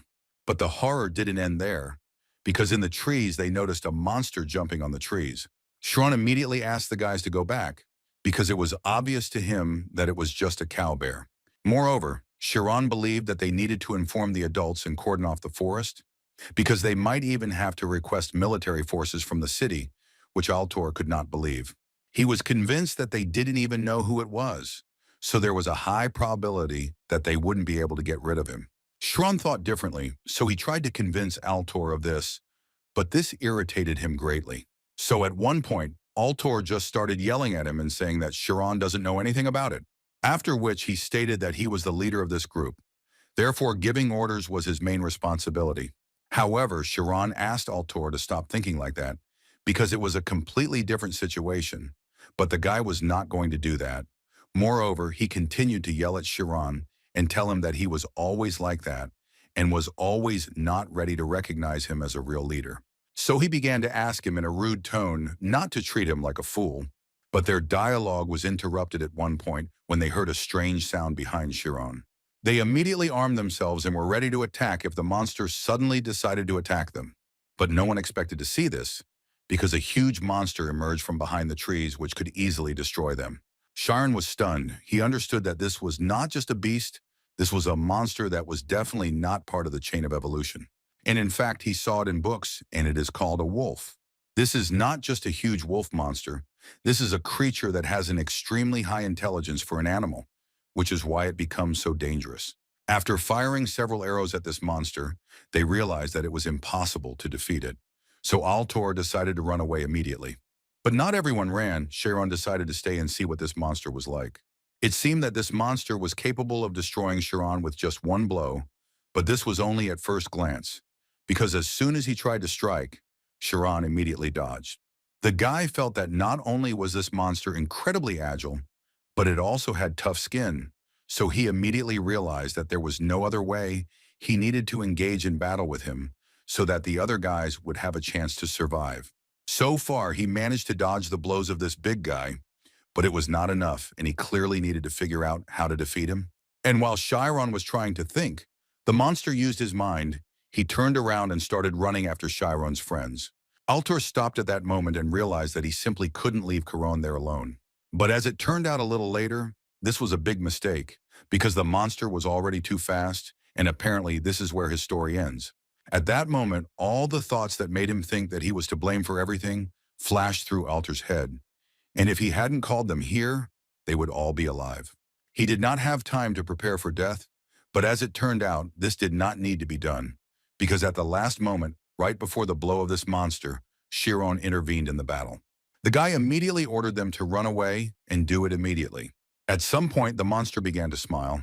It seemed he was amused by the fact that Chiron was so desperately trying to save himself and his friends. But he obviously wasn't going to let him do that, so he continued running after them. Altor's body simply froze, and he couldn't move. He was so scared that his nerve endings were no longer felt. Chiron at this moment continued to do everything possible to save his friends from this monster. But he himself had some problems when he tried to grab the monster with his hands. However, he understood that he had no right to make a mistake, because then his friends could die, so he decided to use a teleport. In this way, he was able to move this monster to a safe distance from his friends. But Chiron had no further plan. He wanted to stop using the photon activation and let him fall, but at that moment he would definitely be cut by claws. Thus, he could not throw it away while in this state, because now inertia does not act on them. But he simply had no other choice, so he decided to act rather strangely, because he had never used that very function in the fight against such monsters. Why does this world exist, and what is existence anyway? And objects, what are these objects anyway, and why do they have mass? The emptiness that Chiron saw in his dream, the shattering symmetrical world, if suddenly it means the universe right before its birth. And if existence begins from there, and because Chiron broke that symmetry, mass can be transferred to photons. This knowledge gave Chiron the opportunity to push away the monster that almost destroyed him with its claws. Looking closely at the body of this monster, Chiron realized that he had managed to destroy this monster, after which he began to scream that he had finally managed to do it. Now, Chiron is able to use a mechanism that transfers mass to objects, and if you use this mechanism, you can transfer mass to light. But now he was interested in another question. What was such a dangerous creature suddenly doing in the mountains? However, the thoughts that overtook Chiron were horrifying, because he remembered that the Volks do not act alone. And the guy's friends, who stood in one place in fear and watched as a huge crowd of such monsters came towards them, already knew about this very well. There was nowhere to run, and each of them, deep down, understood that this was probably the end. But Altor was not going to give up, so he shouted to them that he would now try to distract them, and they would need to carefully descend from the cliff. They were obviously against the idea, but he didn't care because he thought they simply had no other choice. He just wanted them to survive and tell others about it, so that his and Chiron's sacrifices would not be just empty space. Right after that, Chiron appeared, who apparently did not intend to die today. They were so happy to see him because they had already thought that he had died. But there wasn't much time for talking, so he asked them for forgiveness for making them worry, and now it was time to deal with these monsters. They thought it was crazy because he clearly wouldn't be able to defeat so many monsters at once, although Chiron assured them that it was exactly the opposite, because now he wasn't breaking the school rules and could use his magic with peace of mind. There was only one thought in his head, that he could defeat them all, and he would do it. After which, using photon magic, he created a huge stream of light with which he was going to destroy all these monsters. And in fact, the monsters were not happy about this, because the guy's attacks caused irreparable damage. Now the guys more than trust Kieran, now he is a real hero to them. But this was clearly not the end, and he still had to do everything possible to protect the people dear to him. Chiron was confident in his magic, so he was not going to run away, but on the contrary, he was only glad that there were more and more monsters, which he was about to destroy with just one blow. The only downside that Chiron noticed after using this magic was that it drained too much of his mind power. He was so lost in thought that he was so distracted that he didn't notice how another monster attacked him. But fortunately, his reaction allowed him to save himself, and he shot at this monster at the last moment. However, this time it didn't work. After Chiron's attack, the monster was more than ready to continue attacking. Chiron understood that the problem was that the power of his attacks had been reduced too much, and he urgently needed to change his tactics. The monsters continued to attack him, and the guys were too worried about Chiron, so they asked him to come back. However, Chiron himself was not going to give up. He had another way, but he was not sure that it would work. But having collected his thoughts and accumulated enough energy, he was still able to shoot a huge beam of light, which incinerated each of the monsters. Thus he managed to stop them on the rampart. Altor still couldn't believe his eyes because he didn't understand how this was possible. He thought about the scene that was impossible to believe, even if you saw it with your own eyes. Even though Chiron's attacks were quite strong and unpredictable, some monsters still managed to get through them and attack the guy. Chiron started to lose ground little by little. He was using too much energy, so if this continued, he would simply lose his mind. This situation reminded him of how he and the guys tried to create ghosts that time. That's why I decided that in this case, it would be best to simply release the excess energy. And it worked perfectly, because Chiron created a fairly large beam of light, which would most likely finish off everyone who managed to survive. It didn't turn out quite as Chiron had planned, and there were still a few monsters left, but he didn't fight them. He just made them understand that in this situation, it would be best for them to run away and never come back here again. They listened to him and immediately began to run away, although most likely they simply saw fear in his eyes, which is why they made this decision. After such a battle, Sharon lost consciousness, and this was not surprising because he lost too much energy. Fortunately, at that moment, he was not alone. The guys would take care of him, and with that, perhaps, they would end the hunting games. The next day in the evening, Kieran went out to get some fresh air and look at the stars. After some time, Altor joined him, who really wanted to know when the guy decided to go out. Sharon told him that for the first time in a long time he had slept so well, which is why he wanted to look at the stars. In fact, he hadn't slept so well for a long time, because for the first time he wasn't tormented by nightmares and images, and after he finally woke up, they told him that he slept like a log. But the guys still didn't leave his side for a step. Altor wanted to thank Chiron for saving them, except for a little fright. They have no injuries. He also told that tomorrow he and the adults will go clean everything up there. The skins and teeth of those monsters should bring good money. Chiron supported him, saying that he had heard that the fangs of these animals were especially expensive. But in fact, he came here to ask Chiron for forgiveness, because in fact he envied him all his life. All their childhood, when they went into the forest and did the usual things for common people, Chiron sat and read books, which was so strange and cool for the guys at the same time. But now he understands that this was meant to happen, so he would really like for Kieran to fulfill his dream. The next day, Shiro packed his things to head back to school. All his friends saw him off and wished him that his dream of becoming a magician would come true. But he immediately told them that he would definitely come back to them, so they wouldn't be bored. Rumina couldn't stand it and decided to hug him before he left, and also asked him to come back. And if he suddenly decided to pretend that they were strangers after he became a magician, then she would beat him. He promised that this would definitely not happen, so now he wished them to stay healthy and then left. Chiron returned to the headquarters of the community he was a part of to talk to the guys about what was bothering him. When he finally entered the room, he greeted the guys, and the first thing he assumed was that they had most likely lost all their money in the casino and came here. At first they wanted to answer him, but then they decided to find out why he suddenly smiled so hard. Chiron immediately told them that he had something to show them, so they quickly moved to the training arena, where Chiron showed what technique he managed to learn. Although the guys didn't quite understand what was new here, because it seemed to them that he had only slightly increased the power of photon activation.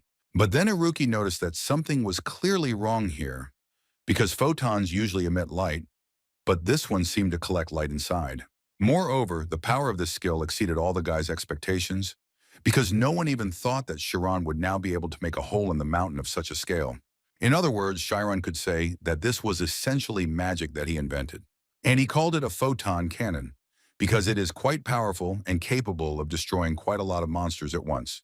In theory, of course. Iruki thought about it because he always thought that it was quite difficult to combine knowledge about photons, so he was interested to know what kind of magic he added. Chiron was ready to tell them everything, but first he would like the guys to go somewhere with him because he has something to show them. In some restaurant outside the school, the guys were eating pasta and listening to what Kieran was telling them, according to whom he managed to create a huge mass of photons. But in Ned's opinion, this is very confusing, because if Chiron's words are true, then it turns out that he used that same nameless knowledge. Chiron did not hide this. Moreover, he immediately added that, thanks to this, the images disappeared, and he understood what kind of dreams had tormented him for a long time. For Ned, all this was so surprising because he understood that if he systematized it in the form of a theory and presented it, then the magical society would recognize it as a huge world achievement and discovery, although Iruka thought exactly the same. But it seemed to him that it would not be easy to repeat the photon cannon in practice. In any case, it would be even more amazing than they could have imagined, which is why Chiron called them here. He said he would like to study it a little more, but they are currently suspended and cannot go to the school library, and he is not allowed to enter the aristocratic library, so he would like to ask them to take them there. This was not a problem for the guys, but they wanted to know why he himself could not enter the library. At that moment, Chiron thought about whether he should tell the truth, because it was far from certain that they would continue to be friends with him if they found out the truth. But if he doesn't share everything with them, then they most likely won't become true friends. So he decided that he would never run away again and finally told them that he was not an aristocrat. He honestly admitted that he was a commoner and that he was abandoned in a stable as a child, after which he was found and raised by ordinary people who became his real parents. Such a revelation made the guys feel awkward. This awkward pause was broken by Ned, who said with a smile that now it became clear to him why such a shadow had fallen on his face. Iruki had a different opinion, because he began to say not very nice things and insult Chiron, which was not accepted for Ned. But what he wanted to say with all these words was that if Chiron was telling the truth, then he only started studying and practicing magic this year. And it was so surprising for him, because in this way Chiron was raised to the 5th grade in just 3 months, and he also humiliated him in front of all the students of the school. Such a reaction was strange for Chiron and Need. Iruki could no longer stop and continued to talk about the fact that, despite all this, Chiron was also dating the beautiful Ama. So Need had to shut Iruki's mouth and tell Chiron that they didn't care what his background was. After all, Need considered him the only and most precious mass. Chiron felt so sad that he even cried because of it. 5 years ago, in the poor district of Radom, a little boy was running with a piece of food in his hands and crying. The thing was that he was being chased by bandits who considered him a thief and someone who dared to steal their supplies. But he did this only to save his loved ones, who were gradually dying from hunger. His younger sister was already lying almost unconscious, and he tried to tell her that he had managed to get real bread and that now she would not die. But in the end, he was found by the same bandits from whom the guy stole the bread, and the first thing they wanted to do was punish him for such an act. As soon as they discovered him, they immediately decided to hit him for what he did. It amused them so much that they couldn't stop laughing. The guy immediately realized that he was probably in big trouble because he accidentally revealed this secret place. Now these guys know where Canis has been hiding all this time, and from this day on they will all consider him a real scumbag. They believed that he stole food only for himself and had no intention of sharing it with anyone. These bandits continued to beat him and shout about how stupid he was, but he immediately made it clear to them that if they touched Aaron, he would destroy them all. Such words were obviously laughable to them because they believed that it was simply impossible, and if he wanted to do it, then he would probably have to do it in the next life. Before they were about to destroy him, he couldn't stop thinking that if he had a little more strength, he would have tried to break free. But suddenly his thoughts were interrupted by a strange dark magic that literally pierced each of these bandits. Within seconds, only pieces remained of them, and Karis continued to lie motionless and hope that everything would be okay with him. But then he saw a huge black mass that lifted his sister up. Although apparently it was a kind creature that saved both the boy and helped his sister escape from these hooligans. However, this was only at first glance, because after a few seconds, a semblance of a man emerged from the darkness, who wanted to ask Karmas how he liked this magic, because it seemed to him that magic was incredibly fun and interesting. Karmas had no choice but to smile and agree with this creature.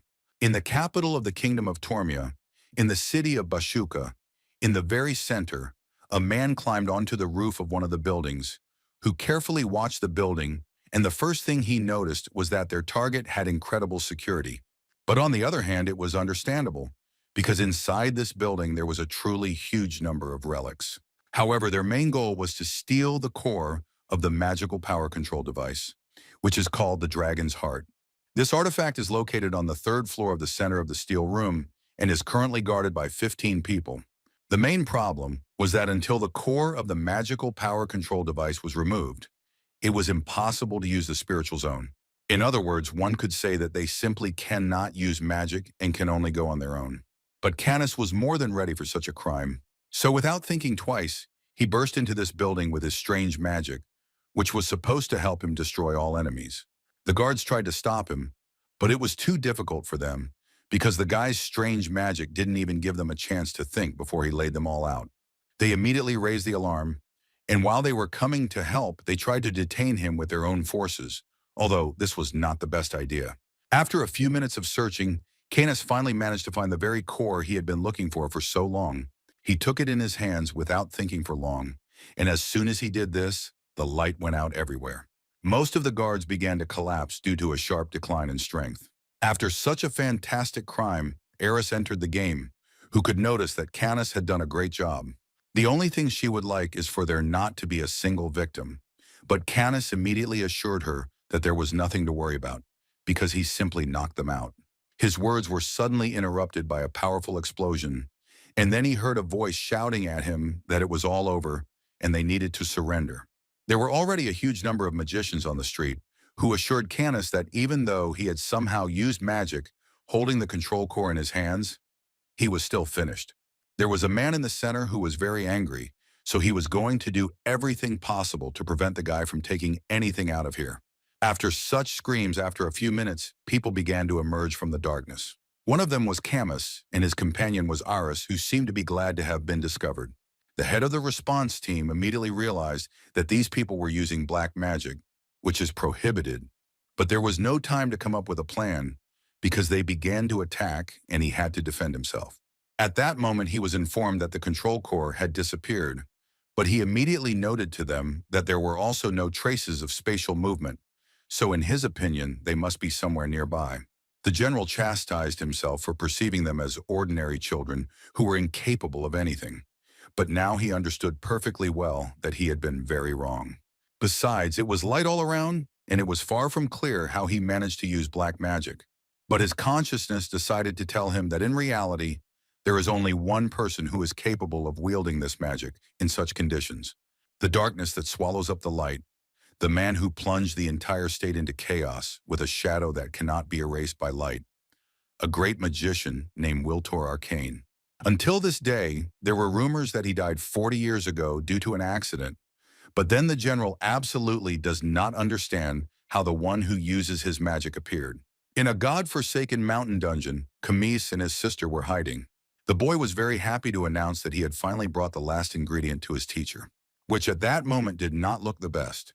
However, Camus was confident that with the help of this core, he would be able to restore his glory as a great magician. As soon as he placed the core in the place that was specially intended for this, such a strong flash appeared that the boys had to immediately close their eyes. And after some time, they saw how after 40 years, the teacher rose again from the bottom, after which he said his first words after returning, which were that he was ready to visit the one who stole his power, and that person was Miri Alpheus. About 40 years ago, a man tried to prove to his friend that this research did not belong to him, because it was he who spent almost his entire life on it. The man was talking to was Mini Alpheus, who was doing very badly, or so it seemed to him. As a result, the research they conducted together ended in an accident that locked the men in prison for 40 years. But after so much time, he was finally able to heal his wounds and come back. So now he was more than confident that everything would be completely different.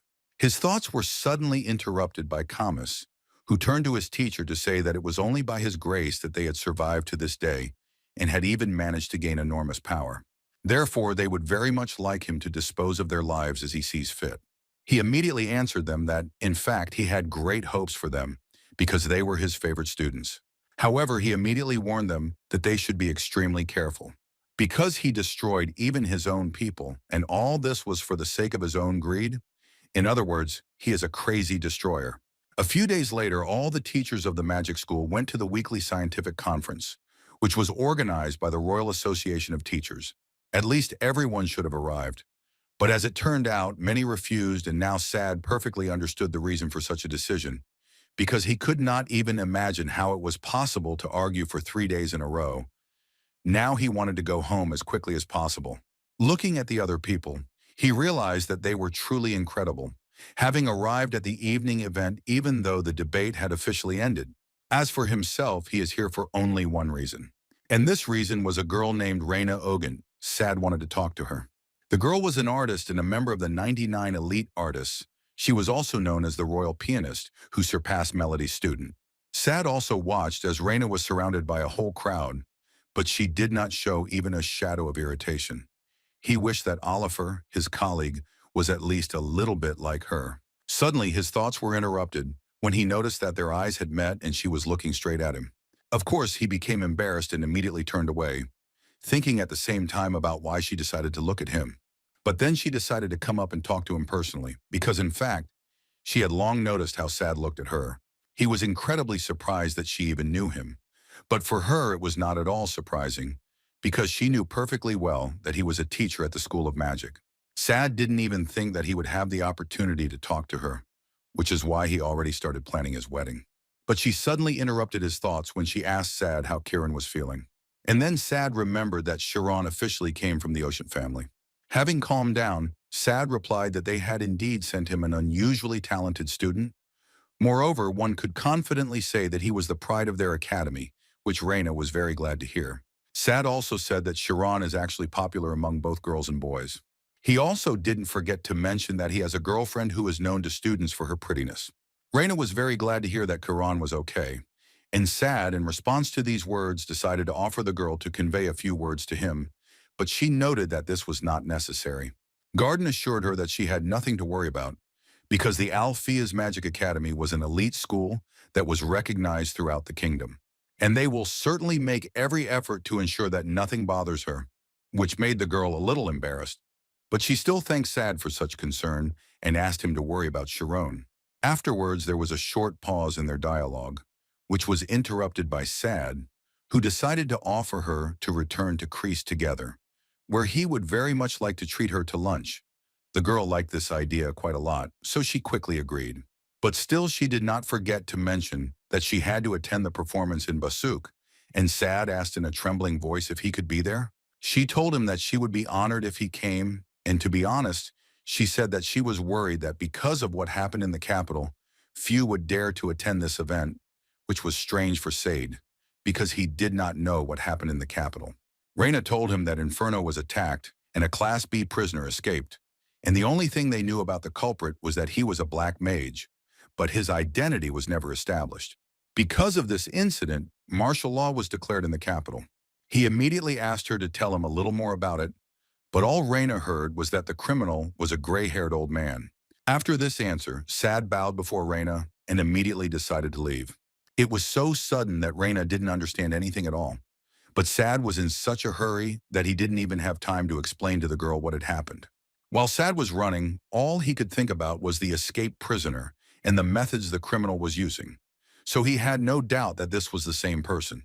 Last night, Inferno, the so-called criminal detention center, was attacked, resulting in the escape of a particularly dangerous prisoner. Of course, Vilthor was involved in all this with his new students, who with the help of dark magic were able to penetrate the Inferno quite easily. As was known, there are two features in dark magic. The first is absorption and assimilation. In other words, darkness absorbs energy, turning it into its property. The dark one, having absorbed human consciousness, may gain some strength for the fight, but darkness in any case will never defeat light. Once upon a time, an old benefactor who saved them from hell with Aaron helped them learn dark magic. It was a great magician named Arcane Vilthor, and it was he who constantly told Canis that he would be able to absorb the light. At this point, he was absolutely right, because his students were strong enough to absorb light from any person. However, his sister Erin was always unsure if they were doing the right thing, so she often asked Canis if they were going too far. Moreover, in her opinion, some places were not at all connected with revenge for the teacher. But Canis always answered her the same way. He told her that they only needed to believe the teacher. After all, in his opinion, their teacher is a genius and never does something just like that. Apparently for the same reason, they followed him to the prison where the most dangerous prisoners were. One of the prisoners, who was the leader among the prisoners, extended his hand and said that he was incredibly glad to meet him. He introduced himself as the Nightcat Kraken, although he suspected that since the man had come here, he knew who he was. Wiltor looked at them with a look that made them shut their mouths and then added that he had just gone out for a little fishing and had met only piranhas.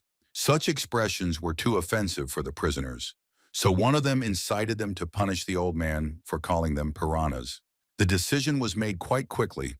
They decided that since he was a magician, it didn't mean anything, because there were many more of them, so they were confident of their victory.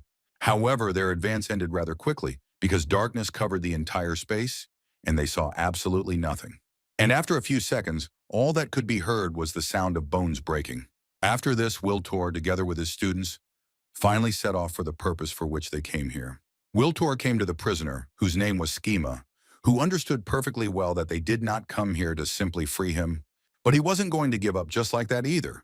So as soon as he had the opportunity, he immediately tried to break free from the shackles. However, Skim did not feel at all that his blows were reaching their target. He had the feeling that they were absorbing all attacks, So he wanted to know what kind of strange magic they were using.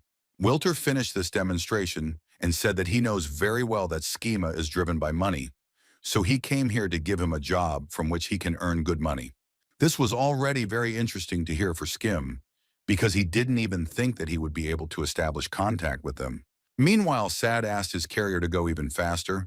He was ready to pay him enough gold. But the man immediately told him that no matter how fast they went, they would still only reach Crease by morning. He couldn't calm down and was very nervous because Wilter Arcane attacked Inferno last night. After all, even the child understood that after this, he would most likely want to take revenge for the events of 40 years ago, which is why Sad was in such a hurry to get to school to report to Director Minhee. Schema was free, but from that time on, he constantly complained. Therefore, Kamas asked him not to whine, because he only needed to fulfill the terms of the contract. But he immediately noted that if he had only known that they would want to attack the magic school, he would never have followed them. Since he had left prison, Schema had often thought about how they had told him that there would not be much work here, and that they would reward him generously. But now he realized that his work was practically no different from a rebellion in the state. But still it seemed to him that among them there was an adequate person, and it was Aaron with whom he tried to talk. He thought she was too beautiful to be a ruthless criminal, but their conversation was constantly interrupted by Kamas, who reminded the man that his job was only to watch the hostages. He found it funny to hear this, and he also didn't like that the guy called him Lucas. But in any case, Kamas didn't really talk to him, but only asked him to wait until the time when they would start carrying out the task. This, of course, could not help but anger the former prisoner. But Kamasu also did not particularly like following this man. At times it was difficult for him to understand why his teacher brought him at all. But on the other hand, he understood that there was no point in doubting, because most likely everything was going according to the teacher's plan. So there was no point in worrying. The mass existed initially. Because of it, the symmetry of the universe was broken, and that incident happened.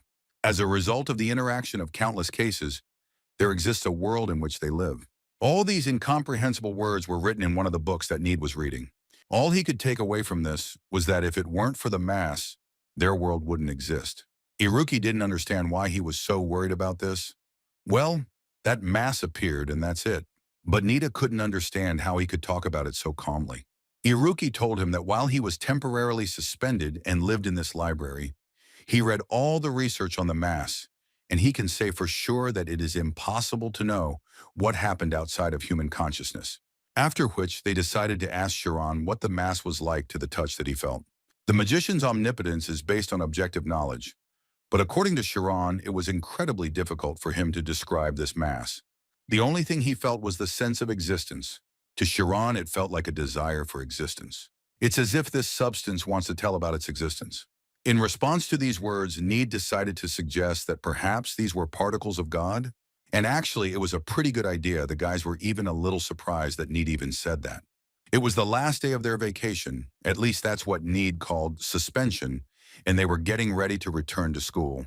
At this time, Chiron decided to find out whether the guys had forgotten about yesterday's promise. He meant to graduate together, but looking at the guys, it became clear that they were not quite ready to answer for their words. But suddenly they heard that Chiron wanted to stay another year in the 5th grade, because he thought that his grades were much worse than theirs, which shocked the boys. They didn't try to dissuade him. They decided to offer him to sit in the club on the last day. But Kieran told them to go ahead because he needed to finish one very important thing. Chiron had thoughts in his head about how just a year ago he was new and knew nothing at all, and now he learned about God particles and made valuable friends. And to get to this point, he was helped by another person, to whom he decided to bring coffee and thus arrange a small surprise. But in the end, he scared them. But what surprised him more was that the guy decided to switch to informal address. Chiron didn't understand why they suddenly became so angry, and the girls decided to remind him where they were. Moreover, Cheryl was even angrier. She told the guy that he had enough courage to come to the senior class, and therefore she thinks that this is too much. After which they turned around and started to leave. And Chiron had hoped to drink coffee with them and talk a little, but apparently not this time. Because of this answer, Chiron even fell to the floor and dropped his coffee. After which, the girls added to him that at first they wanted to turn a blind eye to all this, but now they understand that this is already stalking, so they wanted him to leave immediately. While Chiron didn't understand why they suddenly started talking to him, Amy was already asking Cheryl to calm down and leave because they were wasting their lunchtime. They hurt Chiron so much with such words that he jumped up and started running away, thinking that he really didn't deserve such treatment. Cheryl didn't understand what was going on with this guy because he seemed so kind to her, and now he decided to follow them around, which was incredibly embarrassing. On the way, Chiron ran and did not notice the student whom he accidentally crashed into. And when he raised his head, he saw Mark in front of him, who at first did not understand what was happening and why some kid crashed into him. But then he saw that the guy in front of him was in the 5th grade, so he had to apologize for his behavior. Chiron was surprised that Mark didn't remember him, so he decided to remind him that they were together at the instantaneous movement test. But apparently Mark didn't want to remember on purpose. Chiron got scared because he was afraid to realize that no one around him remembered him. At that very moment, Oliver came up to them from behind, who wanted to know what was going on there. But even she decided to find out who the guy was, because she was seeing him for the first time, which scared him even more. At some point, even more people gathered around him, and they all suddenly became interested in finding out who the guy was. Chiron was so scared that he decided to immediately start running away. The guy continued to convince himself that this was all a lie and untruth, so he immediately ran into his friend's room. But even they didn't know who he was and looked at him like he was some kind of criminal. For a moment, Chiron thought that maybe he wasn't in this school to begin with, after which they began to laugh at him maliciously as if they were ready to destroy him. But then this evil laughter turned into hysteria from the fact that they simply could no longer pretend, looking at his facial expressions. They began to parody his words, which made it even funnier. But their laughter stopped when they saw that Chiron took this joke too much to heart. He literally immediately fell to his knees and began to cry. They tried to calm him down and tell him that it was a joke, and they remembered him. But he couldn't calm down because he was very scared. Chiron told them everything and wanted to know what he meant when he said that no one remembered him. It was strange for Aruka that teacher Oliver behaved like that. Chiron added that judging by her look, she really didn't remember him. Nate immediately stood up from his seat and said that they needed to check it out. But Chiron wasn't sure about this, because it seemed to him that the guys could also forget him, and then he simply wouldn't know what to do next. And so the idea of identification marks was born. They wrote a phrase on each other's hands which said that they had lost their memory and that people with a drawing of the polar star were their friends, so Need believed that nothing terrible would happen to them in this way. After which, they set off to the school to check everything out. But when they arrived, they noticed that all the students were gathered in one place, and it looked even scarier than Chiron described. Chiron began to worry greatly because he was afraid of becoming like them, although Iruki believed that this was unlikely since he had already physically interacted with them. Meanwhile, Need was trying to call one of his friends to tell him where they were going. Gabe turned around, but it was clear from his expression that he didn't know who Need was.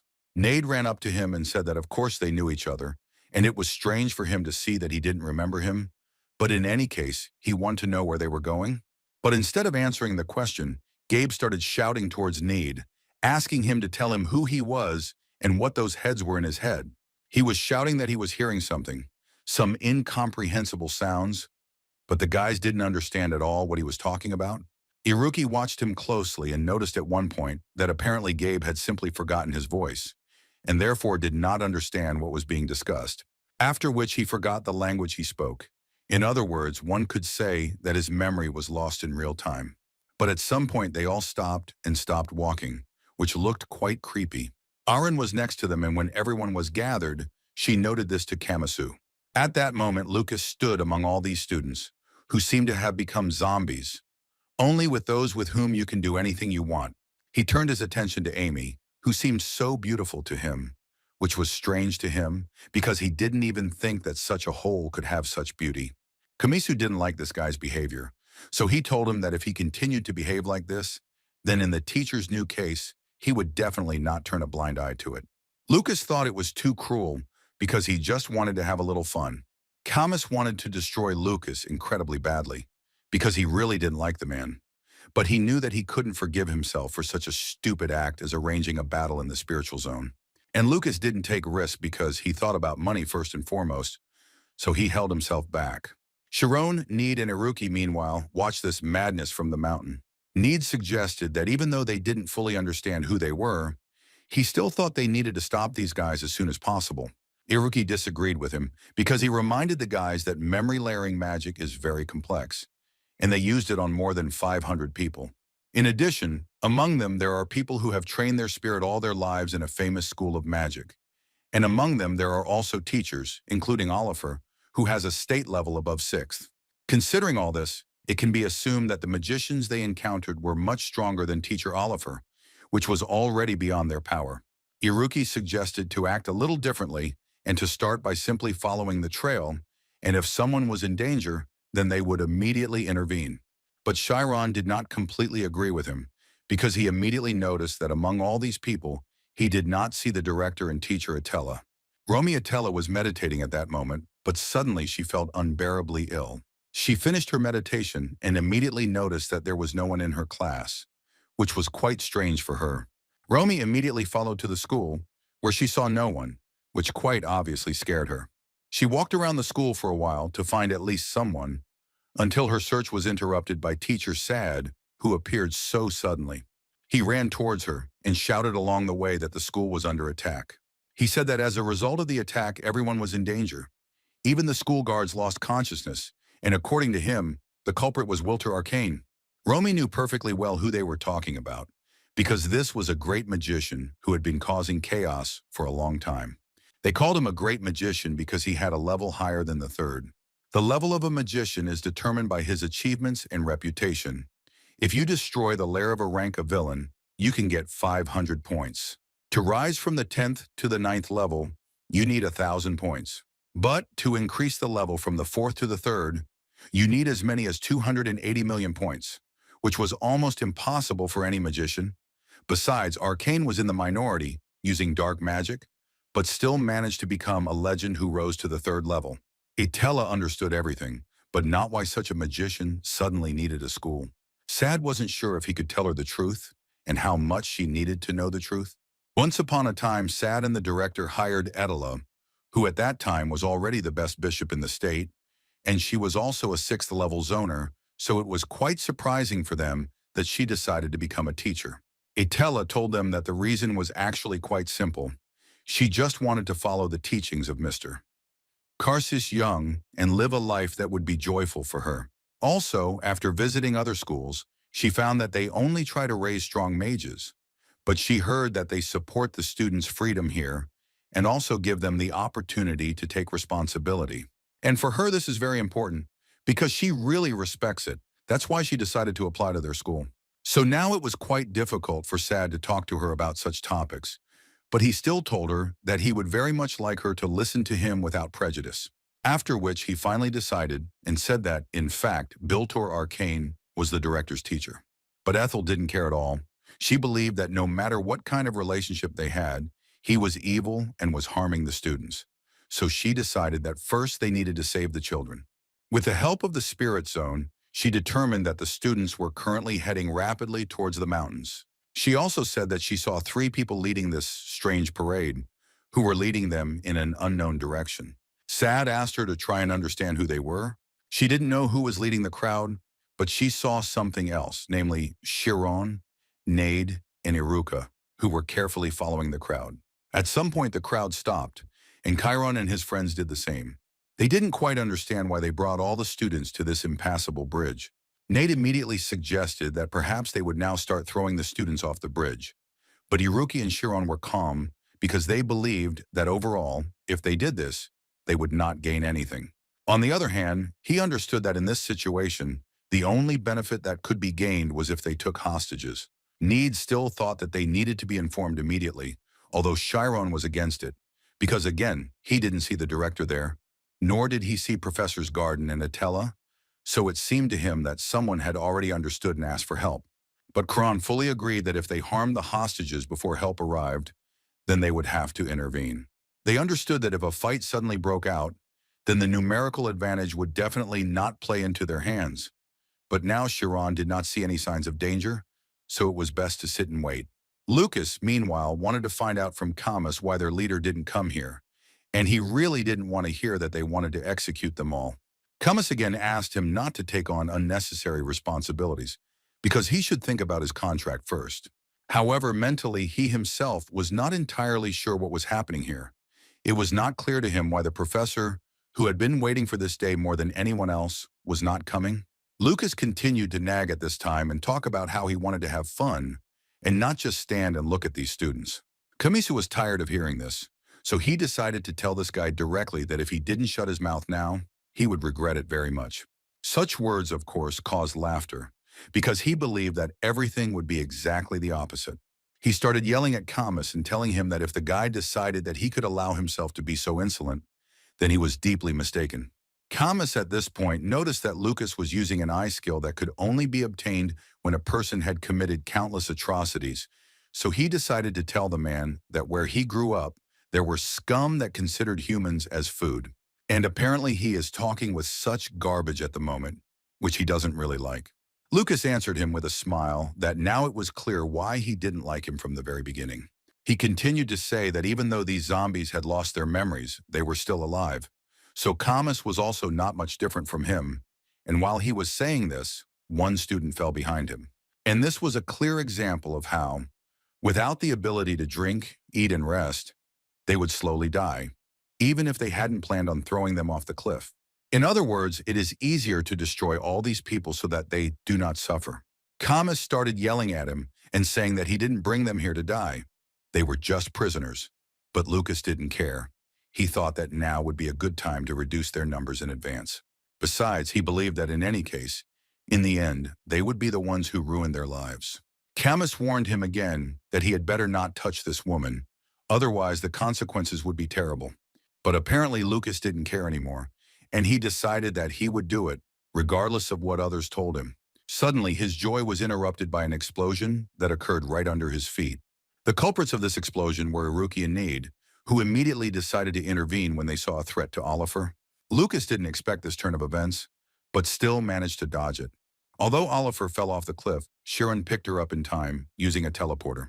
Kieran's anger went beyond all bounds. He was so angry that he was ready to destroy them. Kamis didn't spend much time trying to figure it out, and first of all, wanted to know who they were and how they managed to escape mind control. Arcane, entering his shelter, saw a girl in front of him, and the first thing he asked her was if she had come here alone. Arcane immediately realized that she was the very nun whose arrival he had predicted. Romiatella introduced herself as the bishop of the monastic order of Karsus, and she immediately added that it was an honor for her to meet such a legendary man. He certainly didn't expect to hear something like that. In fact, he could imagine that she was a seeker of truth, since she was able to pass through the abyss of Nova.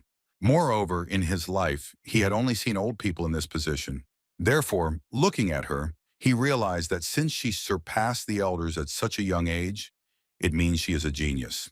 But in any case, at the moment, this was the least of his concerns. He wanted to know more about where Alpheus was now. In response to this question, she told him that if he was wasting time in this way, then it was useless. Besides, she understood that he must not have much energy left, since he used quite strong magic at night, so he could only wait for the onset of night to continue his atrocities. So she came here to tell him that if he immediately lifted the spell on the students, they would let him personally talk to the headmaster. This caused quite a loud laugh that did not stop. He was amused by the fact that Romiatella thought that he suddenly needed time, and after he calmed down a little, he immediately began to attack Atella. He called her a naive girl who unfortunately will pass away today, and he even felt a little sorry for her. At this point, Lucas could only talk about how they ignored his words, but now they had 3 problems in front of them, so he was quite interested in seeing what Kamis would do next. According to him, their plan was too ill-conceived, but he was still ready to get involved if they gave him a little more money, but this clearly did not please Kamis. Therefore, he decided that he would deal with this himself, and he asked Raina to restrain the hostages. Lucas couldn't wait for this. He wanted so much for Kamis to finally make a mistake, and he finally did it. To begin with, Kamis decided to talk to them a little and find out how they managed to avoid moral dominance. Need started laughing at him in response and saying that they weren't avoiding anything, but that their dark magic was simply broken by their strong spirit. Kamis found this quite amusing, because he understood that if it were true, they would not be standing here. Besides, he didn't have time to talk, so he asked them to attack faster so that he could deal with them faster. Iruki and Kieran immediately noticed that the thirst for destruction in the spirit zone was simply incredible. But Kieran also couldn't help but notice the fact that if this was dark magic, then his abilities would be in an advantageous position here. So he decided that he would take this guy on himself. They thought it was a bad idea and that they should attack together, but Chiron asked them to deal with that second guy. Besides, he asked Iruka and Need not to trust that man because he just threw a man off a cliff and didn't even blink. But all this is small stuff compared to how strong this man is. Lucas was silent at that moment, but he was thinking that this kid would most likely cause a headache because of his cleverness. Little by little, Chiron released more and more energy and thought that this would be the most difficult opponent in his entire existence. Looking into just one of Kama's pupils, one could only think of emptiness, which was so huge that it made him shudder. Anyway, the fight started and Camus cast a big shadow on Chiron. The guy didn't lose his composure and immediately used the power of photons. But it didn't work as well as Kieran would have liked. So he gathered even more energy to try to do it again. However, even after the strongest blow of light, the shadow still remained. And Camus just continued to smile and look at Chiron. Chiron couldn't believe that such a great power existed that could ignore even the laws of nature. Camus interrupted his thoughts when he began to slowly approach him and talk about how he had stepped forward, hoping only for a force opposite to his abilities. For him, it was a rather stupid act. Chiron didn't come here to talk, but to fight, so he created even more photon energy, which he launched at Camisa. And such a blow finally broke through the defense of the dark magician, who clearly did not think that some schoolboy could get to him.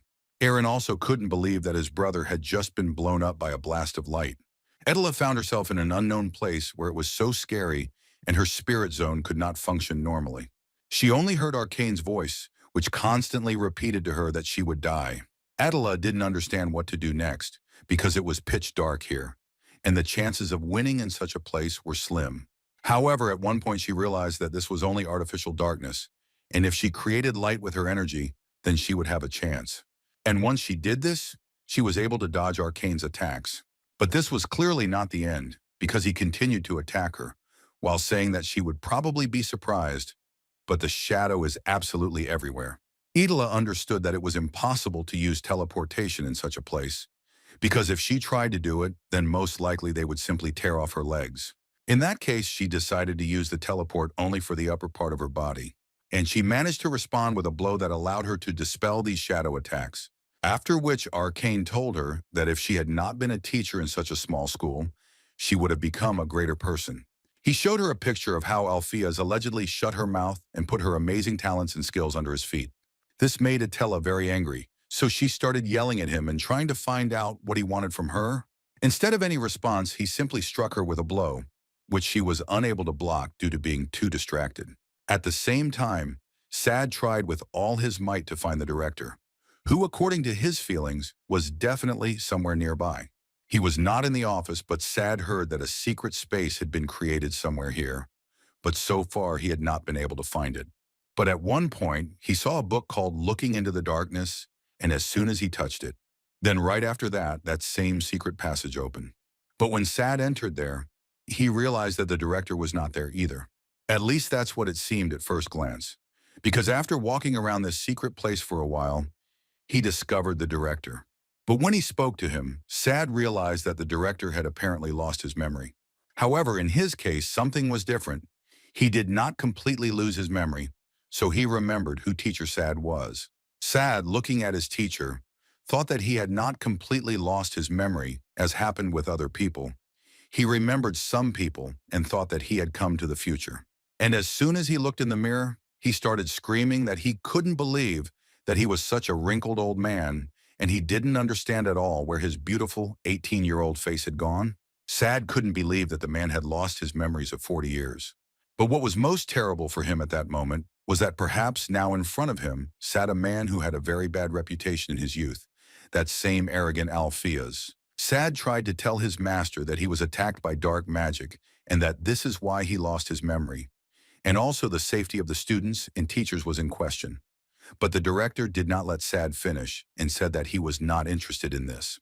First of all, he wanted to hear about who he had become. Sad didn't quite expect to hear such a question, but he still told him that he was the director of one of the 5 largest schools in the kingdom. He continued to talk about how everyone respected him, not only the students, but absolutely all the teachers. But he stopped talking when the principal started laughing at the fact that he became a teacher. It was so wild for him because it seemed to him that it was simply impossible.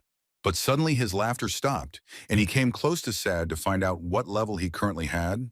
And when Sad answered that he had the 4th level, the man began to get very angry because he thought that this was too little for him.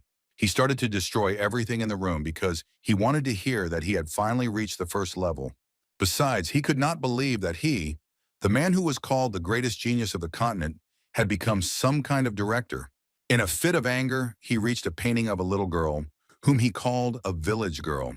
He threw this portrait off the wall and then turned to Sad, to whom he said that since he was his student, he should be able to use photon activation. So he immediately ordered his memories to be returned to him, because he immediately wanted to know what he had been doing for 40 years. Sad was very scared when he heard this, so he immediately decided to ask the man not to look at them.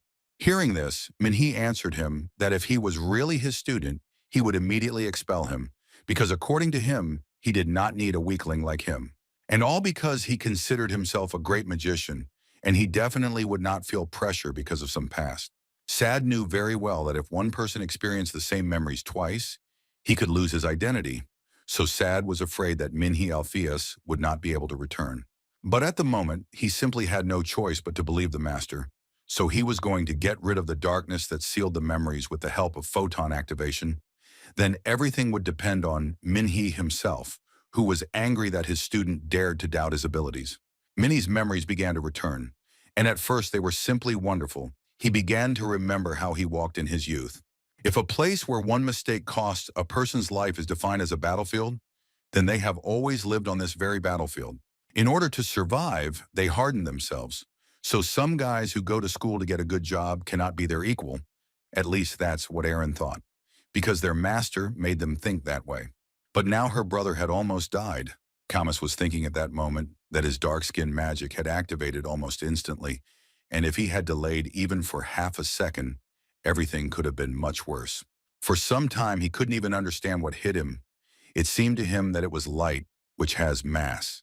But then he stood up abruptly, because he thought that only nonsense had appeared in his head, because light simply cannot have mass. But a voice inside told him that this was possible with the presence of an intermediary that exchanged the energy of light for mass. It seemed to Camus that all this was complete nonsense, because he had never heard of such a substance in his life. But the voice assured him that just because he hadn't heard it didn't mean it existed, and besides, they couldn't be sure that this guy could have discovered it. The voice inside asked for forgiveness from Camus for ruining his mood, although he was actually just telling the truth, because his opponent was strong and unusual, and he had too good inclinations to be considered an ordinary student of a magic school. However, at the moment, Camus was only interested in one question, which was that he wanted to know if he could defeat him. The voice inside gave an immediate answer, saying that if they worked together, then they would succeed. Need and Iruki were surprised that this guy had enough strength to stand up after Chiron's punch. Camus started laughing in response and noted that it wasn't really such a bad blow. After which he turned directly to Chiron and told him that apparently this was where his talents ended. And in his opinion, it was noticeable that for the first time in a long time, he would be participating in a good battle. Chiron was not at all amused because his opponent took people hostage and called it a battle, so his anger filled him even more. But Camus immediately decided to tell the boy that he could no longer hope for victory, because he was sure that his magic would no longer work on him. However, Chiron was already running to attack and shouting along the way that he could then try to block her. Chiron immediately noticed that his opponent was using the same technique as last time, although something had clearly changed. Magic can be divided into two types. The first type is magic that can be avoided and magic that cannot be avoided. Lucas knew this very well and immediately realized that they still needed to get rid of this guy, because judging by the outburst, he could cause a lot of problems in the future. Camus' attacks became much more dangerous, and this was immediately noticed by Chiron, who thought that he had everything under control. But he was not going to give up in any case and continued to fight as best he could. Nade looked closely. He was watching their fight, so it wasn't that hard for him to notice that this guy was moving around using his shadow. And he was clearly not happy with this. So he told Iruka that they had to do something, because Chiron would hardly be able to win this way. Iruki himself understood this perfectly well, But he also understood that this guy could only move to a place with which the shadow was connected. But unfortunately, it was impossible to guess where he would appear from, unless he took control of all the shadows and analyzed them. However, Iruki also didn't forget that Chiron was the guy who calculated the dragon labyrinth and passed it. At one point, it seemed to the guys that Chiron had finally managed to catch this guy and deal a lot of damage to him. But at the last moment, a huge shadow prevented Chiron from doing this, thereby saving Camus. It was the first time they had seen such a sight, especially how the large shadow compressed the light strike that Chiron had dealt. After which, some unknown voice addressed Chiron, which made the guy stop. And when he raised his eyes in front of him, he saw a huge animal, in the form of a large shadow, which praised Chiron for giving him such a tasty thing. Meanwhile, Minhee recalled how 40 years ago, in one of the bars of the capital of Bashuk, he approached a guy who had recently written a dissertation, and according to him, he was very interested in reading it, and the name of this magician was Sarov. This guy was very pleased that Alpheus told him that he had identified the characteristics of the light, and therefore it was noticeable that he had tried very hard.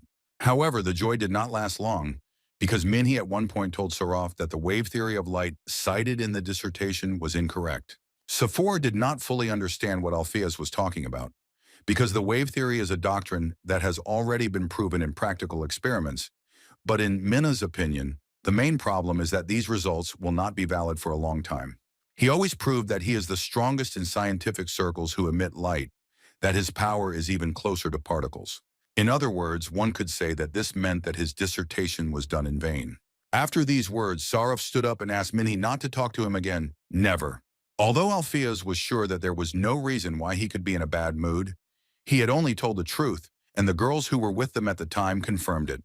But that day, there was a man who decided to tell Minhee that he was wrong, and it was Oyent Klomp, who told the young mage that he had recently been called the arrogant Alpheus.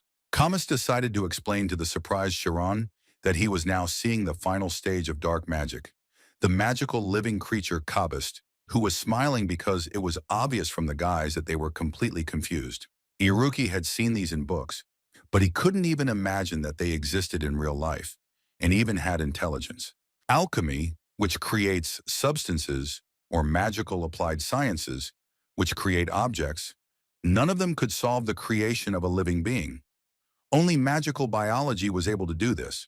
In short, this accurately shows the level of its complexity, which is beyond imagination. Chiron noted that this creature's abilities were quite good, but this made him laugh even more, because he knew that not only did he have good abilities, he also considered himself beautiful. Even from the back, it was just a pity that they would not be able to see it. Iruki and Need saw such an impudent person for the first time, and besides, he was also a created being. Camus asked them not to be so surprised that this creature was so capable, because Kabis was a magical living creature that had adopted the knowledge of Archmage Arcane.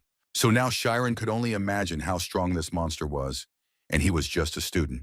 But even in such conditions, he tried to do everything possible to defeat this guy, which already began to anger Camus very much, because he had already told him that his magic would not work. And it really did seem like the end for Chiron, because he had absolutely no idea what to do next. He had never found himself in such a situation before. He wasn't really afraid of dying, but he understood perfectly well that if he lost here, then they would all lose, and then he would lose a lot of people close to him.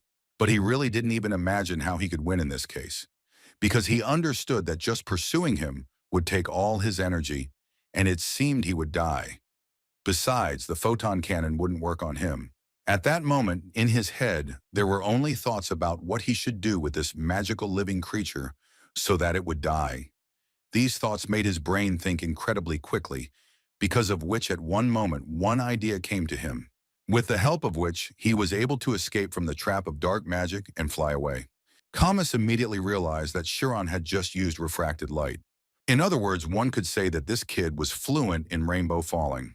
The first thing Chiron did after that was stop his friends who were running to help him, to tell them that he remembered that a magical creature actually couldn't move without an energy circle.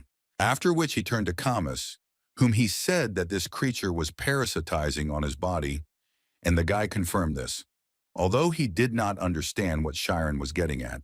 But Chiron only wanted to hear this, because his plan could only work if this creature was one with Kamis. After all, if that was the case, then it was quite obvious that this shadow monster also had a limit, which made Kamis laugh, who couldn't believe that Sharon wanted to say that his willpower had a limit. But instead of answering, Sharon suggested that it would be better if they checked it as soon as possible, so he went on the attack again. Kamis immediately noticed that Sharon's light had increased, which was clearly bad news for him. Sharon thus intended to check which of them would fall to the ground first. His attacks became much more powerful, and he attacked Kamis and his creature with incredible force, even without expecting it.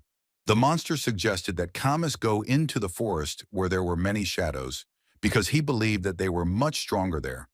Although Kamis did not understand why he suddenly decided that they needed additional strength, because it seemed to him that they could easily destroy this guy. Kamis laughed, because he always thought that he was just a quiet guy. But he turned out to be a real psycho, because now it seems that this guy is going to continue to attack and thereby demotivate him. But Kamis thought all this was useless. Although the monster agreed with him, he still thought that this strategy was funny, but there was no need to play by his rules, so he once again suggested luring this guy into the forest and draining him there.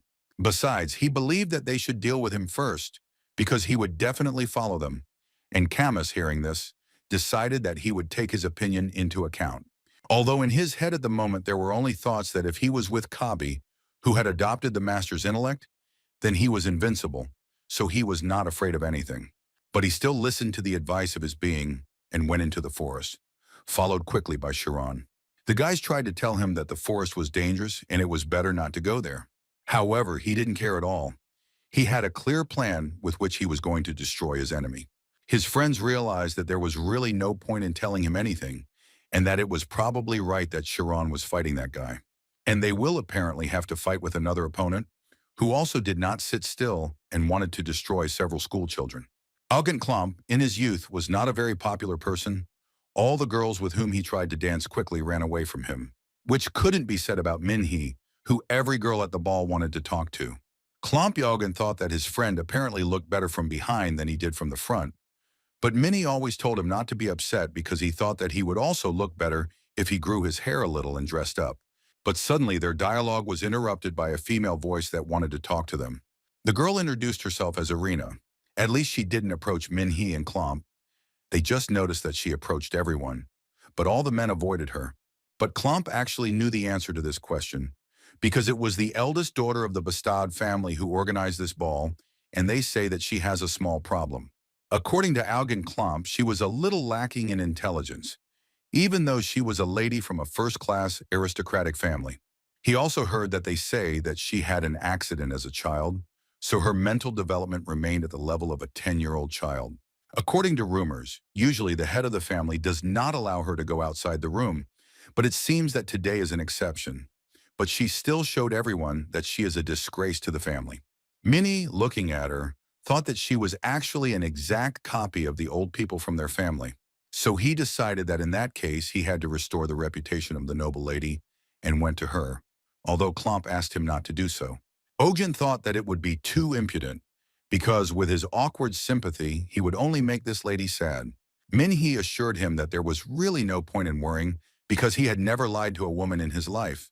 So he confidently walked up to the young lady and said that this night was as beautiful as she was. She was a little scared and started to stutter, trying to say that her name was Raina, although Minhee clearly did not expect to see that reaction from her. Other people immediately noticed what he was doing to this unfortunate child, but Minnie still continued to talk to her, and so he offered to be her partner at this reception. Need and Iruki were already ready to fight, so they started talking to Lucas. But they did not expect that this big guy would attack them so unexpectedly, while simultaneously saying that caution would not help them. However, they had no other choice, so as soon as he attacked them, they immediately dodged the attack and thus entered into battle with him. They immediately began to anger him because they dodged the attack, but on the other hand, he liked it even more because it seemed to him that this would be a very uninteresting fight because he would quickly deal with them. The scheme, although in theory with its help it is possible to strengthen all parts of the human body, but if you do it thoughtlessly, you can destroy the balance. Therefore, users of the scheme follow several proven paths, which are commonly called builds. Mitochondria build is a build that is capable of increasing the energy that can be used. It is the most common and the fastest, which is why Lucas used it. But his problem in this case was that there were two guys, and each of them covered each other. However, no matter how well they worked together, Lucas still managed to dodge the blows. And this angered him even more, because he was sure that they were just green chicks who had never fought with a scheme user, and therefore did not know what he was capable of. But in any case, they have a great connection, so it won't be easy to do this. The guys in turn understood that their opponent's level was too different from the speed test. The mitochondria build was using up stamina too quickly, and it would all end very soon. At least that's what Lucas thought, as with every step he took, he was doubling his potential energy expenditure. In this way, he constantly found the guys in an awkward position. At the same time, Attila was also trapped, with virtually no escape possible. Wilter acknowledged her resilience to torture, but he was tired of enduring it, so he decided to destroy her once and for all. Attila immediately realized that he was using poison, that if it entered the human body would destroy it almost instantly. But she really didn't want to die. So she continued to fight him, doing everything to survive, thus releasing a huge amount of energy from her mouth. Even for Viltora, it was such a strong wave that even his spirit zone shook, which once again proved that the girl could be an incredibly strong person in the world of magic. As far as he knew, this technique was called the Cry of Pama, and not every magician could perform this technique, even those who had reached the first level. Moreover, after this technique, she still managed to free herself from the shackles of darkness, and she was again ready to continue the fight. But first she broke out of his trap, where there was only darkness, because she understood perfectly well that she had no chance of success using magic in such a place. So she decided that in that case, the best solution would be to simply swap out her spirit zone for a diagram. She thought that this should help, but after a few seconds, she saw a huge dark monster that crawled out of the ground. Due to a slight shock, she missed a strong blow. After which, Vilthor came out into the world, who had already begun to get very angry because this girl was so persistent. But he immediately told her that if she thought that with the help of the scheme she could defeat him, then he would do everything to disappoint her. Edel didn't care anymore. She understood that she simply had nothing to lose, so she began to attack him with maximum force. Minnie still remembered what happened 40 years ago, at that very ball, when he approached a lady who, according to people, was underdeveloped. The girl reacted very strangely. She started screaming that her mother told her that everyone who talks to her is a bad person, so she wanted to run away quickly, which was so strange to hear from Manhwa. Because it's stupid. If you talk, you become a bad person. This is complete nonsense in the guy's opinion. He tried to ask her to talk to him calmly and first look him in the eyes, which caused even more disappointment among the other magicians who were at this ball. They believed that in this way, Minhee was disgracing them. Moreover, they believed that in order to remain the best, he was ready to involve even a small child. And the girl at that moment continued to scream that she did not want to talk to him, because if she did this, then most likely her parents would scold her, and she was very afraid of this. She didn't want her mother to be angry the most, so she asked Minnie to let her go, because she needed to quickly return to the room. Alpheus could not believe that she was not afraid of him, but was afraid of being scolded. Klom, looking at all this, could not believe that Minnie was ready to go so far, and in general he did not understand why he was interfering in other people's affairs. He mentally asked Minhee to apologize quickly before things got serious. But the young man continued to talk to Raina so that she would calm down and talk to him. Out of fear that she would be punished, she began to cry. And at that moment he tried to tell her that he finally saw her and that she could not be afraid of him because he was good. Besides, he just wanted to dance a little with her because he was at a ball and that was what he was created for. And she had done nothing wrong, so there was no need to cry either. At one point she stopped crying and looked at him with such loving eyes that she completely forgot about what her parents had told her. So when she finally calmed down, he suggested that she try dancing with him and try it for the first time. Itella's powerful blow was not enough to destroy this monster, but she was not going to give up. She was always surprised when she heard about dark magic, and she always wanted to see how strong it was. But now she sees that it only brings evil, so she wanted to deal with her enemy as soon as possible. Attila dealt 1,000 blows in 1 second, which could destroy almost any magician. But to her great regret, her opponent today was not just a simple magician, but one who had the 3rd level. Therefore, defeating such an opponent with simple punches is clearly not possible, although Wilter himself admitted that she has rather hot fists. His counterattacks were much stronger than all of Atella's blows, which made the girl feel that sooner or later she would still lose and he would destroy her completely. However, her specialty has always been that even in the most difficult situations, she was ready to deal serious blows to her enemies, even when her strength was running out. Etella created a wave that directly destroyed not the outer side of the defense, but immediately the inner one, and caused the effect of an intervention of continuing waves, which became tens and hundreds of times larger. But as was evident from Viltora, he absolutely did not care. He could only repeat to the girl that she had apparently gone crazy when she decided to attack him in different directions. So he told her that if she had focused on one thing, then perhaps she would have had a chance. But instead of becoming the top of this world, she would simply die.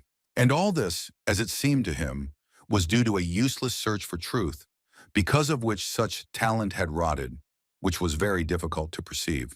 Well, and finally, before destroying her, he told her that all her actions that she was trying to do were just helpless floundering in the sea, which would not lead to anything good. But apparently his words meant nothing to her, because she continued to fight him, and at that moment thought only about the fact that if such a huge creature got into the school, then most likely all the students would die, and she could not allow this. This thought gave her the main wave of motivation, because of which she went into battle and thought that even if she died here, she would still stop this monster. Finally, her blows began to bring at least some meaning. She was able to break through the shadow monster's defense, although she did not manage to inflict much damage. But she still understood how she could now break through his defense. In doing so, she further angered the monster named Vilthor, who was not going to just watch this, and began to release a huge amount of energy in order to finally destroy this girl who was standing in his way. Moreover, he finally realized that all the girl's attacks up to this point were carried out only in order to inflict one blow that would destroy him. Having felt the taste of pain that he had missed for so long, he became even stronger. So he was ready to show Etella why he received the title of third-level mage.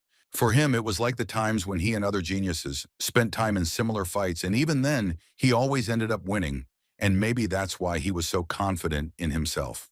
Etella also had no intention of retreating because she was also a genius of sorts, who always won and was not used to losing, and now her opponent was an old man who was going to offend people dear to her, which gave her even more strength. Their blows collided with each other, and the girl could not fully believe that the repetitions of the waves were not enough to finally break through this guy's defense. She was very sorry, but apparently she was still unable to protect her people, although she tried so hard. At that moment, Need, with the help of his magic, tried to help Iruka not die, although it was incredibly difficult. According to Iruka, nothing serious happened to him, although he was bleeding from his body.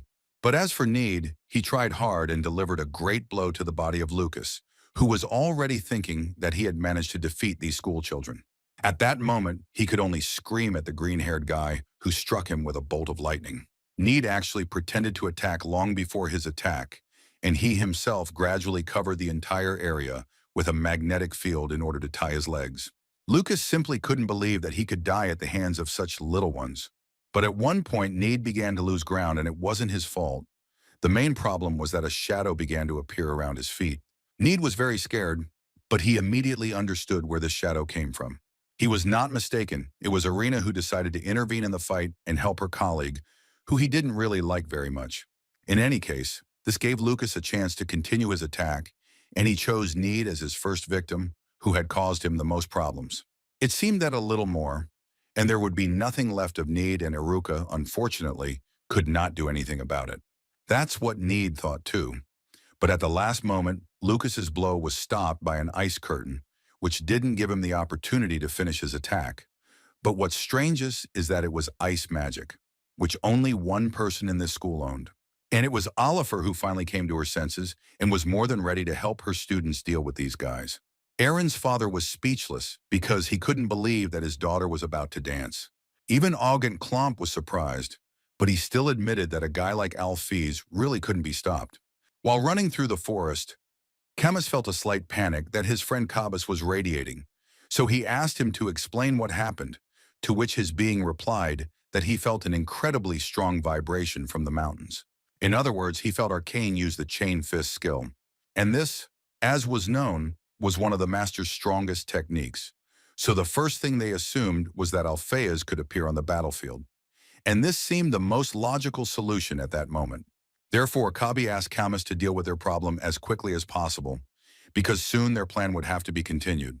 However, it was not so easy to do this, because Chiron not only did not die, being dried out by the darkness, but also perfectly blocked their movements, like mirror chess. So they decided to checkmate this guy, or in other words, destroy him finally. Wilder stood in shock that the magic of that crazy old man was broken and that Oliver was able to escape from the spell. Looking at Oliver, they together with Aaron, thought that the sacred abyss of the master could only be broken by a high-ranking monk or archmage. That's why they were surprised that some teacher from a magic school was able to do this. But Iruki and Nade were incredibly happy that their teacher had finally come to her senses and could help them. But suddenly their joy was interrupted when Nede's hand was frozen. And as soon as this happened, Iruki immediately noticed that something was wrong here. Apparently she woke up but doesn't understand what she's doing because snow started falling on each of the students, which is why they might just freeze in the future. After which she continued to attack Lucas, who was distracted for a second and because of this received a blow to the body. He got down on one knee and started asking her to stop, because at this rate she could easily destroy her little ones. Sometimes there are people who attack many times until they almost destroy their own body. Even in a state of sleep, these destroyers are capable of taking a person's life by cutting him up. Such a person was Oliver. In other words, this woman has written spells into her body and can now instinctively use them. Lucas immediately realized that he needed to run away immediately, because there was really no point in having a lot of money if he was going to die and not be able to spend it. But apparently he couldn't just run away. At one point his run was stopped by the fact that his body seemed to be paralyzed. If you dig a little into Oliver's history, you could say that she was only 20 years old when she received the rank of 6th level. As the best omniscient magician in the glaciation, she has earned her level. Lucas' legs were completely covered in ice, which is why he couldn't continue running, which made him very angry because he was told that this was a cheap, simple school. He was told several times that both teachers and students were incapable of anything. But now he understood perfectly well that he had been deceived, which is why he would die. Raina also came under attack and could have died, but she was saved at the last moment by Nede, who saw a particle of kindness in the girl's eyes. After he did this, he immediately asked the girl to remove control over the students. She didn't have time to answer him before he continued telling her that if things continued like this, everyone could die. Raina began to cry because she understood perfectly well that in reality, no matter how much she wanted it, she simply did not have enough time to do it. Their dialogue was interrupted by Iruki, who said that he could do it. Apparently at that moment, an idea appeared in his head of how he could do it. At that moment, complex calculations were going on in his head. He determined that the weight of the ice, or rather the glaciers, was approximately 15 tons. Then he began to calculate the vectors, after which the best solution that would help them save the students was to break the glaciers into thousands of pieces. He understood perfectly well that even a small error in calculations was unacceptable and would most likely lead to tragic consequences. Nede, upon hearing his idea, immediately began shouting that it was simply impossible and that he urgently needed to stop. That's why he started yelling at Raina to stop chatting and immediately remove the mind control, because if she didn't do it, she would be involved in all the deaths of these poor people. But she had already tried several times to tell him that she was not capable of doing something like that. After all, at that moment, she was thinking only about Canis, which is why she absolutely didn't care about anything that would happen to these people. Ned was surprised that she thought this way, because it seemed to him that he saw a piece of goodness in her eyes. Suddenly, their conversation was interrupted by a powerful explosion that came from the forest where Chiron was fighting. They both turned around and saw Camus barely walking. He was covered in blood and very angry. After the ball, Minhee and his new friend went for a walk in the beautiful fields near the castle. They talked about how it was incredibly funny to see people looking at them. Every second person's jaw dropped when they saw Aaron dancing. According to the young magician, if you believe the experiment with prisms, then there is a fairly high probability that light is a particle. But in the recent double-slit experiment, a pattern was formed in it, like in waves, but suddenly he realized that such conversations are unlikely to be interesting to Erin, and it is unlikely that she even understands what they are talking about. So he decided to tell her that she was a good person who didn't deserve the treatment she was being given. Her smile was so genuine that it made Minhee incredibly embarrassed. He started talking about being called a magician, but now he doesn't even know what to write his dissertation about.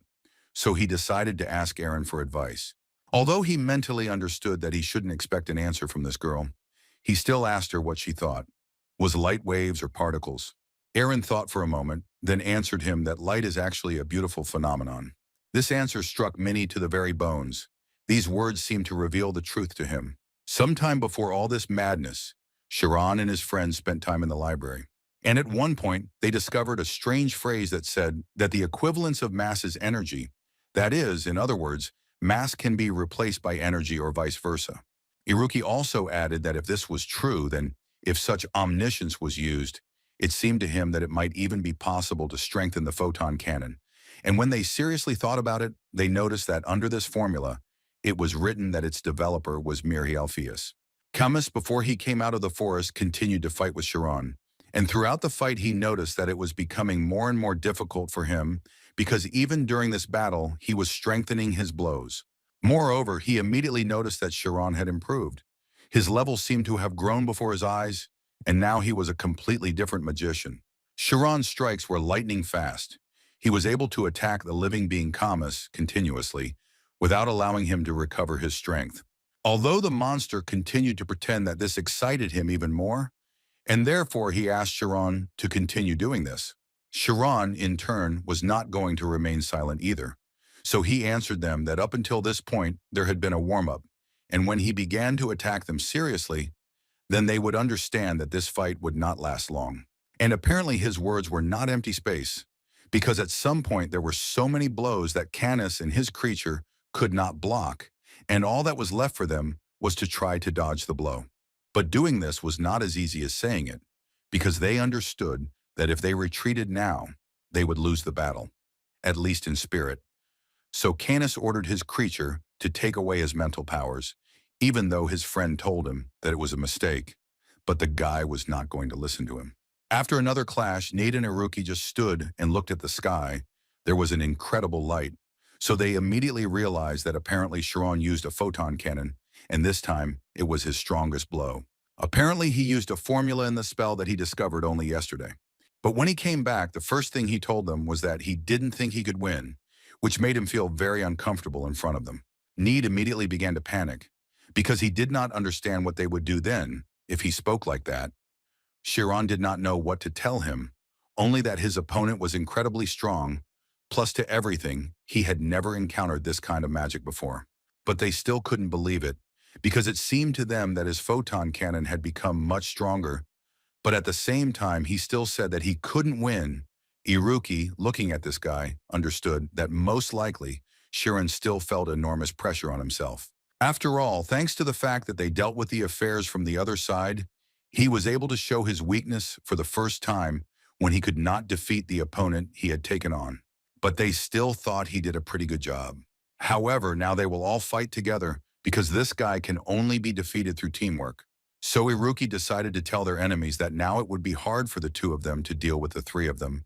So he asked them to admit defeat and let the students go, and then they wouldn't destroy them. Nate also joined in these words and added that it was important to do this before everyone was alive and no one died. But in response, they received only another threat. Camise told them that the war was far from over, and according to him, the master would come and punish them all.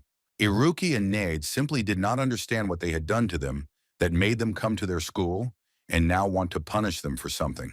In response to this question, Camise told them that they should ask Alpheus this question when they go to hell with him. According to him, he committed an unforgivable sin, which surprised the guys even more.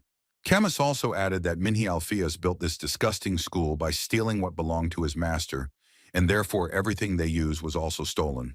Iruki continued to talk to him and said that even if you were kind to him and imagined that his words were true, he still didn't understand what all these people were guilty of. Camise believed that discussions on such meaningless topics were not important, and all because he is the master's substitute and does everything that his master ordered him to do. With these words, he made it clear to the guys that he apparently intended to continue until the very end. And before Camus could answer, Chiron stepped forward again and seemed to be preparing to enter the battle again. In response to his actions, Camus told Chiron that since his words were not working, he decided to measure their strength again, but he was still confident that the result would be the same. However, his words were suddenly interrupted by Kabi, who covered Camus with his hands, saying that in fact Chiron was now dangerous, because looking at his spirit, it became incredibly scary. This made Camus angry because he didn't understand what was being discussed, since it seemed to him that he would be able to block him if he used all his moral strength. At that moment, Chiron didn't say a word. He only whispered to himself in a quiet voice that this was his last chance. Camus continued to shout that he was the Archmage's apprentice, and no one could contradict his decision, even if he destroyed it. Chiron noted that he didn't really want to destroy him, but he was sure that if people died because of his beliefs, he would have to harm him.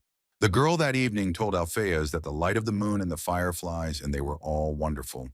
But what Minnie was telling her did not seem so wonderful. Minnie became very interested in hearing the girl's opinion, so he continued the dialogue and asked her why she thought so. And the answer was quite simple in her opinion. Thanks to light, one can see darkness. And this beautiful night sky is also visible, precisely because of the light. Hearing this, he realized that in fact this was not just a contradiction. This was the truth that he had been looking for so long, and he could not even think that it would be the girl who would give him the answer to all his questions. After which he made a decision and offered the young lady Erin to become his most important light. Minnie Alpheus began to smile very strongly because his consciousness itself told him that he really would not trade those memories, that smell, that breeze, Erin for anything. All this added up to an ideal picture that he would remember for the rest of his life.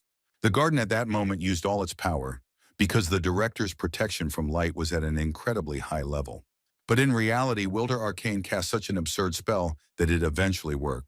The battle between Chiron and Camus was interrupted when everyone around froze. The reason for this state of affairs was that Master Wiltor came to them. First of all, he spoke to Chiron, who immediately understood that it was this old man who had planned all this, which he liked, so he wanted to know what the name of this daredevil was. Chiron didn't think long before saying that he wasn't going to even tell his name to some destroyer. He ordered him to immediately remove the spell from everyone and then leave the school, which was ridiculous for him, after which he immediately said that, unfortunately, he could not do this. And all because all of Alphea's students must receive punishment, and he is also included in this number. Hearing this, Chiron didn't think long and immediately shot at him. But unfortunately for him, this blow was too weak and Wilder dodged it too easily. After which the old man added that, given his age, he had a fairly large spirit zone, and the guys couldn't move away, so he was able to dodge it so easily. But this made Chiron even more angry, so he began to attack his opponent even more actively, adding even more strength. Suddenly, teacher Attila appeared in front of them and asked the children to stop. Wiltor immediately turned to her to say that she, as a loser, did not dare show her face. After which he added that if she was lucky and managed to save her life, then she should at least know what shame is, although she immediately answered him that in fact she was not interested in victories and defeats. She only wanted to protect her students. And when Chiron and the other guys asked her who he was, she told them that his name was Wiltor Arcane, and that he was a third-level archmage, which shocked the guys, because they knew very well that even their director was a fourth-level archmage. Moreover, she added that apparently he harbored a grudge against their director. Because of these words, he called Attila pathetic, because she decided to complain to her students, who are clearly much weaker than her. But in response, he received words that surprised him. She told him that he did not need to think that he was in such an advantageous position as he thought. Camus, like no one else, understood what this woman was talking about, because he immediately noticed that the master's mental powers had greatly diminished, and if he was not mistaken, then only 10% of their usual amount remained. Although his friend believed that even if this was so, then this was 10% of the Archmage, which would be more than enough to wipe out the guys.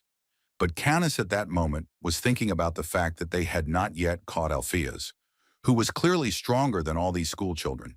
Raina, hearing this, began to worry, because she did not quite understand what her brother was getting at. But instead of answering her, he asked the master to leave it to him. At that moment, Arena looked at him and did not understand at all why he was exhausting himself like that. Wilter smiled when he heard this and decided to play a little game. And for this, he turned to Sharon to ask him again if he was really a student of Althea's. Sharon immediately answered him that he had no right to pronounce the director's name so carelessly, because he believed that someone like him, compared to the director, was not a magician at all. Of course, apart from laughter, no other reaction could be expected. He laughed so hard because he couldn't even imagine who Althea's had been pretending to be for all these 40 years, since his students were now saying such things. Wilter continued to laugh and talk about how he couldn't believe that a brat like Althea's could be respected by anyone. And when he calmed down a little, he still decided to allow Canis to fight that guy, for which his student was very grateful to him. Edela and the boys immediately asked Kieran not to do this. Zabi also asked Canis not to do this and to think again. He thought it was better to leave it to Arcane, although the guy thought that he had already disappointed the master and he did not want to do it a second time. So he was sure that even if he died, he was still obliged to defeat this freak. So she looked again at Chiron, who also could not be stopped by words, and said that they would fight. But Kabi suddenly stopped answering, and a few seconds later a wall of shadow appeared right in front of Canis, which the guy immediately broke, and thinking that he would definitely win this battle, went on the attack. Shran also did not stand still and went on the attack. But this time, Shran made it so that they continued their fight in the air. Canis thought that this was the biggest mistake that Sharon could make today, and he also understood that most likely his opponent believed that shadows were not capable of fighting at full strength in the air. But he was going to show him that the night sky itself was equivalent to a huge shadow. However, his thoughts were interrupted when he saw Sharon in the center of huge waves of light. Sharon's plan was pretty simple. He decided that if he couldn't keep up with this guy's movements, he would just hit his entire spirit zone. Sharon's blows were 2 or even 3 times stronger than the previous time, so Camus's defense was clearly not prepared for this. Camus realized that everything would definitely not be as easy as he thought, because the guy he encountered was clearly not a simple magician. But at this moment, he was more concerned with the fact that each of his 1,000 shots was a real blow, and if even one hit the target, then Camus would have to end the fight there. He fought with Sharon, and with each passing second, he became more and more confused about how someone like Sharon could master magic so well. Itella was no less surprised by this. She did not understand when Sharon even got such power. Need and Iruki understood perfectly well what was happening here, because they knew Chiron well, so they immediately realized that he entered the Infinity Zone. But apparently they said it in vain, because behind them stood Itella, who could not believe that Kieran had already entered the immortal function. When the guys told her about it, she finally understood how everything turned out in the end. At that moment, Camus was clearly having problems. He was trying to reach Kabi because he understood that at this rate, they could soon be destroyed. But he couldn't be distracted because Kieran's light shots were getting closer and closer to their target. Suddenly, during the battle, Camus finally noticed that Sharon's shots had no physical effect. And when he raised his head, it finally dawned on him that he was not attacking Camus personally. His target is darkness itself, as he completely erases the shadow by which he moves. He even had goosebumps on his body, and this guy's mental strength was apparently endless, since he did not stop attacking for a second. At that moment, Camus felt only annoyance and indignation, and it was all because he did not want to die right in front of his teacher, who was watching everything that was happening quite closely. After a few minutes of fighting, Camus began to feel that he was dying, and a little more, and the logical end had come. But at that moment, he heard the voice of Kabi, who said only that he was currently very irritated by the behavior of Arcane, who was simply standing and watching as his student was destroyed. After which he finally entered the battle, and the first thing he did was block a lot of Sharon's attacks. Well then, Kabi tried to talk to Camus, whom he asked to come to his senses as soon as possible, because if this continues, they will definitely lose. It was also quite unexpected for Sharon to see how they went into defense, because it seemed to him that he would finally win. He was absolutely sure that he was in an advantageous position in this fight, but when a counterattack came at him, he realized that in fact this was far from the case. And after a few minutes, he realized that the fight had completely turned the other way, and he urgently needs to act, otherwise everything will end quite sadly for him. He began to take blow after blow, which led him to the conclusion that it would be quite dangerous to continue maintaining the immortal function. But he also had a thought in his head that all this looked rather strange to him, endurance capable of withstanding a photon cannon, high intelligence, strong close attacks. All this is now used by Camus, and Chiron simply did not understand why he did not fight like that from the very beginning. He had only one explanation for this. Chiron thought that the magical creature that had only supported Canis's attacks from the very beginning was to blame for everything, and now apparently had completely filled his body. Now the opinion about Arcane became even worse. Now there was no doubt that he really was a cruel man. It became clear that Camus, from the very beginning, was only a vessel for a living creature, which the old man placed inside the guy. But apparently the guy stopped coping, and therefore he became useless. But Chiron understood that it would be better for him to think about this later, because now he had other concerns, in the form of a huge monster that was going to destroy him. He remembered that if the enemy's type changed, he didn't need to insist on continuing the attack with the photon cannon spell that attacked physically. The answer to the small problem is that he simply needs to increase the power of the photons and carry out a stronger attack, which is what he actually did. Such power should have been enough to once and for all put an end to the darkness that was inside Camus. Chiron thought that it was not that simple after all, and even if he had mastered infinite mental power, he was still unable to surpass his personal limit. In that case, he decided that he just needed to strengthen the infinity of mental power. Energy is just mass multiplied by the speed of light squared. It was difficult to apply this in practice, but still, Chiron decided that he simply had to try to transform all the mass. Due to the incredible energy that Chiron managed to create, Camus' darkness simply began to dissolve. Wilder was one of those who also never saw how strong the impulse was. Chiron's energy turned red, which could only mean one thing: his energy became much more aggressive. Camus' body was burning from the inside. He was enduring such pain that not everyone could withstand. Aaron understood that the terrible pain that Kabi was enduring was being transmitted to Canis, which meant that Kabi had reached his limit and he would definitely not become stronger. Chiron continued to fire off the shadow of Camus, and Kabi himself understood that if this continued, he would be destroyed. Itella suddenly began to ask the guy to stop his magic, because she understood perfectly well what consequences could await him. But unfortunately, it was already too late. A few seconds after the scream, a powerful explosion thundered. Long before this day came, Camus, together with his sister, tried to subjugate Kebist. But the huge shadow that could easily destroy two small children first wanted to hear a good reason why he should submit to them. Wilter tried to understand why his shadow was so reluctant to go to Canis. But Kabi answered him that he wasn't talking about that. He just thought that it would be much more effective for them with Rian. According to him, Arin lived in Raduma for 10 years and did not see anyone except Canis. But even despite this, she was able to master a strong mind. In addition, Aaron was able to see what is beyond the power of an ordinary person. Wilder Arcane understood perfectly well that he was now telling him about the view of truth, which, as is known, meant a kind of brainwave pattern that identifies any objects as seen for the first time. It is believed that in this way a person sees the very essence of objects. Zubi also noted that he also found and brought them by sensing Aaron's overflow, and Canis was just an addition, but Wiltor assured him that they couldn't actually use Aaron. The whole point was that Aaron was still too young, so he ordered Kabi to go to Canis. Now this reason why Arcane gave Kabi to Canis resulted in this. There was 1 minute left before the explosion, but even then, Kabi understood why this happened. That's why Zabi, before exploding, decided that he was breaking his contract with Canis.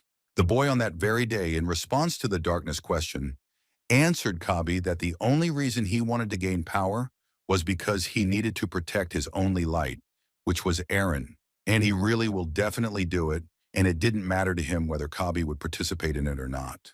But during the time that Canis was with Sabi, they became friends and became one. So it hurt him more that his best friend passed away. There was an explosion, and once again nothing was left of Zabi, and Kieran turned his attention to Wiltor, to whom he immediately told that he alone was to blame for all of this. In response to his words, Wiltor began to smile and say that his facial expression was so similar to someone, and now he finally understood who he looked like to him. In his opinion, Kieran was the spitting image of Alpheus, whom he knew 40 years ago. This made Chiron even more angry, so he started yelling at the old man and telling him to shut his mouth. In response, he began to shout at the guy and tell him that he now understood him, why this cunning Alpheus accepted him. He also added that he believed that Chiron had abilities in the forces of light and that they were like two peas in a pod, but this only convinced him even more that he wanted to use the guy for his own insidious purposes. But Chiron obviously did not believe in this and continued to deny it, because he believed that Vilthor did not know much. But the old man believed that it was only Chiron who didn't know much, and that the most important thing was that his respected Alpheus was his student. Chiron froze. He definitely didn't expect to hear something like that, so he asked the old man to repeat it. Arcane began to tell that in fact Alpheus was his very smart student, and teaching him was a great happiness. However, at one point in their life, greed closed his eyes and he changed a lot. According to Arcane, he gave him everything he had to help him, but he ended up locking him in a flame and setting fire to the research he had worked on his entire life. He also left his wife to die a dog's death, which none of them were going to believe, so they asked him to tell them more details. Alpheus, meanwhile, was going through some of his most wonderful memories, when his life was one continuous, shining period of life. That year, Miri Alpheus received the Golden Circle Award, an award given every year to the mage with the best achievements. Then all attention was focused on Alpheus. Everyone considered him a genius, because at that time he possessed both particles and waves. In the center was always his friend Oyant, who never thought that his friend Alpheus could reach such heights. After a small celebration, Alpheus first headed home, where Raina was already waiting for him. He presented her with the Golden Circle Award, which he believed was won only with her help, although the girl clearly did not think so. But the guy always told her that it was her idea that was recognized, and she in response was very happy for her man with all her heart. Alpheus always loved her very much, but he was often not at home because he had to see his friends in honor of such awards. At that time, he was only 23 years old. But already at such a young age, he was able to become the most famous magician on the continent, even though every day he received letters with declarations of love from all over the world. Alpheus did not even think about immediate benefits and responded only to carefully selected letters. And thanks to his skills, the value of Alpheus grew at an unheard of speed to infinite proportions. However, the families of these two people continued to be against it, so Alpheus always asked his beloved to be patient, because he was sure that very soon he would get the best place. Then both Mirha's family and the Bastad family will have no choice but to acknowledge their relationship. Sarov, having learned of Alpheus' triumph, decided to make peace with him, although his friends constantly told him that it would be better if he made peace with him immediately. But he could never have known that everything would turn out exactly like this. He could not even imagine that Alpheus' influence would grow so much. And as soon as they knocked on the door, Erin immediately opened it for them, which shocked the guys. But as soon as she saw that it was not her husband who returned, she immediately began to get nervous, because she became a little scared. When they saw Arena Bastard, they immediately realized that this was indeed Alpheus's house. So they decided to introduce themselves first, saying that they were his friends, and then asked to call him so that they could talk to him. Erica told them that he went out, and she didn't know when he would return. They decided to ask her permission so that they could wait for him inside, because doing it outside would be quite problematic. She had never seen her husband's friends, so she wasn't sure if she should let them into the house, but she did it anyway. After some time, Alpheus returned home and called Arena, but she did not respond. Then he heard some rather familiar voices, and in his head he imagined the most terrible situation. And when he entered the hall of their house, he immediately heard several men talking about how Alpheus actually built a career without writing a dissertation. He simply seduced a woman from a good family. Sarov drank too much, and therefore every time he tried to say something to Erin, which made her feel even more scared and scared. In any case, he enjoyed spending time this way, so he suggested to his friends to continue drinking. But in response, he suddenly received a blow to the face, which was incredibly unexpected, so there was no way to block it. This blow was dealt by Alpheus, who also called Sarov names. Sarov's friends stood up for him and began to tell Alpheus that an aristocrat should not wave his fists, no matter what happened. But Sarov himself did not think so, and immediately began to ask for forgiveness. He admitted that he had gone crazy for a moment, after which they immediately began to leave his house, and along the way promised him that they would not appear there again.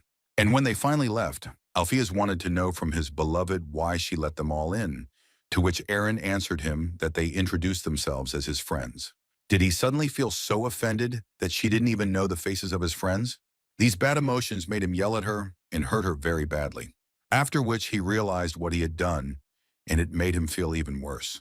After standing in silence for a while, Alpheus finally found the strength to ask Aaron for forgiveness. He understood that although her intellect was not sufficiently developed, her thinking was not at the level of a 10-year-old. Apparently for this reason, she admitted her guilt and said that this would not happen again. But this made him even more angry, because he didn't like people who adjusted to the mood of the interlocutor.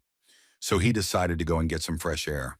That evening, he went to a bar with his real friend Algan Klomp, to whom he told that he couldn't believe he had said such a thing, despite the fact that she lived with her eyes only on him, although his friend tried to tell him that sometimes swearing was actually okay.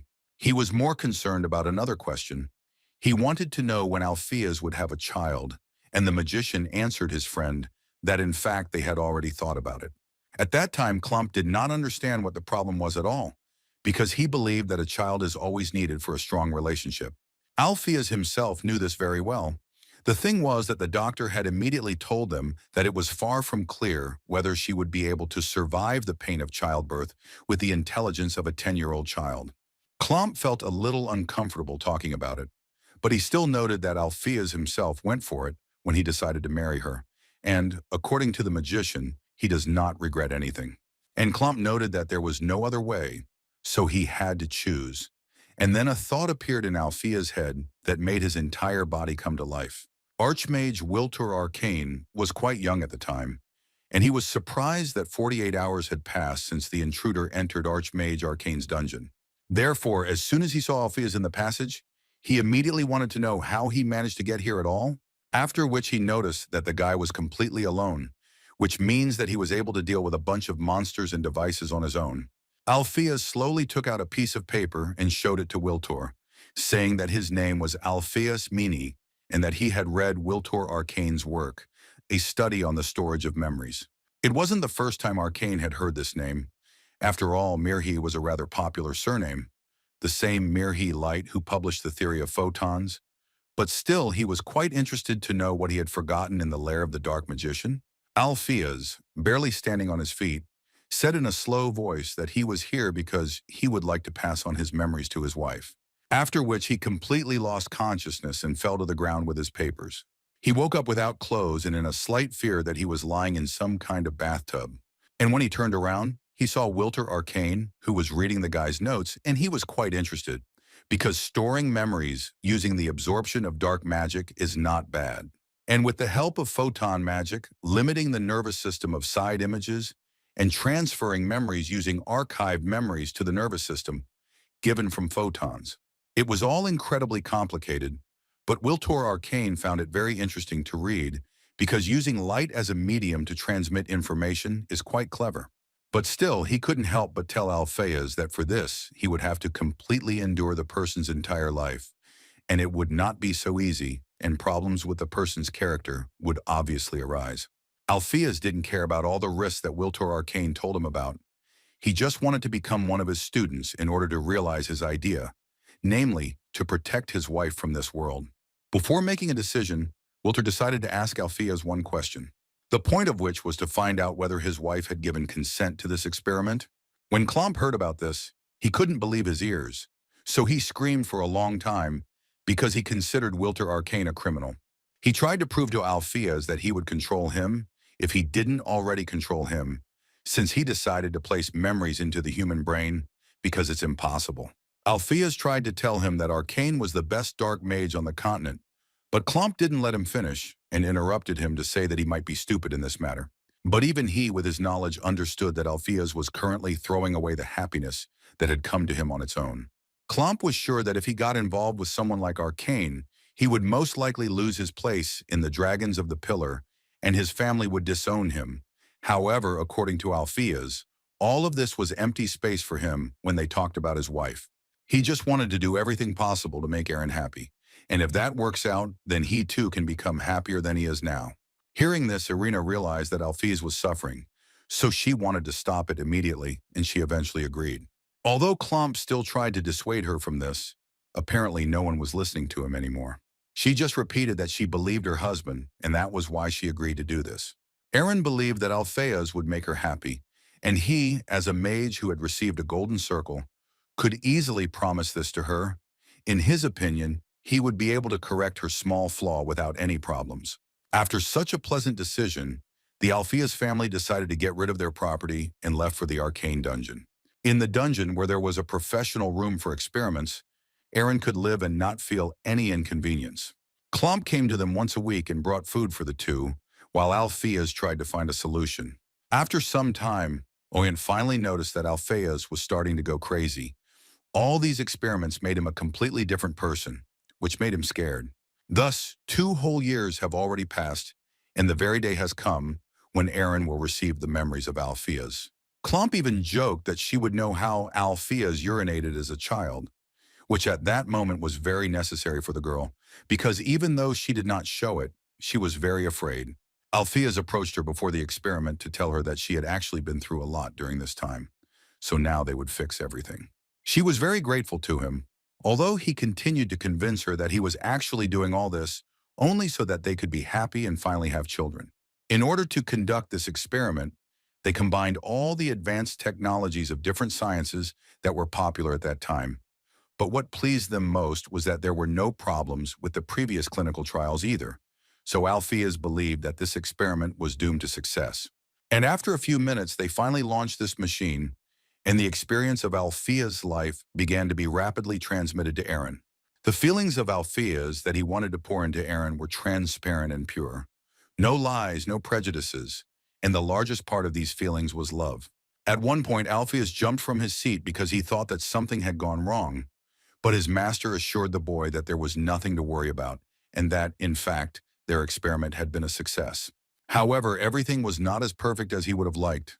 Because Aaron was not in the state that Alpheus wanted to see her in, she began to tell him in a quiet voice that the physical part was perfect, but the restriction of nerves throughout her body was causing a rejection reaction. After which, she added that apparently, unlike experiments on animals, there is something else for humans that they do not know at all. But she was still glad that they had done an incredible job, and if they studied it a little more. But Alpheus asked her not to say such words to her, because more than anything in life, he did not want to say goodbye to her. She began to ask him for forgiveness for being such a fool. Alpheus began to scream at the top of his voice, because more than anything in life, he didn't want to lose her. She closed her eyes and mentally thanked Alpheus for giving her the opportunity, even for a few moments, to get to know the world in which they live. Irina's funeral was fairly quiet, surrounded by family, but Alpheus, the woman's relatives, forbade him from attending when they found out what he had done. They had no wedding or heirs, so they parted as strangers. On the day Irina died as a result of the experiment, Alpheus banged his head against the wall many times. He did this to such a state that several times he almost died. And the whole point was that he blamed himself more than anyone else, because the light that allowed him to see the darkness had gone from his life. One day Alpheus returned to Viltora, and he was glad to see him, after which he immediately expressed his condolences. But then he interrupted the dialogue with him, because he noticed that Alpheus was doing something very strange, and the guy was not going to answer the question of what he was doing. But after some time, he finally turned around and told Viltora that in fact this research simply could not be carried out, and they did it in vain. But at the same time, his look was incredibly crazy. Arcane tried to shout at him to come to his senses and start thinking rationally, because he believed that his heart would not hurt for long, since their experiment ended in success. He also couldn't help but add that they had to cure people like Irina. Moreover, he was sure that they could do it. All their mental illnesses, which appeared for unknown reasons, could now be cured. However, Alpheus didn't give a damn about his words and continued to do what he had planned from the very beginning, and he was going to burn everything down to the last piece of paper. Wiltor tried to the end to save the results of the experiment and how to conduct it correctly, but it was a deliberately bad idea. The old man shouted for a long time that this was not only his research, he had spent his whole life on it. But in the end, Alpheus did not listen to a single word he said, but simply continued to leave. Therefore now, Wiltor Arcane was very angry at his former student, whom he helped morally, spiritually, and even materially, but he still ended up throwing him into the sea of flames and running away, and even turning the death of his wife into a useless death. He destroyed the chance, with the help of the experiment they conducted, to save tens of thousands of other people. Sharon and the other guys couldn't believe for a long time what was happening here. Could the director really have done this? At this point, Wilder continued to say that he, of course, could fully understand Alpheus's sadness. However, being a magician, he still had no right to act in this way. But in any case, he came here not just to take revenge, but to destroy all the magicians who adopted Alpheus's way of thinking. And he was even more angered by the fact that they considered him an outstanding mentor, although in fact he was reckless, arrogant, and cunning. Sharon listened to him attentively and concluded that Wilder Arcane was actually right and the magician should not do this. Ned tried to stop him, but Attila didn't let him. Sharon continued to say that he understood him perfectly. He was betrayed, but still, he would also like to say that the choice he made was also wrong. So now he would like to know, or is this all that the legendary Archmage is capable of? After hearing all this, he decided to show them all what he was really capable of and put them on trial. But Sharon wasn't going to stop and continued to tell him that even a person as strong as him found himself in a situation where he waited 40 years just to take revenge. But in the end, Sharon felt like he was just bored all this time, which is why he was so angry. Suddenly, it dawned on Arcane. His anger somehow miraculously disappeared, and the destructive aura that was around him evaporated. He remembered the picture when he first saw Raina, who at first glance seemed to him to be an incredibly bright girl, so he quickly decided to tell her that she could now consider this place her home. It was the first time Aaron had been in a place like this, and what immediately struck her was that he must be very lonely here. This question took him by surprise because he didn't expect to hear something like that. But in fact, when he first saw her eyes, for some reason he felt a strange fear. And all because he had never seen such infinitely deep purity. Even being next to him, it still did not disappear, but only continued to illuminate absolutely all the darkness of this world.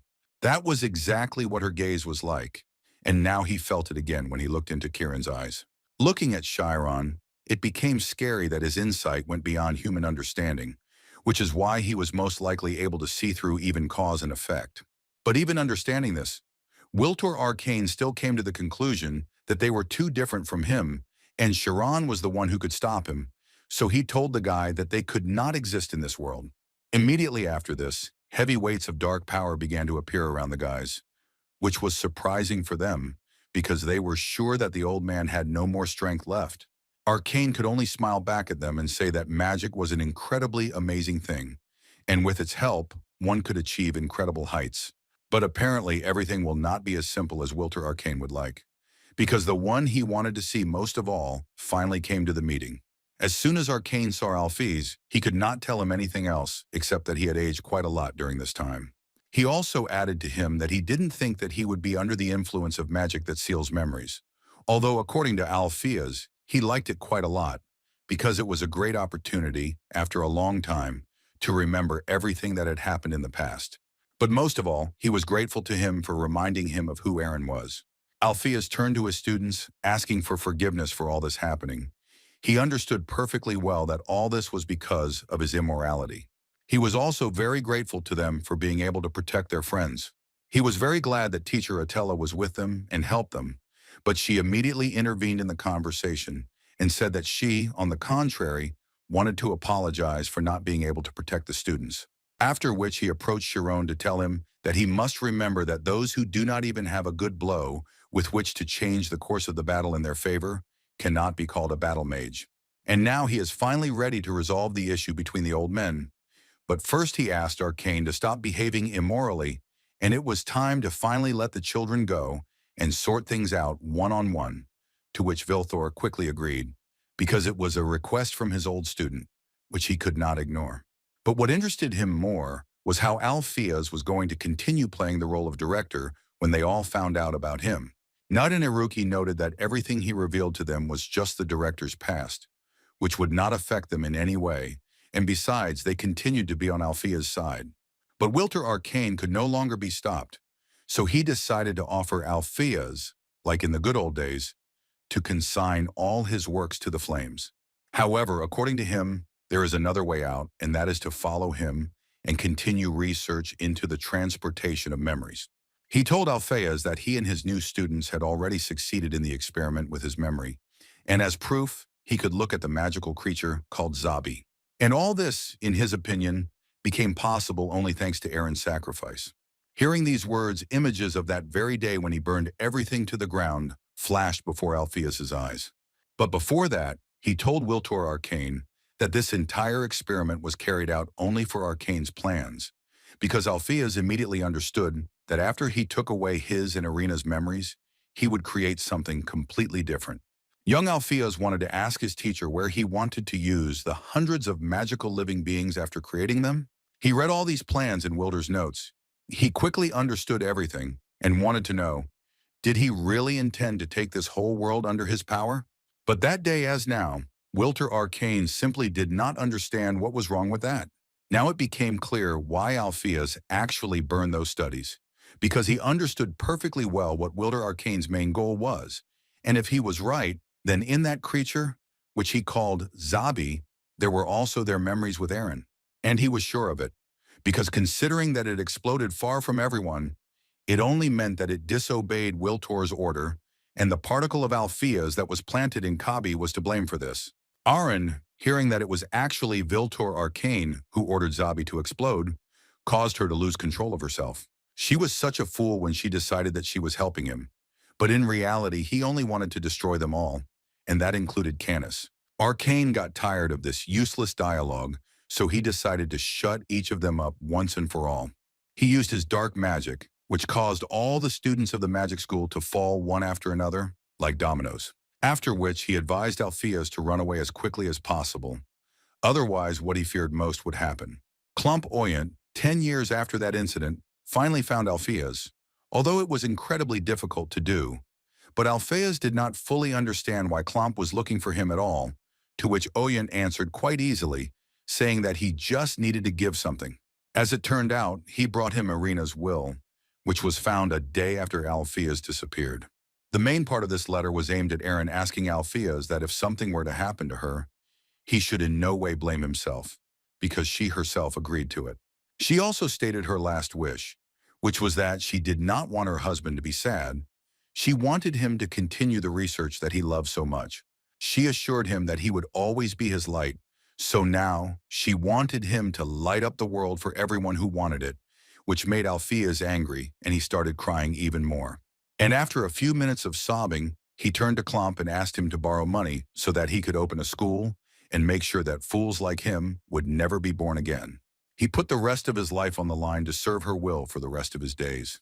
So now, without any hesitation, he gathered all his will into a fist to give his all and protect the school and the students who accidentally suffered because of his past life. Sharon, looking at all this, immediately noticed that time had slowed down a lot, and apparently they would look further at how much the director loved his wife.